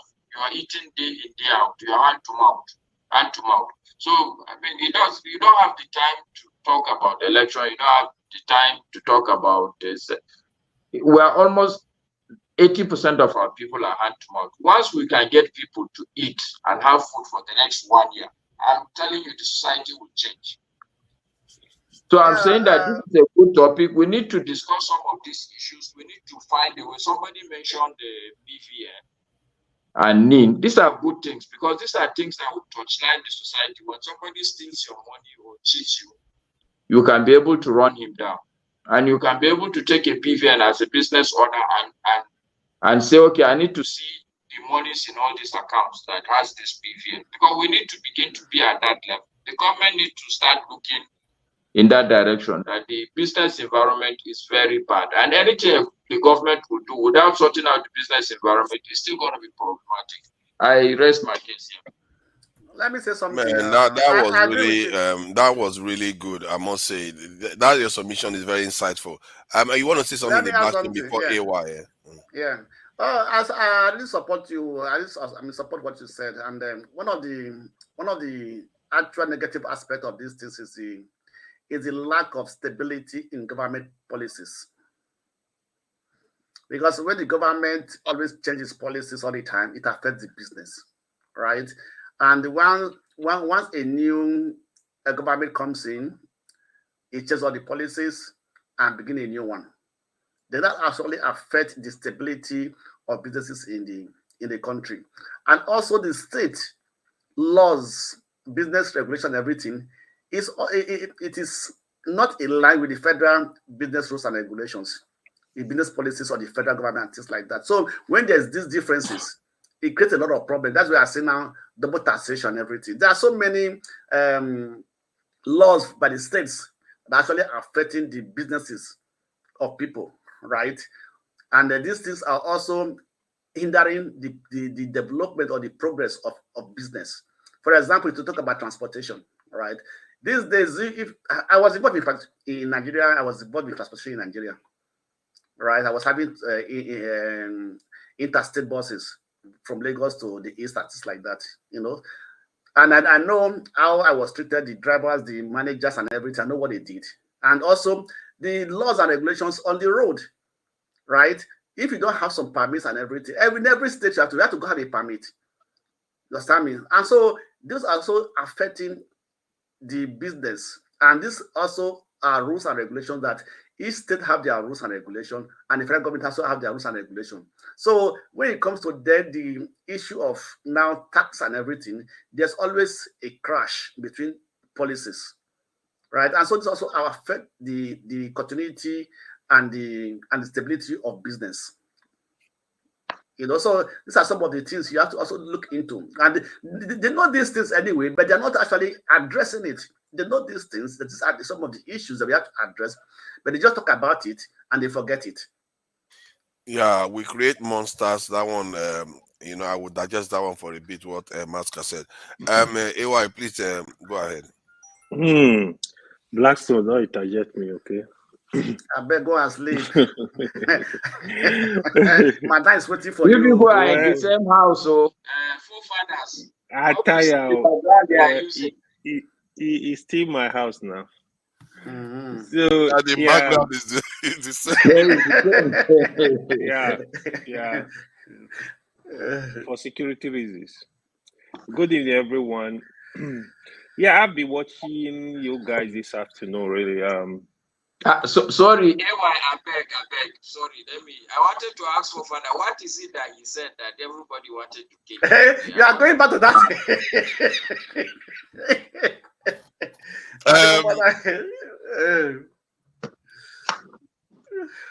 I wanted to come in and support you, but when I saw the firepower, I stayed away. I don't know what I said. Though. It wasn't so bad. The many sound as if it was so bad. All I said was You know what I said, AY? Yeah, I know. So all I said was, better a school leaver that is a nationalist than a professor that has got colonial mentality.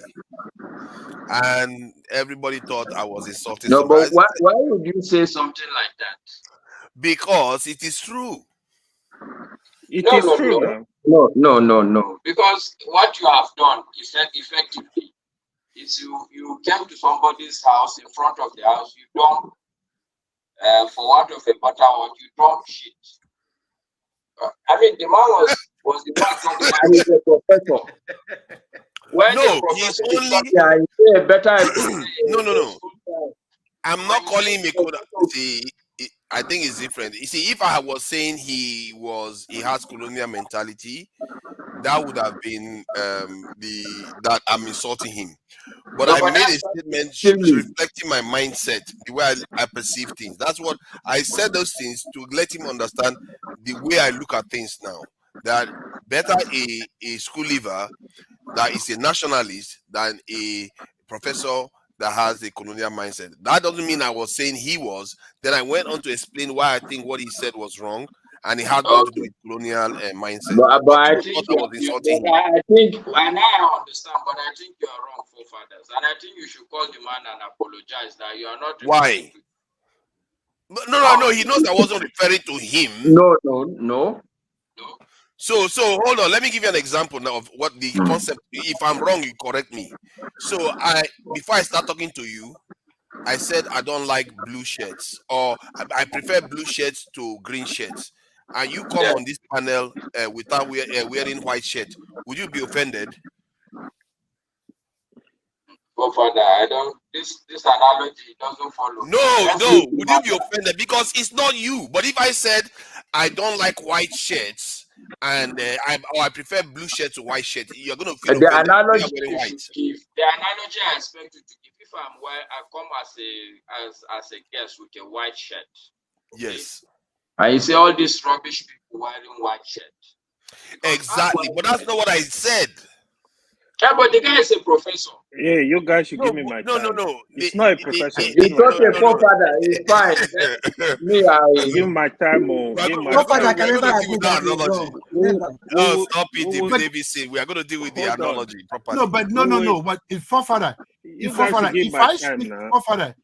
I say something and you come out right and say, Ewes, you talk like a white man, why should I get offended? The only thing I can do is say, no, forefather, I don't think what I say sounds like a white person. I can defend myself. And that's what I said, that even if it was true, it still doesn't mean it's my opinion. The professor can defend himself. He cannot. Let AY speak. Okay, AY, go ahead. Ataya. Okay, AY, good evening, sorry. everyone. I actually listed this afternoon where you guys were doing those backbones. It was very serious, but he's a doctor. What's his name? Is it Dr. Chidi? So I agree with a lot of things he said, really. One of his struck point, which I agree, which I've always believe as it regards to Nigeria, is I don't think Nigeria is going to work as having all the power at the center. I think we need to regionalize the country, regionalize or devolve power to the state, down to the local government. This has been my belief. The way we are going with the country, we make it one and forcing it to make sure things work together. I don't think Nigeria will work. That is a very strong point. The point, I did agree with him. He was here defending the Nigeria university lecturers. In this case, Rudolph was asking him some questions. Do you know about the sexual harassment in Nigerian university, in UNN? He said, no. Oh, there is no such thing in UNN. It happened like 10 years ago. I'm like, what's this guy talking about? I wanted to come on the platform to actually ask him serious questions. He was being economical with the truth, with that. And Rudolph asked him, the ladies too, He was like, oh, some of these ladies, the ladies that are weak, they are the ones that are vulnerable. The lady basically that are not intelligent, that don't follow up with classes. Rudolph asked him, are you saying there are no weak ladies in UNN? He said, no. I'm like, you call yourself a professor, you are saying there are no weak ladies in UNN? Are you kidding me? Like, that was so, I feel he was just gaslighting people. That is unacceptable, except, with due respect, except he's guilty of all these questions that we're asking him. But on the issue of Nigeria, I kind of like his stand, genuinely, as regard making the country work, kind of like break the country into parts, give more power to the state, whatever you want to do. I have said all those things a lot of time here. I see no reason where a road will pass through Kano State and you are telling the people it's a federal road. That is BS. We need to have amendment of the laws. We need to devolve more power to the state. We need to have a resource control, because that is why most of these governors, they're doing nothing. They just sitting there waiting for allocation every month. It doesn't work. And what you're saying is, some people will tell you some states are not viable. Bro, there is no state that is not viable. The reason is that because they get this money, they don't want to do the work. I've heard people here, oh, Zamfara, state like Zamfara not viable. I say, what are you people talking about? With all the gold? Yeah, apart from the gold, Master, the tomato and pepper, onion that are wasted in Zamfara State? Why can't you have we used to go to buy onion in Zamfara State. I serve in Zamfara. I know what is there. Even in other small states, there is no state that is not viable. Okay, now why can't you make these states, invest? Federal government can match their investment. Federal government can match their development. Of course, the states that are so rich, super rich, federal government will be getting money from But them. have you seen the proposed decentralization bill that the federal government is putting together?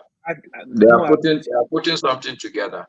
That I pray they do, because to be honest, I agree with the doctor on that. Nigeria will not work with this way we are living, because even in a family, let me ask a question. No. Hold on, let me finish. No, a question. In a family. No, in line with what you are saying. Let me finish. Even within a family, right? If you have 5 children, you give it them, let's say they are all graduates, you give it them money every month, money that we take, let's for example, you give it there in Nigeria, you give it there like 500K every month. You think they will go look for a job? They will not. They will be waiting for that money, except until you are no more, or the money is no more. They will start thinking, oh, we got to do this thing they want. Let the country move. Okay, Buhari was able to decentralize the power sector. Why can't a state that can generate their whole electricity, that can distribute, let them do it? Why are you holding the whole country and letting the source of power be from one source? But Abia has done that, and I know Plateau State. No, I know. No, President Buhari, President Buhari was the one that passed that bill to give the state power to generate and distribute their own power. Before, it was not there. Like this kind of things, even the issue of a state police. If you are scared, this state police, we must do it, either we like it or not. We are just postponing it. Hold on. I don't want you to distract me. I will ask you. I will distract you. Now, even the issue of state police, if you cannot start with 36 states, test run it with one state in each geopolitical zone. Test run it. Let's test run it with one state in each geopolitical zone. Let's see how this is going to work. We keep wasting time. We are wasting time. The country, things are going so bad. We can't function the way Nigeria is set up right now. Let there be genuine competition, healthy competition. Let province, let state be looking, oh, my neighbor is doing this, I gotta do better. My neighbor is doing this. Everybody is talking about Lesotho. I don't know what he's really doing. The other governors, his neighboring state, they will be ashamed if OT is really getting the job done. They will see that I need to wake up. I have to do better than OT. You put in this healthy competition, because otherwise we gotta be in trouble, because Nigerian population is blowing up. It's not going down, it's blowing up. We gotta be in trouble. Hopefully we can do that. And one other notion I wanted to also correct, when people were talking about internet, I have addressed this issue several times. When people come here and be talking about things they don't know, I don't know how to explain it. I heard somebody here today was talking like, oh, Nigeria, we don't have fiber optics. We are still using a cable everywhere. I'm like, what are these people? Who said that? Nigeria have fiber optics laid across the country for over 10 years, over 50 years, as a matter of fact. So when people are people need to ask questions of what is going on. That's not the problem of Nigeria. People are getting it wrong. And some of the points I must really agree with, which I've heard from Flagship, Davis was also making good point. Davis, I heard you talking about get value and that get vectors. I said, wow, this one is my best. So, like, issue of education, like technology, how to groom our young ones, is because we have these governors, again, they are sleeping. We are wasting talent. Nigeria is one country I know. The population of talent, the young ones that are wasted, is unbelievable. We have brilliant young ones. These people, even if you focus on Nigerian university, get 1,000 best students in each university every year, focus them and train them on IT, Nigeria will do better. What is wrong if a state government build an ICT hub, whatever you want to call it? Make sure you provide solar 24 hours light. Make sure you provide stable internet. Like, build it like a village. Train your people. Train people from your state. Federal government are not supposed to involve in this kind of project, to be honest. We are big country. Nigeria is a big country. An average state in Nigeria is like 3 to 5 million.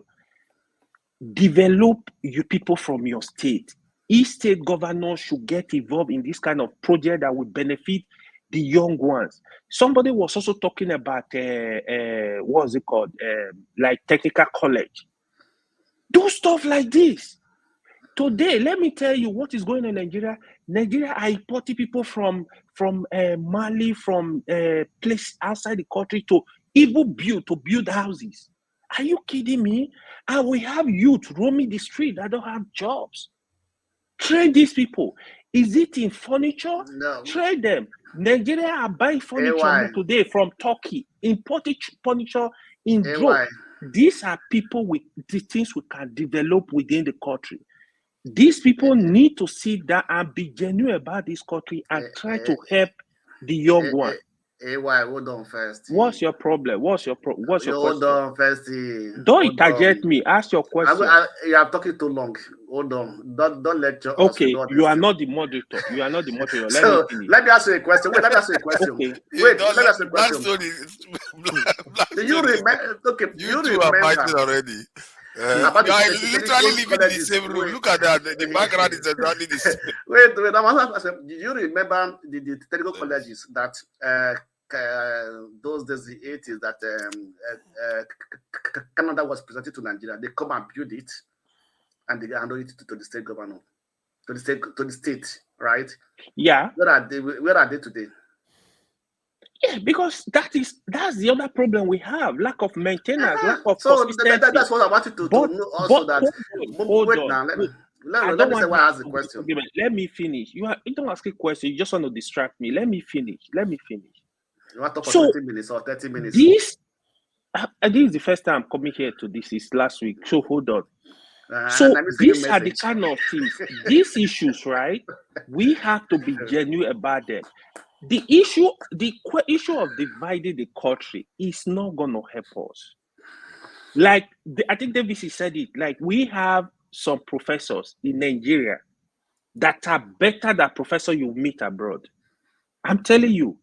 But the thing is, you need to provide that environment for research and development. We don't have it. All that, like brain, we are just wasting brain. Then brain drain. Those that did very well in university, most of them are out of the country. They get scholarship somewhere. They go do their master, postgraduate, and you will never see them again. They are gone. So these are a lot of issues we are having. The government, from federal to state, they need to be serious about the future of the country. And you want to say something, Mr. Wesley? Yes, AY, we know the direction you're going. I think we treated this, we addressed this session before you showed up, because we unanimously agreed that the leaders we have, they're not interested in your story. They're not interested in your suggestion. They've already made up their mind that what they want to do is to steal money and pack it for themselves. So there is everything you're saying is 100%, like maybe 1,000% accurate, 1,000% correct, but they're not going to implement it. We can't expect them to do anything. The poet, Maya Angelou, said, when people show you who they are for the very first time, believe them. These people are thieves. They want to take money to go and buy SUV when there are children suffering in the street, not eating 3 square meals, not having anything to go to the hospital, and you are suggesting to them to pay attention in training our youth for technical schools? Come on, who is lucky there? Not them, because they already know what they are doing. The stupid ones are us, because we are not we are not taking them on the face value what they've already showed us over and over, and for the 30 years. You talking about university, I was telling the God forefathers that I remember the day he was having a debate about the university strike for 30 years, and forefather was of the opinion, we've tried this for 30 years and we already know that the leaders are not interested. Why can't the professors be the one that take the lead and pay attention to the children? But it so happened, forefather, you remember that argument, right? Yeah, I remember that. Yeah, but the thing is that the professors, the politicians, the preachers, they're all in the same soup to milk Nigeria. And funny enough, I even describe it as a symbiotic relationship. And people don't understand it. And in a way, that's the kind of conclusion you are reaching, that they are all in the same soup. Because they are all giving us bad results. It's the same thing, because they made up their mind. Let me tell you what a preacher said. This pastor that went to Florida International University, Adefarasi. He's a pastor in Lagos. He graduated in Miami. Yeah. He said in one of his sermons, he said, if you are a father and you are not keeping money for your generations unborn, you are wicked. That's true. So do you know why he was saying that? He was laying groundwork to make his followers who sponsor him to know that he's asking them to give him money, they will not have any excuse or not to understand that he has the right to take their money and keep for his own grandkids. Can you imagine? He didn't ask them what the kind of job they have. He was not interested in whether they are surviving or not. He didn't care whether they're whether they're eating 3 square meals, because that's the mindset. If you were there, one of the video Rudolph played last week, I believe, he showed where Abio was telling the people in the Senate, I think they were about to take a recess. He said they have paid some tokens for our enjoyment in your various accounts. What does that tell you? Look at the suffering in the street. They are talking about tokens in the various accounts for your enjoyment because there's a recess. Excuse me, sir. Did you remember the music from Michael Jackson? Yeah, which one? They don't really care about us. Huh? Yes, yes. They don't really care about us. Yes, they don't really care about us. No, they don't really care. So that's what it takes. And let me tell you, see, the point is not that they don't care. They have showed us over and over and over and over that they don't care, and we are still suggesting what they can do. I think regarding what they can do, I think for me anyway, what I'm suggesting is pressure them, because sometimes I make specific demands, because it's like if you don't raise the stake for them, why would they raise the stake themselves? They don't care. Like, when some people are saying sit at home is perfect for them, because they don't care in the first place, and then you decide that the way you protest against them is to sit at home. They'll be so happy. I think the best way, just a minute, please. I think the best way, for instance, now we cannot just go to the president alone. There are different ministers in various ministries. Let's be demanding for them to come to this kind of show. For instance, the Minister of Education, let him or her come here. The Minister of Power and Communication, let the person come here. Let ask this person a question. This is what we want. If we can be putting pressure on them for them to come, people will ask a question. This is what we want. Like what AY just elaborated now. Yeah, these are the ones we can engage them. Okay, fine. You know why? A good example is the person that is handling this passport website. I don't know, the minister of, I don't know, immigration kind of something. At least to some extent, what I've seen in what that guy have done, I don't know recently, I think he have made some progress in developing a kind of a place where people can, at the comfort of your home, apply for passport, get your passport without even meeting all those people. It has been there before now. It has been there before now. What is it has never been there. What are you talking about? No. We should everybody applied online before. Wait, I don't have a Nigerian passport. When you said I'll be there before, the guy make a significant progress. What we the like guy it or not. did, wait, what the guy did, that he tried to ease the process of getting your passport, not the website. You understand me? What he did in the website only improved on the process of the website. The website has always been there. Everybody applied, they paid there and everything. We know that one. I'm talking about whereby you can do your capturing at your comfort home, apply the passport, they'll send it to your address without even need to go to you can do the capturing at your home. It's not your biometric. You can't go to at your home. No, hold on. When I'm here for comfort, hold on now. No, it's very simple. You can go to biometric center here in the US. If you want to get your biometric, you must not go to immigration office. You can go to a center designated for you. You book a date. Why did you say you can do the capturing at your home now? You made it sound as if you can do capturing at your home. You don't keep saying at home. I'm not when I mean at your own comfort, not your home. There's a designated center. At your own comfort. Okay. Yeah. There's a designated center. Let me tell you the best tip for these ministers. Let me tell you something. Let me just tell you. At least to some extent, if all those guys can take a cue. Let me tell you what is good for Nigerian ministers and these legislators and the House of Assembly. Don't they come from each state? Don't the people in that state know their houses? Don't the people in each of these states don't know the houses of those senators or of assembly members? If Nigeria is willing to change anything, they know their residents, they know where they are resident, they know their where they live in each of the states, in their cities and everything. You understand me? If Nigeria can want to change anything, right, that's where they should start from. If you use violence, you get a result. You understand me? Right? So it's not by inviting. They can come here and tell you anything they want to tell you. They will be good. That does not mean that they will do what you want from them. If they burn 1, 2, or 3, 4 houses of the senators, I think the other ones will wake up. They know that the Nigerians is serious. You don't need to go to the street and be demonstrating. We know their houses. We know where they come from. If you pass their houses, that's not a good solution. Understand me? Not a good solution.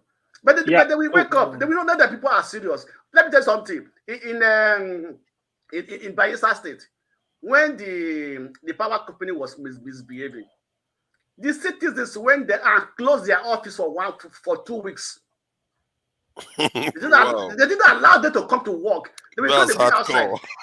To close their office. They were not begging them. The state that came into, the governor had to come into the issue. But now that one is totally different. The Blackstone, I don't know whether you were here yesterday, the Blackstone. Let me ask this question because I think at the core of our problem is this impunity kind of culture where people can be corrupt, knowing full well that not much is going to come of it. Exactly. So do we now think, because I from the conversation yesterday, I arrived at a point where I believe that we have to go through a phase where there is capital punishment for especially government official stealing and some like kidnapping, all those areas. There has to be capital punishment for them because, and also from like in government theft. Now the reason why that is important because you need to give room, because that's what I arrived at yesterday. You have to create room for people with integrity to emerge. Okay. Because if you don't give them room to emerge, what you are going to get is the person with integrity is competing with the one that just goes and steal money, take shortcut and succeed. They keep succeeding ahead of the person that with integrity that didn't do the same thing. And hence you breed more of the ones that are cheating and cheating the system constantly. You have to punish those ones harshly so that it gives room for a culture of integrity and people that actually uphold the law to emerge. Then you can rein the capital punishment down.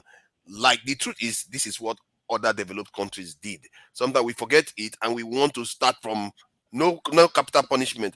Hence why we are where we are right now. But I don't know what you guys think about it. No. My forefathers, you are right on the money. Yeah, very right. Yeah. You are right on the money because okay, maybe nobody here understands Igbo language, you know, because if you don't have a very, very strong, you know, way of reacting for them to know that you're serious. If I was the one eating money there, do you think I'm going to come and listen to all this rubbish you guys are talking here? I will probably spend my money in New York where you guys are. If anybody asks me, so come and listen to a doctor, I said, leave those losers, man. And it's true. Yeah, because that's exactly the attitude. Because we're not serious.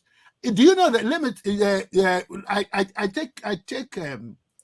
I take what Blackstone says. I take it seriously, and I understand where he's coming from, and I understand where you're coming from, forefathers.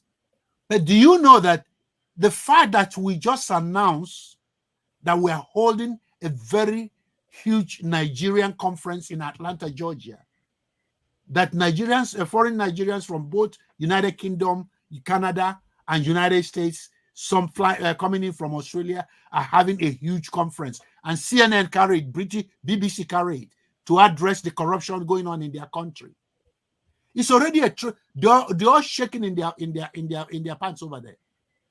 Just to when is the conference? No, I'm just saying if we organize the conference. Okay, yeah, get your point. Yeah, to organize a conference like that, they will be shaking in their pants because they know they don't know the next step we're going to take. And in addition to what you're saying, which is not a bad idea, the first and foremost is let us organize this, look for a way to organize this conference. And then from that conference, we're going to issue a warning. And we're going to make it blatantly clear that business as usual is no more acceptable to the Nigerians. That's something got to give. And when we say that something got to give, that business as usual with the corrupt system in Nigeria, and we elicit the sharing of the money to buy SUVs by the senators, unacceptable. The money they divide, the governors are collect and they don't give account, unacceptable. And business as usual is no more acceptable. When we lay all these points down and publish it and put it in the New York Times for the whole world to see, let me tell you, these people, don't forget that these people, the only reason why they're making the money is to enjoy it, not because they want to die. They will all start scrambling to make peace. to find. And they like their life. If they know there's capital punishment for what they are going to be doing, they will think twice. Even when you just mention it, don't forget that they had a fight. Don't forget that so many of them had a fight with Showore in New York. When Showore was exposing so many of their senators, they will come to New York, they will sue Showore, and Showore will take his American lawyer and go to court. And the judge will ask them, is it true that you are stealing did you steal the money from your government? And they will start saying, no, I didn't steal the money. And the judge will start asking, if they go through the records, will the records show that every money you deposited and every money you spend? Because if the record shows that every money you deposited and every money you had was a paid salary, then that means Showore is lying. But if this record shows that you have other money that you cannot account for, that means he's not lying against you. You know what all of them did? They all ran away. They didn't come back to court. They all dropped most of them, about 3 of them that sued him to drop the charges and run back to Nigeria. Rather, you know what they did? They went back and started lobbying him and said, look, whatever you want to say about me, let it be about them, and ask Showore not to include their children, because their children are all going to school here. They don't want their children to be in the light of all the corruptions. In the bad book. Yeah. And so the fact that you and Blackstone are suggesting this means that we already know the direction to go, and we already know how to grab them in the balls. All we need to do is one other point Kolata raised about creating monsters, and the point he made, I think is quite valid, because I remember if you go to Nigeria, the way everybody's calling you sir, it says we create this sycophantic culture around us. Yes. And I think there is something to be said about that it can be corrupting too, because everybody seeing you, It's very, very corrupting. Everybody seeing that unquestioning. That's why people want to be called a chief, want to have a title, big title, not to have a title beside their name and everything. In fact, if you go to any place and maybe a pastor coming and you are there before the pastor, they tell the guy, the manager, director, super pastor is here. He will go in before you. You'll be waiting. If you're there for 1 hour, you'll be waiting for but you went in before him. So this title issue and everything is a big problem in Nigeria. It is a big issue. Remember what Augustine said before he left. Augustine said that they had a conference in the hospital where he works in the United States. He said because it's a university hospital. He said the president of the university was in the meeting from the beginning to the end. There's one university I went in the Midwest called Maharishi International University. The president of that university is Dr. John Hagelin. He has his PhD in quantum physics. I can pick up my phone right now and call Dr. Hagelin. He will answer. He will call me back.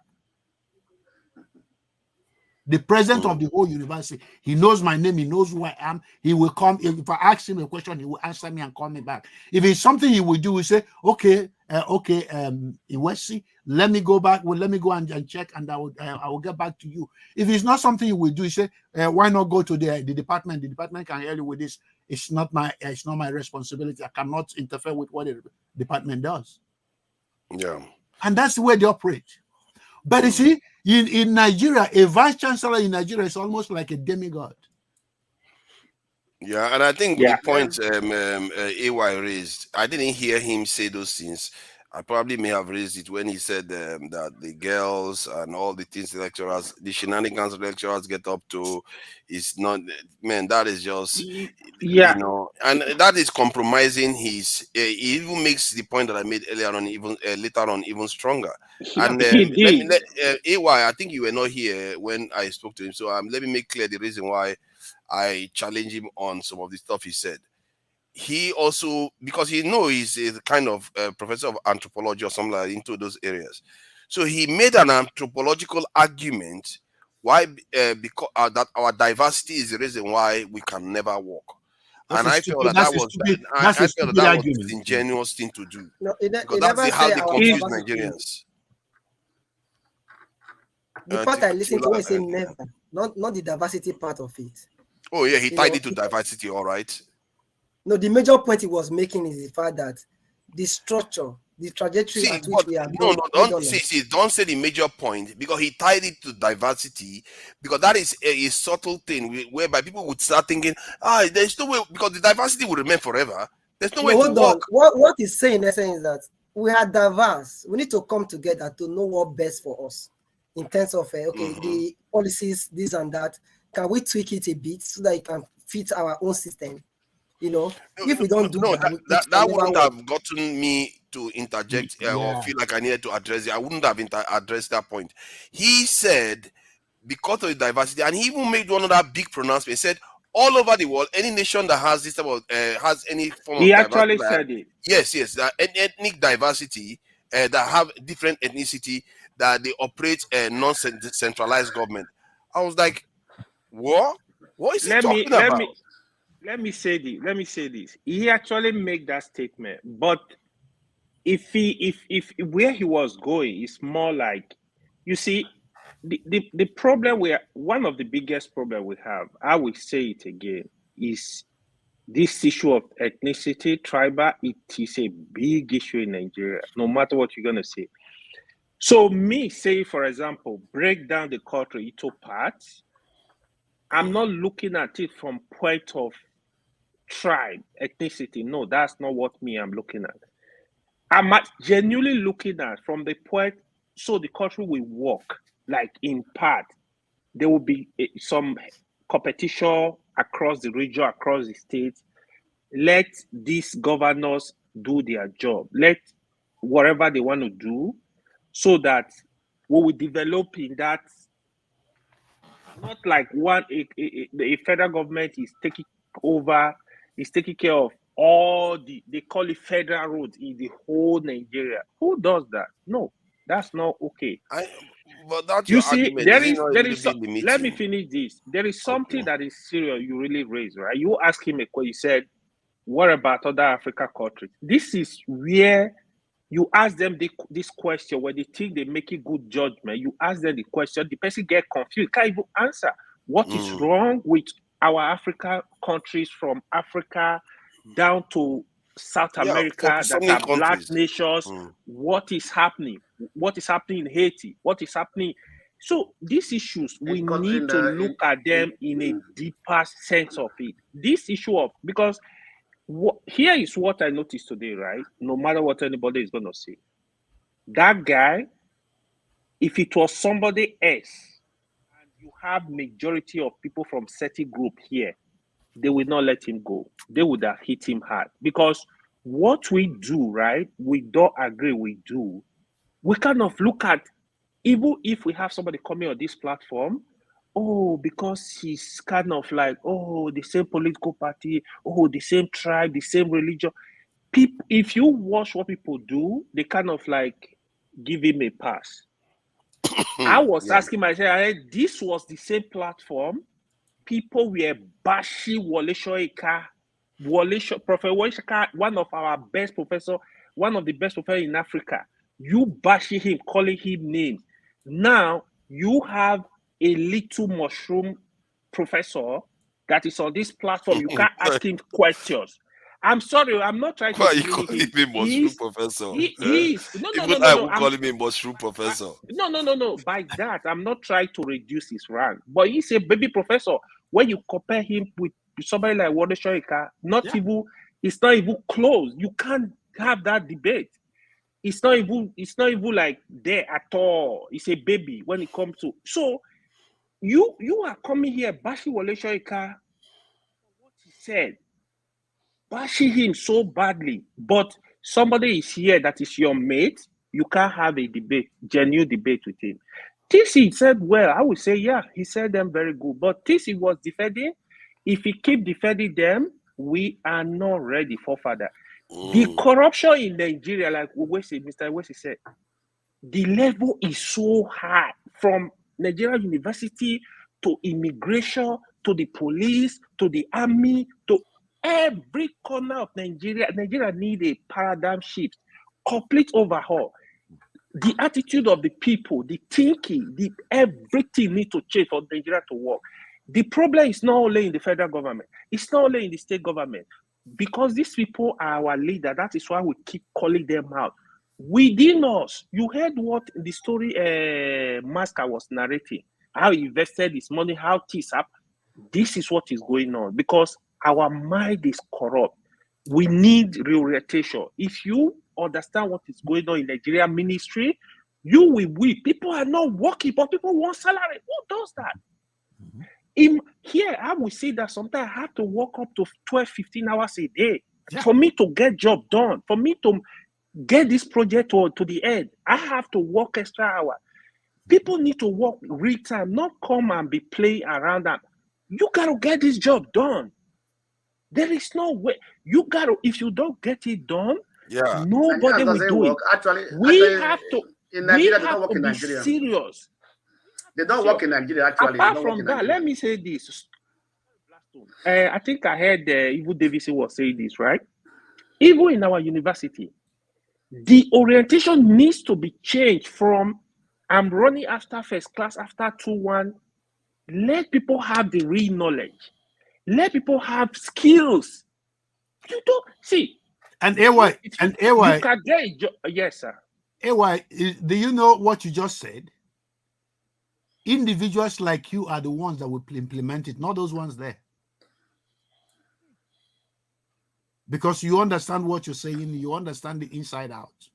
Yeah. And you know exactly what you expected the outcome to be like.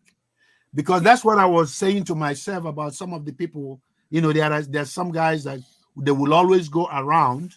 There's some professor somewhere in East Africa, and they always talk about the Western world, the Western world. And so, you know, if I was supposed to analyze that guy, if I was supposed to give him an exam, what I would just ask him is, okay, we hear what you say. First of all, tell us what you want to achieve, what you're saying, and how do you measure that? How do you measure your outcome? That you're making progress in what you're saying. What's your goal, and what do you expect what you're saying to achieve, to accomplish? They will never answer you. They will not. Yeah. You see, the key point here, that all of us should be aware of is that, my dear, for Nigeria to change, so many of us here have to go back home. I agree. For so many of it may not be, if we're waiting for AY is not going though. AY is not going. I'm not talking to AY directly. I'm just saying so many of, it may not even me. So many of us have to start thinking about going. But I will not encourage you to go there and commit suicide. Don't expose yourself. Yeah, Father, to add to what Mr. Eboshi just said, right? Do you know, even the so-called professor they are telling you in Nigeria today, a lot of them, they are copycat. They copy people paper, modify people. And so, see, we can't live this kind of life. No. We have to domesticate our problem, define our problem, and look for the solution. See, this is not rocket science. I'm not saying even Chinese. You can copy, look at what people are doing, modify the solution, and use it to suit your condition. There are things that will not work, but why people they don't think like that? We got to look at, okay, what do we need to do? So it's simple. A community is suffering of water. How do we solve this problem? There are many ways to get water. Okay, what option do we have? That is how to define domesticate a problem. Now you now look at how do we solve it? Solve it genuinely, not looking at, oh, what they are doing in Australia that will not work for us. You come and be implementing garbage. This, we have to be genuine. If you want to develop the country, even as government, we have to fold our sleeve and be genuine in looking for the solutions. There is no two ways. If we don't do that, we are good. I think that most of them know the solution. But because of wickedness, corruption, and everything, they don't want to do it. Okay, let me ask you, what stopped a university from carrying out a project for their own university to improve on the university, improve on the condition of the university? Well, let me answer you that question. If my goal I live here. I live in the United States, and I return back to Nigeria. And then you gave me a job as a professor in the university. And then I take the job. But when I came there to take the job, my goal is to go there and see how much money I can make and how much money, where money can come from and everything. The Blackstone, do you think I'm paying attention to what you're thinking? Can I play the video the man said so that people will actually hear him? I have my own motive to go in there. My motive is not to better anybody's life. My motive is just to collect money. I think AY made a point that I wanted to add to. You know, when he said something about when they criticize Wole Soyinka here, you see how people are fine with it. If you go to like One Man, people may not be that fine with it. I also was in trouble with the other channel because I criticized somebody from Edo State. And the criticism, it wasn't even just because I asked him a simple question like, do you support wearing colonial headgear, that the white headgear as judges? And they went all ballistic about it, like, why it's disrespectful and all that other stuff. How dare you ask him? It's like we have latent bias that most of our people can't even pick up on. And when we keep having this conversation that we need to be in Nigeria first, we need to go, they will say yes, but it's still there. They still have their latent bias that when you even criticize, not them, you criticize some other person that you just like a little bit, they go very defensive and attack you for it. And I find that really peculiar. Let me see if I can just play this video. Hold on before you start, Godfather. Godfather, I don't think it's the bias of who they like or who they don't like. Because I remember the day one doctor appeared here and was talking about how COVID going. You are the one that actually took it up against that particular doctor too. You remember? The doctor the doctor that came and said that COVID did not kill as many people. Yeah. So what I think that's why I always come here and tell people that education is a scam. Let me say it again. Education is a scam. Why do I say that? Because it's a utility. Education teaches you how to get a career. It's a career education. It prepares you to get a job. It does not teach you how to be smart. No, it's not what it was not created. Wisdom. Yeah, no. It doesn't teach you wisdom. It does not teach you how the world works. So when people what I found out among Nigerians allow people they think they are educated to intimidate them. That is the key. That's the similar stuff that happens all the time. Yeah, it's intimidation. The only thing is that forefather want to go to the point. He doesn't allow the intimidation. And I like that about him. Because listen, if you tell me that I talk to a white man because you can actually accuse me because I have all these white people education that I started thinking like them. I say, okay, let me break it down why I'm not thinking like a white man. I will defend myself. Because you have the right to accuse me or I disagree with your point of view. Yeah, express yourself with your observation from your point. Whether you are making it accusatory or you are making it as a point, it's up to me to show the crowd and the audience that you're wrong. That's why if you want to actually tackle any person who you oppose, if they have a book, go and read their book twice.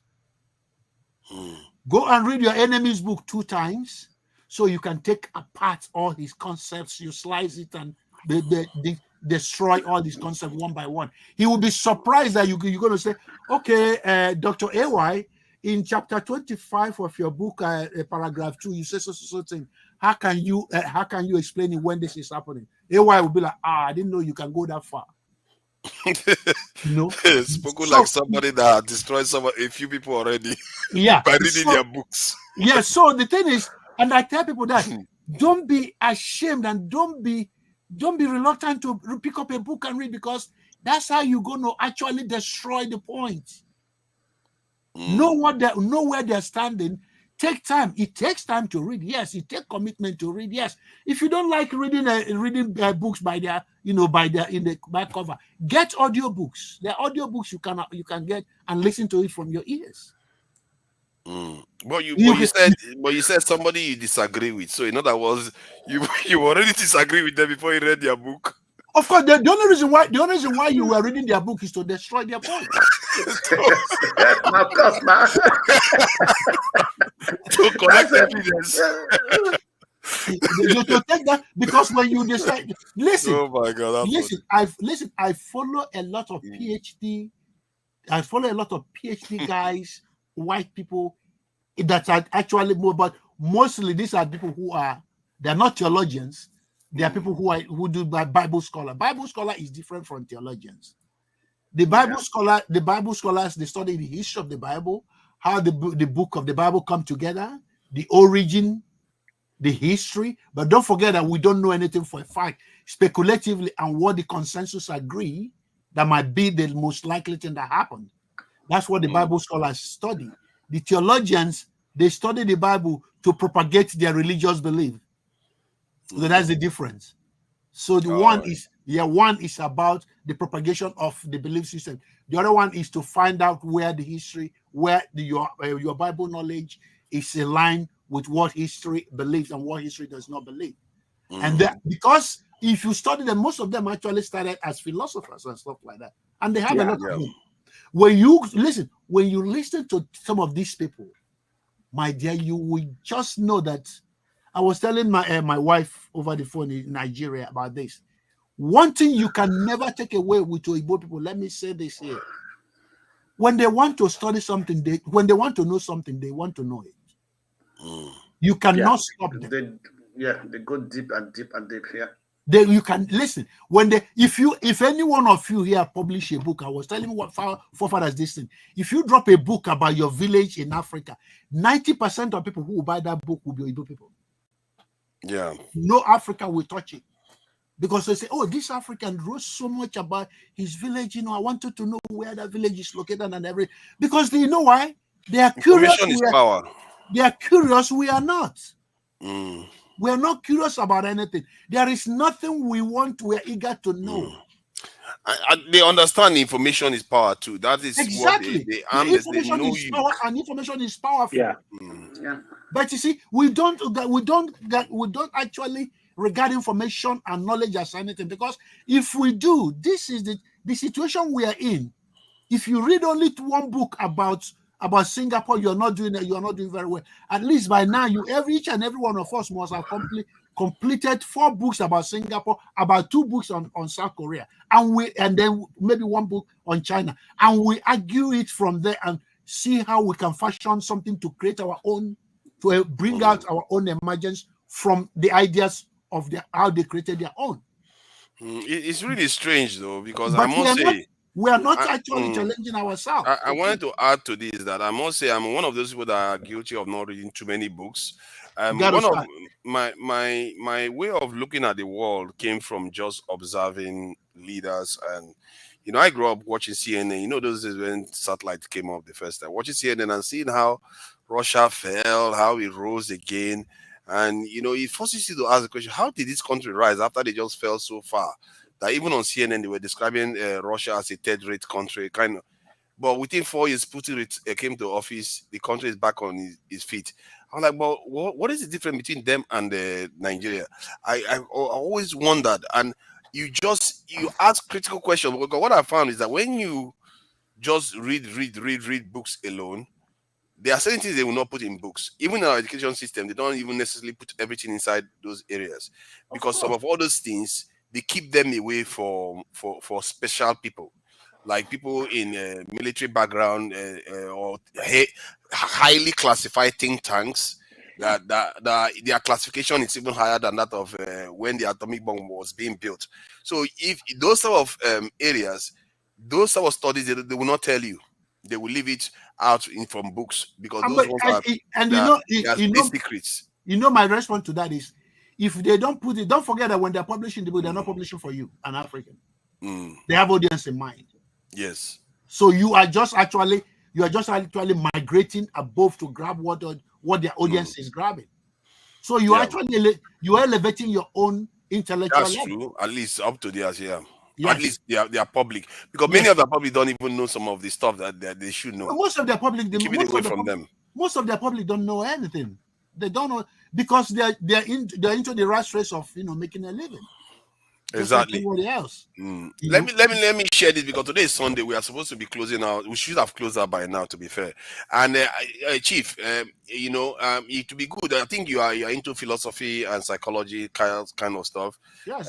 On Sundays, it would be good if you can join us so we can have deeper conversations about those things. But I think within our own culture, I think we need a form of enlightenment period. You know what the Europeans experienced, the Enlightenment period, where they came up with their own way of looking at the world and stuff. I have several books on that one too. Ah, you see, you can come and share it with us. You can come and share it with us. In fact, we have to re-engineer the mindset of Nigerians. Exactly. Listen, when I was in Atlanta, I was doing 100 books every year. What? I was reading 100 books every year. That's why I cannot fit into Nigerian community. Yeah, you fit in here. You will fit in here just fine. You know why? You fit in here just fine. You know why I don't fit into Nigerian community? Because if you read among people, the only people that I can exchange words are some group of white people, not all of them though. Because among Nigeria, they think books are stupid. Yeah. They think reading books is a waste of time and stupid. Yeah, they don't value it. You know the first thing that somebody asked me in Atlanta, all these books where they read, you go out money for your pocket. Imagine. So tell me how can I answer that one? Exactly. And it's a very pertinent question. But they don't understand that you are a treasure. You know, that's the mindset of those. Actually, that's the mindset of Africans, just to make money. Everything's about money. Exactly. Quick money. They don't understand everything's about how money. to build and that's exactly the beginning and the end of our problem. Mm. And you know the funny thing, don't forget that this money making is the easiest thing anybody can do if you want to. Yeah. Because, let me explain this. The people we left in Anambra State in Onitsha, they don't have no high school education. My nephew is in community college across the street right here. His father sent him $3,000 US dollars every month. Hi. Foreign exchange. His father is not in Lagos. His father is not in Abuja. His father has a shop in Onitsha, about 3 or 4, 5 different shops in Onitsha. Hi. Onitsha, not in Aba, not in Oka, just only Onitsha market. But every 2 weeks, twice a month, that man is in China loading containers. He's not the only one. He's not the only one. All his friends, the other 2 of his friends, they're in Canada. These people didn't go to no university. Yep. Anybody who is a Nigerian that tell you that he doesn't know how to make money is lying to you, because we grow up knowing that our uncles or our uncle's friend or our father's friend has a business down the street. He's making money. We know how to make money. That's not our problem. Our problem is that we think education is about making money. No. Education is about getting a job if you want to. And if you don't want to, go create a startup. Exactly. Create your own startup. Yes, so let me play this so that we'll go, Oga, because today is the weekday. So that people, just for evidence sake, this was some of the statement that I found a little bit jarring. Can anyone hear it? No sound. Maybe there's no sound. Let me do it so that there's sound. I didn't include the sound at that time because we were checking images out. So the sound should be there now. Nigerian universities still do that. I can't remember the last time academic positions were advertised in UNN, for example, and a number of other Nigerian universities. It's usually some backstairs influence that get people in. Things are not working the way they should because Nigeria itself is not normal. It's not a regular place. It's not functioning well. It is being governed by people who have no business running a society. So, and the thing seeps through the institutions. The monitoring system that should keep the vice chancellors, administrators in check is not being pushed by those who are in Abuja because they have no interest in building any intellectual firmament that the country should thrive on. So that's my honest answer to that. In terms of the North, people in the North, students in the North being encouraged to, I think Nigeria we are two civilizations. We are running two separate systems. Somebody in the North can score 2/100. You already know this thing, and enter 2/200 and enter a unity school. But somebody from Anambra or Enugu or Imo, you need to spend a score 130 and above to enter the same unity school. The so-called federal character and quota system, all sorts of things. Nigeria is a misnomer. It's not a way to organize any place. It's not an example of how a society should be organized. It's just a stupid people are moving around and running around like mad people, thinking that they're organized. I'm sorry to sound this way, but this is my honest view. It's a place that you be ashamed to be associated with. I have no reason to be proud of being a Nigerian. I'm just teaching here because I look at individual students that I should bring up as Africans to know their roots, to be proud of the histories that they had, not Nigerian history, but Igbo history, Yoruba history, people who, African, the Kemet and all sorts of things we achieved before this monstrosity was imposed on us called Nigeria. I take exception to that because there's nothing in Nigeria that is encouraging. Nigeria as a country, because you all know the history of how Nigeria came to be. It's just a business venture of the Royal Niger Company, and it's still being run as a business as we speak. As we speak, the kidnapping you see, all sorts of things, oil bunkering, all sorts of things you see, actually just results of somebody's business venture, global capital extending itself to this space and not allowing the people who own the place to actually organize how their place should run. So sorry that I'm going into this being a bit more punchy. No, you're doing great. You're doing good. Yeah, this is just my honest view about it. There's nothing to be proud of in terms of how the place is run. People who should be separate have no business being in a space sharing the same country. So we used to do better when we were, even the northern, we have very brilliant people from that part of the world. We used to do better when we were in regions. People were competing, producing food and doing all sorts of things and surviving.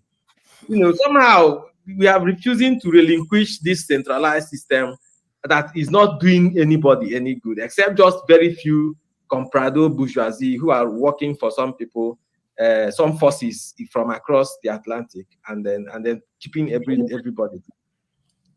So we can talk about this another day, but this is for me, just we had to broach this because it has a lot to do with the education that you're experiencing in Nigeria at the moment. All right, thank you, Dr. Chidi. The flagship. Good afternoon, Dr. Rudolph. He's within the travel. Does he come the city? So sometimes when you see things going wrong and you know that the monstrosity that calls itself a state is wrongly headed, it becomes difficult for you to make that change as an individual. So it bothers me a lot that these things are not the way they should be. And what I do as an individual is when I get into the classroom, when I prepare my own lectures, I make sure that I infuse it with it is Africanist. I see my own classroom performance as an activist, kind of performance that in fact, I don't teach, for example, the history of, there's a course I teach called the history of sociological anthropological thought. The people who taught me that course would usually start it from Europe, from the Enlightenment, from the... Again, we have the street done. And then, yeah, right.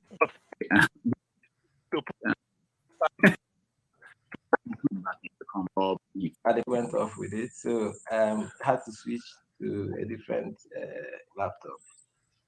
So I was finishing the my comment on it to the first question, which is that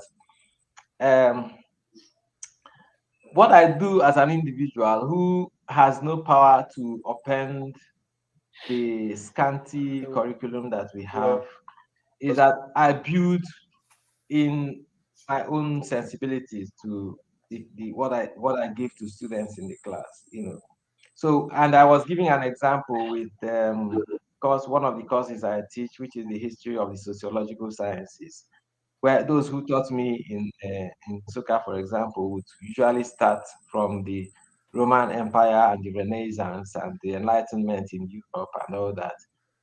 So, but I would usually start mine from the Kemet, who even laid the foundation for the state itself.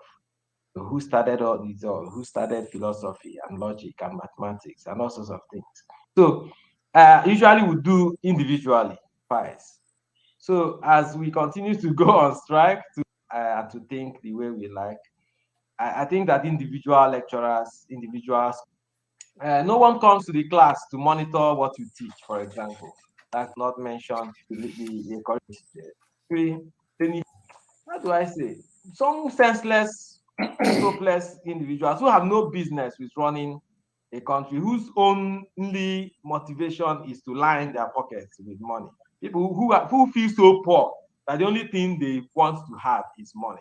Even people who have governed states like Lagos for 8 years, who have controlled resources. Dr. Intern, if we partially satisfied, but for the sake of the others, I'll take it. Okay, so the summary of my response. Summary of my response to the flagship is that I am concerned about this thing and I am doing my best as an individual. One more thing I do. Can you hear me?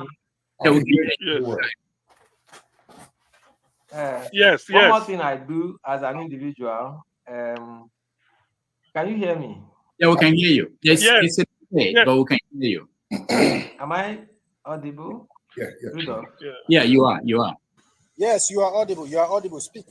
I think there's a delay. One thing we might do also, Dr. Chidi, is maybe. Okay, so one more thing I do as an individual is that I have also been playing a role. Yeah. So I have also been playing a role in the curriculum. I think we can do. In fact, I headed a committee that I was taught. I'm bringing it. Sorry, forgive me. I was just trying to find where he actually make an anthropological argument against Nigeria. That's the one that I really, because most of the stuff he said, as you can see, most of them, a lot of people have said those. It's not very problematic. I think the one he said here that I found problematic was saying tying Nigeria's problem to the way we are diverse, like, oh, look at how we arranged that it was stupid and all the rest of it. I don't subscribe to that because other African nations are not arranged the same way, but they all have similar problems, which he didn't answer, by the way, when I raised that question. I'm just trying to find where he made, because that one is dangerous. That's the one I consider dangerous because he's a professor of tied to anthropology or something like that. If you make an anthropological case that is not tied to reality, it's dangerous because people will believe you. It's like a pastor saying, because I make a religious argument based on my religion, people will believe, the Christians will believe that pastor. But if the pastor say, I make my argument based on my political views, the Christians will not believe him the way they will believe him when he makes a religious argument. You see what I mean? And that's what I find problematic, that he uses position at the university and his personal professional success to make that argument that is actually false. And that's what I find problematic. I'm just trying to find it because he keeps having technical issues. I must say. Yeah, even the way he talks, I'm already turned off the way he uses his language. Right? Pardon? I'm turned off the way he uses his language because there is something I don't, the way I told you before, I attacked you before. I said, don't make Nigeria, like a victim. In his own case, he is calling Nigeria Because I don't believe, you know, something we don't understand. We do not understand that our words, the words we use, before it gets effect on everybody, has effect on us first. Yeah. He said that Nigeria is using a derogative word for Nigeria. Yeah. Because Nigeria has it. Yeah. Yeah, he was using it over and over, a dong or something like that. It just because Nigeria has a problem. It's almost like saying that. Hey, I'm getting ready to go home to my wife, but don't worry, my wife is a prostitute, but I'm going home to my wife. Anyway. Yeah, exactly. You cannot call the country you want to fix with a bad name, and then still believe that you can fix it, because you've already marked the end of your attempt and all the effort you're going to make.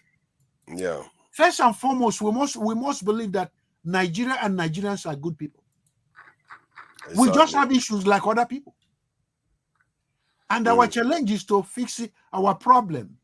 And to be honest with you, do you know, if I give you, let's assume, Godfather, let's assume, forefathers, let's assume you did not study mathematics. And I want to give you a mathematical problem to solve for the very first time. What different? I want the Blackstone to listen to this too, and the AY. If it makes a difference, if I say I'm going to give you calculus problem to solve, let's assume you've never seen a mathematics before. I say I'm going to give all of you mathematics problem, calculus, and I want you to solve it, and I want you to get it right. The person who says whether you've seen that problem before or not, this is how the mind works. The person who says, bring your calculus, I don't care where you get it from, it's easy, I'm going to solve it. If you don't get it right, you'll be very close. Because you've already in-tuned your consciousness and your mind to work for you. Yeah. So what your mind will do, your mind will start directing you to, even if you don't get it right, to come close to it. So that's why when you give Oyibo people, when Oyibo people see problem, they just say, oh, it might be difficult, but it's a question of time who will solve this problem. They never say, oh, this one, oh my God, oh, Chineke, this one, no, they easy, or that's Africans. No matter what you press, do you know if you tell a Oyibo man, say you are going to school and you want to take some program in school, the first thing a white person will ask you, oh, that's impressive, good for you. What are you going to do with the degree when you graduate? Because if you study something that is not applicable in any way, it's a useless class you've taken. They'll ask you, what are you going to do with it? So there are so many things we have to get right psychologically before we can move forward. We got to stop using derogative word for Nigeria. Do we have problem? Yes, we will accept that we have problem. Do we have people running it down? Yes, we will accept that we have people running it down. Our goal would be, how do we fix it? How do we challenge them? But I'm not asking anybody to go commit suicide, because if you go there, they might kill you. Forefather. Yeah, go ahead. Let me quickly add to what Mr. Awesi is just speaking a lot of my mind this night. You see, what he's saying, right? Like I said, we need a real system that is working for us. Yeah. The essence of education, the essence of research and development is to improve a system, find solution to problems. What Mr. Awesi is saying now that is very important. If you study in Western University, in America, in Canada, in UK, if you studied there 10 years ago, if you go back to that department, a lot of courses will be out. They will tell you, this course is not useful, we don't need it. Yeah. If you go to computer science department, you studied 10 years ago, 5 years ago here, you will go there, see, they change a lot of courses. Now is time of AI. They will impute this thing and look at the real-time problem they're going to solve. if you go to Nigerian university, you graduated from 20 years ago, they are still teaching black and white television in electrical department. People don't, lecturer will be using note and tell you, oh, I've been using this note for 10 years. Are you kidding me? The note is taught everywhere. This is not, you got to work as a professor. You got to improve your notes. The world is moving on. You can't be teaching people. When I was in university, they were teaching me the biggest program we teach as programming language we were taught was Fortran. I said, then who is discussing Fortran? Are you kidding me? Like people, even my computer people, my friends that were in computer science department, they graduated, they can't write a program. When I did my master's, I remember that in Canada in electrical engineering, that's when I got to know, oh, you have to know a lot of programming for you to be able to solve problems. See, these things are doable. We just have to identify, okay, what we need. We got to be real. Yeah. We got to be real. In university here, you see, if you see what the Nigerian professors do, these people that professor was defending, I didn't want to come on. If I tell you what they do, it is only in Nigeria professor will tell you a class cannot get an A in his course. Yeah. Who are you to say that? Even when a student have an A, you will mark the script down. I said, oh, you are boss with the class. Are you kidding me? The essence of student being in your class is for you to teach them to know. You will just punish students because, oh, they offended you. You can't do that. I was writing courses when I was doing my program, my master in Canada then. I will even score 90%. I will go meet the professor. I say, I want to see my script. I said, Prof, no, I'm dragging the point with him. I said, no, this is correct. He will discover, oh, yeah, you are right. Give me my complete point. You can't try that in Nigerian university. The professor will say, oh, you are challenging me. You got to see. I got to punish you. A friend of mine was writing a final year exam. A professor came to meet him in his desk. He said, I heard you say you want to make first class. You will see. You can't make a first class out of this department. I'm telling you real life. That is not the only issue I know. We need to move our attention away from the so-called degree. Focus more on knowledge and skills for us to develop. Yeah. Focus more on knowledge and skills.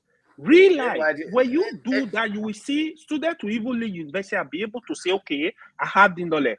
I can solve this problem. I need to set up my whole business, my startup, and do my thing. You don't have to wait for the federal government to give you a job. The orientation needs to change so fast. Our so-called professors, they are part of the problem, with all honesty, of Nigeria. It is the professors that change. It's the professors that change and make result now. No, let's even deal with I don't know the professors. Let's deal with the education system. No, I agree with you 100%. Actually, our university system has a problem. That's a very big problem, and this problem is mostly from the lecturers. They are called themselves the professors. The actual problem, like you said, how can a lecturer be using a handout for 10 years? In fact, you that don't even, as a student, sometimes you are more informed of the latest development than this call themselves professors and things like that. So it is a problem, you know. So, like I said, we have to change our curriculum, university curriculum, and how we teach people. So let's call it a night, and then we just start some other times, you know. Yes, sir. So, forefathers, thank you guys. Let me everybody has a wonderful Monday ahead. Yeah. Have a wonderful week. Hey, why? You are owing me no? We don't say money. We not pay my money with the own me. You be my Ghana. I go talk for public places. Hey, why are you in Atlanta? Make everybody hear. Yeah, ATL. It's in Atlanta now. I used to be there. I come there for party all the time, though. Yeah. They are all in Georgia, and they are being judged every day. Yeah. Yeah. So hopefully we can. I pray really we can get it right, because this is not time for us to be playing around. No. As We're a going to get country. it. Well, we don't have any option. We don't have any option. We're Just going to get it right. just step by step, you know. I Yeah. believe that in the next few years, maybe With in the people next like you, 6-8 years, and forefathers, we're going to get begin it to right. change. Actually, to begin to Because change. people with passion, anything is impossible. And the sky is not the limit. The sky is just the beginning. We will get it right because we don't have any option. We don't. That's what we are alive for. But don't forget that's that's what we are alive for. We are alive to, they were asking one Oibo woman, a very, very highly intelligent woman, what's the purpose of life? He said the purpose of life is to affect other lives. The purpose of life is to affect other lives, to make a difference, to make the world better than you found it. And we have to live by that word. We have to act on that word. We have to, wake up and do something. The good thing is that if anybody want to make money, go down the street, start one African store, go on online, start an online business that you can sell to the world, not just Nigeria, and then you can have an income. You can have an income. The world is an open space. Yeah, for people to do you better. don't need a degree to make money. To be honest, No, what Professor, you what Of course, Mr. no. Wade You is don't saying need a is degree to so make money. true. Actually, No, you don't. No, You don't need a degree. Yeah, My friend from Alhambra. So my friend is well educated. His brothers there, most of them, they are they are traders, the Igbo traders, right? They pass through the apprenticeship system. If I tell you how wealthy those guys are, sometimes I laugh him. I'm like, Eric, see you, we go study engineering. Now you they beg money. I mean, not that he's doing okay, it's fine, but the kind of money, if you want to make money, you don't need university really. You can go in there and start doing your business, buying and selling. Before you know, you start making money like this. Yeah, but the thing is that people make it look like you go into education so that you can get rich. No. Yeah, it's a big mistake. If you want to make money, you don't need to waste your 10 years, 20, 50 years in education. See medical doctors now. Some of them spend 10, 15 years in school to be a consultant. Before then, if you open business, you don't make money. Yeah, exactly. Do they make the money? Some of medical doctor consultant in Nigeria, their salary is not 1 million naira a month. With 25 years experience, they are still struggling. So if you want to make, good night, why everybody. a business person will make 1 million? Yeah, the Blackstone. Thank you for coming in, the Blackstone. I hope we meet again. I wanted to clarify some things. I can see why some people think I was insulting the guy directly, but I will address that later because it appears from the way I was talking that I was saying he was like the colonial. Yeah, that's how it appears. That's how it came across. But that is not what I was saying because I actually, when I started, I said this was the mindset I have coming in. So that he knows that's where I'm coming like from. That. So this is the mindset you have. That's you said it at before you started. From the very beginning. I love Father ruggedity though. No matter how you push it, Father will remain. I'm like, yo, in a lion guy now. In a lion guy. I'm just trying to get to some truth. But I must say I do agree with him on even on Nnamdi Kanu and some issues, but I think he's a little bit clumsy with the way he words things, and I think I found that area where he was saying that no society that is ethnically diverse is run the way Nigeria is run, that it has to be decentralized. I was like, but the UK devolved power to the regions, but the government is still centralized in the UK. Yeah, so that's what we are asking for. Nigeria, same thing should happen. Government should separate, but devolve power to the regions. Yeah, but the power they devolve. See, my point is that the resource control is not in the resource control is centralized in the UK still. If they find oil, anything found under the ground belongs to the crown in the UK and many other countries. So like we cannot really follow their template, right? What I know, the federal government can work with the region or the state that have the resources and say, okay, if they have to go 50-50, go 50-50. The federal government cannot use that money to help even region to other regions to develop that are coming up. So because if you keep going to Abuja to share money, where we made the mistake was that when we changed from parliamentary to federal system. Yeah, that's where the mistake started from. We have continued with the parliamentary system. We have continued with it. Keep the system and continue with it. The single reason people don't want to hear why that system was changed is the same greed we're talking about. Somebody wanted to get hold of the whole parliamentary system is more centralized, though. That's why the UK is centralized. It's so centralized, it's ridiculous. No, it's not really more wasn't centralized like that. No. It was regionalized. Parliamentary system is not centralized. Yeah. Okay, in the case of the UK, because they had regions and they devolved power. As a matter of fact, at that time, I don't think the UK has devolved power. But I can see how that. But the way you elect the MPs, you don't have you don't have power over your own region just because you're an MP. You answer to the center. That is one. The second thing, even the prime minister himself does not have the power Nigeria president will have. If you elect a prime minister, they don't have that absolute power. Nigerian president, I kept saying it, they have too much power.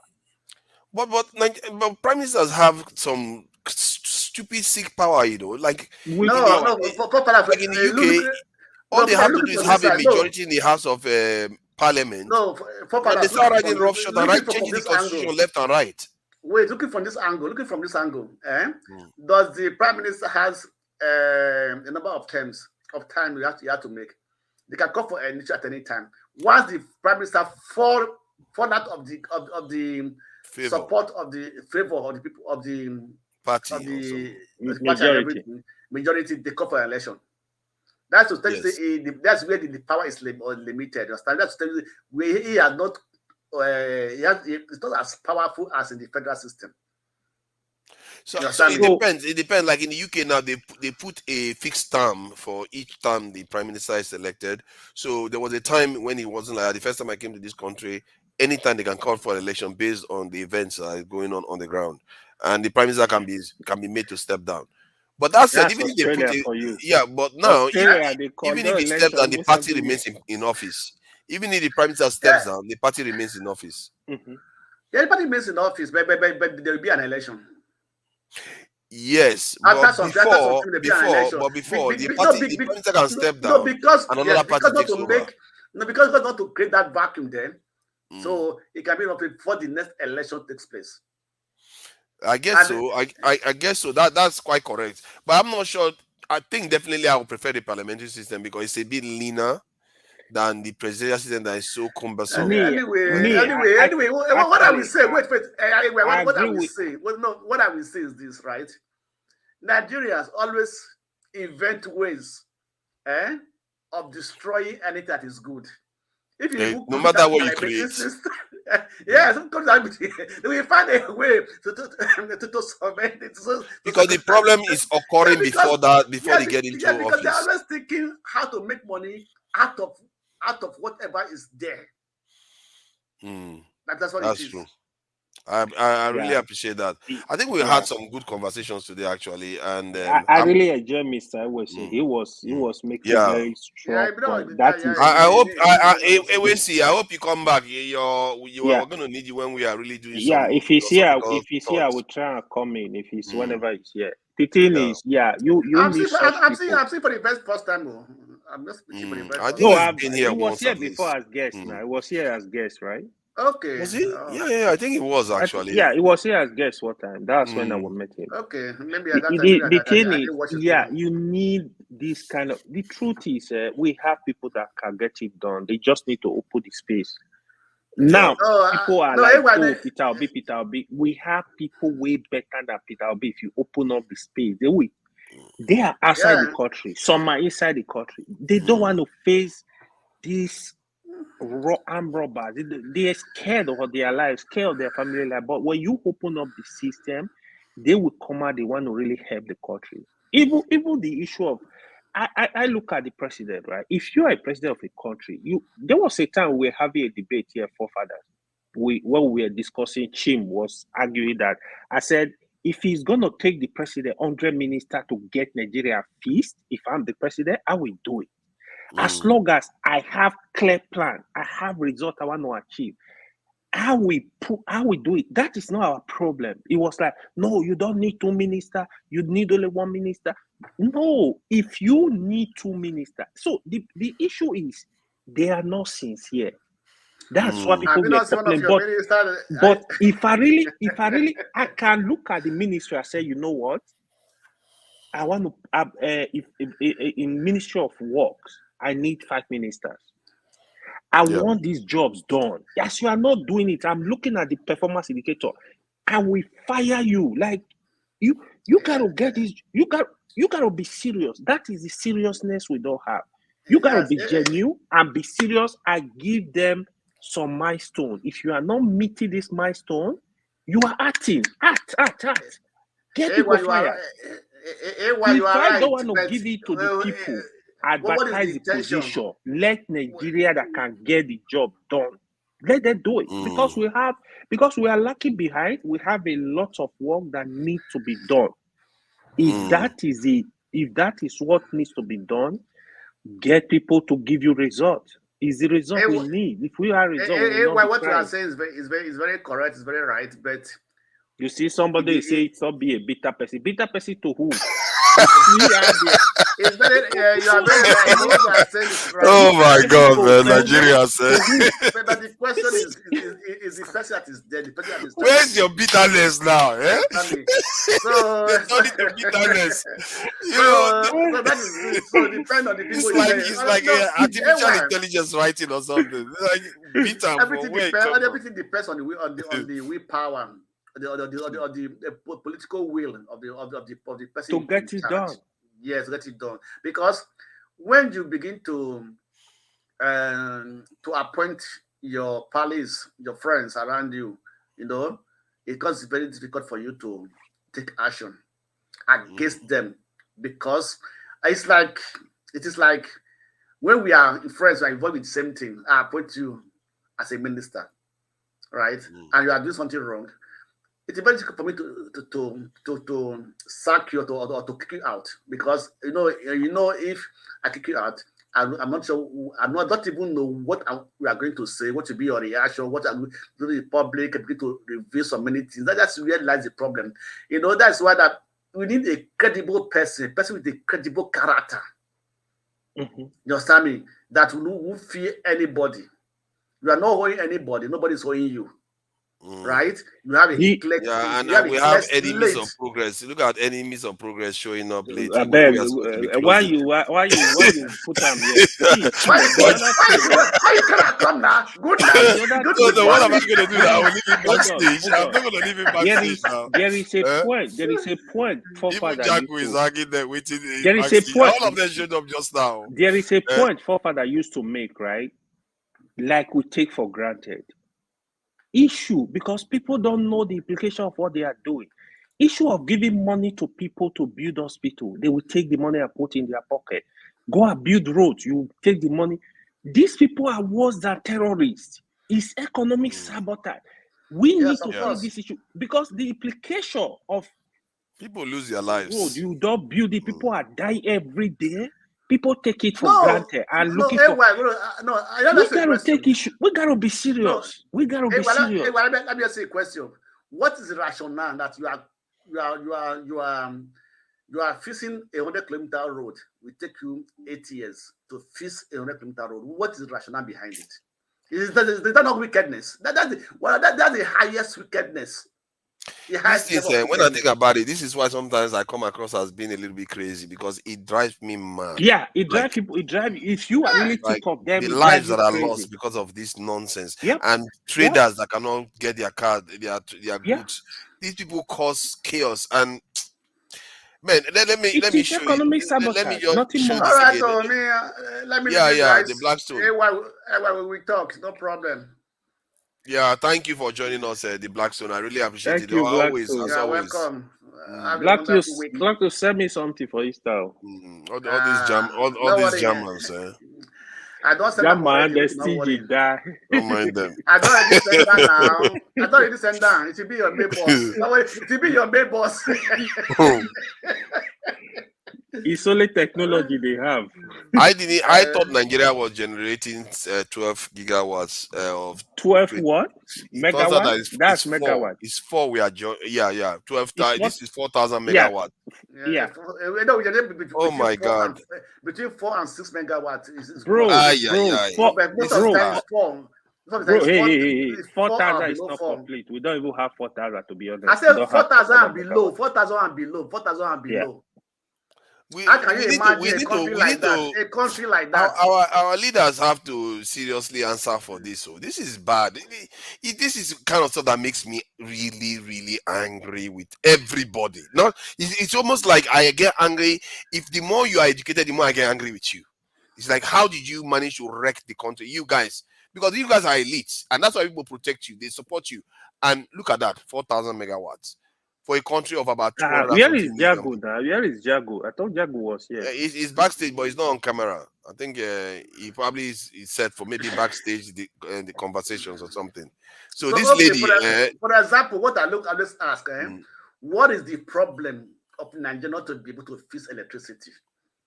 I don't think today that's a very difficult technology or difficult venture. What is the result of wickedness? This is pure wickedness. Which is too many for Nigeria. They like darkness. I think it's just a kind of a manifestation of individual errors. It's not planned. I don't think it's necessarily planned to be this way. But somebody that understands systems can plan it to give this outcome. But individually, some people are just reacting based on their own decision. Like I said, I gave that example. Let me just let me summarize that. Of the swimming pool example now, don't you? I thought you were here. The swimming pool example is if everybody's in the swimming pool swimming and one person pisses in the swimming pool, but that's fine, isn't it? But by the time everybody pisses in the swimming pool, everybody will be swimming in the filth, isn't it? That is what Nigerians do, and every immoral act we carry out is somebody pissing in the system, and by the time everybody does it, we are swimming in this filth that we have created for ourselves. That is a problem. Okay, before I go, let me ask one question, right? If those that are the managers, directors of the power stations, or the power business in Nigeria, supplying powers or generating powers, they are running heavy generators in their house, will they care? Yeah, they won't care because they don't understand the ramifications of what they are doing, how far it goes. So that's what it is. So they don't know they are killing people. They don't, or even if they knew, they wouldn't even care. They don't know they are killing people with some of the things they are doing. That thousands of lives have been lost. Some of them are living abroad. Some of them are living in the UK, 24 hours power. But where they are making their money from, they're not even generating power, but they are collecting money from. They're collecting bills from the people. Yeah, I did that calculation yesterday. Now, in 400 years' time, the Blackstone. If you now, your child goes and have a child, and your child goes and have a child, 400 years time, it will take about 1 million people. You would have created 1 million. And if you go back 400 years, when we first met the British people, it took 400 years for 1 million people to create you. And this is, I think people don't understand the impact of the damage they do. That's why when they do it, they don't see. They just see it's inconsequential. To them, it's just, I'm just taking money for myself, for my family. They don't understand that the action they are taking is going to come back to bite their own family too in time. That's why we are all swimming in the fields. But be local. How are you, sir? I agree to. Local. Thank you for joining us. We are going to be going back. This is your beard. This is your beard. They don't always be like a professor. Wole Soyinka. His own is longer than Wole Soyinka. They are not the same level. I think his own. It's only the hair that is. I'm not even sure if he combs his hair out, it probably is longer right now. So I feel like a Bob Marley. Exactly. Welcome, local. We are going to be going backstage. Or you want to say something before we go backstage, local? What I want to say, it was no correct. No one talk.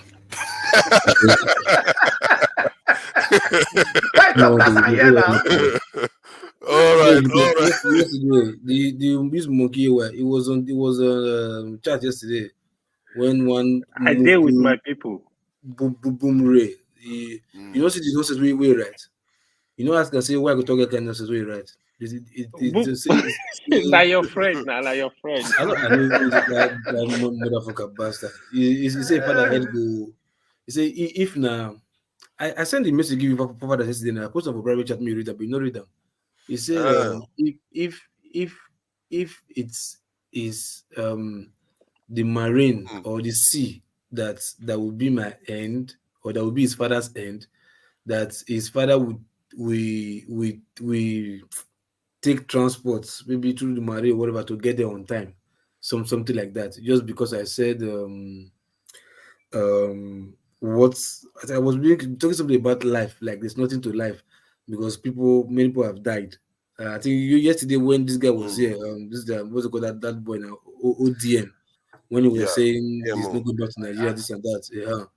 So I was like, guy, why would you say that? Like, look, no matter how, people who have not made it, people who have made it, like, I was just trying to like make reference to life, like regardless of who you are, your people will see your people. You understand? So I now made mention of like those guys who died on submarine last year or 2 years last year, yeah, those that implosion. I made mention of about Ugwu that also died this year, like for nothing. So just do the best you can to impact your people because they are your people. So one information, sorry, before I go, let me give one information. I heard that the kidnapped students from they free them. They are free them. So freedom is a very interesting term to use. That's my question. And it's not all of them because they kidnap more than that. They at least in other states. Yeah. No, from Catholic, that school, that particular school, yeah, they return all of them, but there are other places they kidnap people too. Yeah. I think electricity. I don't know whether because I showed that electricity report, that's why it showed up. But I agree with you, electricity, everything you said. I think this is one thing. You know, me and electricity, we do clash now and again, but we tend to agree on most points, especially on national issues. The same thing with AY. We tend to sit generally in the same direction. You hardly, even when we clash, can you even imagine something that I actually disagree strongly with Tone? But I think sometimes you can disagree with people, but you don't have to be disagreeable. You see what I mean? All right, everybody, have a wonderful week. Yeah, have a great week, the Blackstone, and I hope all is good till next week when we gather again here. Definitely. All right, bye. Thank you. AY, and we'll talk online. All right. Let me make my own. I would like to apologize to the prof that came here today, not because what I said was wrong, but because it could have been misconstrued by people viewing it, and maybe himself. I'm not sure he saw it that way. That I was calling him. He did say, I don't think so. That the school leaver is better than him. That is not my intention. Except he's got colonial mentality. And I don't think he does actually, because he made some statements. I think he made some statement that implied that he knows that some people are messing with the nation. So I don't think he has that, which makes him exempt from my point. You need to follow other footsteps. I apologize to me officially. Look up, apologize to you. Follow for father footsteps. You're looking for trouble. Okay. So to Mr. AY, AY, you heard no correct. He's doubling down now. You are the one asking for apology now. He's doubling down now. So where Jagu, come on, my friend. Come on, man. Yeah, so thank you all for joining. This guy said, what happened? Where Chim for come myself, Chim?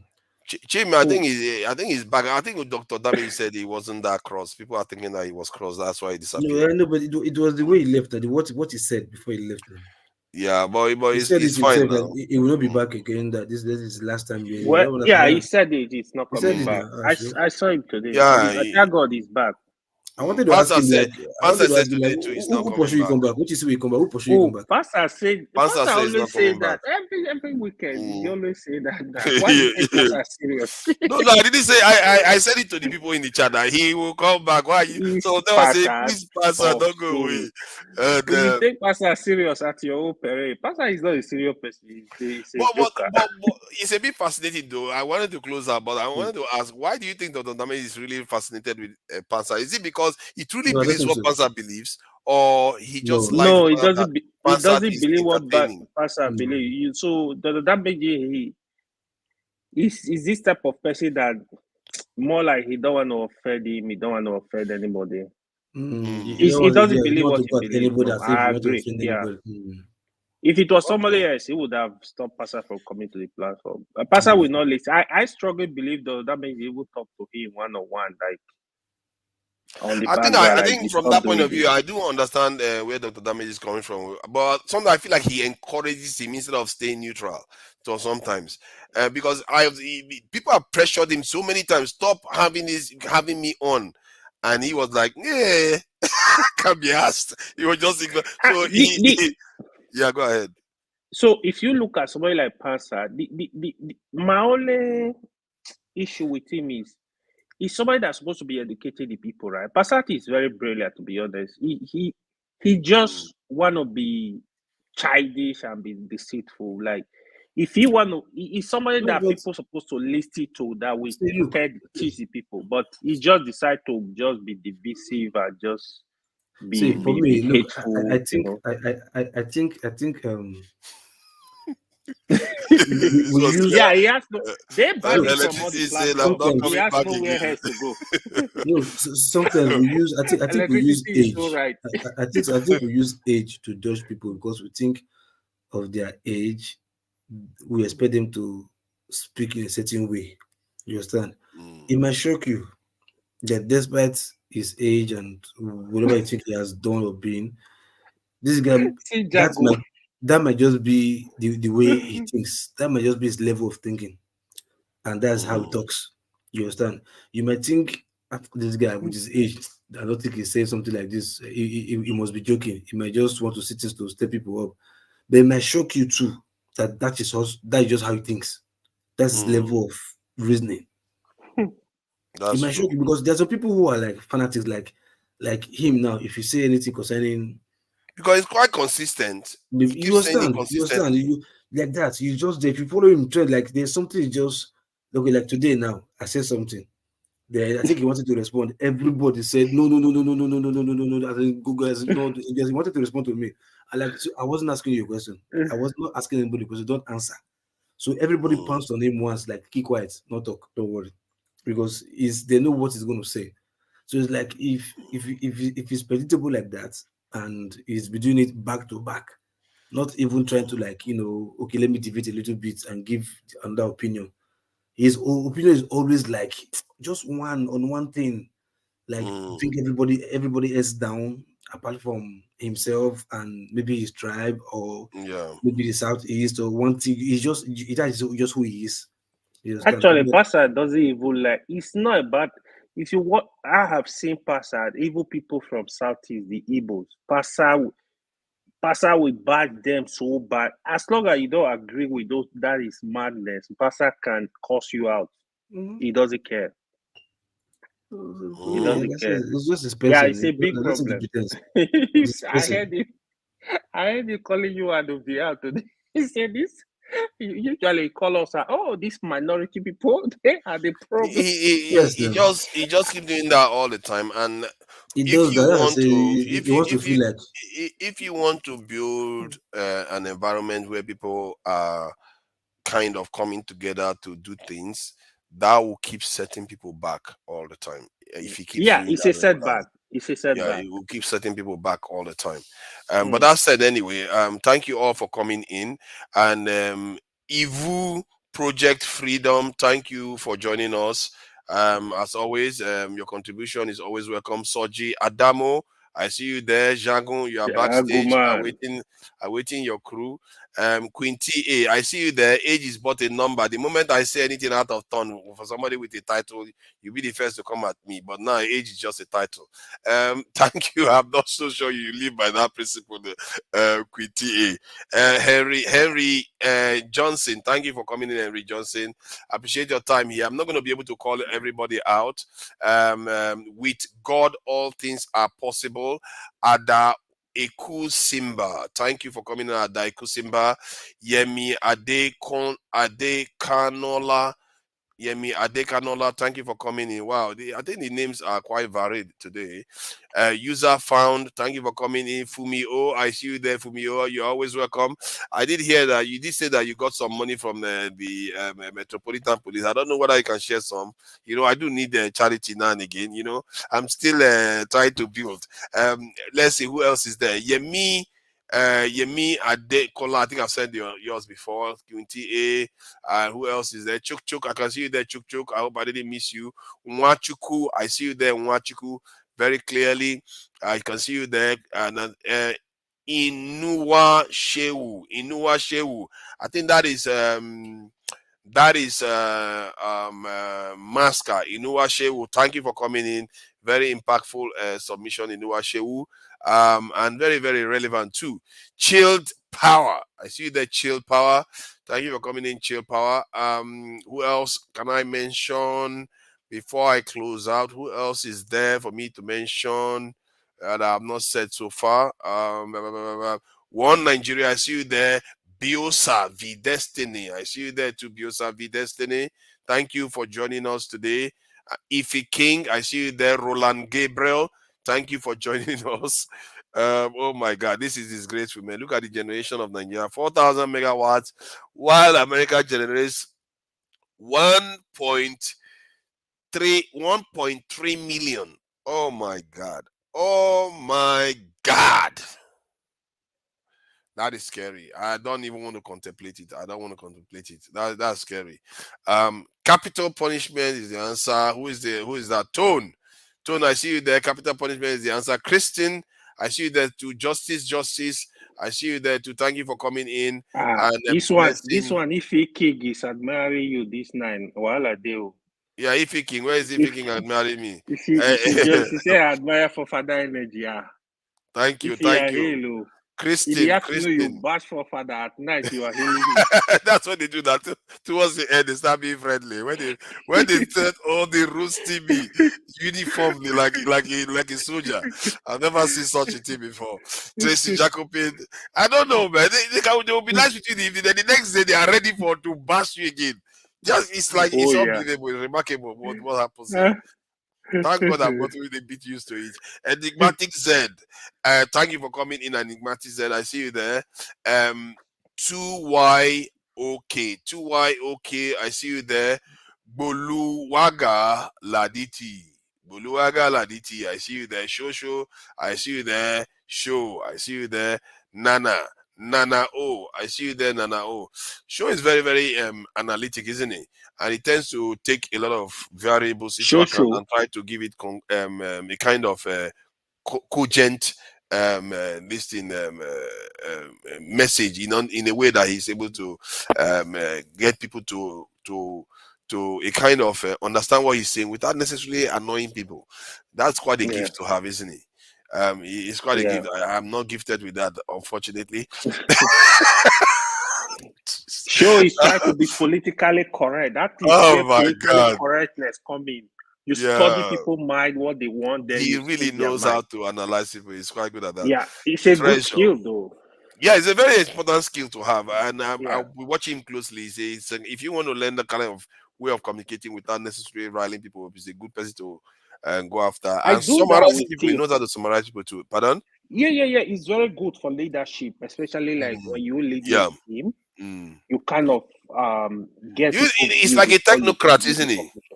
Yeah. Is it more like a technocrat? Way. Yeah, it is. It is a technical way of doing things. Yeah. So you are able to criticize your own immediate views. Yeah. Like you see superior argument and say, "Oh, this is better," and incorporate it in whatever you are thinking. Let me Treasure. Thank you for coming in, Treasure. CJ Okonkwo. Is this Chief Justice Okonkwo? I don't know. It can't be Kenneth Okonkwo. That's a different one. CJ Okonkwo, thank you for coming in. Nana, oh, I see you there. Kelechi Nduka, I see you there. Thank you for coming in. Justice. I think I've said Justice before. I know that definitely Oga Alexander Gomez was here. Always bashing me, calling me condescending and all the rest. You know, he never sees anything good that I say. It's all right. It's all right. We're all Nigerians, and I think he's a patriot. He does donate all the time. I'm going to name him because he's always donating to the channel and supporting every Nigerian stream. I believe when my channel gets to 500, he will also donate. Please, people, if you've not subscribed to my channel, to Niger, please go and subscribe. You know, I'm still trying to get to 500, but it's 59 remaining now to get to 500. Before it was 80. So it's beginning to come down slowly. But I'm just trying to, because when you get to 500, you're allowed to take donations. It's almost as if you become proper streaming channel, kind of. So, and that too will help me quite a bit. If people want to be hearing more precision-based discussions, because I believe that if we don't start having those, we'll be doing a lot of these everyday repetition with little movement in our way of analyzing the Nigerian space. Kelechi Ndoka, I think I've said most of Lighthouse, I see you there too. George Blue Shell, long time he was here, but I managed to name you out there. Okachatin really doesn't like me. Ijediz, I see you there too. All right, let me go to the people that donated. Aizon, thank you for your donation. Aizon, $2 from the United States of America. And one Nigeria, oh my God, one Nigeria is in pounds. That is just. I wonder whether this country it's not Aizon, it's Izon. Izon. Okay, I hear you now. You are proper now. You know now. Yes, Ijo people, Ijo greeting. Izon. Izon. Okay. You would think I should know because I grew up in PH. Now Alexander Gomez. That tribe be that the teacher is Alexander Gomez. Leave him now. Alexander Gomez. I don't know the language. Because River State, they are very then River State anyway, when I was there, they are very diverse. Tope, thank you for the $1 donation. Alexander Gomez again, thank you for the donation. Tope again. Tope is really doing it very well. And Dr. Damage, two Nigerians needs to be cautioned. And that's what the man was telling me. I agree with the panelists. And the reason why is Tokbe, not Tope. Tokbe. Okay, Tokbe. Which Nigeria? Which part of Nigeria? Which Nigeria? Where you forgot? You need to stop it, man. I grew up in PH and I went to Lagos. I'm connected to the Southwest. People don't even know. People think I'm just from one area. My father mom is from the Southeast, but he's from Yoruba, from Southwest. I like helping you confusing people on this platform. People get confused a lot, man. People get confused a lot. Sometimes we say that is Fulani. People will not understand until I tell them who I am. And it's not a big deal, really, because I feel like if I say that everything is going to just be seen through the lens. The one I like more is military contractor. The one I like military contractor. Forefather, it does say it. If you say it, you're not going to have peace on this. Yeah, that's what they are going to go. They are just going to be making it about tribe. Yeah, that's what they're going to do. To me, I don't really need to know where you're from, to be honest. It doesn't. It's just for your information, not even.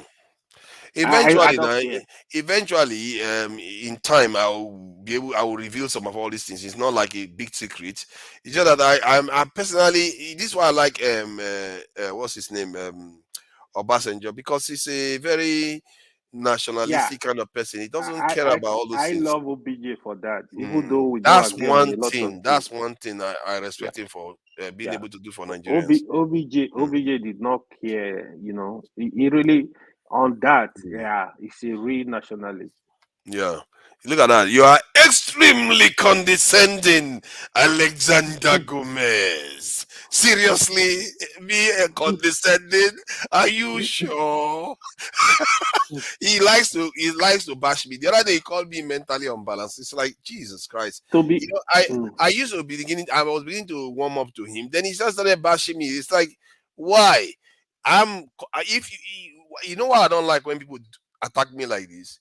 You don't attack the point that I made at all. You just focus on me and just insult me. What if you try to criticize the point and you found out that I was actually correct? You know what I found out just now when I was trying to watch the video from the guest today? I found out that there were some cogent points he was making that I agree with. It's just very smaller areas that I disagree with. I even agree with him on Kanu. I agree with him on Simon Ekpa. So that's why sometimes you have to criticize people's specific points, because you might find that while you are trying to criticize it, the gear will start turning on in your own head, and you start finding that you agree with them. If you look at most of the people that say something about me, like, caution him, shut up, this, Baba, like none of them are just challenging the point at all. But thank you all. I will always, what I'm going to be doing now, I will be playing this video out so that people understand, regarding this, why I have a security tilt. That security contractor, I think somebody was calling me a security contractor the other day. I'm not a security contractor. I don't know why they want to start calling me security contractor now. I'm not a security contractor. I'm barely even a security expert. I'm just somebody that is paranoid about our survival. It's military contractor, not security. Military contractor. Okay, military contractor. I'm just paranoid about our survival. That's all it is. I'm not that great at most of these things. That's all it is. All right, let me play this out, and then from here we move to the song and close out for the day. What they like and so on. If people have information, it should be they should avail this with the security forces. If they don't, the security forces should get them to reveal the information or take necessary action. Quickly, Prof. The question upon the happening in Delta State, people started to talk about the roles of the police vis-a-vis that of the army. This situation that we're talking about, the worsening insecurity in Nigeria's northwest, is it? People are saying that it's not really the army, it's the police. But in either case, whether the army or the police, do we have enough boots on the ground? Do we have enough men to do an effective job, do you think, including all the scientific and intelligence aspects that you enumerated? Do you think we have enough? Oh, no, this is a rhetorical question. We don't have enough. Even government has said we don't have enough members of the armed forces. We don't have enough police. In fact, the mere involvement of the armed forces, you see how the journalist was laughing, is itself an aberration. That shows weaknesses in our security system. That with civil security should be able to deal with that. The army, the armed forces are for defense of the territorial integrity of the land. But obviously, the escalating dimension of this insecurity is itself challenging the integrity of the federation as a whole. Yes. Do we have enough goods, equipment, and so on ground? The big answer is no. Otherwise, we will not be talking about it. Yes. We need more police. I mean, if you go to the United Nations recommended number of police per unit of the population, we are far, far, far, far away. This is a country with a population of about 220 million, 240 million, and we have less than 1 million police personnel. Come on, you don't need anybody to tell you that. If you look at the United States, and we like comparing ourselves, we like making allusions to the United States, although our situation is different. You see, the largest employer of labor in the United States is not industries, is not government, it's national security agencies. At all levels, national, state, local, city, if you put them together, the National Security Agency employs the highest number of people, despite their sophistication, despite the equipment, despite everything. You see, the human angle, we go back to it, the human angle is very important. A system is only as effective as the people operating it want it to be. And in this case, we don't even have enough. All right, and then. We can always do with more. Well, thank you very much, Professor T.A. Mohammed Baba. We're going to have to leave it there. It's been quite an interesting conversation. Thank you very much. Oh, he's a professor. I made all this argument without having a professorial degree. You see what I mean? Thank you all for joining us. I hope you all have a great week ahead of you. Till next weekend. Bye.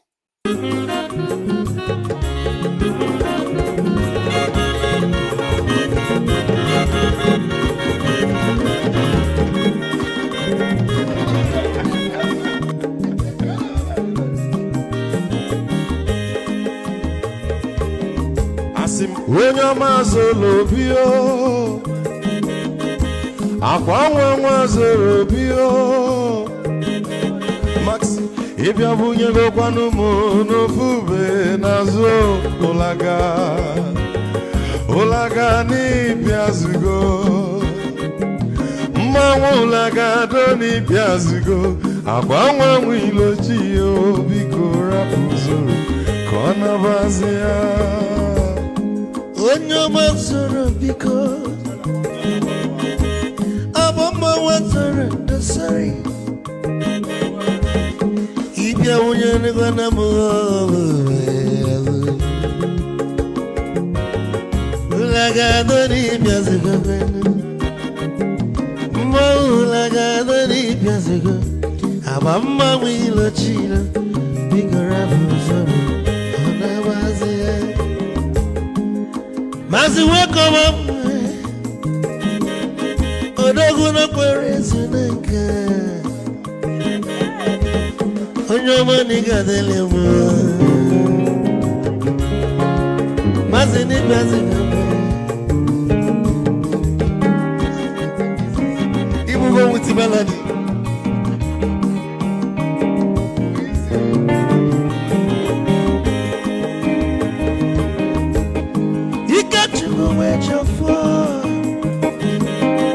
Odogu na chala noka,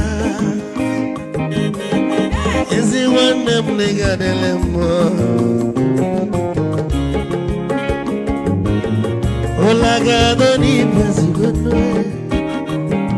mma ụlagado n'ịbịa zigo, amama nwilochilo, biko rapụ zoro ọ na-abazi te onye ọma zoro do. Mama wazara nesari, ibya muya nukwana mo ofube naru, ulaga doni biazugo, nazaboy, ulaga doni biazugo, amama wilo chilo, biko rapu zoro, anabazi, odogu kenanu bikechofo. Ama kwa mnika kugogia, waligwe kwelo ikeja mabala bagia. Hey, you want?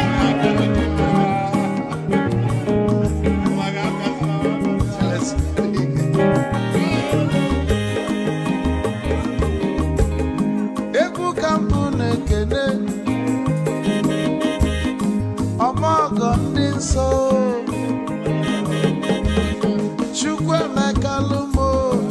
Chukwu negaji, esi nwanne m ekene mi, ịlapụlụ ife niile na-eme wee bịa, ka gosili na anyị na gị bụ nwanne Wisdom ga-adị. Ka nye gị maịkị ka ogobanya bụ egwu, esili mmaksi ọ bụ na-etiri egwu a, malụkwa malụ n'imego m ife ọjọọ. Wesi gị nwanne m ife ọkụ na-echọlụ na ngeme, Wisdom onume ekene gị, abamanwụ iyo iyo biko lapụ nabasị. Zoro